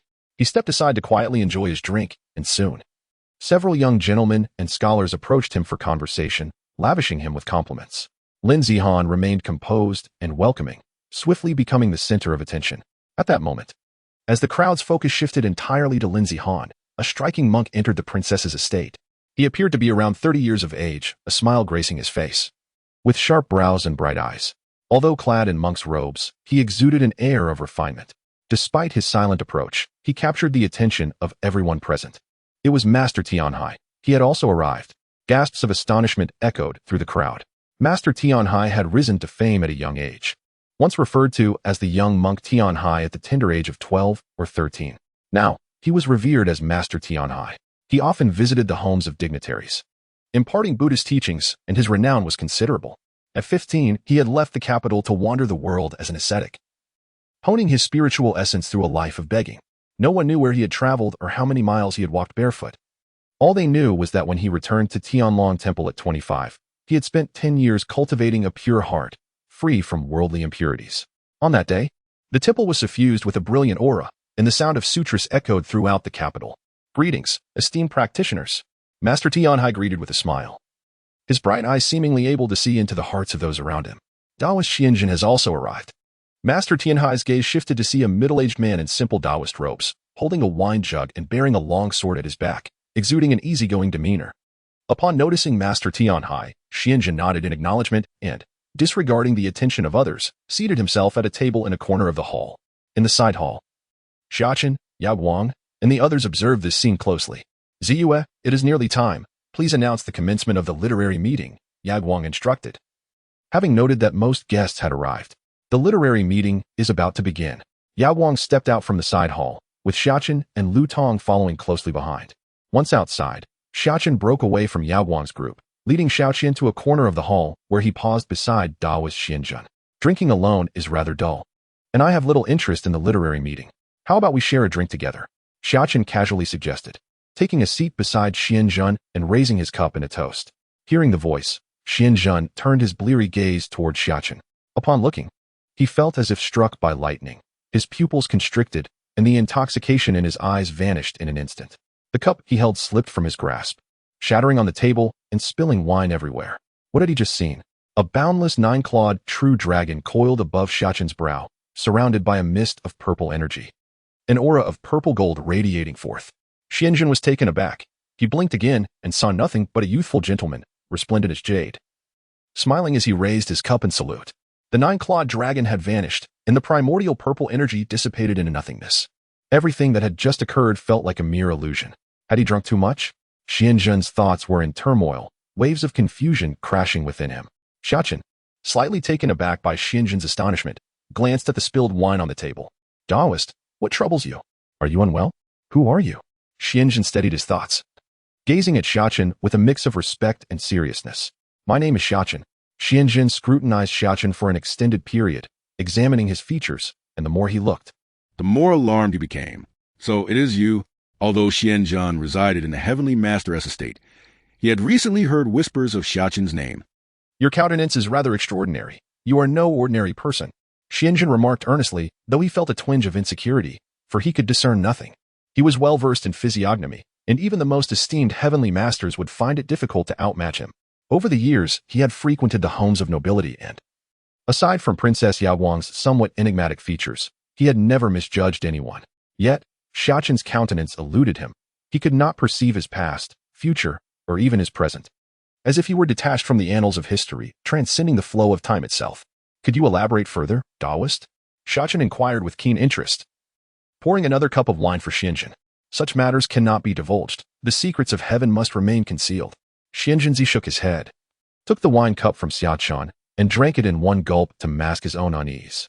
He could discern nothing, as everything he had just said was fabricated. Yet beneath this veneer of bravado, Xianjun felt an overwhelming gravity in his heart. Earlier, he had vaguely perceived Xia Chen enveloped in a swirling purple aura, with a boundless nine-clawed golden dragon, seemingly composed of the very essence of fortune, coiling above his forehead. Now, however, he was utterly unable to perceive the young man's features, which was rather astonishing. If what he had seen was not an illusion, did that not imply that Xia Chen bore the countenance of an emperor? Yet how could that be possible? In the realm of Wu, he had only ever witnessed such a visage in the presence of Emperor Wen, the crown prince, and the Princess Yao Guang. Upon first sighting Princess Yao Guang with such a countenance, he had been taken aback, doubting his own perceptions. He had later scrutinized her closely and even consulted the old celestial master, who had remained silent and offered no response. Nevertheless, he was certain that although the princess's features were somewhat nebulous and elusive, the imperial aura was undeniably present. He had not erred in his judgment. This realization had left him deeply moved. Could it be that the nation of Wu was destined to witness an era where a woman would reign supreme? It was precisely this extraordinary revelation that had compelled him to honor Princess Yao Guang by attending this tedious literary gathering. And now, a possible fourth contender had emerged. The nation of Wu was currently flourishing under the reign of its sovereign, yet even so, the essence of fortune could only manifest as a somewhat ethereal five-clawed golden dragon, scarcely over a meter in length. Meanwhile, Xia Chen seemed to possess an infinite nine-clawed golden dragon, spanning unknown realms. Xianjun now felt a profound insecurity, questioning his own mastery of facial analysis, and even began to suspect that he had truly been inebriated, experiencing a mere dream. Xia Chen was somewhat perplexed. Why did Xianjun seem distracted? Perhaps he had exhausted himself with too much writing the previous night, leading to a sense of disorientation.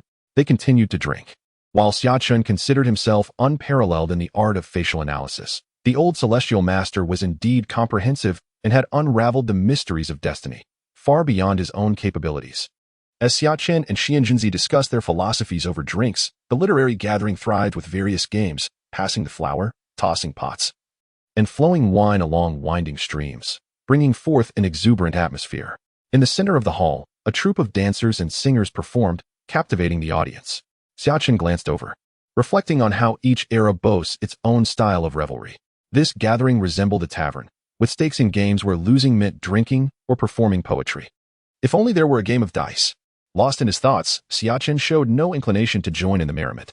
Engaging in profound discussions with xianxiaaudiobooks was far more appealing.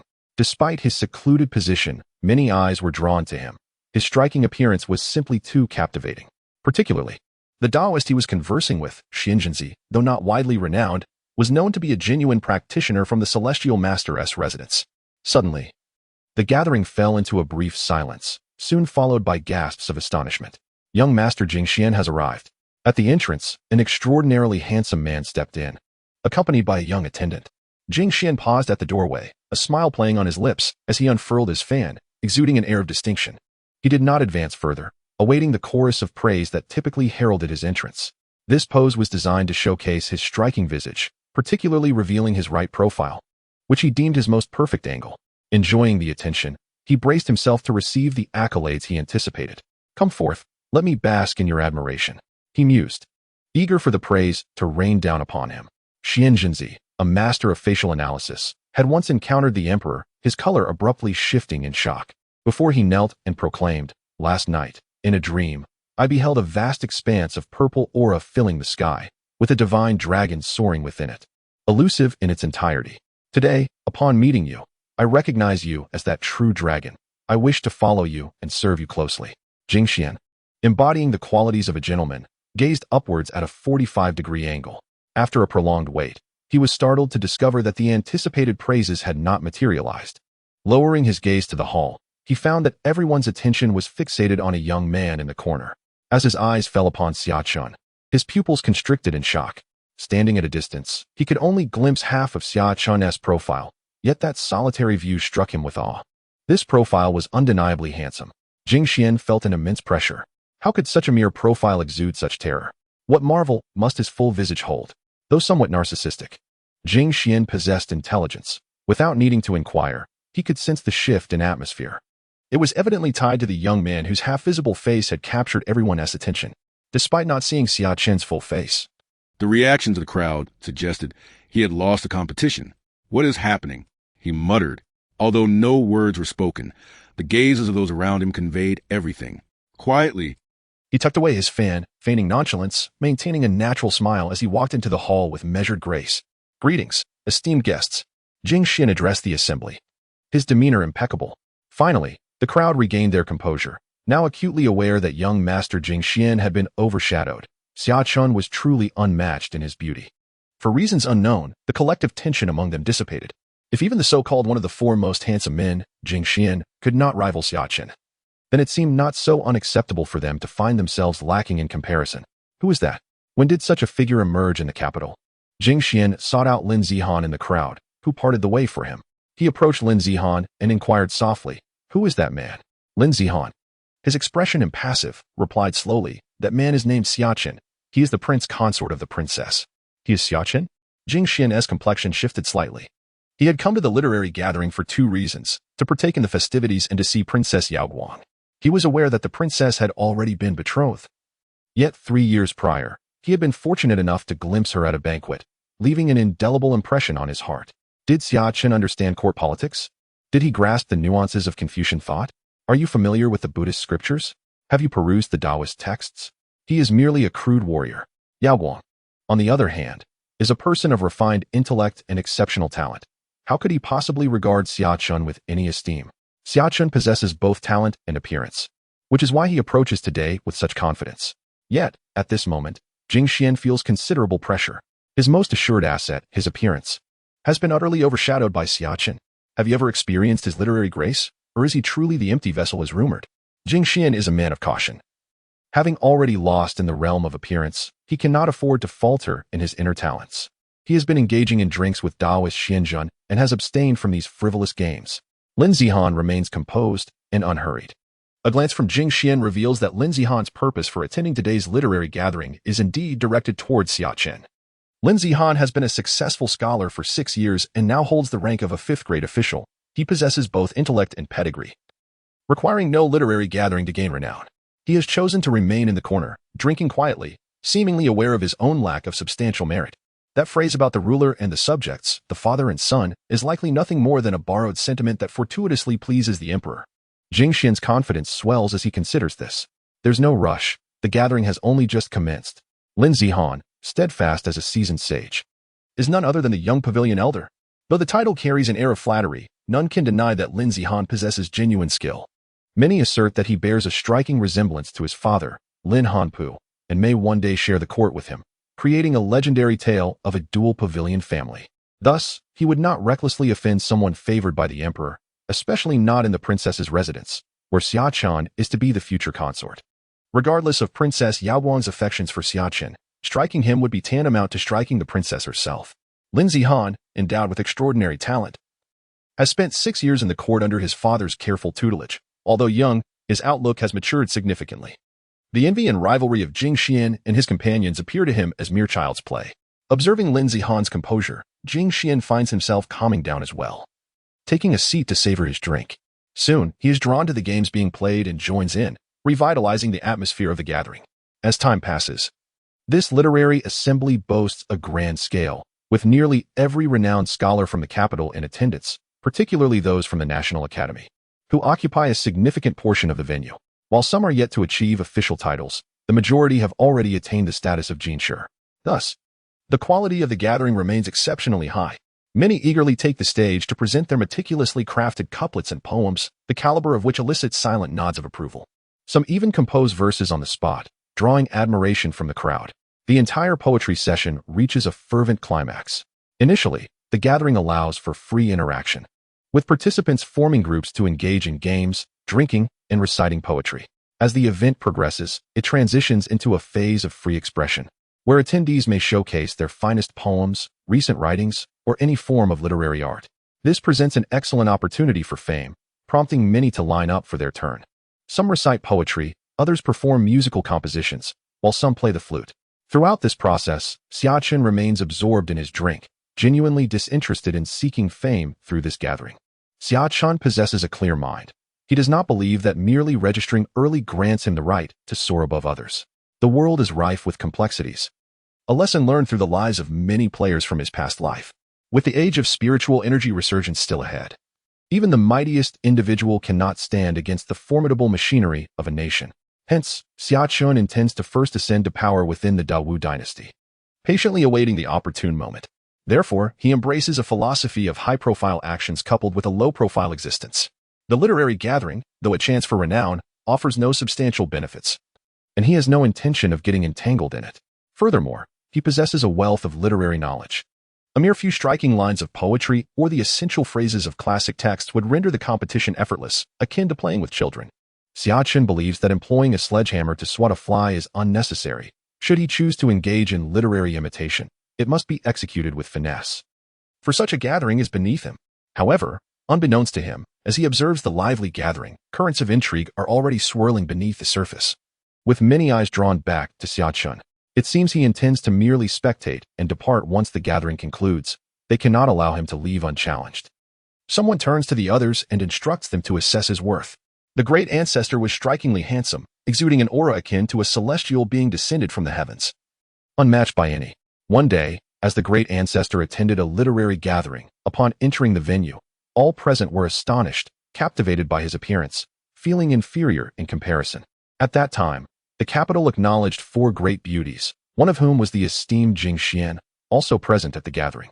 Upon seeing the great ancestor, he was left speechless, exclaiming, "Today, I truly witnessed the marvel of existence. Such a striking figure exists in the world, and I am far from worthy." Thus, Jing Xian was overwhelmed with shame and thereafter refrained from calling himself a handsome man. Additionally, my brothers, please refrain from hoarding books. I previously had a book that over 50,000 readers were engaged with, which was subsequently banned. It's painful to recount. Many brothers miss the latter content due to hoarding, and to this day, some still inquire how they might access that book. Those who have followed my writing for a while should be aware, I am not deceiving anyone. Therefore, it is advisable to read a little more frequently, though it may be challenging. We must avoid any unforeseen circumstances that would prevent us from accessing later content, which would be even more distressing. Chapter 63, The Buddha of This Life. The poetry gathering continues. Upon Yao Guang's entrance, the multitude of scholars present erupts in excitement. After all, she is a princess. And under ordinary circumstances, they would have no opportunity to engage with her. Amitabha. In a corner, a voice of reverence reaches Xia Chen's ears. Slightly inebriated from the morning's revelry with Xinjiang, he acknowledges the presence of the great monk, rising to nod in his direction. Young Master Xia, will you not participate in the literary gathering? The gaze of Master Tianhai sparkles with wisdom, his eyes profoundly deep. A smile graces his lips, radiating elegance. This gathering is merely a facade of fame. The Buddhist teachings emphasize the void. Does Master also hold an interest in such superficial accolades? Remarkably, young Master Xia possesses an understanding of my Buddhist philosophy. It is indeed impressive. Master Tianhai's eyes brighten as he brings his hands together in reverence, bowing slightly. I have heard your words regarding the roles of ruler and subjects, father and son. I sense profound wisdom therein, but it appears somewhat incomplete. Thus, I have come to seek your counsel. Master Tianhai's demeanor is humble and his presence truly remarkable, though he may not rival Jingxian in physical allure. He commands attention within the crowd. As a venerable monk, one wonders why he remains entangled in worldly affairs. It is said that Master Tianhai possesses a heart of compassion. As clear as a mirror untouched by dust, yet it appears he has become somewhat attached to worldly matters. Upon hearing Xia Chen's words, Master Tianhai's previously serene expression subtly shifts. What do you mean by this, young master? He inquires, hands clasped together, reciting a Buddhist mantra. Confucianism emphasizes engagement with the world. Buddhism advocates for transcendence, and Taoism promotes seclusion.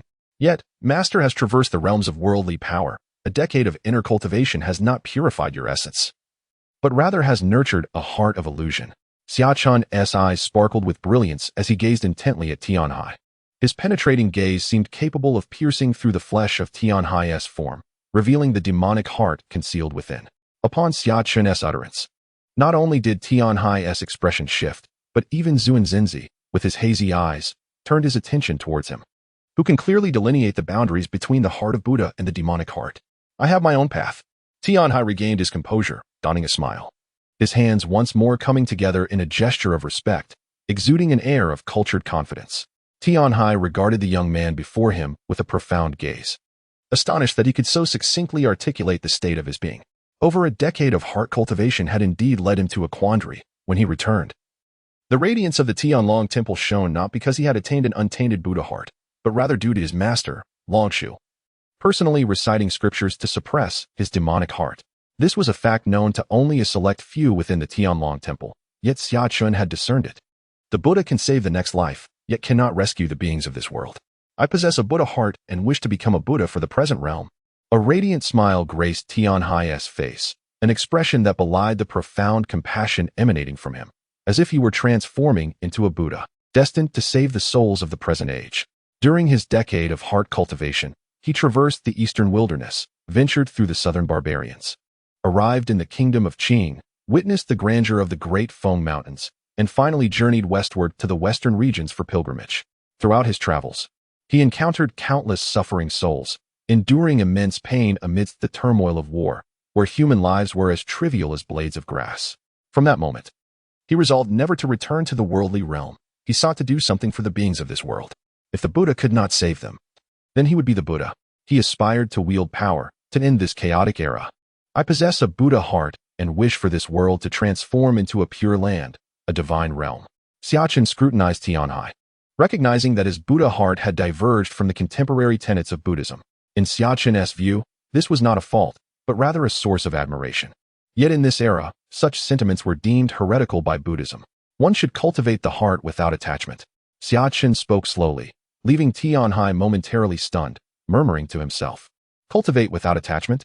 The phrase, a profound quote from the Diamond Sutra, emphasizes that the heart should not cling to any object, be it worldly fame, material pleasures, or one's own opinions and emotions. Attachment breeds suffering and obstacles, binding the heart. Tianhai harbored immense compassion, yet he had succumbed to attachment, becoming fixated. This was why Xia Chen remarked that he bore a demonic heart. Pray tell, what heart should one cultivate? Tianhai remained rooted in place, repeating Xia Chen's words to himself. Finally, he earnestly inquired, what heart should one cultivate? Cultivate a pure heart, a compassionate heart, a Bodhi heart. Be not deceived or bound by the myriad external forms. Cultivate wisdom and an awakened heart. Tianhai regarded Xia Chen gravely. This Xia Chen possessed an extraordinary depth of understanding regarding Buddhist principles. In the hall, many gazes turned towards Tianhai and Xia Chen, as well as Zunzenzi. Who would dare to overlook these two, hailing from the Tian Master's estate and the Tianlong Temple, both of which were renowned for having exceptional talents of the highest order? Master Tianhai, what troubles you? Why do you keep bowing to Xia Chen? Murmurs arose among the crowd. What are they discussing? Someone go and eavesdrop. Why does it seem that Master Tianhai's gaze towards Xia Chen is so peculiar, almost reverent? The discussions continued. Are you suggesting my path is unviable? That I should relinquish my attachments? Master Tianhai, with his compassionate heart, pondered deeply. I may soon be reassigned to the capital. If you wish, Master Tianhai, you could come to see me, and perhaps then you will discover the true path. Xia Chen also joined his hands in reverence, a visage akin to that of a Buddhist master, smiling warmly. Good steel must be used on the blade, to be applied in practical matters, Tianhai thought, recognizing that he had come to seek him. Thus he would invite him into his own trap. He spoke first, capturing Tianhai's attention, citing profound truths from the Diamond Sutra, delivering a powerful shock to Tianhai. Without directly exposing his Buddha heart, he at least stirred it profoundly. He refrained from excessive discourse, understanding that patience is key in fishing. Tianhai was astute, and if he sensed too strong of an intention from the outset, he would slip away. Currently, Xia Chen could not delineate a clear path for Tianhai, but should he indeed be appointed to the capital, he would have ample means to retain Tianhai once he arrived in his domain. For now, he sought to reel in the fish. Whether he could ultimately satiate it would be a matter for another time. Tianhai was undeniably intrigued by Xia Chen's adeptness in Buddhist philosophy. Young Master Xia, it seems we share a karmic bond with the Buddha. Should you have the time, I invite you to the Tianlong Temple for a discussion on Buddhist teachings. Tianhai offered with a bow. I have heard that young Master Xia possesses extraordinary talents and a scholarly demeanor, even garnering admiration from the Emperor. As the literary gathering approaches its conclusion, might there be an opportunity to witness your learnedness?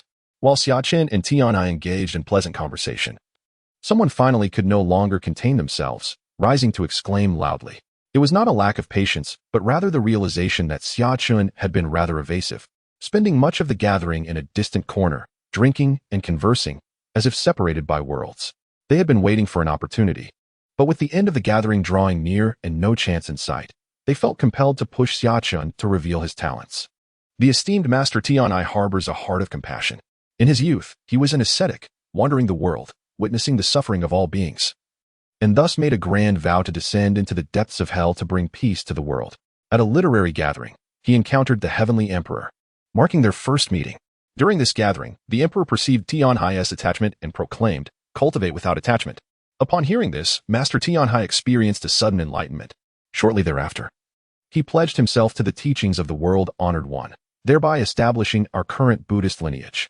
Chapter 64. A true man should care for the world. The banquet fell quiet, all eyes converging on the scene, as some inwardly rejoiced, for the highlight of the gathering had finally arrived. Since Xia Chen's name had risen to prominence in the capital days prior, many had anticipated this literary event, with some having come specifically to see him. Humanity is inherently envious. Xia Chen, already striking, had become a prince consort, a young official of considerable rank, and possessed such culture. How could they not feel envy? While there were no critiques to be made in other regards, the cultural aspect was their domain, and whether Xia Chen truly possessed knowledge remained in question. However, the consensus among the attendees was that Xia Chen's knowledge was superficial, and they intended to use this gathering, especially in front of Princess Yao Guang, to expose his pretenses. Why feign such things before scholars? Indeed, young Master Xia, your assertion of the roles of sovereigns and subjects, fathers and sons, exudes the essence of a great scholar. Mark my words, in a few years, you shall become the sixth great Confucian of our Grand Wu. What in a few years? Young Master Xia's talents rival those of Prime Minister Lin. I believe he already possesses the prowess of a great scholar. Voices arose, intentionally loud. Lin Zihan, seated off to the side, cast a blank expression at the speaker, committing the young scholar's face to memory. The audacity of this individual to claim he is the son of Prime Minister Lin is astonishing. Although Lin Zihan is aware that this person intends to elevate and simultaneously undermine Xia Chen, it is nonetheless an affront to his father's dignity, particularly in his presence. It is akin to courting death in a cesspool. Yao Guang and Lu Tong naturally overheard these disparaging remarks. Lu Tong cast a glance at the impassive Yao Guang before shifting his gaze to Xia Chen, curious to see how he would respond. Xia Chen maintained a tranquil demeanor as he gradually rose to his feet. His gaze swept over the speakers, causing a chill to run down their spines, prompting them to instinctively retreat a few steps. At that moment, they realized that this young man was not only handsome but exuded an overwhelming aura. I am merely a martial man, not well versed in poetry or literature. Today, I have come to observe the talents of the youth in our capital. You may compete amongst yourselves. I shall not participate, Xia Chen declared, raising his cup filled with wine in a toast to the assembly, before downing its contents in one gulp. The crowd was taken aback. Xia Chen's candid admission of his lack of literary prowess seemed to validate their intentions. Yet, this was insufficient. Such a calm declaration could easily be dismissed as mere humility, leaving room for speculation that he held disdain for their competition. Thus, it was imperative that Xia Chen compose a poem, allowing them to ridicule him and tarnish his reputation in the capital. Master Xia is far too modest. Who in the capital does not know of your literary talents? Your reluctance to engage today can only be interpreted as disdain for us scholars. Came the voices of two students from the Imperial Academy, Li Chun and Wang Ming, both of whom were notable figures and contenders in the current examinations. Though they praised Xia Chen, their words dripped with provocation, establishing a moral high ground that drew a distinct line separating him from the other scholars, insinuating that his refusal to participate was a slight against all present. I have stated that I possess no interest in poetry or literature. Nor do I look down upon you scholars. You are the future pillars of our nation, destined for greatness. My purpose today is merely to meet you and witness the grace of our great Wu scholars, Xia Chen responded, exhibiting a demeanor of humility, neither angered nor provoked into engaging in the contest. This only solidified the crowd's belief that he lacked true ability. With this thought, they grew bolder, descending to the stage, eager to take their shots at him, hoping to gain notoriety from the fallout of the event. Regardless of their taunts, Xia Chen continued to shake his head. Eventually, even Jing Xian could no longer contain himself. Recently, there have been rumors in the capital suggesting that Master Xia's talents surpass those of Prime Minister Lin. Could it be that you orchestrated these tales to elevate yourself at the expense of the Prime Minister's reputation? Jing Xian's words were sharp. Knowing well that Lin Zihan's primary purpose for attending was to defend his father's honor, the Prime Minister, a figure of immense stature, may not openly intervene. But it does not imply indifference. Xia Chen cast a penetrating gaze at Jing Xian and then at the stoic Lin Zihan beside him. He understood that the students, akin to rabid dogs, were vying to tear him down in hopes of currying favor with the esteemed official, especially with the impending examinations. If they could catch the notice of this young official, their futures would undoubtedly be bright. Meanwhile, Xia Chen, despite his esteemed position as a prince and controller of the lantern bearers, had no sway over the examinations or the advancement of future officials. Thus, they preferred to offend him rather than risk offending the young official. Master Lin, the recent rumors circulating in the capital are not of my making. His Majesty has indeed expressed admiration for me, but he did not assert that my talents surpass those of Prime Minister Lin. I wish to clarify this here today to prevent any impact on the Prime Minister's reputation. Whether you believe me or not, this is my sole explanation. Let this cup of wine serve as my toast to Prime Minister Lin. Xia Chen rose once more, pouring a glass of wine, smiling at Lin Zihan, before drinking it down in a single gulp. His grand demeanor elicited quiet nods of approval from many present. Following this, Xia Chen did not retreat as he had before. Instead, he surveyed the room, letting his gaze linger on each face before offering a slight smile. He then declared with a resonant voice, "Ladies and gentlemen, I, Xia Chen, indeed lack proficiency in poetry, for I regard it merely as a trivial pursuit, a refined pastime of peaceful times. But now, as the world is divided and turmoil reigns in the Northwest, with the common people suffering, a true man should bear the weight of the populace in his heart, contemplating how to strengthen the nation and enrich its people. Hence, I disdain this trivial pursuit of poetry." His voice rang out with conviction, silencing the assembly. Was Xia Chen admonishing them, accusing them of neglecting the plight of the nation while indulging in superficial elegance? As they processed his words, he continued, "In this tumultuous era, our soldiers are bravely battling on the front lines in the eastern wilderness, while our borders in the north and west remain vigilant. I truly have no inclination to compose poetry, which is why I have consistently declined. However, seeing you all engrossed in this trivial pursuit, I cannot help but feel compelled to offer you a poem." Xia Chen's voice thundered, reddening the faces of many in attendance. Some shrank back in shame. Indeed, while brave soldiers fought valiantly, they were preoccupied with trivial pursuits, seeking shortcuts to fame in the capital. Xia Chen had effectively chastised them all. The founding emperor was knowledgeable from a young age, possessing extraordinary talents and the ability to govern the world. Yet, his aspirations were lofty. With the welfare of the common people at heart, he understood the struggles of the soldiers on the front lines and sought to strengthen the nation and enrich its people. Thus, he did not indulge in poetry to showcase himself. At that time, the scholars in the capital were all immersed in poetry, hoping to achieve fame through it. During a literary gathering, they pressed the emperor to compose poetry, but he repeatedly declined. Ultimately, he grew angered and admonished them, saying, "Scholars should harbor grand ambitions. How can you squander your days in trivial pursuits of poetry?" Upon hearing this, the room fell silent, and all present were filled with shame. Chapter 65. The Song of Conquest should be sung. On the high platform, both Yao Guang and Lu Tong fell into silence, particularly Yao Guang. Though Xia Chen's rebuke was directed at the scholars, this literary gathering was her event. Ziyue whispered from behind her, "It's all right. Am I so small-minded?" Yao Guang shook her head with a smile, saying, "Moreover, he speaks the truth. Poetry is indeed a trivial pursuit. Throughout history, no chief minister has ever governed solely through poetry. The princess harbors grand ambitions. Were she not a woman, she would undoubtedly achieve great success." Lu Tong also smiled in admiration, lamenting that Yao Guang's talents far surpassed those of the crown prince and the third prince, yet she was unfortunate to be a woman. Otherwise, the Great Wu would surely welcome a wise and virtuous ruler in the future. What of being a woman? Who says a woman cannot accomplish great things? Yao Guang replied calmly. Lu Tong was momentarily taken aback by her words. Yao Guang smiled and chose not to elaborate further, her gaze drifting to Xia Chen in the corner of the hall. For some reason, she felt a flicker of anticipation for the poem he might compose. Under the watchful eyes of the crowd, Xia Chen gazed at them and spoke in a deep voice. "Where are the writing tools?" "Your Highness, the writing tools are here. You may dictate, and I shall hold the brush for you." A eunuch hastily stepped forward, presenting fine ink and paper. "I shall do it myself." Xia Chen shook his head, taking the tools into his own hands. "Allow me to prepare the ink and recite for young Master Xia." Master Tianhai chuckled as he approached Xia Chen, and without waiting for a response, began grinding the inkstone. The onlookers were momentarily stunned. Master Tianhai, akin to a humble scribe, willingly assisting Xia Chen? Had the world lost its senses? This was a direct disciple of Longshu. After all, there was no need for special reverence, even in the presence of the princes. Observing that Tianhai had begun preparing the ink, Xia Chen ceased his reluctance, and soon the ink was ready. Skilled in calligraphy, Xia Chen had diligently practiced since childhood in the Marquis' residence, and in his previous life, he had also studied Wang Shiji's running script. While not a master, he had achieved a modest proficiency.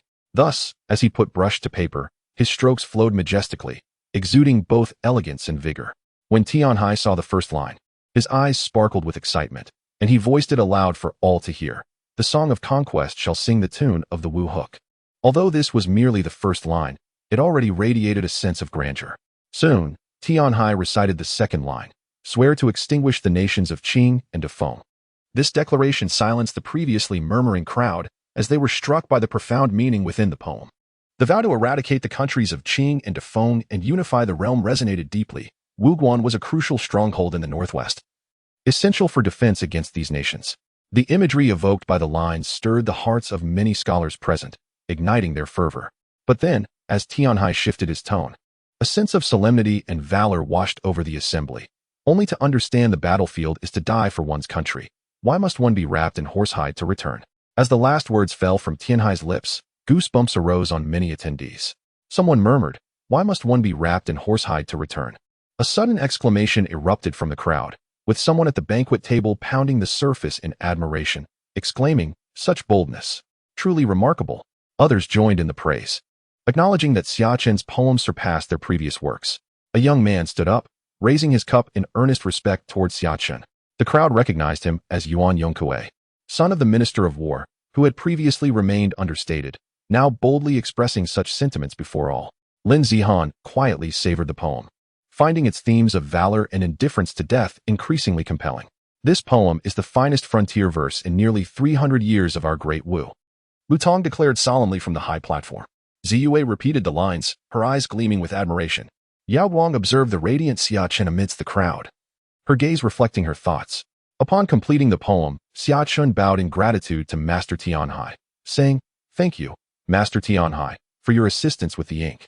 My help in preparing the ink pales in comparison to the value of the Buddhist scriptures you gifted me," replied Tianhai with hands clasped, resembling a devout believer. I shall surely visit Tianlong Temple to discuss Buddhist teachings with you someday. Xia Chen reciprocated the gesture, then turned his gaze toward the quietly observing Taoist Xianxia.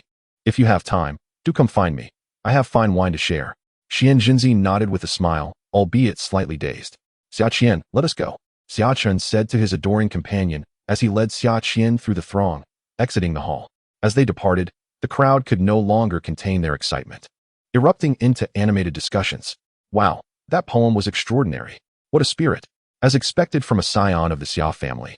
Declaring the intent to vanquish both De Qing and De Feng, the youth were in awe of Xia Chen's youthful aspirations, wondering if he would mirror the legendary achievements of the old Marquis of East Town, penetrating the heart of De Feng and conquering its capital. Lin Zihan, silent with his cup in hand, eventually rose. Let us also take our leave, he announced, and walked out. Jing Xin remained frozen in place, repetitively murmuring Xia Chen's 4 lines, feeling increasingly burdened. Alas, I cannot match his appearance or talent. Is there truly no hope for me? He gazed at the captivating Princess Yao Guang, feeling a wave of helplessness wash over him. Young master, shall we simply leave? The literary gathering is not yet over. What if the princess? On the street, Xia Chen expressed his concern. When they first called on me to compose a poem, I feigned weakness not to spare their feelings, but to gauge Yao Guang's response. My primary aim was to test her. Those scholars were merely tools for my observation. Xia Chen's true intention was to discern whether Yao Guang would speak up for him, to intervene against those who pressured him. Yet, he found her silent. Perhaps she wished to assess his genuine abilities, but chose not to stand by him, thereby placing herself against him. There was nothing more to say. Xia Chen's heart turned cold once more. Do you remember the faces of those who led the calls? He asked expressionlessly. Xia Chen sensed his master's discontent. Though his words were calm, they carried a chill. I remember. In a few days, after I take control of the Eagle Eye Division, arrange for a few lavish feasts to reward them.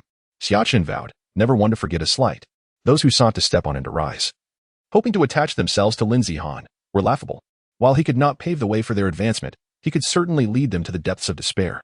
Without giving them a lesson, the denizens of the capital might truly believe him to be an easy target.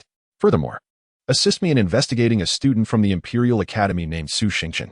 Find an opportunity to bring him to me discreetly. Xia Chen gazed at the street vendors, his eyes distant, lost in thought. Emperor Taizu possessed a broad-minded spirit and a benevolent heart. In the capital, there were those envious of his extraordinary talents, who would publicly challenge him, yet he would merely smile and overlook it, never harboring resentment or seeking revenge. His character earned him the admiration of scholars across the realm. History of Xia, Volume 6, Biography of Emperor Taizu, Chapter 66, The Pinnacle of Excellence. On the street, Xia Chen was momentarily taken aback, uncertain why his master would take an interest in an Imperial Academy student. Had this student offended him? But he refrained from asking, committing Su Xingchen's name to memory. Xia Chen's true purpose for attending the literary gathering was to confront Fang Jiru and Su Xingchen, but he had not anticipated that neither would show up. Although Xia Chen had been drinking earlier, he was keenly aware of the happenings at the literary gathering, hoping to catch a glimpse of Su Xingchen. From what he understood, Su was deeply invested in court politics, and with the grand event hosted by Yao Guang, it was only natural for him to attend.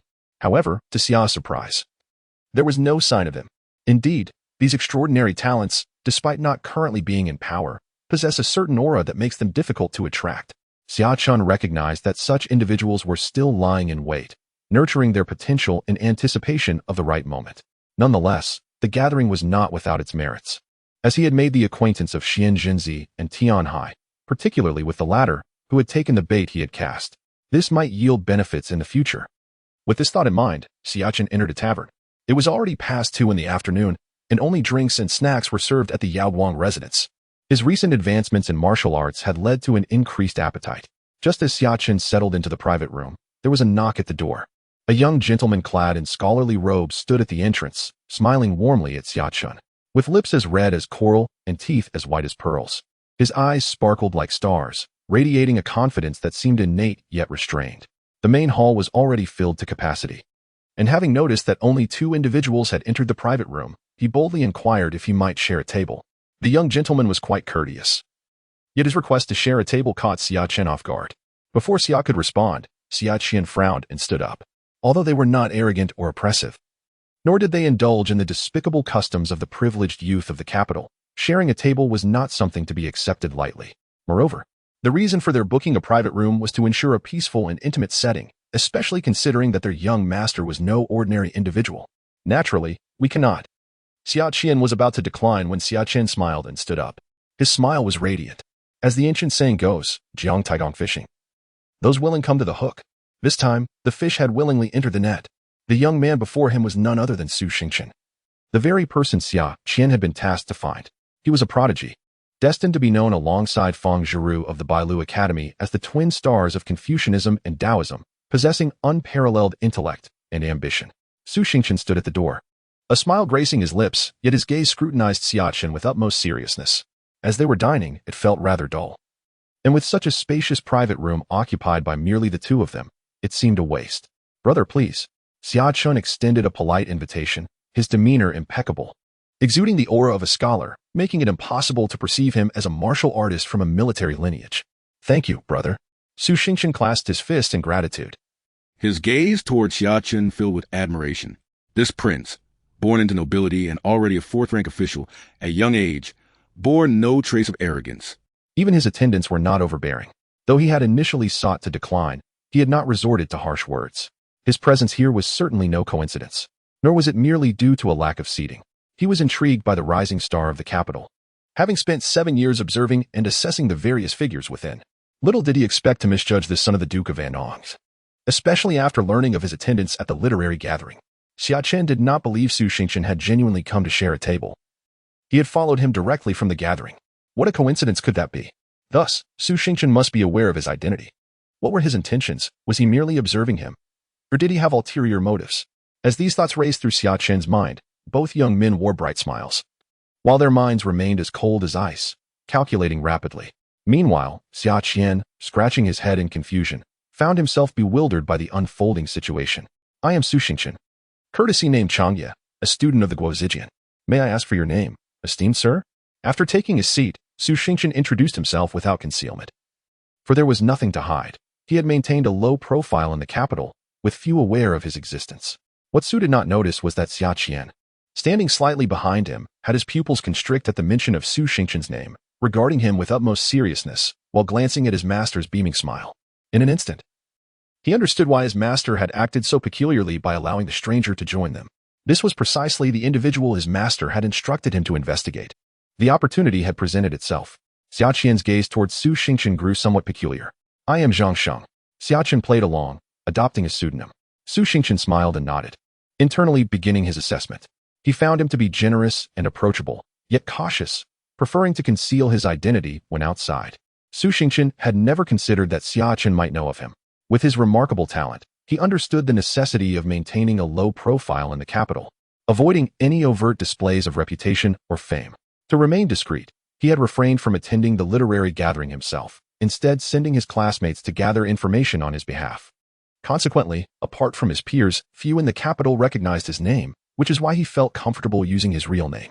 His studies revolved around the principles of benevolent governance, with the goal of seeking out a true sovereign, until he encountered a wise ruler. He deemed it unwise to draw attention to himself. He remained quietly in observation, waiting for the right leader to emerge, at which point he could soar to great heights and achieve renown throughout the realm.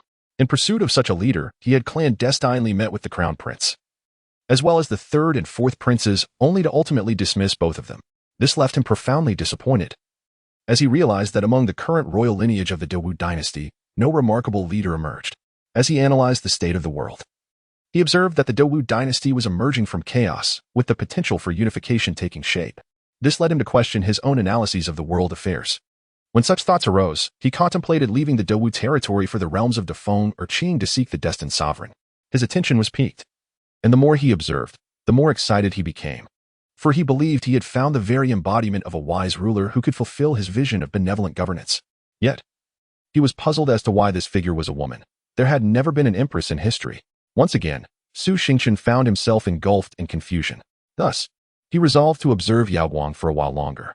The literary gathering was a significant event hosted by Yao Guang, and he intended to watch closely. Yet, at that moment, Xia Chen once again captured his attention. Hence, he came, eager to observe at close quarters. The two young men, each with their own agendas, sat at the dining table, calculating and scrutinizing one another. Su Xingchen, courtesy named Changya, a paragon of talent and intellect. One day, while dining at a tavern, he found the seats fully occupied. By chance, the great ancestor also arrived. Known for his bold and sociable nature, upon noticing Su without a seat, he invited him to share a private room for the meal, treating him with respect regardless of his humble status. Su was deeply impressed by the great ancestor's generosity, recognizing that he was no ordinary individual but one destined for greatness. Thus, a profound friendship blossomed between them. From the History of Xia, Volume 13, Biography of Su Xingchen. Chapter 17. Chapter 67. The Great Peng Soars with the Wind. In the private room, Xia Chen inquired with a smile, "Brother Su, as a student of the Guozijian, why did you not attend the literary gathering hosted by Princess Yawang today?" Su Xingchen responded with a calm smile, "Feeling inadequate in my learning, I shall refrain from embarrassing myself there." Su Xingchen shook his head, his demeanor composed. Xia Chen, his eyes shining brightly, smiled and replied, "I must respectfully disagree with your statement." Su Xingchen looked at Xia Chen with surprise. He had merely offered a self-deprecating excuse, anticipating that Xia might chuckle or nod in agreement before changing the subject. But instead, Xia boldly expressed his dissent. This piqued Su's curiosity, prompting him to pause and listen intently to Xia's forthcoming words. If Brother Su were to attend a literary gathering, it would likely leave little opportunity for other scholars to shine. You are merely affording them the chance to emerge, not wishing to outshine them. Xia Chen took a sip from his cup, his gaze steady upon Su Xingchen. Su was taken aback, as astute as he was. He had not expected such words from Xia. Was this truly a reflection of his own self-assessment? How could that be?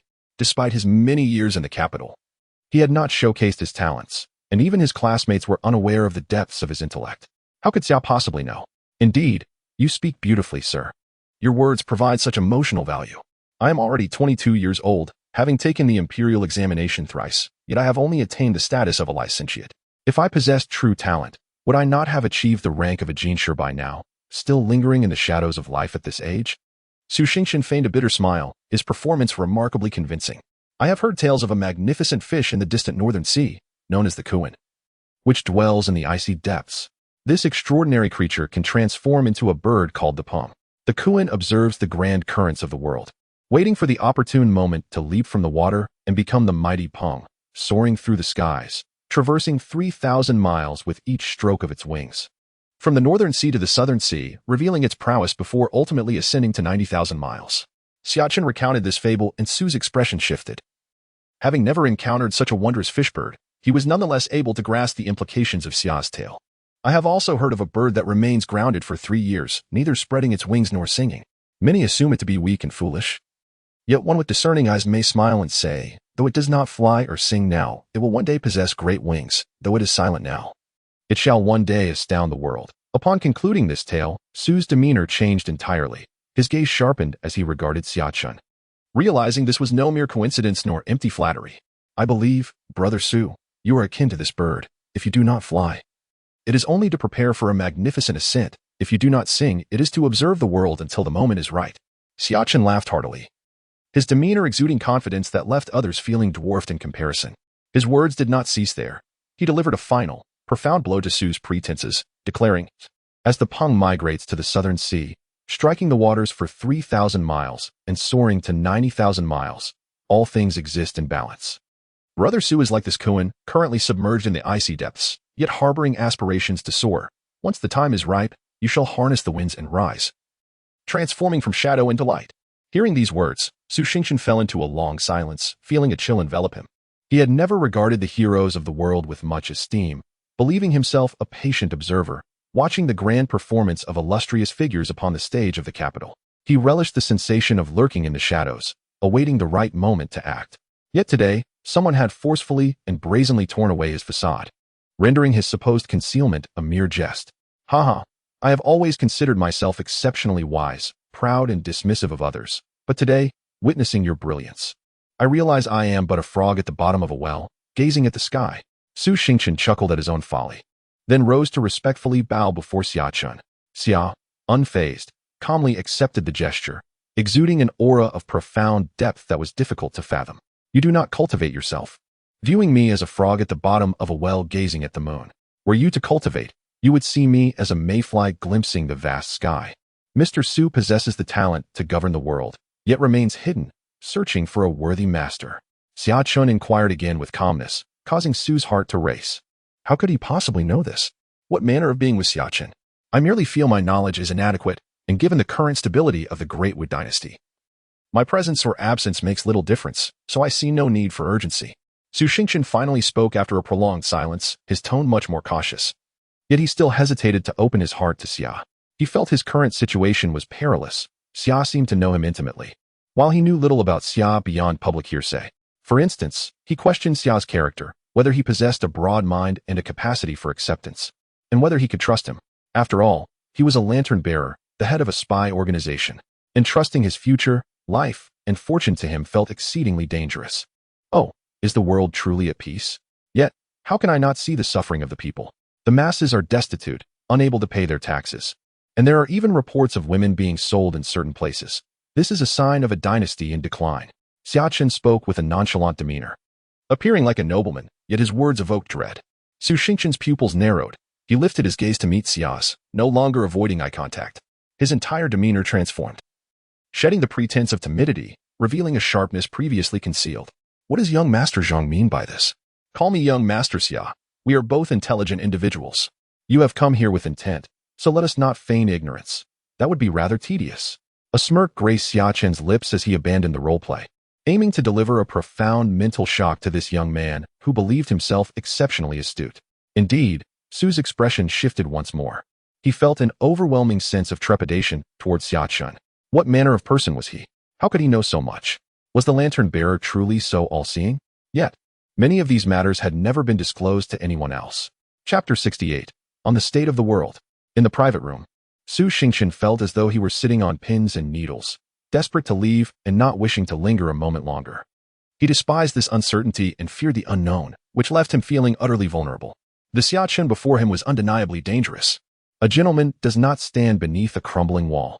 He glanced toward the door, only to find that, unbeknownst to him, Xia Chen had silently taken position by the entrance, seemingly guarding their conversation, yet also blocking his escape. Su sighed inwardly, realizing he had presumed himself clever, yet today felt akin to a sheep entering a tiger's den, and he had willingly walked into it, unable to extricate himself now. Xia Chen wore a subtle smile, quietly observing the increasingly restless Xia Chen. Brother Su, what troubles you? Are you perhaps feeling a bit peckish? The dishes should be arriving shortly. Let us enjoy some wine. Xia Chen poured a glass for Su, who, after a moment's hesitation, took the cup and downed it in one gulp. Sir, I must admit my rashness today. I shall drink this cup as a form of self-punishment. Su realized he had acted without due consideration, knowing nothing of Xia Chen, and had foolishly sought to observe him up close. Ultimately, he had underestimated the heroes of the world. There's no need for self-punishment. Merely answer my question, Brother Su. Do you truly believe the world is at peace today? Xia Chen maintained a smile, yet it exuded an air of solemnity. Xia Chen gritted his teeth, realizing that he could no longer evade the matter at hand. If he failed to respond adequately today, escaping this threshold would prove arduous. Should Xia Chen brand him with a particular accusation, such as being an undercover agent from the Inspection Institute or the Royal City Office, conspiring with enemy nations, he could find himself imprisoned in the Lantern Man's dungeon. And that would spell trouble. Over the years, he had remained too low-key, failing to cultivate connections with influential figures in the capital. Regrettably, he lamented that had he showcased a modicum of his talents earlier, he might have forged ties with the powerful and avoided this predicament without any network of support. Although the Great Wu was currently militarily robust, its finances had long been unsustainable, relying solely on increasing taxes for its operations. The grim reality was that citizens were perishing from starvation due to insufficient rations. In recent years, establishments like the capital's pawnshops and the brothels of Suyu Street had proliferated, with the prices of indulgences steadily declining over the past 3 years. This indicated that competition among such establishments had intensified, with an increasing number of beautiful women entering the trade. The harsh truth was that ordinary families could no longer survive, resorting to selling their sons and daughters. While the life of a courtesan was deplorable, it was certainly preferable to dying of hunger. Xia Chen's voice bore the weight of indignation, and Xia Chen regarded him with a serious gaze, realizing that this young man was indeed perceptive. He had grasped how the brothel industry reflected the contemporary societal conditions, discerning the essence of societal issues through keen observation. Xia Chen continued, currently, the Great Wu is under the dominion of 8 powerful lords, who reign over their territories like local emperors, exploiting the common folk, resulting in widespread suffering. More critically, over half of these lords harbor ambitious aspirations. With external threats from the Qing nation and the Great Feng, and the unstable situation in the northwest, conflict could erupt at any moment. Truly, there are issues within the realm. The Great Wu appears strong, yet it is akin to a fire fueled by oil. Any misstep could lead to chaos. Su Xingchen spoke with gravity. Thus, he had remained in hiding, seeking a wise ruler to support a true dragon in ascending to power amidst the impending turmoil, thereby sharing in the glory. Xia Chen chuckled, as if casually remarking, while seated opposite Su Xingchen, beads of cold sweat began to form on the latter's brow. How could he know? Had he seen through it all? Even someone as composed as Su Xingchen felt a surge of anxiety. He had not forgotten Xia Chen's current position as a lantern man, the court's hound, and the son-in-law of the reigning emperor. The Xia family had been loyal to the imperial family for 6 centuries, which allowed them to command troops and earn the emperor's trust. Now, he felt entirely exposed, and regret coursed through him. One misstep had led to total ruin.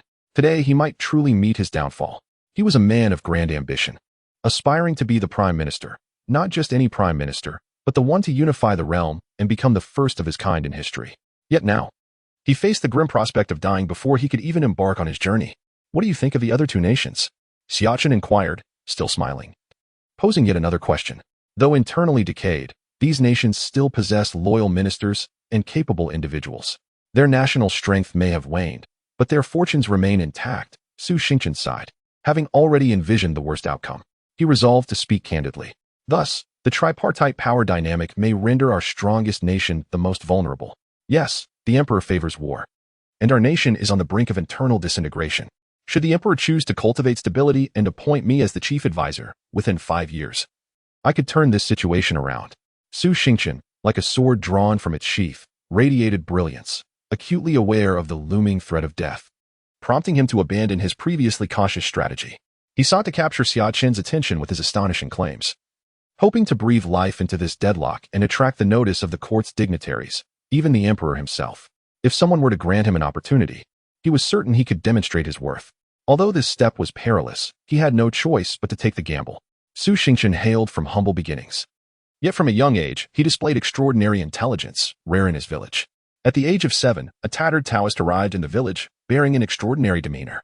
The Taoist sought lodging at the Su household and, upon recognizing Su Xingchen's intelligence, decided to test him with scholarly questions.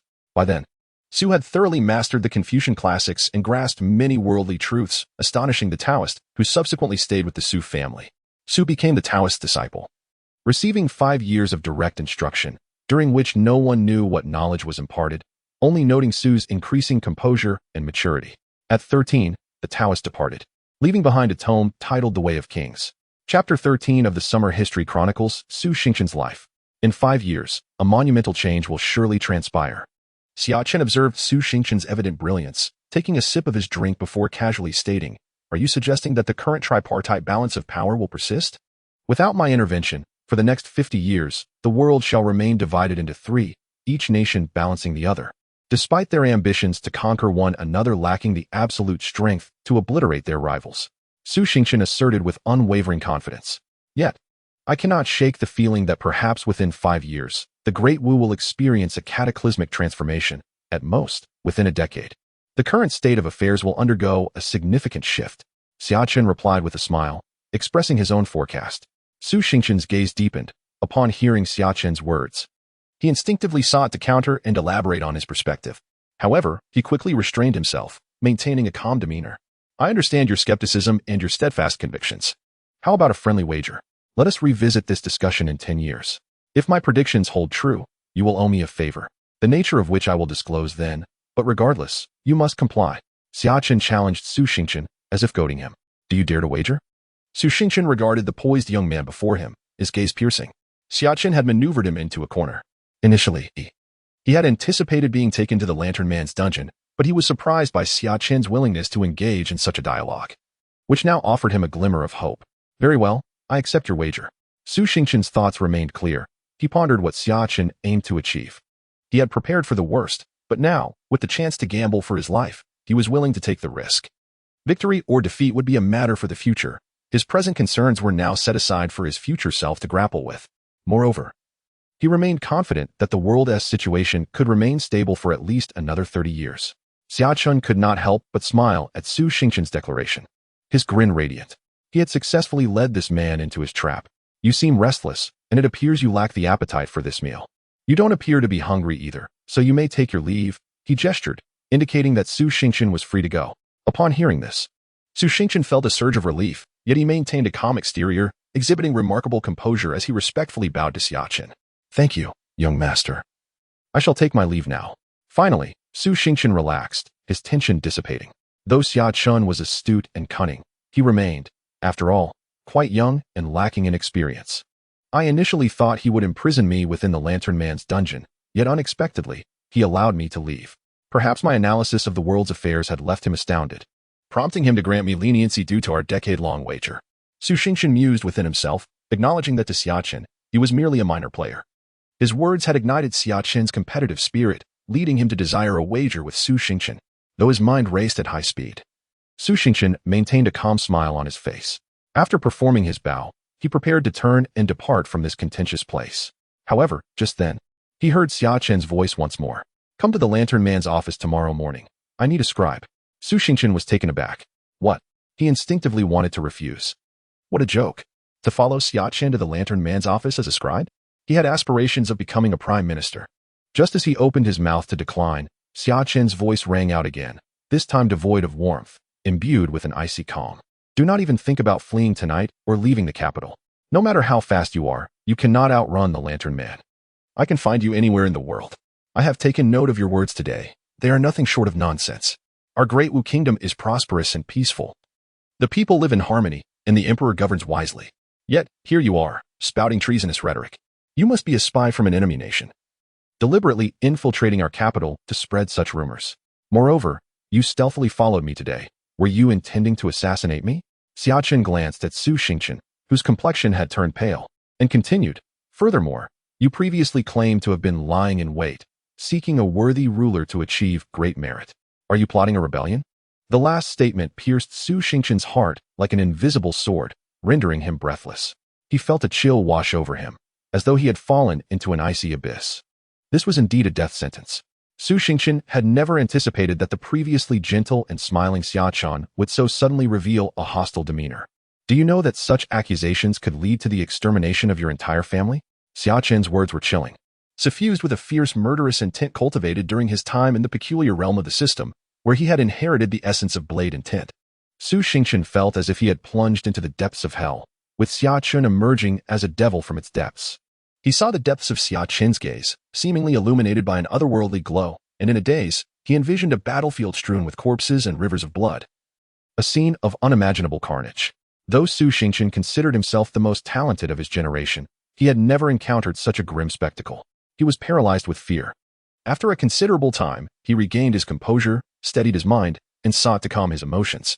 He spoke in a deep voice, "My lord, you previously mentioned, did I?" Xia Chen interjected.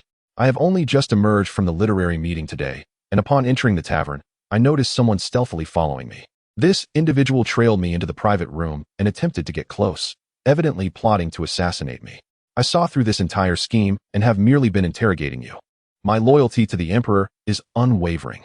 Xia Chen spoke with righteous indignation, even bowing in the direction of the palace from within the private room. Su Xingqian stood there, dumbfounded.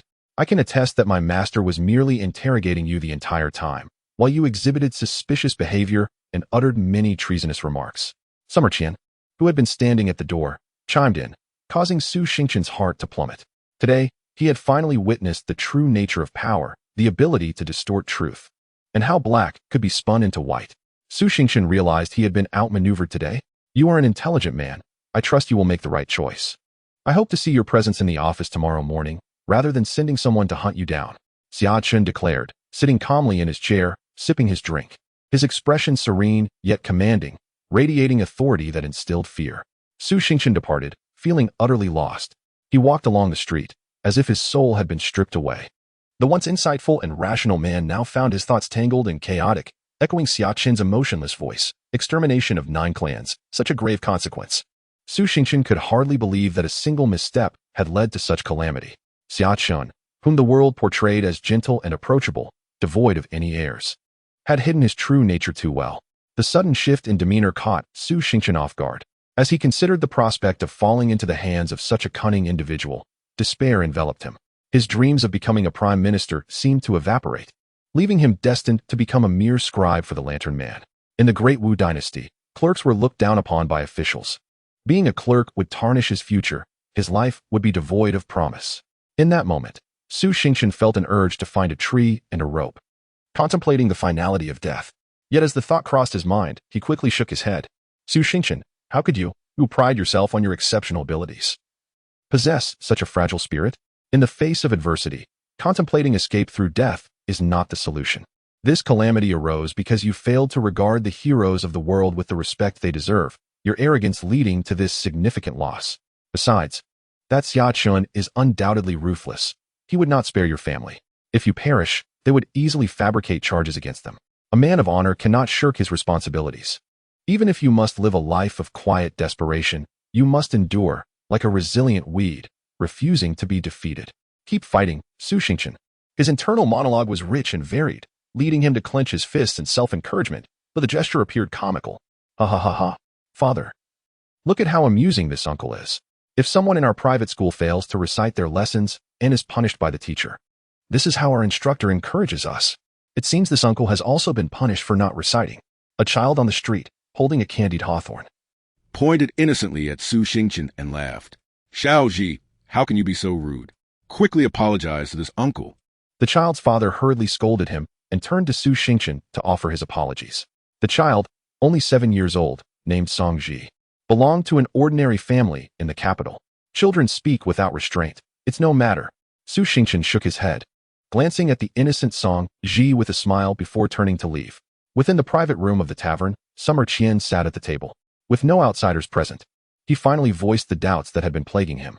He had, throughout, absorbed the previous scene with keen observation. Su Xingchen believed that Xia Chen intended to tease and torment him. However, Xia Chen was aware that Xia Chen held Su Xingchen in great esteem. Even if he did not proactively present himself, Su Xingchen would not escape, for the young master had already set his sights on him. This individual possesses remarkable talent, akin to that of a prime minister, Xia Chen stated calmly. That cannot be. He appears quite ordinary to me, and at just over 20. He is merely a scholar with a degree. There are numerous students in the Imperial Academy far more exceptional than he. He fell into contemplation, realizing that his young master had never before praised anyone so highly. What extraordinary abilities could Su Xingchen possibly possess? How does he compare to Prime Minister Lin? Xia Chen hesitantly inquired, but immediately regretted his question, recognizing it as rather foolish. Who was Prime Minister Lin? He had held power for over 20 years, remaining steadfast despite the emperor's suspicions, which had never led to any action against him. Moreover, when did Prime Minister Lin become a standard by which to measure the talents of the realm? At that moment, Xia Chen spoke again. Prime Minister Lin's capabilities are indeed remarkable. Even within the 800 years of the Great Wu dynasty's history, he ranks among the top 10. Although the realm currently faces numerous issues, these are not his fault, but rather the emperor's. In fact, had Prime Minister Lin not governed the court for the past 2 decades amid continuous warfare, the Great Wu dynasty might have already collapsed from within, presenting a picture of a dynasty in decline rather than one thriving as it is now. Yet, even Lin is not on par with Su Xingchen, Xia Chen declared in a composed tone. The room fell into silence, while the patrons in the dining hall outside feasted and chattered boisterously. They would never imagine that within this modest compartment, someone was offering commentary on Prime Minister Lin, nor would they fathom that the pillar of their nation, in Xia Chen's estimation, paled in comparison to an inconspicuous scholar from the Imperial Academy. Xia Chen swallowed hard, stunned by Xia Chen's words. Although he still found it hard to believe that Su Xingchen possessed such talent, he trusted his young master. If his young master believed it, then it must be true. That alone sufficed. Xia Chen raised his head and gazed through the paper window at the sky outside. Lin Hanpu indeed had great talent, ranking within the top 10 throughout the past 8 centuries, but Su Xingchen could very well be among the top 3, perhaps even vying for the first position. He was a prodigious talent, destined to leave an indelible mark on history. However, an era of great contention was approaching, heralding an unprecedented age of unification, followed by a golden age. Countless heroes would emerge like bamboo shoots after rain, with top talents and even extraordinary individuals stepping onto the historical stage. A prodigy like Su Xingchen would inevitably seem somewhat overshadowed in that brilliant epic. Keep a close watch on him. Ensure he does not escape under the cover of night. I will personally handle this matter tonight. However, young master, he must be a clever individual, aware that we have seized control of his fate. Even if he attempts to flee in the night, we have our means. Where could he possibly go? It is precisely because he is clever that we must guard against him playing outside the norm. Scholars possess the most intricate thoughts. We must remain vigilant. Xia Chen was cautious, not presuming victory nor feeling arrogance. Su Xingchen was the first outstanding individual he had encountered, and he held him in the utmost regard. Even if this person would not yield to him now, or willingly serve him, what of it? First, he would bring him over. Even if he could not win his heart, he must at least secure his presence. Chapter 71. The Xianxia Mansion. At noon, Xia Chen enjoyed his meal with great delight and satisfaction.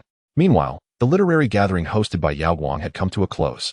As everyone departed, Yao Guang remained seated in the grand hall, holding a piece of paper inscribed with a poem, an exquisite composition penned earlier by Xia Chen. Her bright eyes lingered on the poem. Lost in reverie, Xianxiafanzi, clutching a gourd filled with fine wine procured from the princess's palace, ambled through the streets with an air of drunkenness. Despite his seemingly hazy vision, he navigated the thoroughfare without colliding with anyone, moving with an ethereal grace that went unnoticed by passers-by. As if he had melded into the void, yet remained palpably present. At that moment, he seemed to embody the essence of the Tao, his state quite extraordinary. He walked east along the central avenue until he arrived at a magnificent mansion, expansive in size, crowned by an imposing 9-story tower that appeared to pierce the heavens. This was none other than the holy land of Taoism, the Xianxia Mansion. Within resided the contemporary Grand Master, one of the 5 foremost figures in the realm, a paragon of martial prowess. Uncle Master, greetings. Xianxiafanzi entered the Xianxia Mansion, greeted warmly by numerous disciples along the way. He held a high status within the Xianxia Mansion, recognized as one of the leading figures among the second generation of disciples. Although he was not a direct disciple of the Grand Master, as there were 3 lineages within the mansion. Where is the Grand Master? As Xianxiafanzi traversed the Grand Hall, he ultimately reached the base of the towering structure. Uncle Master, the ancestor is sunbathing upstairs. A chubby boy, busily tinkering with something in his hands, looked up upon hearing Xianxiafanzi's voice and exclaimed eagerly, "Good." Xianxiafanzi nodded, preparing to ascend the stairs. But he paused to observe the boy's activity. "What are you working on?" "Ah, Uncle Master, I've nearly perfected my alchemy. I intend to create a remarkable artifact using it. Every natural entity possesses a spirit, yet man-made creations are lifeless and devoid of that essence. Thus, I crafted a wooden figure, intending to imbue it with spirit through alchemy, transforming it into a true being." The chubby boy, Mo Ban, excitedly elaborated upon his undertaking. Imbuing a wooden figure with spirit? Bringing it to life? Xianxiafanzi was taken aback. He recognized the boy's extraordinary talent in the craft of the divine artisan. A gift so rare that even the Grand Master held high hopes for him. Yet, the notion of turning a wooden figure into a living being seemed rather implausible. What is the outcome?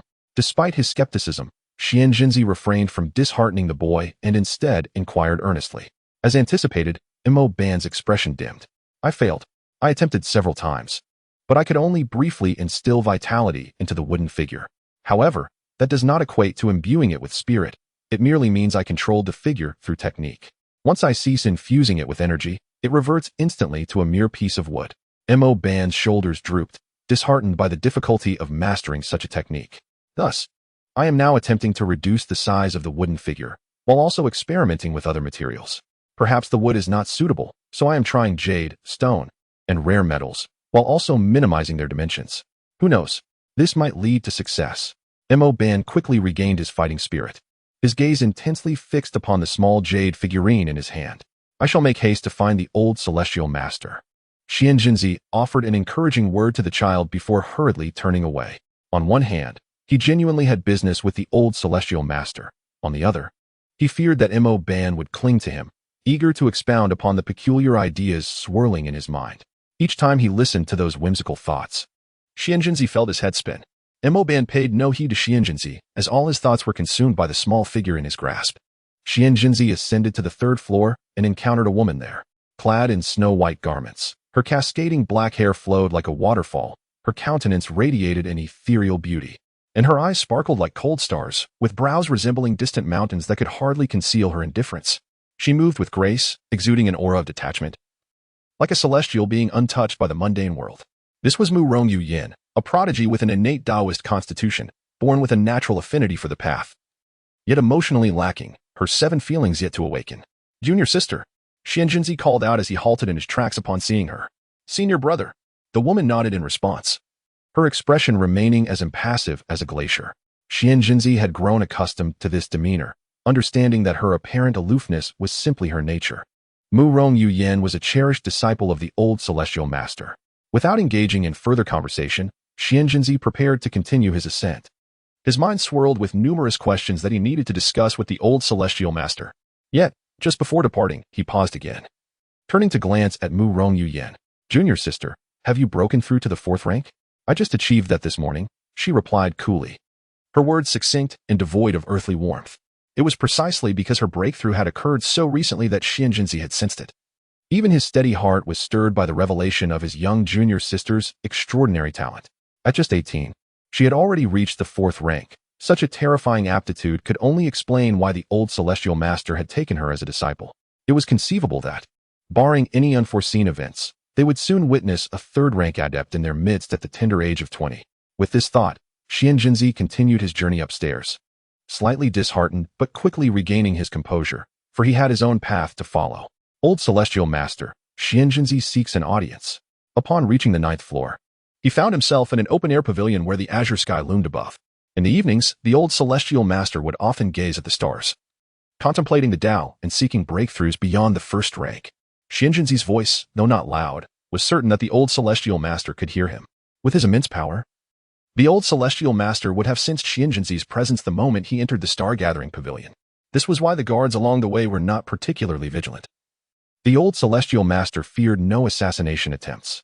Those who underestimated their own insignificance and dared to challenge the old celestial master would soon learn why the 1st rank was deemed a myth among mortals. "Come in." The ethereal voice of the old celestial master reached Xianxiazi's ears. Upon entering, he beheld an elderly man with flowing black hair, his complexion rosy and skin radiant, resembling that of an infant. Though he appeared to be in his 50s or 60s, Xianxiazi knew the old celestial master had already surpassed 100 years of age. "Old celestial master, I have some perplexities that I wish to discuss." Xianxiazi respectfully bowed. "Even you harbor doubts? It seems you have encountered a genuine conundrum. Pray, share your thoughts." The old celestial master reclined in a rocking chair, dressed in simple attire, squinting in the sunlight, with tea beside him, exuding an air of tranquility akin to that of an ordinary old man. "Today, during a literary gathering, I encountered a young man. In a moment of haziness, I perceived a surge of violet aura emanating from behind him, and a colossal 9-clawed divine dragon appeared at the back of his head, its form stretching across countless miles. Yet, upon closer examination, everything vanished as if it were merely a figment of my intoxicated imagination. However, I am typically immune to drunkenness. More crucially, I could not discern his visage. Every person possesses a destiny reflected in their features, yet I could not perceive anything about him. Does this not imply that he lacks a destiny altogether?" The old celestial master, who had been leisurely squinting in the sun, abruptly opened his eyes upon hearing Xianxiazi's words. What eyes they were, seemingly imbued with the essence of the sun, moon, and stars, intricate and profound, as if the very Tao was in motion within them. "What is that young man's name?"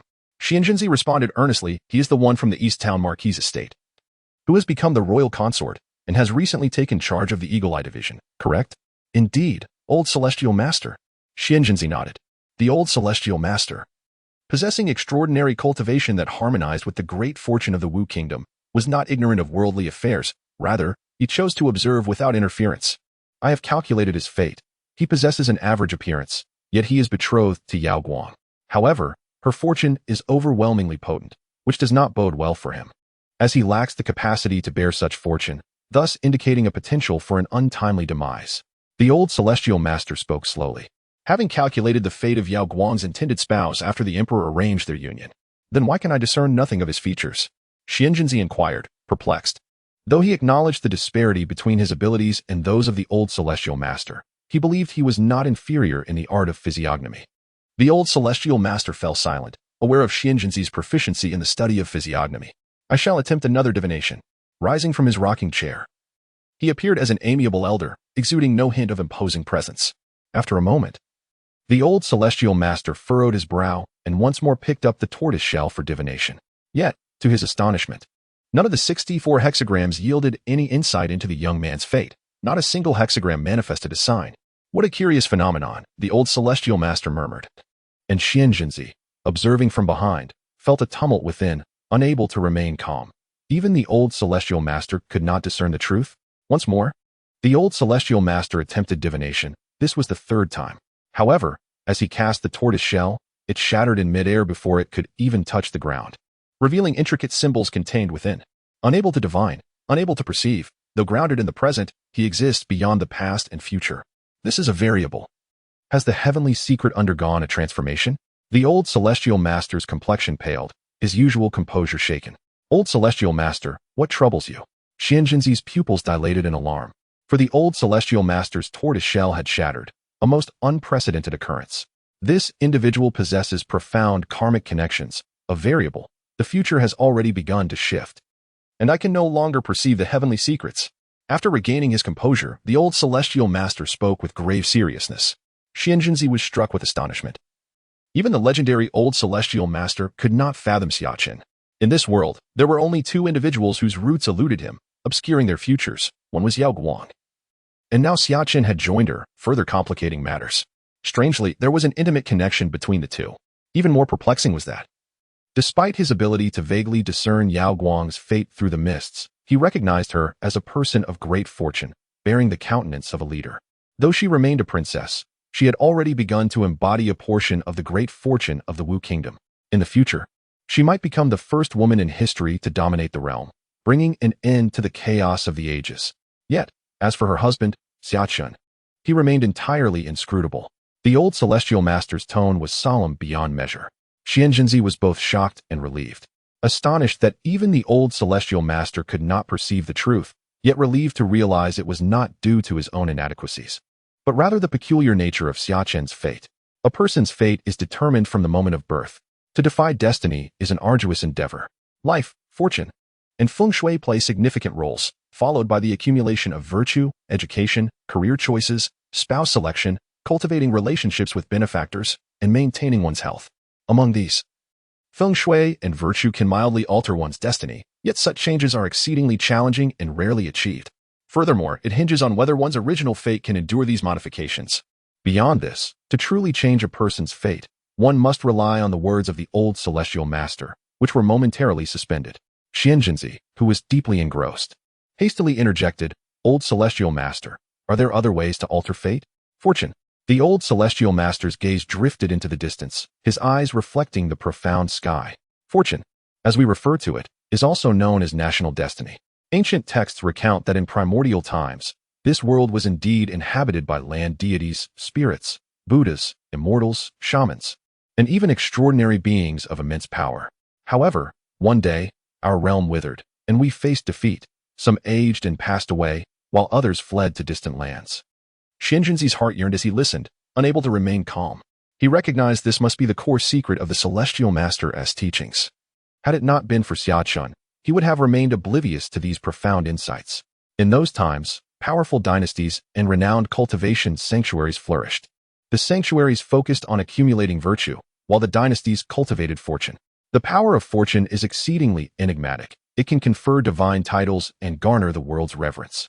All officials, civil and military alike, could bind themselves to the dynasty's fortune through their positions. With the enhancement of fortune, even those with the most mediocre roots could cultivate at speeds tenfold or 100-fold compared to others, to radically alter a person's fate. Only the power of fortune can achieve this, and it must be an immense force. Turning to Xianxia with a smile, the old celestial master continued. An immense force of fortune? Are you implying that Xia Chen has acquired a great power of fortune, thus defying his fate? Yet, as far as I know, the current fortune is finite, divided among the Dou and Dafengqing nations. Where did he obtain it? Xianxia inquired, bewildered. The power of fortune is indeed finite and correlates with the strength of a nation, the well-being of the populace, economic prosperity, military strength, and the emergence of exceptional individuals all contribute to the richness of the power of fortune. In essence, it is proportional to a nation's overall strength. Institutions like the Celestial Master's House and the Tianlong Temple to the west of the capital, although not directly involved in worldly affairs, are willing to assist the Daowu dynasty in maintaining order, as they can partake in a portion of this power. The significance of fortune is such that even the greatest of the world's elites engage in worldly struggles for it. Thus, Xianxia was left in great confusion concerning Xia Chen's source of power. Even if one could alter their fate, certain elements should still be discernible. The old celestial master spoke slowly. This Xia Chen harbors great secrets.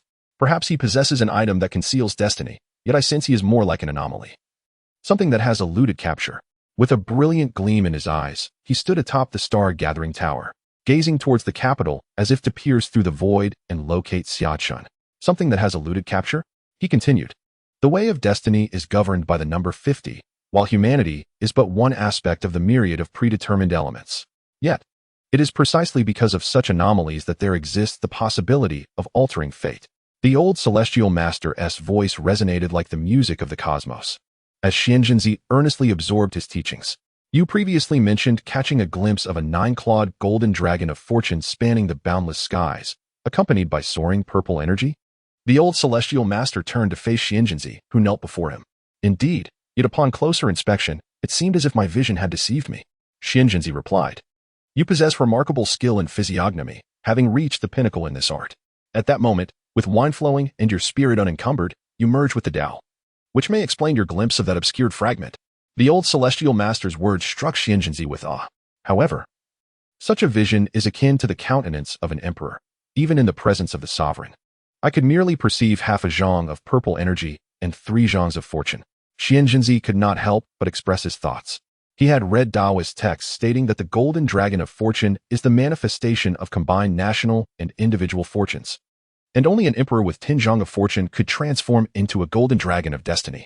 Upon hearing Xianxiadrama's words, the old celestial master fell silent, as he too found himself at a loss for explanation.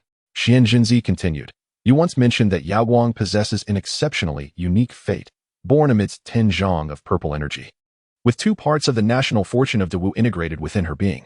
In the future, she may surpass all emperors, achieving unparalleled greatness, unifying the realm and consolidating all fortune under Dawu, thereby birthing the golden dragon of fortune. At that time, with this unified fortune, perhaps you could break through the constraints of destiny and step into the legendary realm of the extraordinary. As Xianxiadrama spoke, his tone grew increasingly solemn. However, with this unforeseen variable, could it disrupt your plans, old celestial master? Should we act now while he remains weak to rectify this anomaly? Recalling the time of Yaoguang's birth, the capital was suffused with purple energy and the skies were adorned with purple clouds, a phenomenon that caused all in the capital to kneel in reverence. At that moment, all officials believed it was a divine sign of victory in the southern campaign, a manifestation of the current emperor's achievements, meriting a grand amnesty. Yet, Xianxiadrama knew well that this celestial phenomenon was triggered by Yaoguang's birth. He was astounded. The arrival of a single princess had caused such a grand display of purple energy throughout the capital. Historically, even those with immense fortune and the mandates of heaven did not compare to Yaoguang. His understanding stemmed from the old celestial master's discovery of this secret, and his expertise in physiognomy allowed him to be secretly brought into the palace to conceal Yaoguang's features, preventing others from recognizing her significance. If anomalies were easily rectified, they wouldn't be anomalies. Should you take action personally, as a first-tier expert, who among the living, aside from the other 4 first-tier experts, could stand in your way? Xianxiadrama declared earnestly, confident in the old celestial master's prowess. In the face of anomalies, who can claim absolute certainty? Moreover, how can one be sure that no other first-tier experts have taken notice of Xia Chen? The old celestial master laughed heartily, his aura serene, resembling a kindly elder. Yet, Xianxiadrama understood that the old celestial master was not one to show leniency. In his youth, the old celestial master single-handedly wielded the Xuanwu sword, journeying to the east to vanquish demons. Are you referring to Long Shu, the current leader of Buddhism and the foremost figure in Central Plains Buddhism? Xianxiadrama's expression shifted slightly. He recalled how Master Tianhai had approached Xia Chen during the literary gathering. Were their interactions merely casual banter? I cannot know all the affairs of the world. I am but an ordinary man. How can I grasp the entirety? The old celestial master chuckled openly. He gazed into the distant sky, where blue skies met white clouds, a gentle breeze passing by, and then continued with a smile. There is no need for malicious intent. Since the anomaly exists, it must serve a purpose. The future is unpredictable. No one can foresee it with absolute accuracy. Even I cannot fully perceive it. The emergence of anomalies might not necessarily lead to adverse outcomes. Perhaps, through these anomalies, we may gain unexpected rewards. This is the way of the Tao. In the grand design of fate, we are mere mortals. We must not contend with the heavens, but let all things unfold naturally. The old celestial master stood at the forefront, with no railing to obstruct him. One step forward would lead to his fall. Yet, it was evident that Xianxiadrama harbored no concern for the old celestial master's potential mishap. He gazed at the old celestial master, who, at that moment, seemed enveloped in an ethereal aura, merging with the heavens and the earth, radiating an enigmatic essence of the Tao. With a sigh, Xianxiadrama reflected on the disparity between himself and the old celestial master, not only in terms of cultivation level, but also in their mental states and understanding of the Tao. Since fate had drawn into this encounter, it perhaps signified a connection between them, urging him to engage without ulterior motives, allowing everything to unfold naturally. Just as he would with Yiguang. Today, he would plant a seed, which might one day take root and flourish. He resolved to seek an opportunity to meet this young man personally, eager to uncover the mysteries that lay within him. The old celestial master, with his back turned to Xianxiadrama, appeared as if he were turning his back on the world, embodying the Tao, his aura unfathomable. Indeed, Xianxiadrama bowed his head in respect, and when he lifted it again, he found himself standing before the star-picking tower on the first floor. The celestial master's sorcery had turned the stars. Chapter 74. The Idol of Scholars and the Troubles Brought by Exceptional Talent. As Xianxiadrama conversed with the old celestial master, the happenings at the literary assembly gradually spread throughout the capital. Did the prince consort, Xia Chen, also attend? Has he composed poetry, and how did he perform? Just days ago, someone had referred to him as a prodigy among scholars. This was a grand banquet, and many students were eager to test Xia Chen's true abilities. It was afternoon, and the tea house was bustling with patrons enjoying their tea. At that moment, a curious group surrounded a student returning from the literary assembly. However, this student appeared somewhat distressed, hesitating to respond. What is wrong, Xiaoli? We are your uncles, having watched you grow up. We even supported your tuition when you entered the Imperial Academy. Now that you have achieved the rank of Jiren and attended the princess's literary assembly, do you look down upon us, refusing to speak to us? An elder, witnessing the prolonged silence, exclaimed in anger. Uncle Chun, do not put pressure on Li Zhang. Just then, another student clad in a Confucian robe entered the tea house. What has transpired? He inquired with a smile. The crowd, sensing something amiss, turned to the newcomer. Haha. Today, Li Zhang and a group of students from the Imperial Academy confronted Prince Consort Xia Chen, publicly pressuring him to compose poetry. I am baffled by his audacity.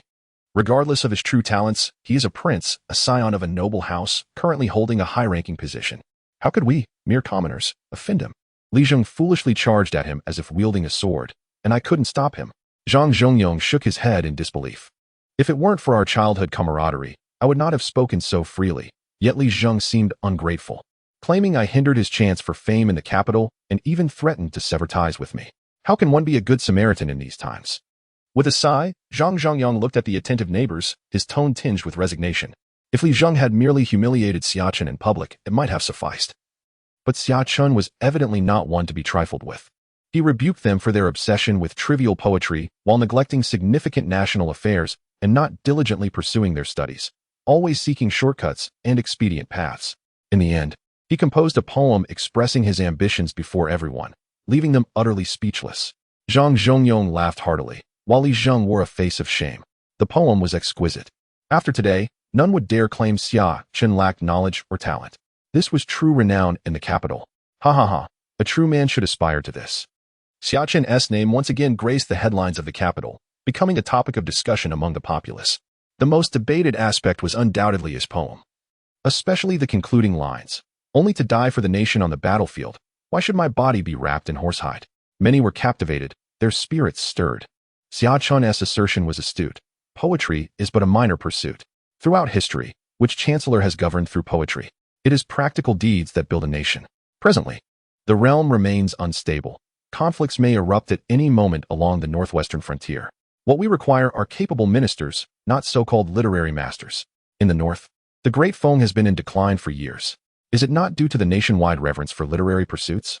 Scholars there indulge in revelry and trivialities, utterly oblivious to the pressing matters of state. With such a prevailing attitude, how can a formidable military be forged? Thus, I assert that if Great Feng continues down this path, in approximately 50 years, it will surely be consumed by our Great Wu. We must not follow in the footsteps of Great Feng. We must remain vigilant against the corrosive influence of poetry on the minds of our people. A student stood at the entrance of the Imperial Academy, raising his voice in fervent declaration. Many students gathered around him, nodding in agreement as they listened. One must study the classics of sages as well as national policies, but one must not squander energy on poetry. Historically, no chancellor has risen to such heights through poetry alone. It is through tangible accomplishments that one ascends. In an instant, Xia Chen's name resonated throughout the Imperial Academy and among the scholarly community, with many adopting his line, only to die for the nation on the battlefield. Why should my body be wrapped in horsehide? As their motto, believing that a true man should be loyal to his country, even unto death on the battlefield. Some even contemplated enlisting. These developments were beyond Xia Chen's expectations. At that moment, he returned to his yard, where a youthful figure sat before him. The boy appeared to be around 15 or 16, yet his face bore an innocent youthfulness. What brings you here? Third brother. I have come to pledge my service to you. Xia Wen sat excitedly on the bench, his eyes darting about restlessly. You wish to serve me? Xia Chen replied, suppressing a laugh, as Baizhu personally brought in tea for both him and Xia Wen. Indeed, if Sister Baizhu can accompany you, why can't I? Xia Wen cheerfully accepted the tea, while Baizhu blushed at his words. No, you are too young. Besides, does our third uncle know about this? Xia Chen shook his head, recalling that Xia Wen had not yet turned 12 this year. But I have already broken through to the 8th tier of the refining essence realm. According to the rules of the house, I am eligible to enter the world. Xia Wen declared earnestly, rising from his seat. You've advanced to the refining essence realm so quickly? Xia Chen was taken aback, marveling at the boy's prodigious talent. Compared to his own experience, having not achieved this breakthrough until 17, he recognized that Xia Wen's aptitude was indeed extraordinary among the nobility. Yes, I owe it all to you, third brother. If you hadn't improved the foundational sword technique, I wouldn't have progressed so swiftly. Xia Wen scratched his head, grinning as he recounted the events. Originally, he would have required at least 2 to 5 months to advance. But after his uncle Xia Chen personally taught him a technique called the Shouyang Breaking Demon Blade, which could channel the energies of heaven and earth for body refinement, he managed to break through in just 1 month. I initially aspired to join the Imperial Guard, but they deemed me too young. Subsequently, I considered enlisting in the Frontier Army, yet both my uncle and father were adamantly opposed. Hence, I resolved to seek refuge with you, third brother. Xia Wen's demeanor was exuberant. Originally, Xia Chen and his father, Xia Hao, intended for Xia Wen to remain at home to hone his martial skills, ideally achieving a breakthrough to the 7th or even 6th rank before venturing out. By that time, Xia Wen would be slightly older, and they would feel more at ease. However, Xia Wen was resolute in his decision. Having recently attained the 8th rank, he yearned to explore the outside world, even if it meant merely staying in the capital. He had no desire to linger in the dreary Marquis any longer. Xia Chen gazed at the youthful boy before him and sighed. Is this the burden that comes with exceptional talent? Had Xia Wen achieved the 8th rank around the age of 14, his parents would not have been so worried about his departure from home. But at 11 years old, who wouldn't be concerned? He was still just a child. In the grand hall, Xia Wen scanned the surroundings and noticed that Baizhu had already exited before whispering. I know the rumors about you and the family falling out are false. Although you may seem somewhat inconspicuous at home, both uncle and aunt treat you exceptionally well. All the external gossip is fabricated. Xia Wen lowered his voice, his youthful face earnest. Uncle even mentioned expelling me from the family tree. That cannot be untrue. Xia Chen cast a sidelong glance at Xia Wen. Despite his words, he couldn't help but admire the boy. Though young and seemingly reckless, he was not foolish. While Xia Chen was unaware of the specifics, it was evident that his third brother and uncle had their intentions in mind. Xia Wen scratched his head, grinning. Moreover, I informed my father of my intention to join you. Although he sternly opposed it, he nonetheless assigned me 3 family guards, which is quite clear in its implication. Isn't it? Xia Chen was momentarily taken aback by Xia Wen's words. Was his decision to come to him tacitly approved by his uncle Xia Hao? Had something significant transpired in the family recently? He pondered for a moment before inquiring, what has happened? Nothing major, but a couple of days ago, while in my father's courtyard, I overheard him talking to my mother while inebriated. I vaguely caught him mentioning that a position for a deputy minister of rights had become vacant, which should have been his. The Ministry of Personnel had already submitted the memorandum to the cabinet, but it was ultimately rejected on the grounds that my father was too young and needed further refinement. Consequently, the position was awarded to a scholar from Bailu Academy. Xia Wen's head drooped, his spirits dampened. He had witnessed his father's drunken state for the first time, which left a profound impression on him. Xia Chen fell into silence upon hearing this, his mind involuntarily conjuring the image of his third uncle Xia Hao, debonair, refined, and exuding the aura of a gentleman, always smiling at his younger relatives without any distinction based on talent or lineage. The Xia family wielded significant military power, and given that his uncle was pursuing a career in politics, it was already a delicate matter, especially considering his uncle's evident talent. With the imperial examination looming, the position of Deputy Minister of Rights was exceedingly important. If his uncle were to secure this role, even if he was not the chief examiner for that year, he would still be considered a mentor to the candidates. Xia Chen sighed, casting a glance at Xia Wen, and spoke gravely. I understand. The Emperor fears our Xia family, wary of my father cultivating factions. He dreads that we might extend our influence into the civil service, which would undermine his reign. Xiaowen set down his teacup and stood, a chilly resolve etched on his youthful features. Xia Chen was surprised by his brother's courage. Although he appeared reckless, he possessed a discerning intellect, a clever individual indeed. His father had named him Xiaowen, and perhaps the name was fitting. He had undoubtedly inherited his father's political acumen. Despite his tender age, at just 11, he was already displaying remarkable potential. Moreover, he harbored no fondness for the emperor, particularly for that sovereign. Indeed, he was a promising talent. All graces from the sovereign are but a reflection of his benevolence, Xia Chen observed calmly. I comprehend, third brother. I will remain discreet about this outside. Our Xia family is, of course, unwaveringly loyal to the emperor. Xiaowen looked up at Xia Chen, grinning widely. The two exchanged knowing glances, a silent understanding passing between them. Stay with me. Make my residence your own. Tomorrow, I will introduce you to the lantern bearers and arrange for you to assume an identity as my attendant.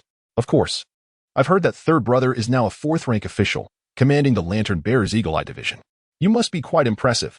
My father has been in the officialdom for over a decade and has only just attained the fourth rank. Xiaowen exclaimed, his excitement palpable.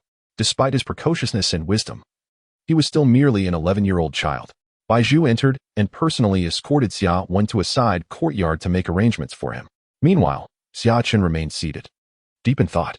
His uncle Xia Han had excelled in the imperial examinations at the age of 22, becoming a top scholar, and at 36, he had already reached the fourth rank. With such a background and capability, achieving this rank in 14 years was already remarkably swift for most, yet for his uncle, it seemed merely average, or even slow. This was evidently amiss. His uncle had studied at Bai Lu Academy in his youth and had received praise from the current headmaster, Mr. Qi, which attested to his scholarly prowess. Xia Chen sighed. No wonder his uncle had been inebriated, appearing disheartened and unfulfilled. If this trend continued, his uncle would only ever reach the pinnacle of his career as a deputy minister, with no prospect of ascending to the status of minister or entering the cabinet. It seemed that both his uncle and father had sensed the emperor's unease regarding their family, simultaneously seeking to curry favor while remaining wary. By sending Xiaowen to him, they were essentially placing a bet. The third generation of the Xia family was indeed filled with exceptional talent, each one emerging in succession, though the outside world remained largely oblivious, with most still hidden away in obscurity. However, both Xia Chen and Xia Han were certainly aware of the true potential of the next generation. Despite their youth, they could already discern the extraordinary aptitude brewing within. If the first and second generations of the Xia family had already instilled suspicion in the emperor, how could he possibly rest easy with so many more talents emerging from the third generation? It appeared that both his uncle and father had recognized the imminent danger facing the Xia family and had already begun to take action. Thus, according to the original course of history, it seemed that the Xia family would ultimately place their unwavering support behind Yao Guang, averting the looming threat of annihilation and allowing the third generation of the Xia family to shine brilliantly during the era of the Great Unification. Xia Chen murmured to himself, his pupils igniting with extraordinary brilliance as his dual irises began to swirl, an aura of chaos enveloping him, as if he could cleave the heavens. In the lantern-bearer's office, the esteemed director of the Eagle Eye Division, who had not attended court for 3 days, finally made his appearance today. Since the day of his appointment, after instilling a sense of awe in the entirety of the Eagle Eye Department, everyone anticipated a tempestuous upheaval. However, they were taken aback when Xia Chen deviated from the norm, not appearing for work for 3 consecutive days. It was only yesterday that they learned their esteemed director had attended a literary gathering, emerging victorious, with his poem currently spreading like wildfire throughout the capital. The brilliance of our director's poem must be disseminated without delay. The capital and its surrounding regions fall under our jurisdiction, and within a day. It is imperative that everyone becomes acquainted with this verse. As Xia Chen entered with Xiaowen, he overheard the authoritative voice of Zheng Ping directing his subordinates. Cui Hu and Lu Chen stood beside him in silence, while the other two heads, Chen Song and Li Yu, were nowhere to be seen. What could be the purpose of this morning's gathering? Xia Chen strolled into the hall with a cheerful demeanor, inquiring about the proceedings. Director is here. Zheng Ping's face, lined with age, broke into a beaming smile, transforming his previously stern expression.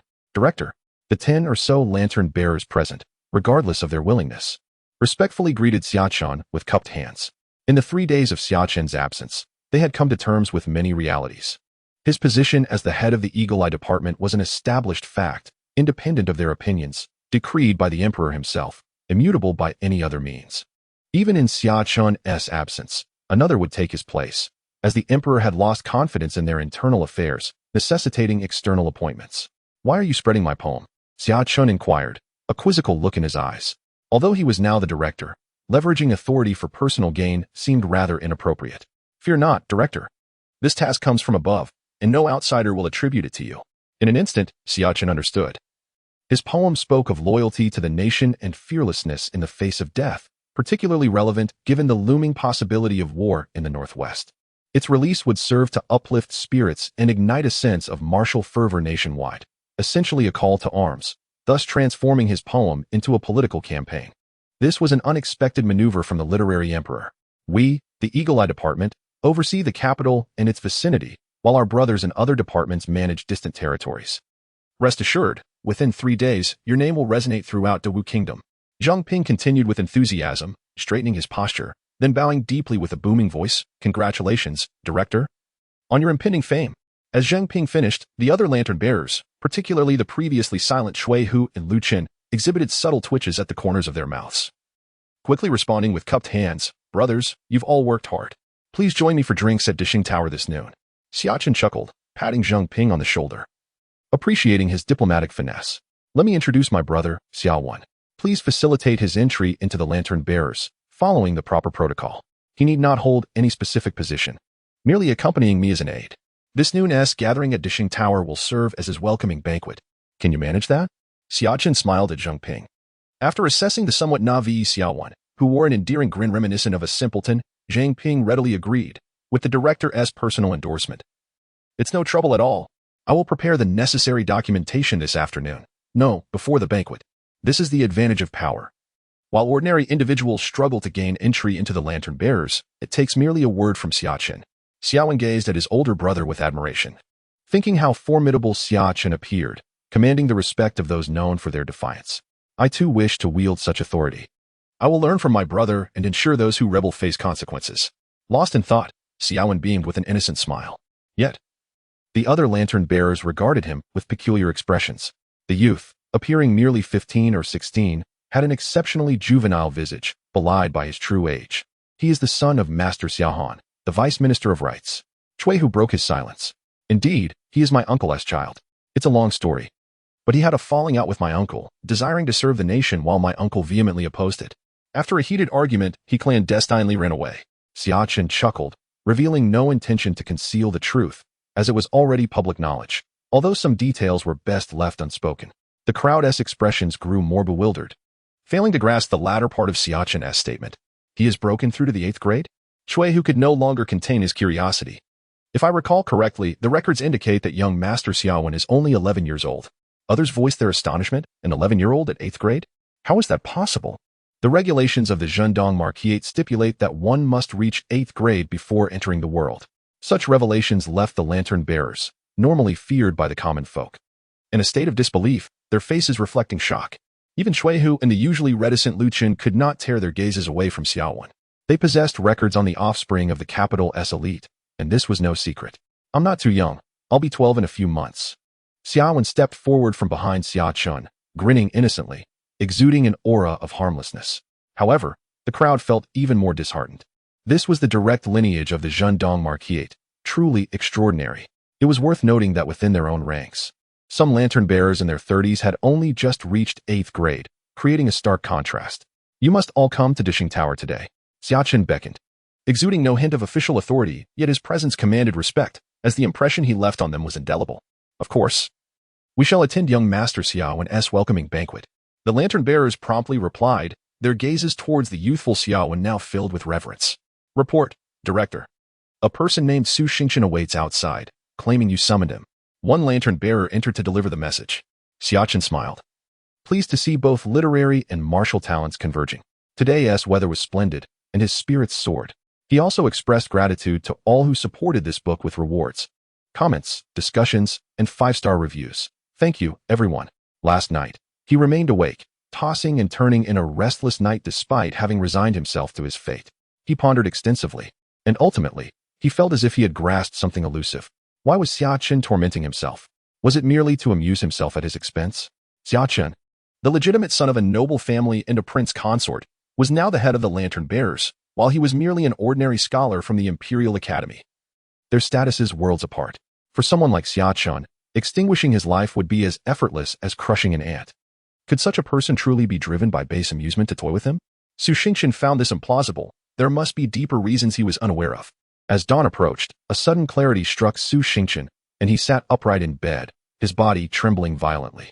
Xia Chen was aware of his rebellious thoughts and sought a capable ally for his ambitions. Yet instead of detaining him, he wanted him to serve as a scribe. Was it Su Xingchen who harbored the desire to rebel, or was it the Xia family that sought to incite an uprising? Su Xingchen's mind cleared, and the once overwhelming confusion was now pierced by this startling realization. He was a remarkably astute individual and should have deduced this sooner. Yet he had been misled by Xia Chen, ensnared in a web of erroneous thoughts until the sleepy haze of the night had prompted this epiphany. His eyes sparkled with a blend of excitement, exhilaration, and confusion. Xia Chen was a prince consort, and with the emperor placing such trust in him, why would he desire to rebel? Was it the Xia family? Though they wielded considerable power, all indicators pointed towards their loyalty to the throne. Su Xingchen was perplexed. Even with his sharp intellect, he struggled to understand. However, he refrained from exposing Xia Chen, for doing so would likely lead to his own demise. Whether it be Xia Chen, the Xia family, or the imperial court, all would seek to silence him. The imperial court would never sever ties with the Xia family. Having come to this realization, excitement flickered in Su Xingchen's gaze. Only through destruction could one pave the way for prosperity. Without breaking, there could be no establishment. Was this not precisely what he had longed for? Su Xingchen entered the lantern-bearer's office, his eyes darting about. Despite the ominous rumors surrounding the office, claiming it was akin to a hellish realm, he found the atmosphere far from sinister. People were bustling in and out without the foreboding he had anticipated. "Please, step inside," said the lantern-bearer, leading him, guiding him into a small courtyard and motioning for him to enter. "Sir." Su Xingchen knocked on the door, and upon hearing a voice from within, he pushed it open. Upon entering, he saw an exceptionally handsome young man seated at a desk, seemingly engrossed in his work, while a younger boy curiously observed him. "Did you not sleep well last night?" Xia Chen did not lift his head, but seemed to perceive Su Xingchen's state with uncanny clarity, deepening Su Xingchen's sense of mystery surrounding him. "I was a bit restless due to excitement," Su Xingchen admitted, bowing respectfully. "Excitement over your rebellious thoughts?" Xia Chen continued to scrutinize the documents on the table, his voice calm yet resonating like a chilling echo that sent shivers down Su Xingchen's spine. How could he know? Did he possess the ability to read minds? Thankfully, Su Xingchen had not entertained thoughts of betrayal. Otherwise, Xia Chen might have already anticipated it, and he could have met his end before even stepping outside his door. Cold sweat broke out on Su Xingchen's brow as he realized he had narrowly escaped death. "From now on, you will accompany me as a scribe, assisting me with various documents. Your parents are aging, and you have been away from home for too long. In our Great Wu dynasty, filial piety is paramount. It is our duty to serve our parents. I will arrange for them to be brought to the capital, where I have purchased a small residence next to mine for your family to reside in." Xia Chen remained focused on his work, while the previously silent Xia Wen quietly approached. "Here is the key." Xia Wen handed Su Xingchen a set of keys. Su Xingchen swallowed hard. Accepting these keys meant he was irrevocably entangled in this venture. Regardless of whether Xia Chen was a wise ruler or not, he had committed to a dangerous path. Yet, he knew he could not refuse. Otherwise, he would not merely become a scribe but would find himself imprisoned, with his family unable to escape. If fortune favored him, perhaps they could reunite in the lantern-bearer's prison and find happiness as a family. "Thank you, sir." Su Xingchen accepted the keys from Xia Wen, casting a glance at the amiable Xia Wen before respectfully bowing to Xia Chen. "Lunch at Dixing Tower. The entire second floor has been reserved by Xia Chen. Dixing Tower is quite renowned in the capital, famous for its delectable cuisine and a name that resonates well, whether among the powerful or wealthy. It is a favored venue for celebrations. Who is this Zhang boss to reserve the entire second floor? Such audacity. Indeed, I usually dine in the elegant rooms on the second floor. Why must I settle for the first floor today? My cousin is an assistant minister of the Ministry of Revenue. I must see who possesses such arrogance in the capital." Discontented voices filled the first floor hall as patrons confronted Zhang Linda, the manager, a middle-aged man in his 40s, who hurriedly bowed in response. "Esteemed guests, I am well aware of your loyalty to Dixing Tower. However, the second floor is currently unavailable, reserved by the lantern bearers. If you were to confront the esteemed guests, it could lead to dire consequences, and I must consider your safety." Lantern bearers? Upon hearing this name, the crowd's demeanor shifted dramatically. "Indeed, it has been reserved by Lord Xia Chen himself. For today, I advise you to dine on the first floor or at our competitor, Deshun Tower, across the street. But I implore you, do not disturb the esteemed guests upstairs. Zhang Linda was drenched in sweat by the end, ultimately suggesting the crowd head to the rival establishment. As they glanced at the second floor, their anger dissipated. Even the young man who had boasted of his influential cousin fell silent. Ladies and gentlemen, today marks the day my brother Xia Wen and my friend Su Xingchen begin their service. I appreciate your presence, and I will raise my glass first. Xia Chen poured himself a drink and stood, delivering a brief yet heartfelt address of gratitude, exuding warmth and approachability. Su Xingchen observed the congenial Xia Chen and the surprisingly compliant lantern-bearers in the hall, marveling at how Xia Chen appeared as gentle as jade, mingling seamlessly with the crowd, yet commanding their respect and compliance. Was this the essence of leadership? The atmosphere at the induction banquet was harmonious, with Xia Chen at the center of attention. The attendees were primarily mid-level officials, and as the evening progressed, they mustered the courage to approach him for toasts. Xia Chen responded with a smile, embodying humility and rapport, fully integrating with the grassroots. This gradually eased the attendees' apprehensions. Their concerns stemmed from his youth. They feared that this young lord, eager to prove himself, might resort to reckless measures, endangering their positions right from the outset. Xia Wen and Su Xingchen were surrounded by a multitude of onlookers, all aware that these two were undoubtedly trusted aides of Xia Chen. Though they merely held the status of attendants and scribes, the steward of the prime minister's residence was akin to a seventh-rank official. Particularly notable was Xia Wen, the legitimate heir of the Duke of Zhendong. Although his branch lacked a title, his father was a minor minister, a respectable fourth-rank official. Furthermore, it was widely acknowledged that Xia Wen was a prodigy. At the tender age of 11, he had already attained the rank of an 8th-grade official, making it easy to envision him as a formidable figure in the future. Thus, no one dared to underestimate him due to his youth. I can no longer drink. You all should go and drink with Brother Su, Xia Wen declared, his eyes hazy with intoxication. Yet his mind still possessed a sliver of clarity as he pointed towards Su Xingchen. Previously, he had not had the chance to indulge in drinking at the Duke's residence. Today, buoyed by the adulation of the crowd, he had succumbed to the revelry and soon found himself quite inebriated.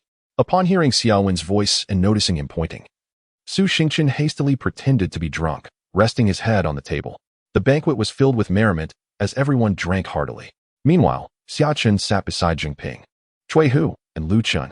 Today, my friend, you have truly splurged, Ping exclaimed, his cheeks flushed from the copious amounts of alcohol he had consumed.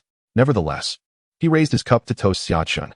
We are brothers. There is no such thing as extravagance between us, Xia Chen replied, lifting his cup with a smile to clink it with Ping's. However, I had originally reserved the entire second floor. Yet I find it rather underwhelming that it is not fully occupied. Xia Chen sighed, speaking casually. Upon hearing this, Ping, Cui Hu, and Lu Chen's expressions subtly shifted, each reflecting a different sentiment. His Majesty has assigned me a task within the Lantern Bearers, Xia Chen continued, speaking candidly, as if he regarded the three as confidants. Their expressions changed in unison. Even the usually composed Lu Chen's gaze sharpened with curiosity. What is this task? Cui Hu could not help but inquire, his demeanor notably more obedient and earnest since the day Xia Chen had lectured him. His Majesty has mentioned that over the years, the Lantern Bearers have fostered internal cliques, each forming factions with their subordinates nearly evolving into private soldiers, Xia Chen stated, pausing to observe the trio's changing expressions, particularly Lu Chen's. Thus, the dispersal of your subordinates was a means of safeguarding you. I hold all three of you in high regard. You are astute individuals, and I trust you will understand my sincere intentions, Xia Chen said, patting Ping and then Cui Hu on the shoulders. He then turned to Lu Chen, who appeared particularly troubled, and added, His Majesty possesses a compassionate heart and a broad-minded disposition. Though you are the adopted son of Lu Li, you are still merely an adopted son. As long as you navigate this sensitive period with caution, these issues shall not pose significant problems. Lu Chen swallowed hard, beads of cold sweat forming on his brow as he finally comprehended why the Emperor had appointed a young outsider to their ranks. The impetuousness of youth often leads to rash actions, and those eager to achieve results can be ruthless, an attribute most fitting for the current scenario. This young man was poised to strike at the very factions aligned with his adoptive father, Lu Li. As Lu Chen, the adopted son of Lu Li, he naturally found himself on the list of those to be purged. However, he understood that in this precarious time, he was no longer suitable to hold the position of head of the Pear Blossom Hall. Would he be willing to relinquish his post, temporarily endure this indignity, and serve as an attendant by my side? Lu Chen realized he had no alternative but to express gratitude towards Xia Chen for preserving his position, as he should have been the first to face the axe. Raising his cup, Lu Chen stated solemnly, regardless of his true intentions, I know I must express my gratitude to Xia Chen, for he currently holds my fate in his hands.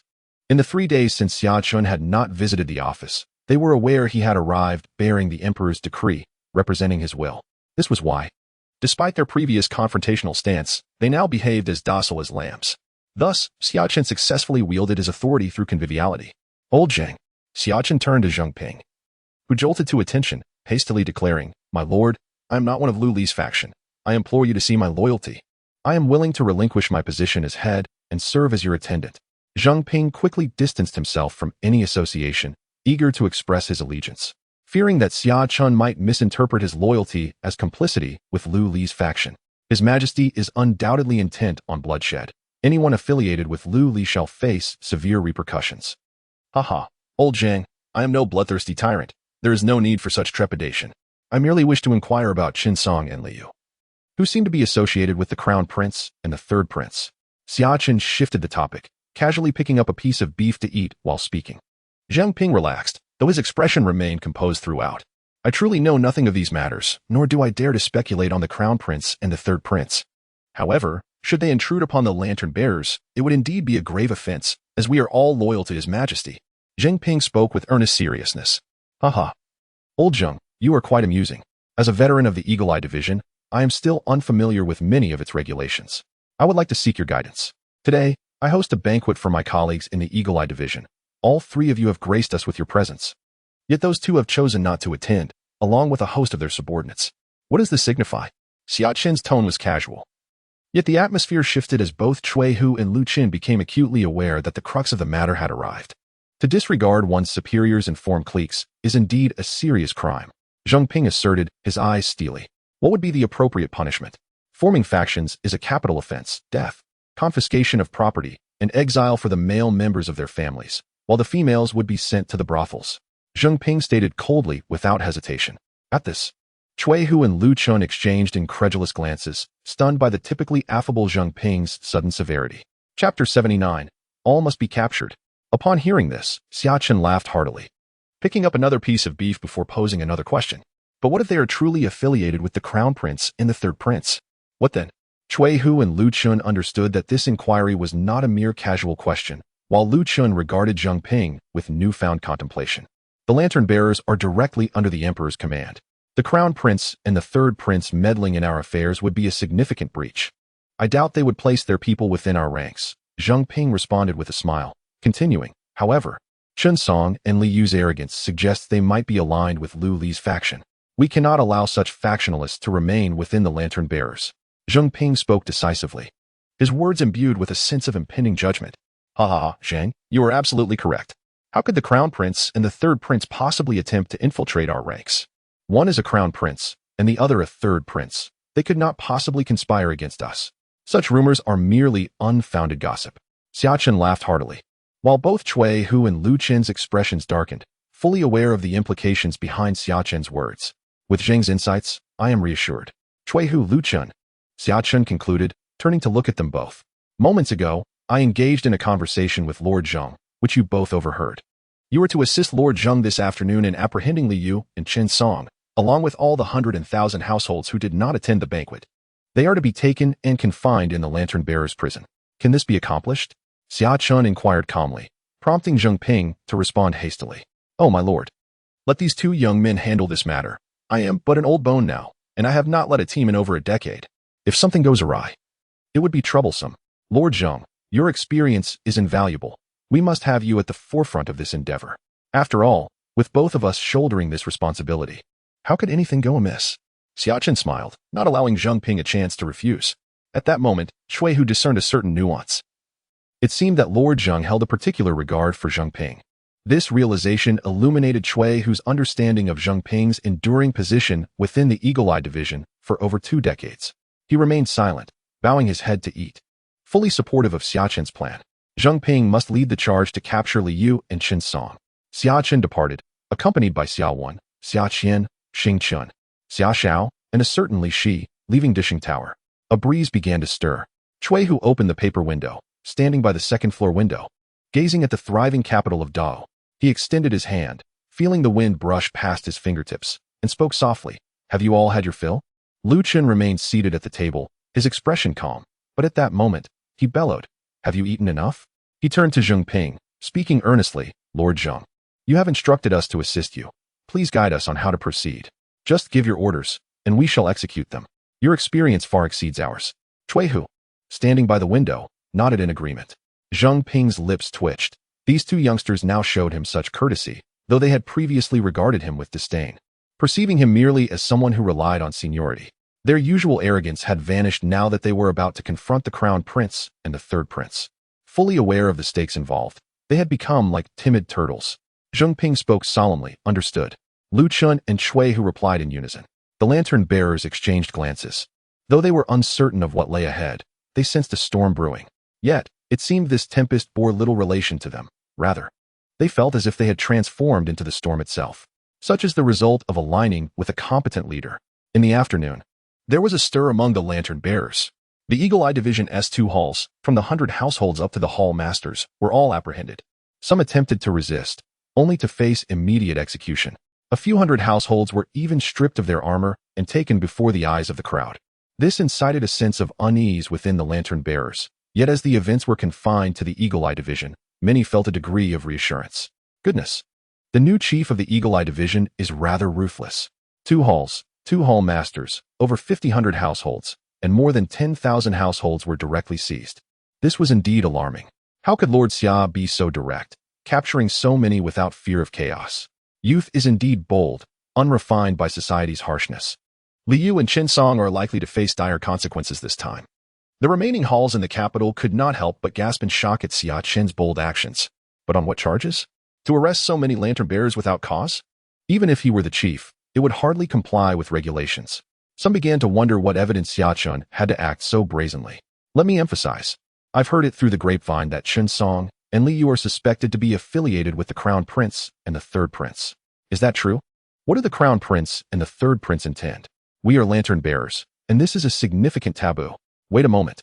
If these two truly are associated with the Crown Prince and the Third Prince, shouldn't this be top secret? Why does it seem to be common knowledge now? Some were astonished by the news, while others with political acumen questioned further. We do not know the source, it is merely hearsay. Let us enjoy the spectacle. The powerful clash among themselves, and we should refrain from getting involved. Should Chen Song and Liu genuinely be linked to the Crown Prince and the Third Prince? It would not be surprising for Lord Xia to act so fearlessly. Perhaps this is the Emperor's will. Someone pointed skyward, causing the crowd to instinctively shrink back. Ceasing further discussion. Chapter 80. I am indeed associated with the Crown Prince. In the Lantern Bearer's third-level prison, a voice shouted, "Let me out! Who gave you the audacity to arrest me? Where is the arrest warrant? I am a hall master." As Xia Chen entered, he was greeted by this outburst. What is all this commotion? Xia Wen approached and kicked the door of cell number 48. Inside was Liu. "Xia Chen, on what grounds do you arrest us? What have we done?" Liu glared angrily at Xia Chen, his eyes blazing. "You abuse your power for personal gain, wield your authority recklessly, and seek revenge for personal grievances. I will report you to the commanding officer. Even if you are the son-in-law, the Emperor will not spare you." Liu regarded Xia Chen in silence, believing he had intimidated him, and grew more confident as he spoke. "Are you certain the Emperor will not spare me?" Xia Chen finally spoke, a smile gracing his lips as he looked at Liu, whose expression shifted slightly. Xia Chen moved on, and Liu ceased his shouting within the cell. As Xia Chen passed cell number 23, he noticed Chen Song, who had been sitting quietly within. "Lord Xia! Lord Xia!" Chen Song hurriedly rose, grasping the bars, and calling out to Xia Chen. "My lord, I was wrong. The reason I did not attend the banquet today was due to a family matter. My elderly mother is ill, and I must care for her." Chen Song spoke, tears streaming down his face. His performance was enough to evoke sympathy. "Who are you trying to deceive? Your elderly mother is ill. And are all your subordinates' mothers ill as well? Surely you do not share but one mother." Xia Wen, following Xia Chen, could not help but chuckle. Chen Song's expression stiffened, but he refused to give up. Gritting his teeth, he spoke earnestly. "My lord, may I have a word in private?" Xia Chen glanced at him, taking a few steps forward to see what he had to say. "My lord, I am affiliated with the Crown Prince. Previously, I was blind to my circumstances and offended you. I now recognize my error. From this day forth, I shall follow your lead within the Eagle Eye Division. You are still the husband of Princess Yao Guang. My lord, the Crown Prince has always maintained a close relationship with her. Once he ascends the throne, you will undoubtedly reap great benefits. Perhaps the position of commander of the Lantern Bearers will belong to you." Xia Chen regarded Chen Song with a peculiar gaze. And Chen Song assumed he had impressed Xia Chen, a confident smile appearing on his face. Did you not expect this? Surprised, are you? I am indeed affiliated with the Crown Prince. You have your connections, and so do I. Chen Song laughed heartily within. Believing that revealing this secret to Xia Chen would surely turn the tide, perhaps even draw the prince into the Crown Prince's camp. While pondering this, he maintained an outward demeanor of humility. Sir Chen, can you guess why I have taken you down? It is not because we disobey orders, intentionally making things difficult for you or neglecting to attend the banquet. Chen extended his head slightly forward, urging, let me speak to you properly. Xia Chen waved his hand, beckoning like one would to a dog, and said with a grin, come closer, Chen Song. Chen hurriedly pressed his head into the gap of the railing, straining to listen. Xia Chen leaned forward, his tone gentle yet calm. I am indeed someone close to the Crown Prince. Upon uttering these words, Xia Chen patted Chen Song's cheek, causing Chen's pupils to constrict as turmoil brewed within him. Was Chen Song truly foolish or merely pretending? This was the lantern holder, after all, the leader of the lantern holders. Did he truly believe their schemes were without flaw? Attempting to win over the lantern holders and colluding with the Crown Prince. While the Emperor still reigned, was the Crown Prince so eager to ascend the throne? Did he wish to control the lantern holders and stage a coup? Xia Chen spoke softly. Yet Chen Song was already drenched in cold sweat. He felt an icy chill enveloping him, and if he remained oblivious to the gravity of the situation, he would indeed be a fool. Moreover, now that you have been captured, do you think the Crown Prince will go to great lengths to rescue you? Or simply send someone to silence you, to save trouble? Xia Chen said with a smile, and upon hearing these words, Chen Song felt utterly weak and slumped in his cell.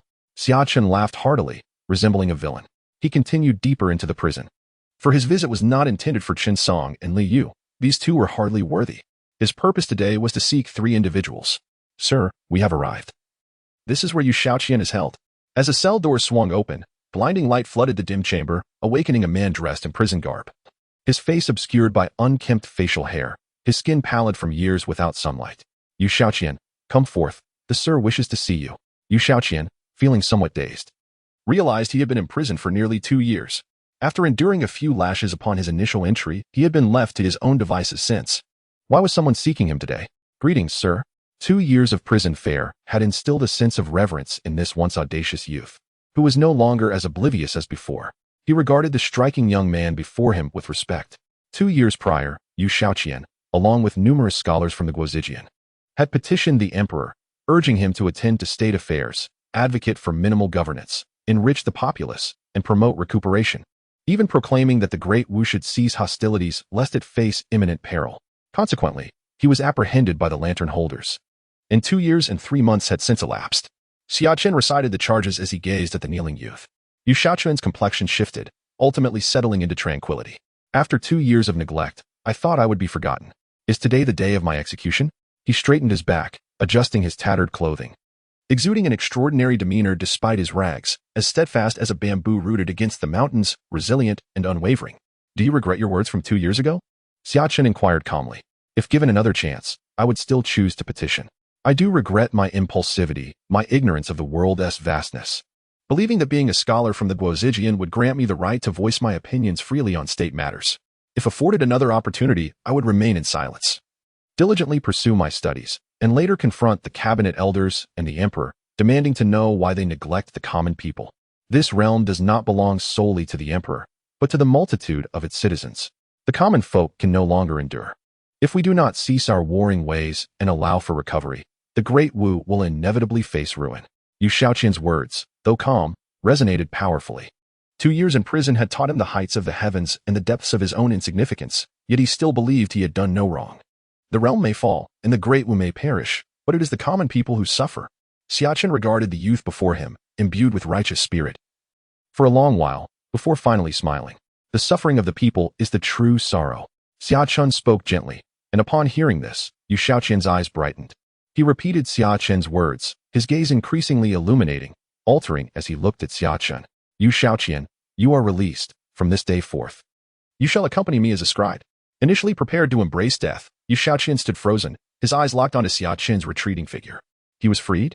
Yu Shaoqian, courtesy named Shoujing, was diligent and studious from a young age. At 17, he entered the Guozijian for study.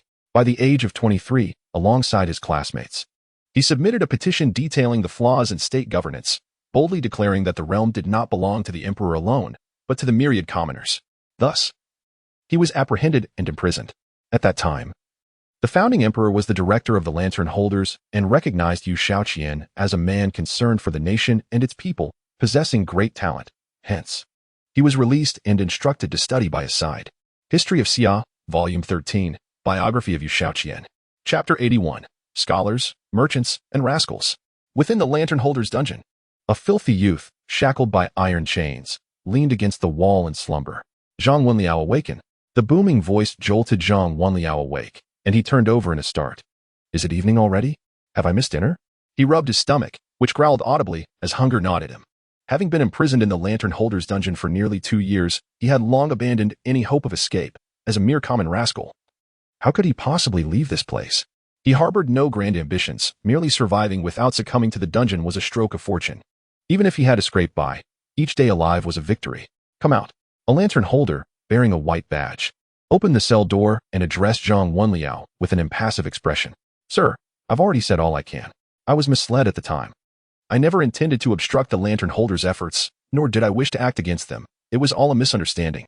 Zhang Wenliao glanced at the open door, feeling increasingly anxious. He had witnessed the lantern holder's methods upon his entry. Thereafter, he had been treated like a dead dog, barely surviving for 2 to 3 months. Today, was it possible they wished to eliminate him for having occupied their dungeon? Come out. A sir wishes to see you.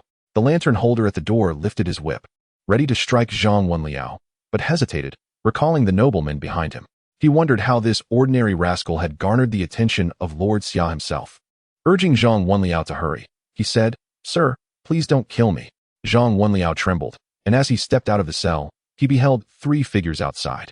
In particular, the leading young man left him at a loss for words.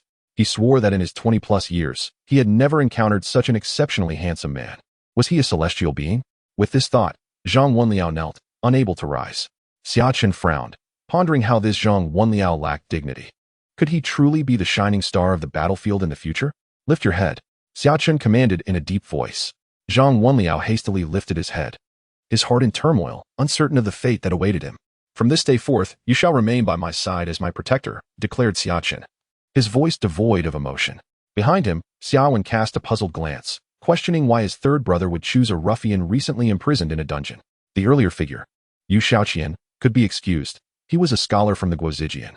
Yet Zhang Wenliao's performance was utterly dismal. How could he possibly serve as a guardian? Xia Wen felt confident he could easily overpower Zhang Wenliao with a single hand. Meanwhile, Yu Shaoqian, still clad in prison garb, silently observed the kneeling Zhang Wenliao.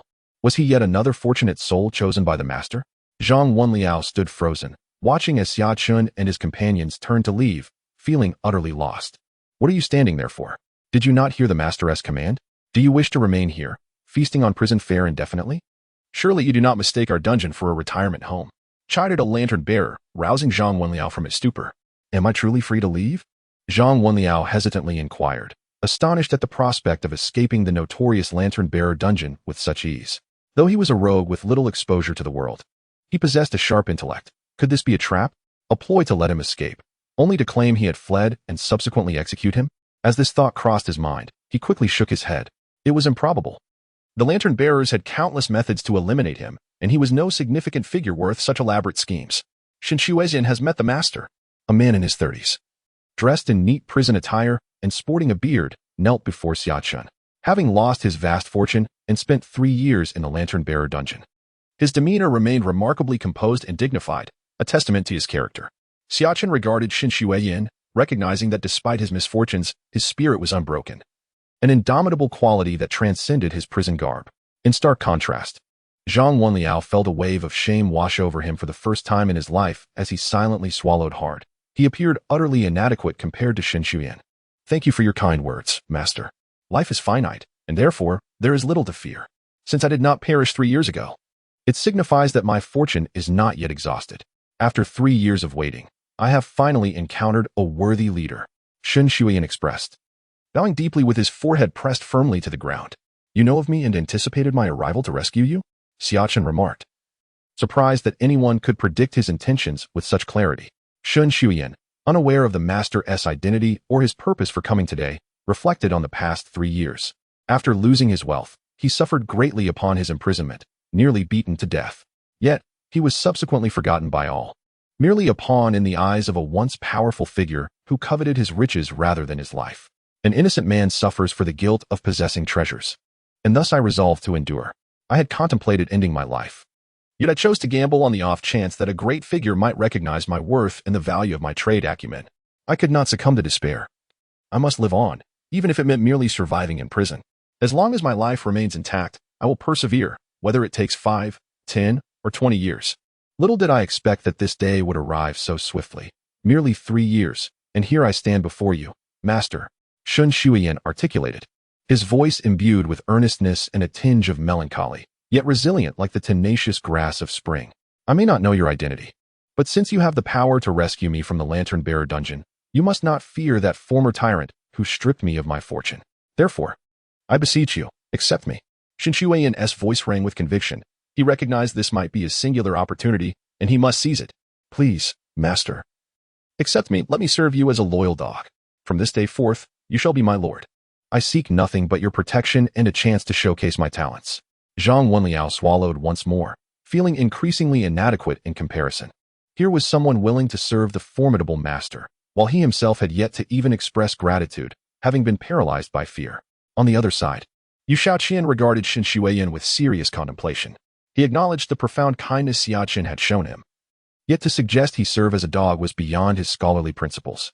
At worst, I can dedicate myself to serving this master and repay him accordingly, he mused inwardly, his resolve strengthening. Sometimes, one's shortcomings are only revealed through comparison. In light of Xianxiaaudiobooks' demeanor, both Xia Chen and Zhang Wenliao felt their previous actions had been woefully insufficient. Xianxiaaudiobooks, born into a humble family, began as a tavern apprentice at the age of 12. His keen intellect and agility earned him the respect of his employer, who often kept him at his side. In just 1 year, he managed the tavern's affairs with remarkable efficiency. By the age of 14, he was promoted to manager, and within 2 years, the business had flourished fivefold. At 16, he ventured to establish his own eatery in a different city, which quickly became popular, earning him his first fortune. By 18, he opened his first tavern, which grew substantially over time, establishing him as a commercial prodigy by 30. At 32, he sought to expand his business into the capital, attracting the attention of influential figures. However, at 33, he suffered a calamity when his assets were confiscated, leading to 3 years of imprisonment. Fortunately, the wise Taizu recognized his talents and rescued him from confinement, ensuring his abilities did not fade away. Xia History, Volume 37, Biography of Xianxiaaudiobooks. Chapter 82, The Overwhelming Power of Lord Xia. Xia Chen nodded at the kneeling Xianxiaaudiobooks. Rise, for I shall be your support from this day forward. Xianxiaaudiobooks, upon hearing this, bowed once more in gratitude. Ding. Congratulations, player, for gathering 5 remarkable individuals. The conditions for the Dynasty Struggle version have been met. Would you like to update? A crisp sound echoed as a system panel appeared before Xia Chen. His system was already at the Spirit Awakening version, and now it was set for an upgrade? This was truly a significant advancement. Let us go, Xia Chen said, glancing at the smiling Xianxiaaudiobooks, his mood markedly elevated. His purpose for entering the dungeon was to find these 3 individuals, yet he had unexpectedly gained further rewards. He had successfully triggered the conditions for a system upgrade. It seemed his system had originally been at version 30. With this upgrade, it would elevate to version 40. As Xianxiaaudiobooks silently followed behind, he observed Xia Chen, who appeared to be in his teens yet commanded profound respect from the surrounding lantern bearers. This dungeon, known as the 18 Levels of Hell, was notorious. Ordinary individuals imprisoned here rarely lasted more than a month, often succumbing to old age or violence. Yet this young master had merely uttered a single sentence to facilitate his release. His power was indeed formidable. Lord Xia, what brings you here in person? Throughout their journey, Xia Chen and the others noted numerous lantern bearers greeting Xia Chen, who merely acknowledged them with a nod. The 3 individuals were utterly astonished. Having remained secluded for 2 to 3 years, they were perplexed by the emergence of such a youthful figure in the capital. Indeed, the world outside had undergone a remarkable transformation. Li, I shall take these 3 with me. Please inform me of any necessary procedures, and I will attend to them personally. Some urchin addressed a man in his 30s in the dungeon's lobby on the 1st basement level. The dungeon fell under the jurisdiction of the Lantern Bearer's 6th Division of Confinement, with the 1st to 3rd basement levels specifically overseen by this Li. The 3 individuals were not significant prisoners, and thus, Director Summer could simply take them away. He assured that he would handle the proper procedures, and that by evening, the release documents would be delivered to Li's courtyard. Li, who had been leisurely sipping tea, sprang to his feet, clasping his hands in gratitude. "Thank you, Director Summer. I appreciate your assistance with the paperwork. Please ensure the process is formal. I shall treat you to a drink on a later date." Summer nodded with a smile, not indulging in excessive pleasantries, and turned to leave. Meanwhile, the three men behind him, Xia Chen and his companions, absorbed every word of the conversation. Despite their differing backgrounds, they were all remarkably astute. They were taken aback. Realizing Summer's true identity, this young man, appearing to be merely in his teens, was the director of the Lantern Bearers, though they remained uncertain of which division he commanded. "I have languished in this dungeon for over 2 years, oblivious to the changes outside. What is this individual's background? To wield authority over one of the 9 major divisions at such a tender age is a privilege that foretells a promising future within the court," Xia Chen mused silently. His 2-year incarceration had profoundly altered his mindset. Once an idealistic youth, he now understood that to save the nation, relying on others was futile. One must become powerful, seize authority, and take tangible action. This, he realized, was the true path to national salvation. At that moment, Xia Chen had evolved from a mere scholar of classical texts into a pragmatic individual with a well-rounded perspective, having achieved the rank of director at such a young age. This benefactor who had rescued him must possess an extraordinary background. He pondered which esteemed family this young man hailed from, as his trust from the Emperor indicated a bright future. With this individual's protection, he envisioned a prosperous business free from scrutiny. Xin Shuiyan reflected inwardly, increasingly invigorated. His 3-year wait had not been in vain. Finally, he had encountered a patron who recognized his talents. His time in the dungeon was not spent idly. He had meticulously crafted an ambitious business blueprint in his mind, ready to showcase his worth upon release. His understanding of commerce had advanced several tiers compared to 3 years prior. Unbeknownst to him, a mere visit to the Lantern Bearer's dungeon had serendipitously aligned him with a significant ally, igniting hope that he might ascend to the heights he once admired. Zhang Wenliao reveled in his thoughts, though his aspirations remained modest. Originally, they would have had to wait another 2 to 3 years before being selected by Yao Guang. But fate had altered its course. Especially for Zhang Wenliao, his moment of glory was still over a decade away, yet now their destinies had shifted once more. "Why are you so tense and formal? He is merely the director of the Eagle Eye Division. We belong to the Confinement Division.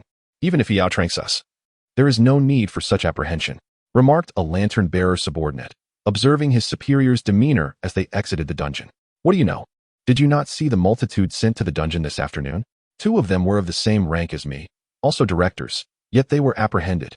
Li cast a glance at his subordinate and surveyed their surroundings before whispering, "Do not be deceived by Director Summer's youth and amiable demeanor. It is merely a fade. He is a formidable character. Today, 2 directors and numerous others were taken into custody. Over 50 of you subordinates were also sent here. Isn't there a risk of inciting dissent among the ranks? Wouldn't that instill fear in everyone?" The subordinate could not help but interject. "Of course. There are those who harbor grievances. Many from other divisions expressed their unease and sought out the commanding officer to intervene. But guess what? Lord Ma Song dismissed them all and even punished a few directors for their insolence." At this revelation, the subordinate's expression shifted dramatically. Li continued, "Director Summer is unlike others. The commanding officer's staunch protection of him speaks volumes. We are the Emperor's personal guards, while he is the Emperor's son-in-law. It is likely that in the future, the entire Lantern Bearers will bear the surname Summer. Thus, even if he does not currently oversee us, we must never offend him." Li patted his subordinate's chest, pondering that were it not for their close relationship, he would not divulge so much. As Summer Chen entered his office courtyard, he found Su Xingchen diligently examining case files with pen in hand. His adaptability and intelligence were remarkable. He could uncover flaws within mere glimpses of case documents. His rapid review left Chui Hu momentarily stunned. Where did Summer Chen find such a prodigy? Is he a detective? To solve cases with such ease from a single glance at the files is nothing short of astonishing. Chui Hu was once again left in awe.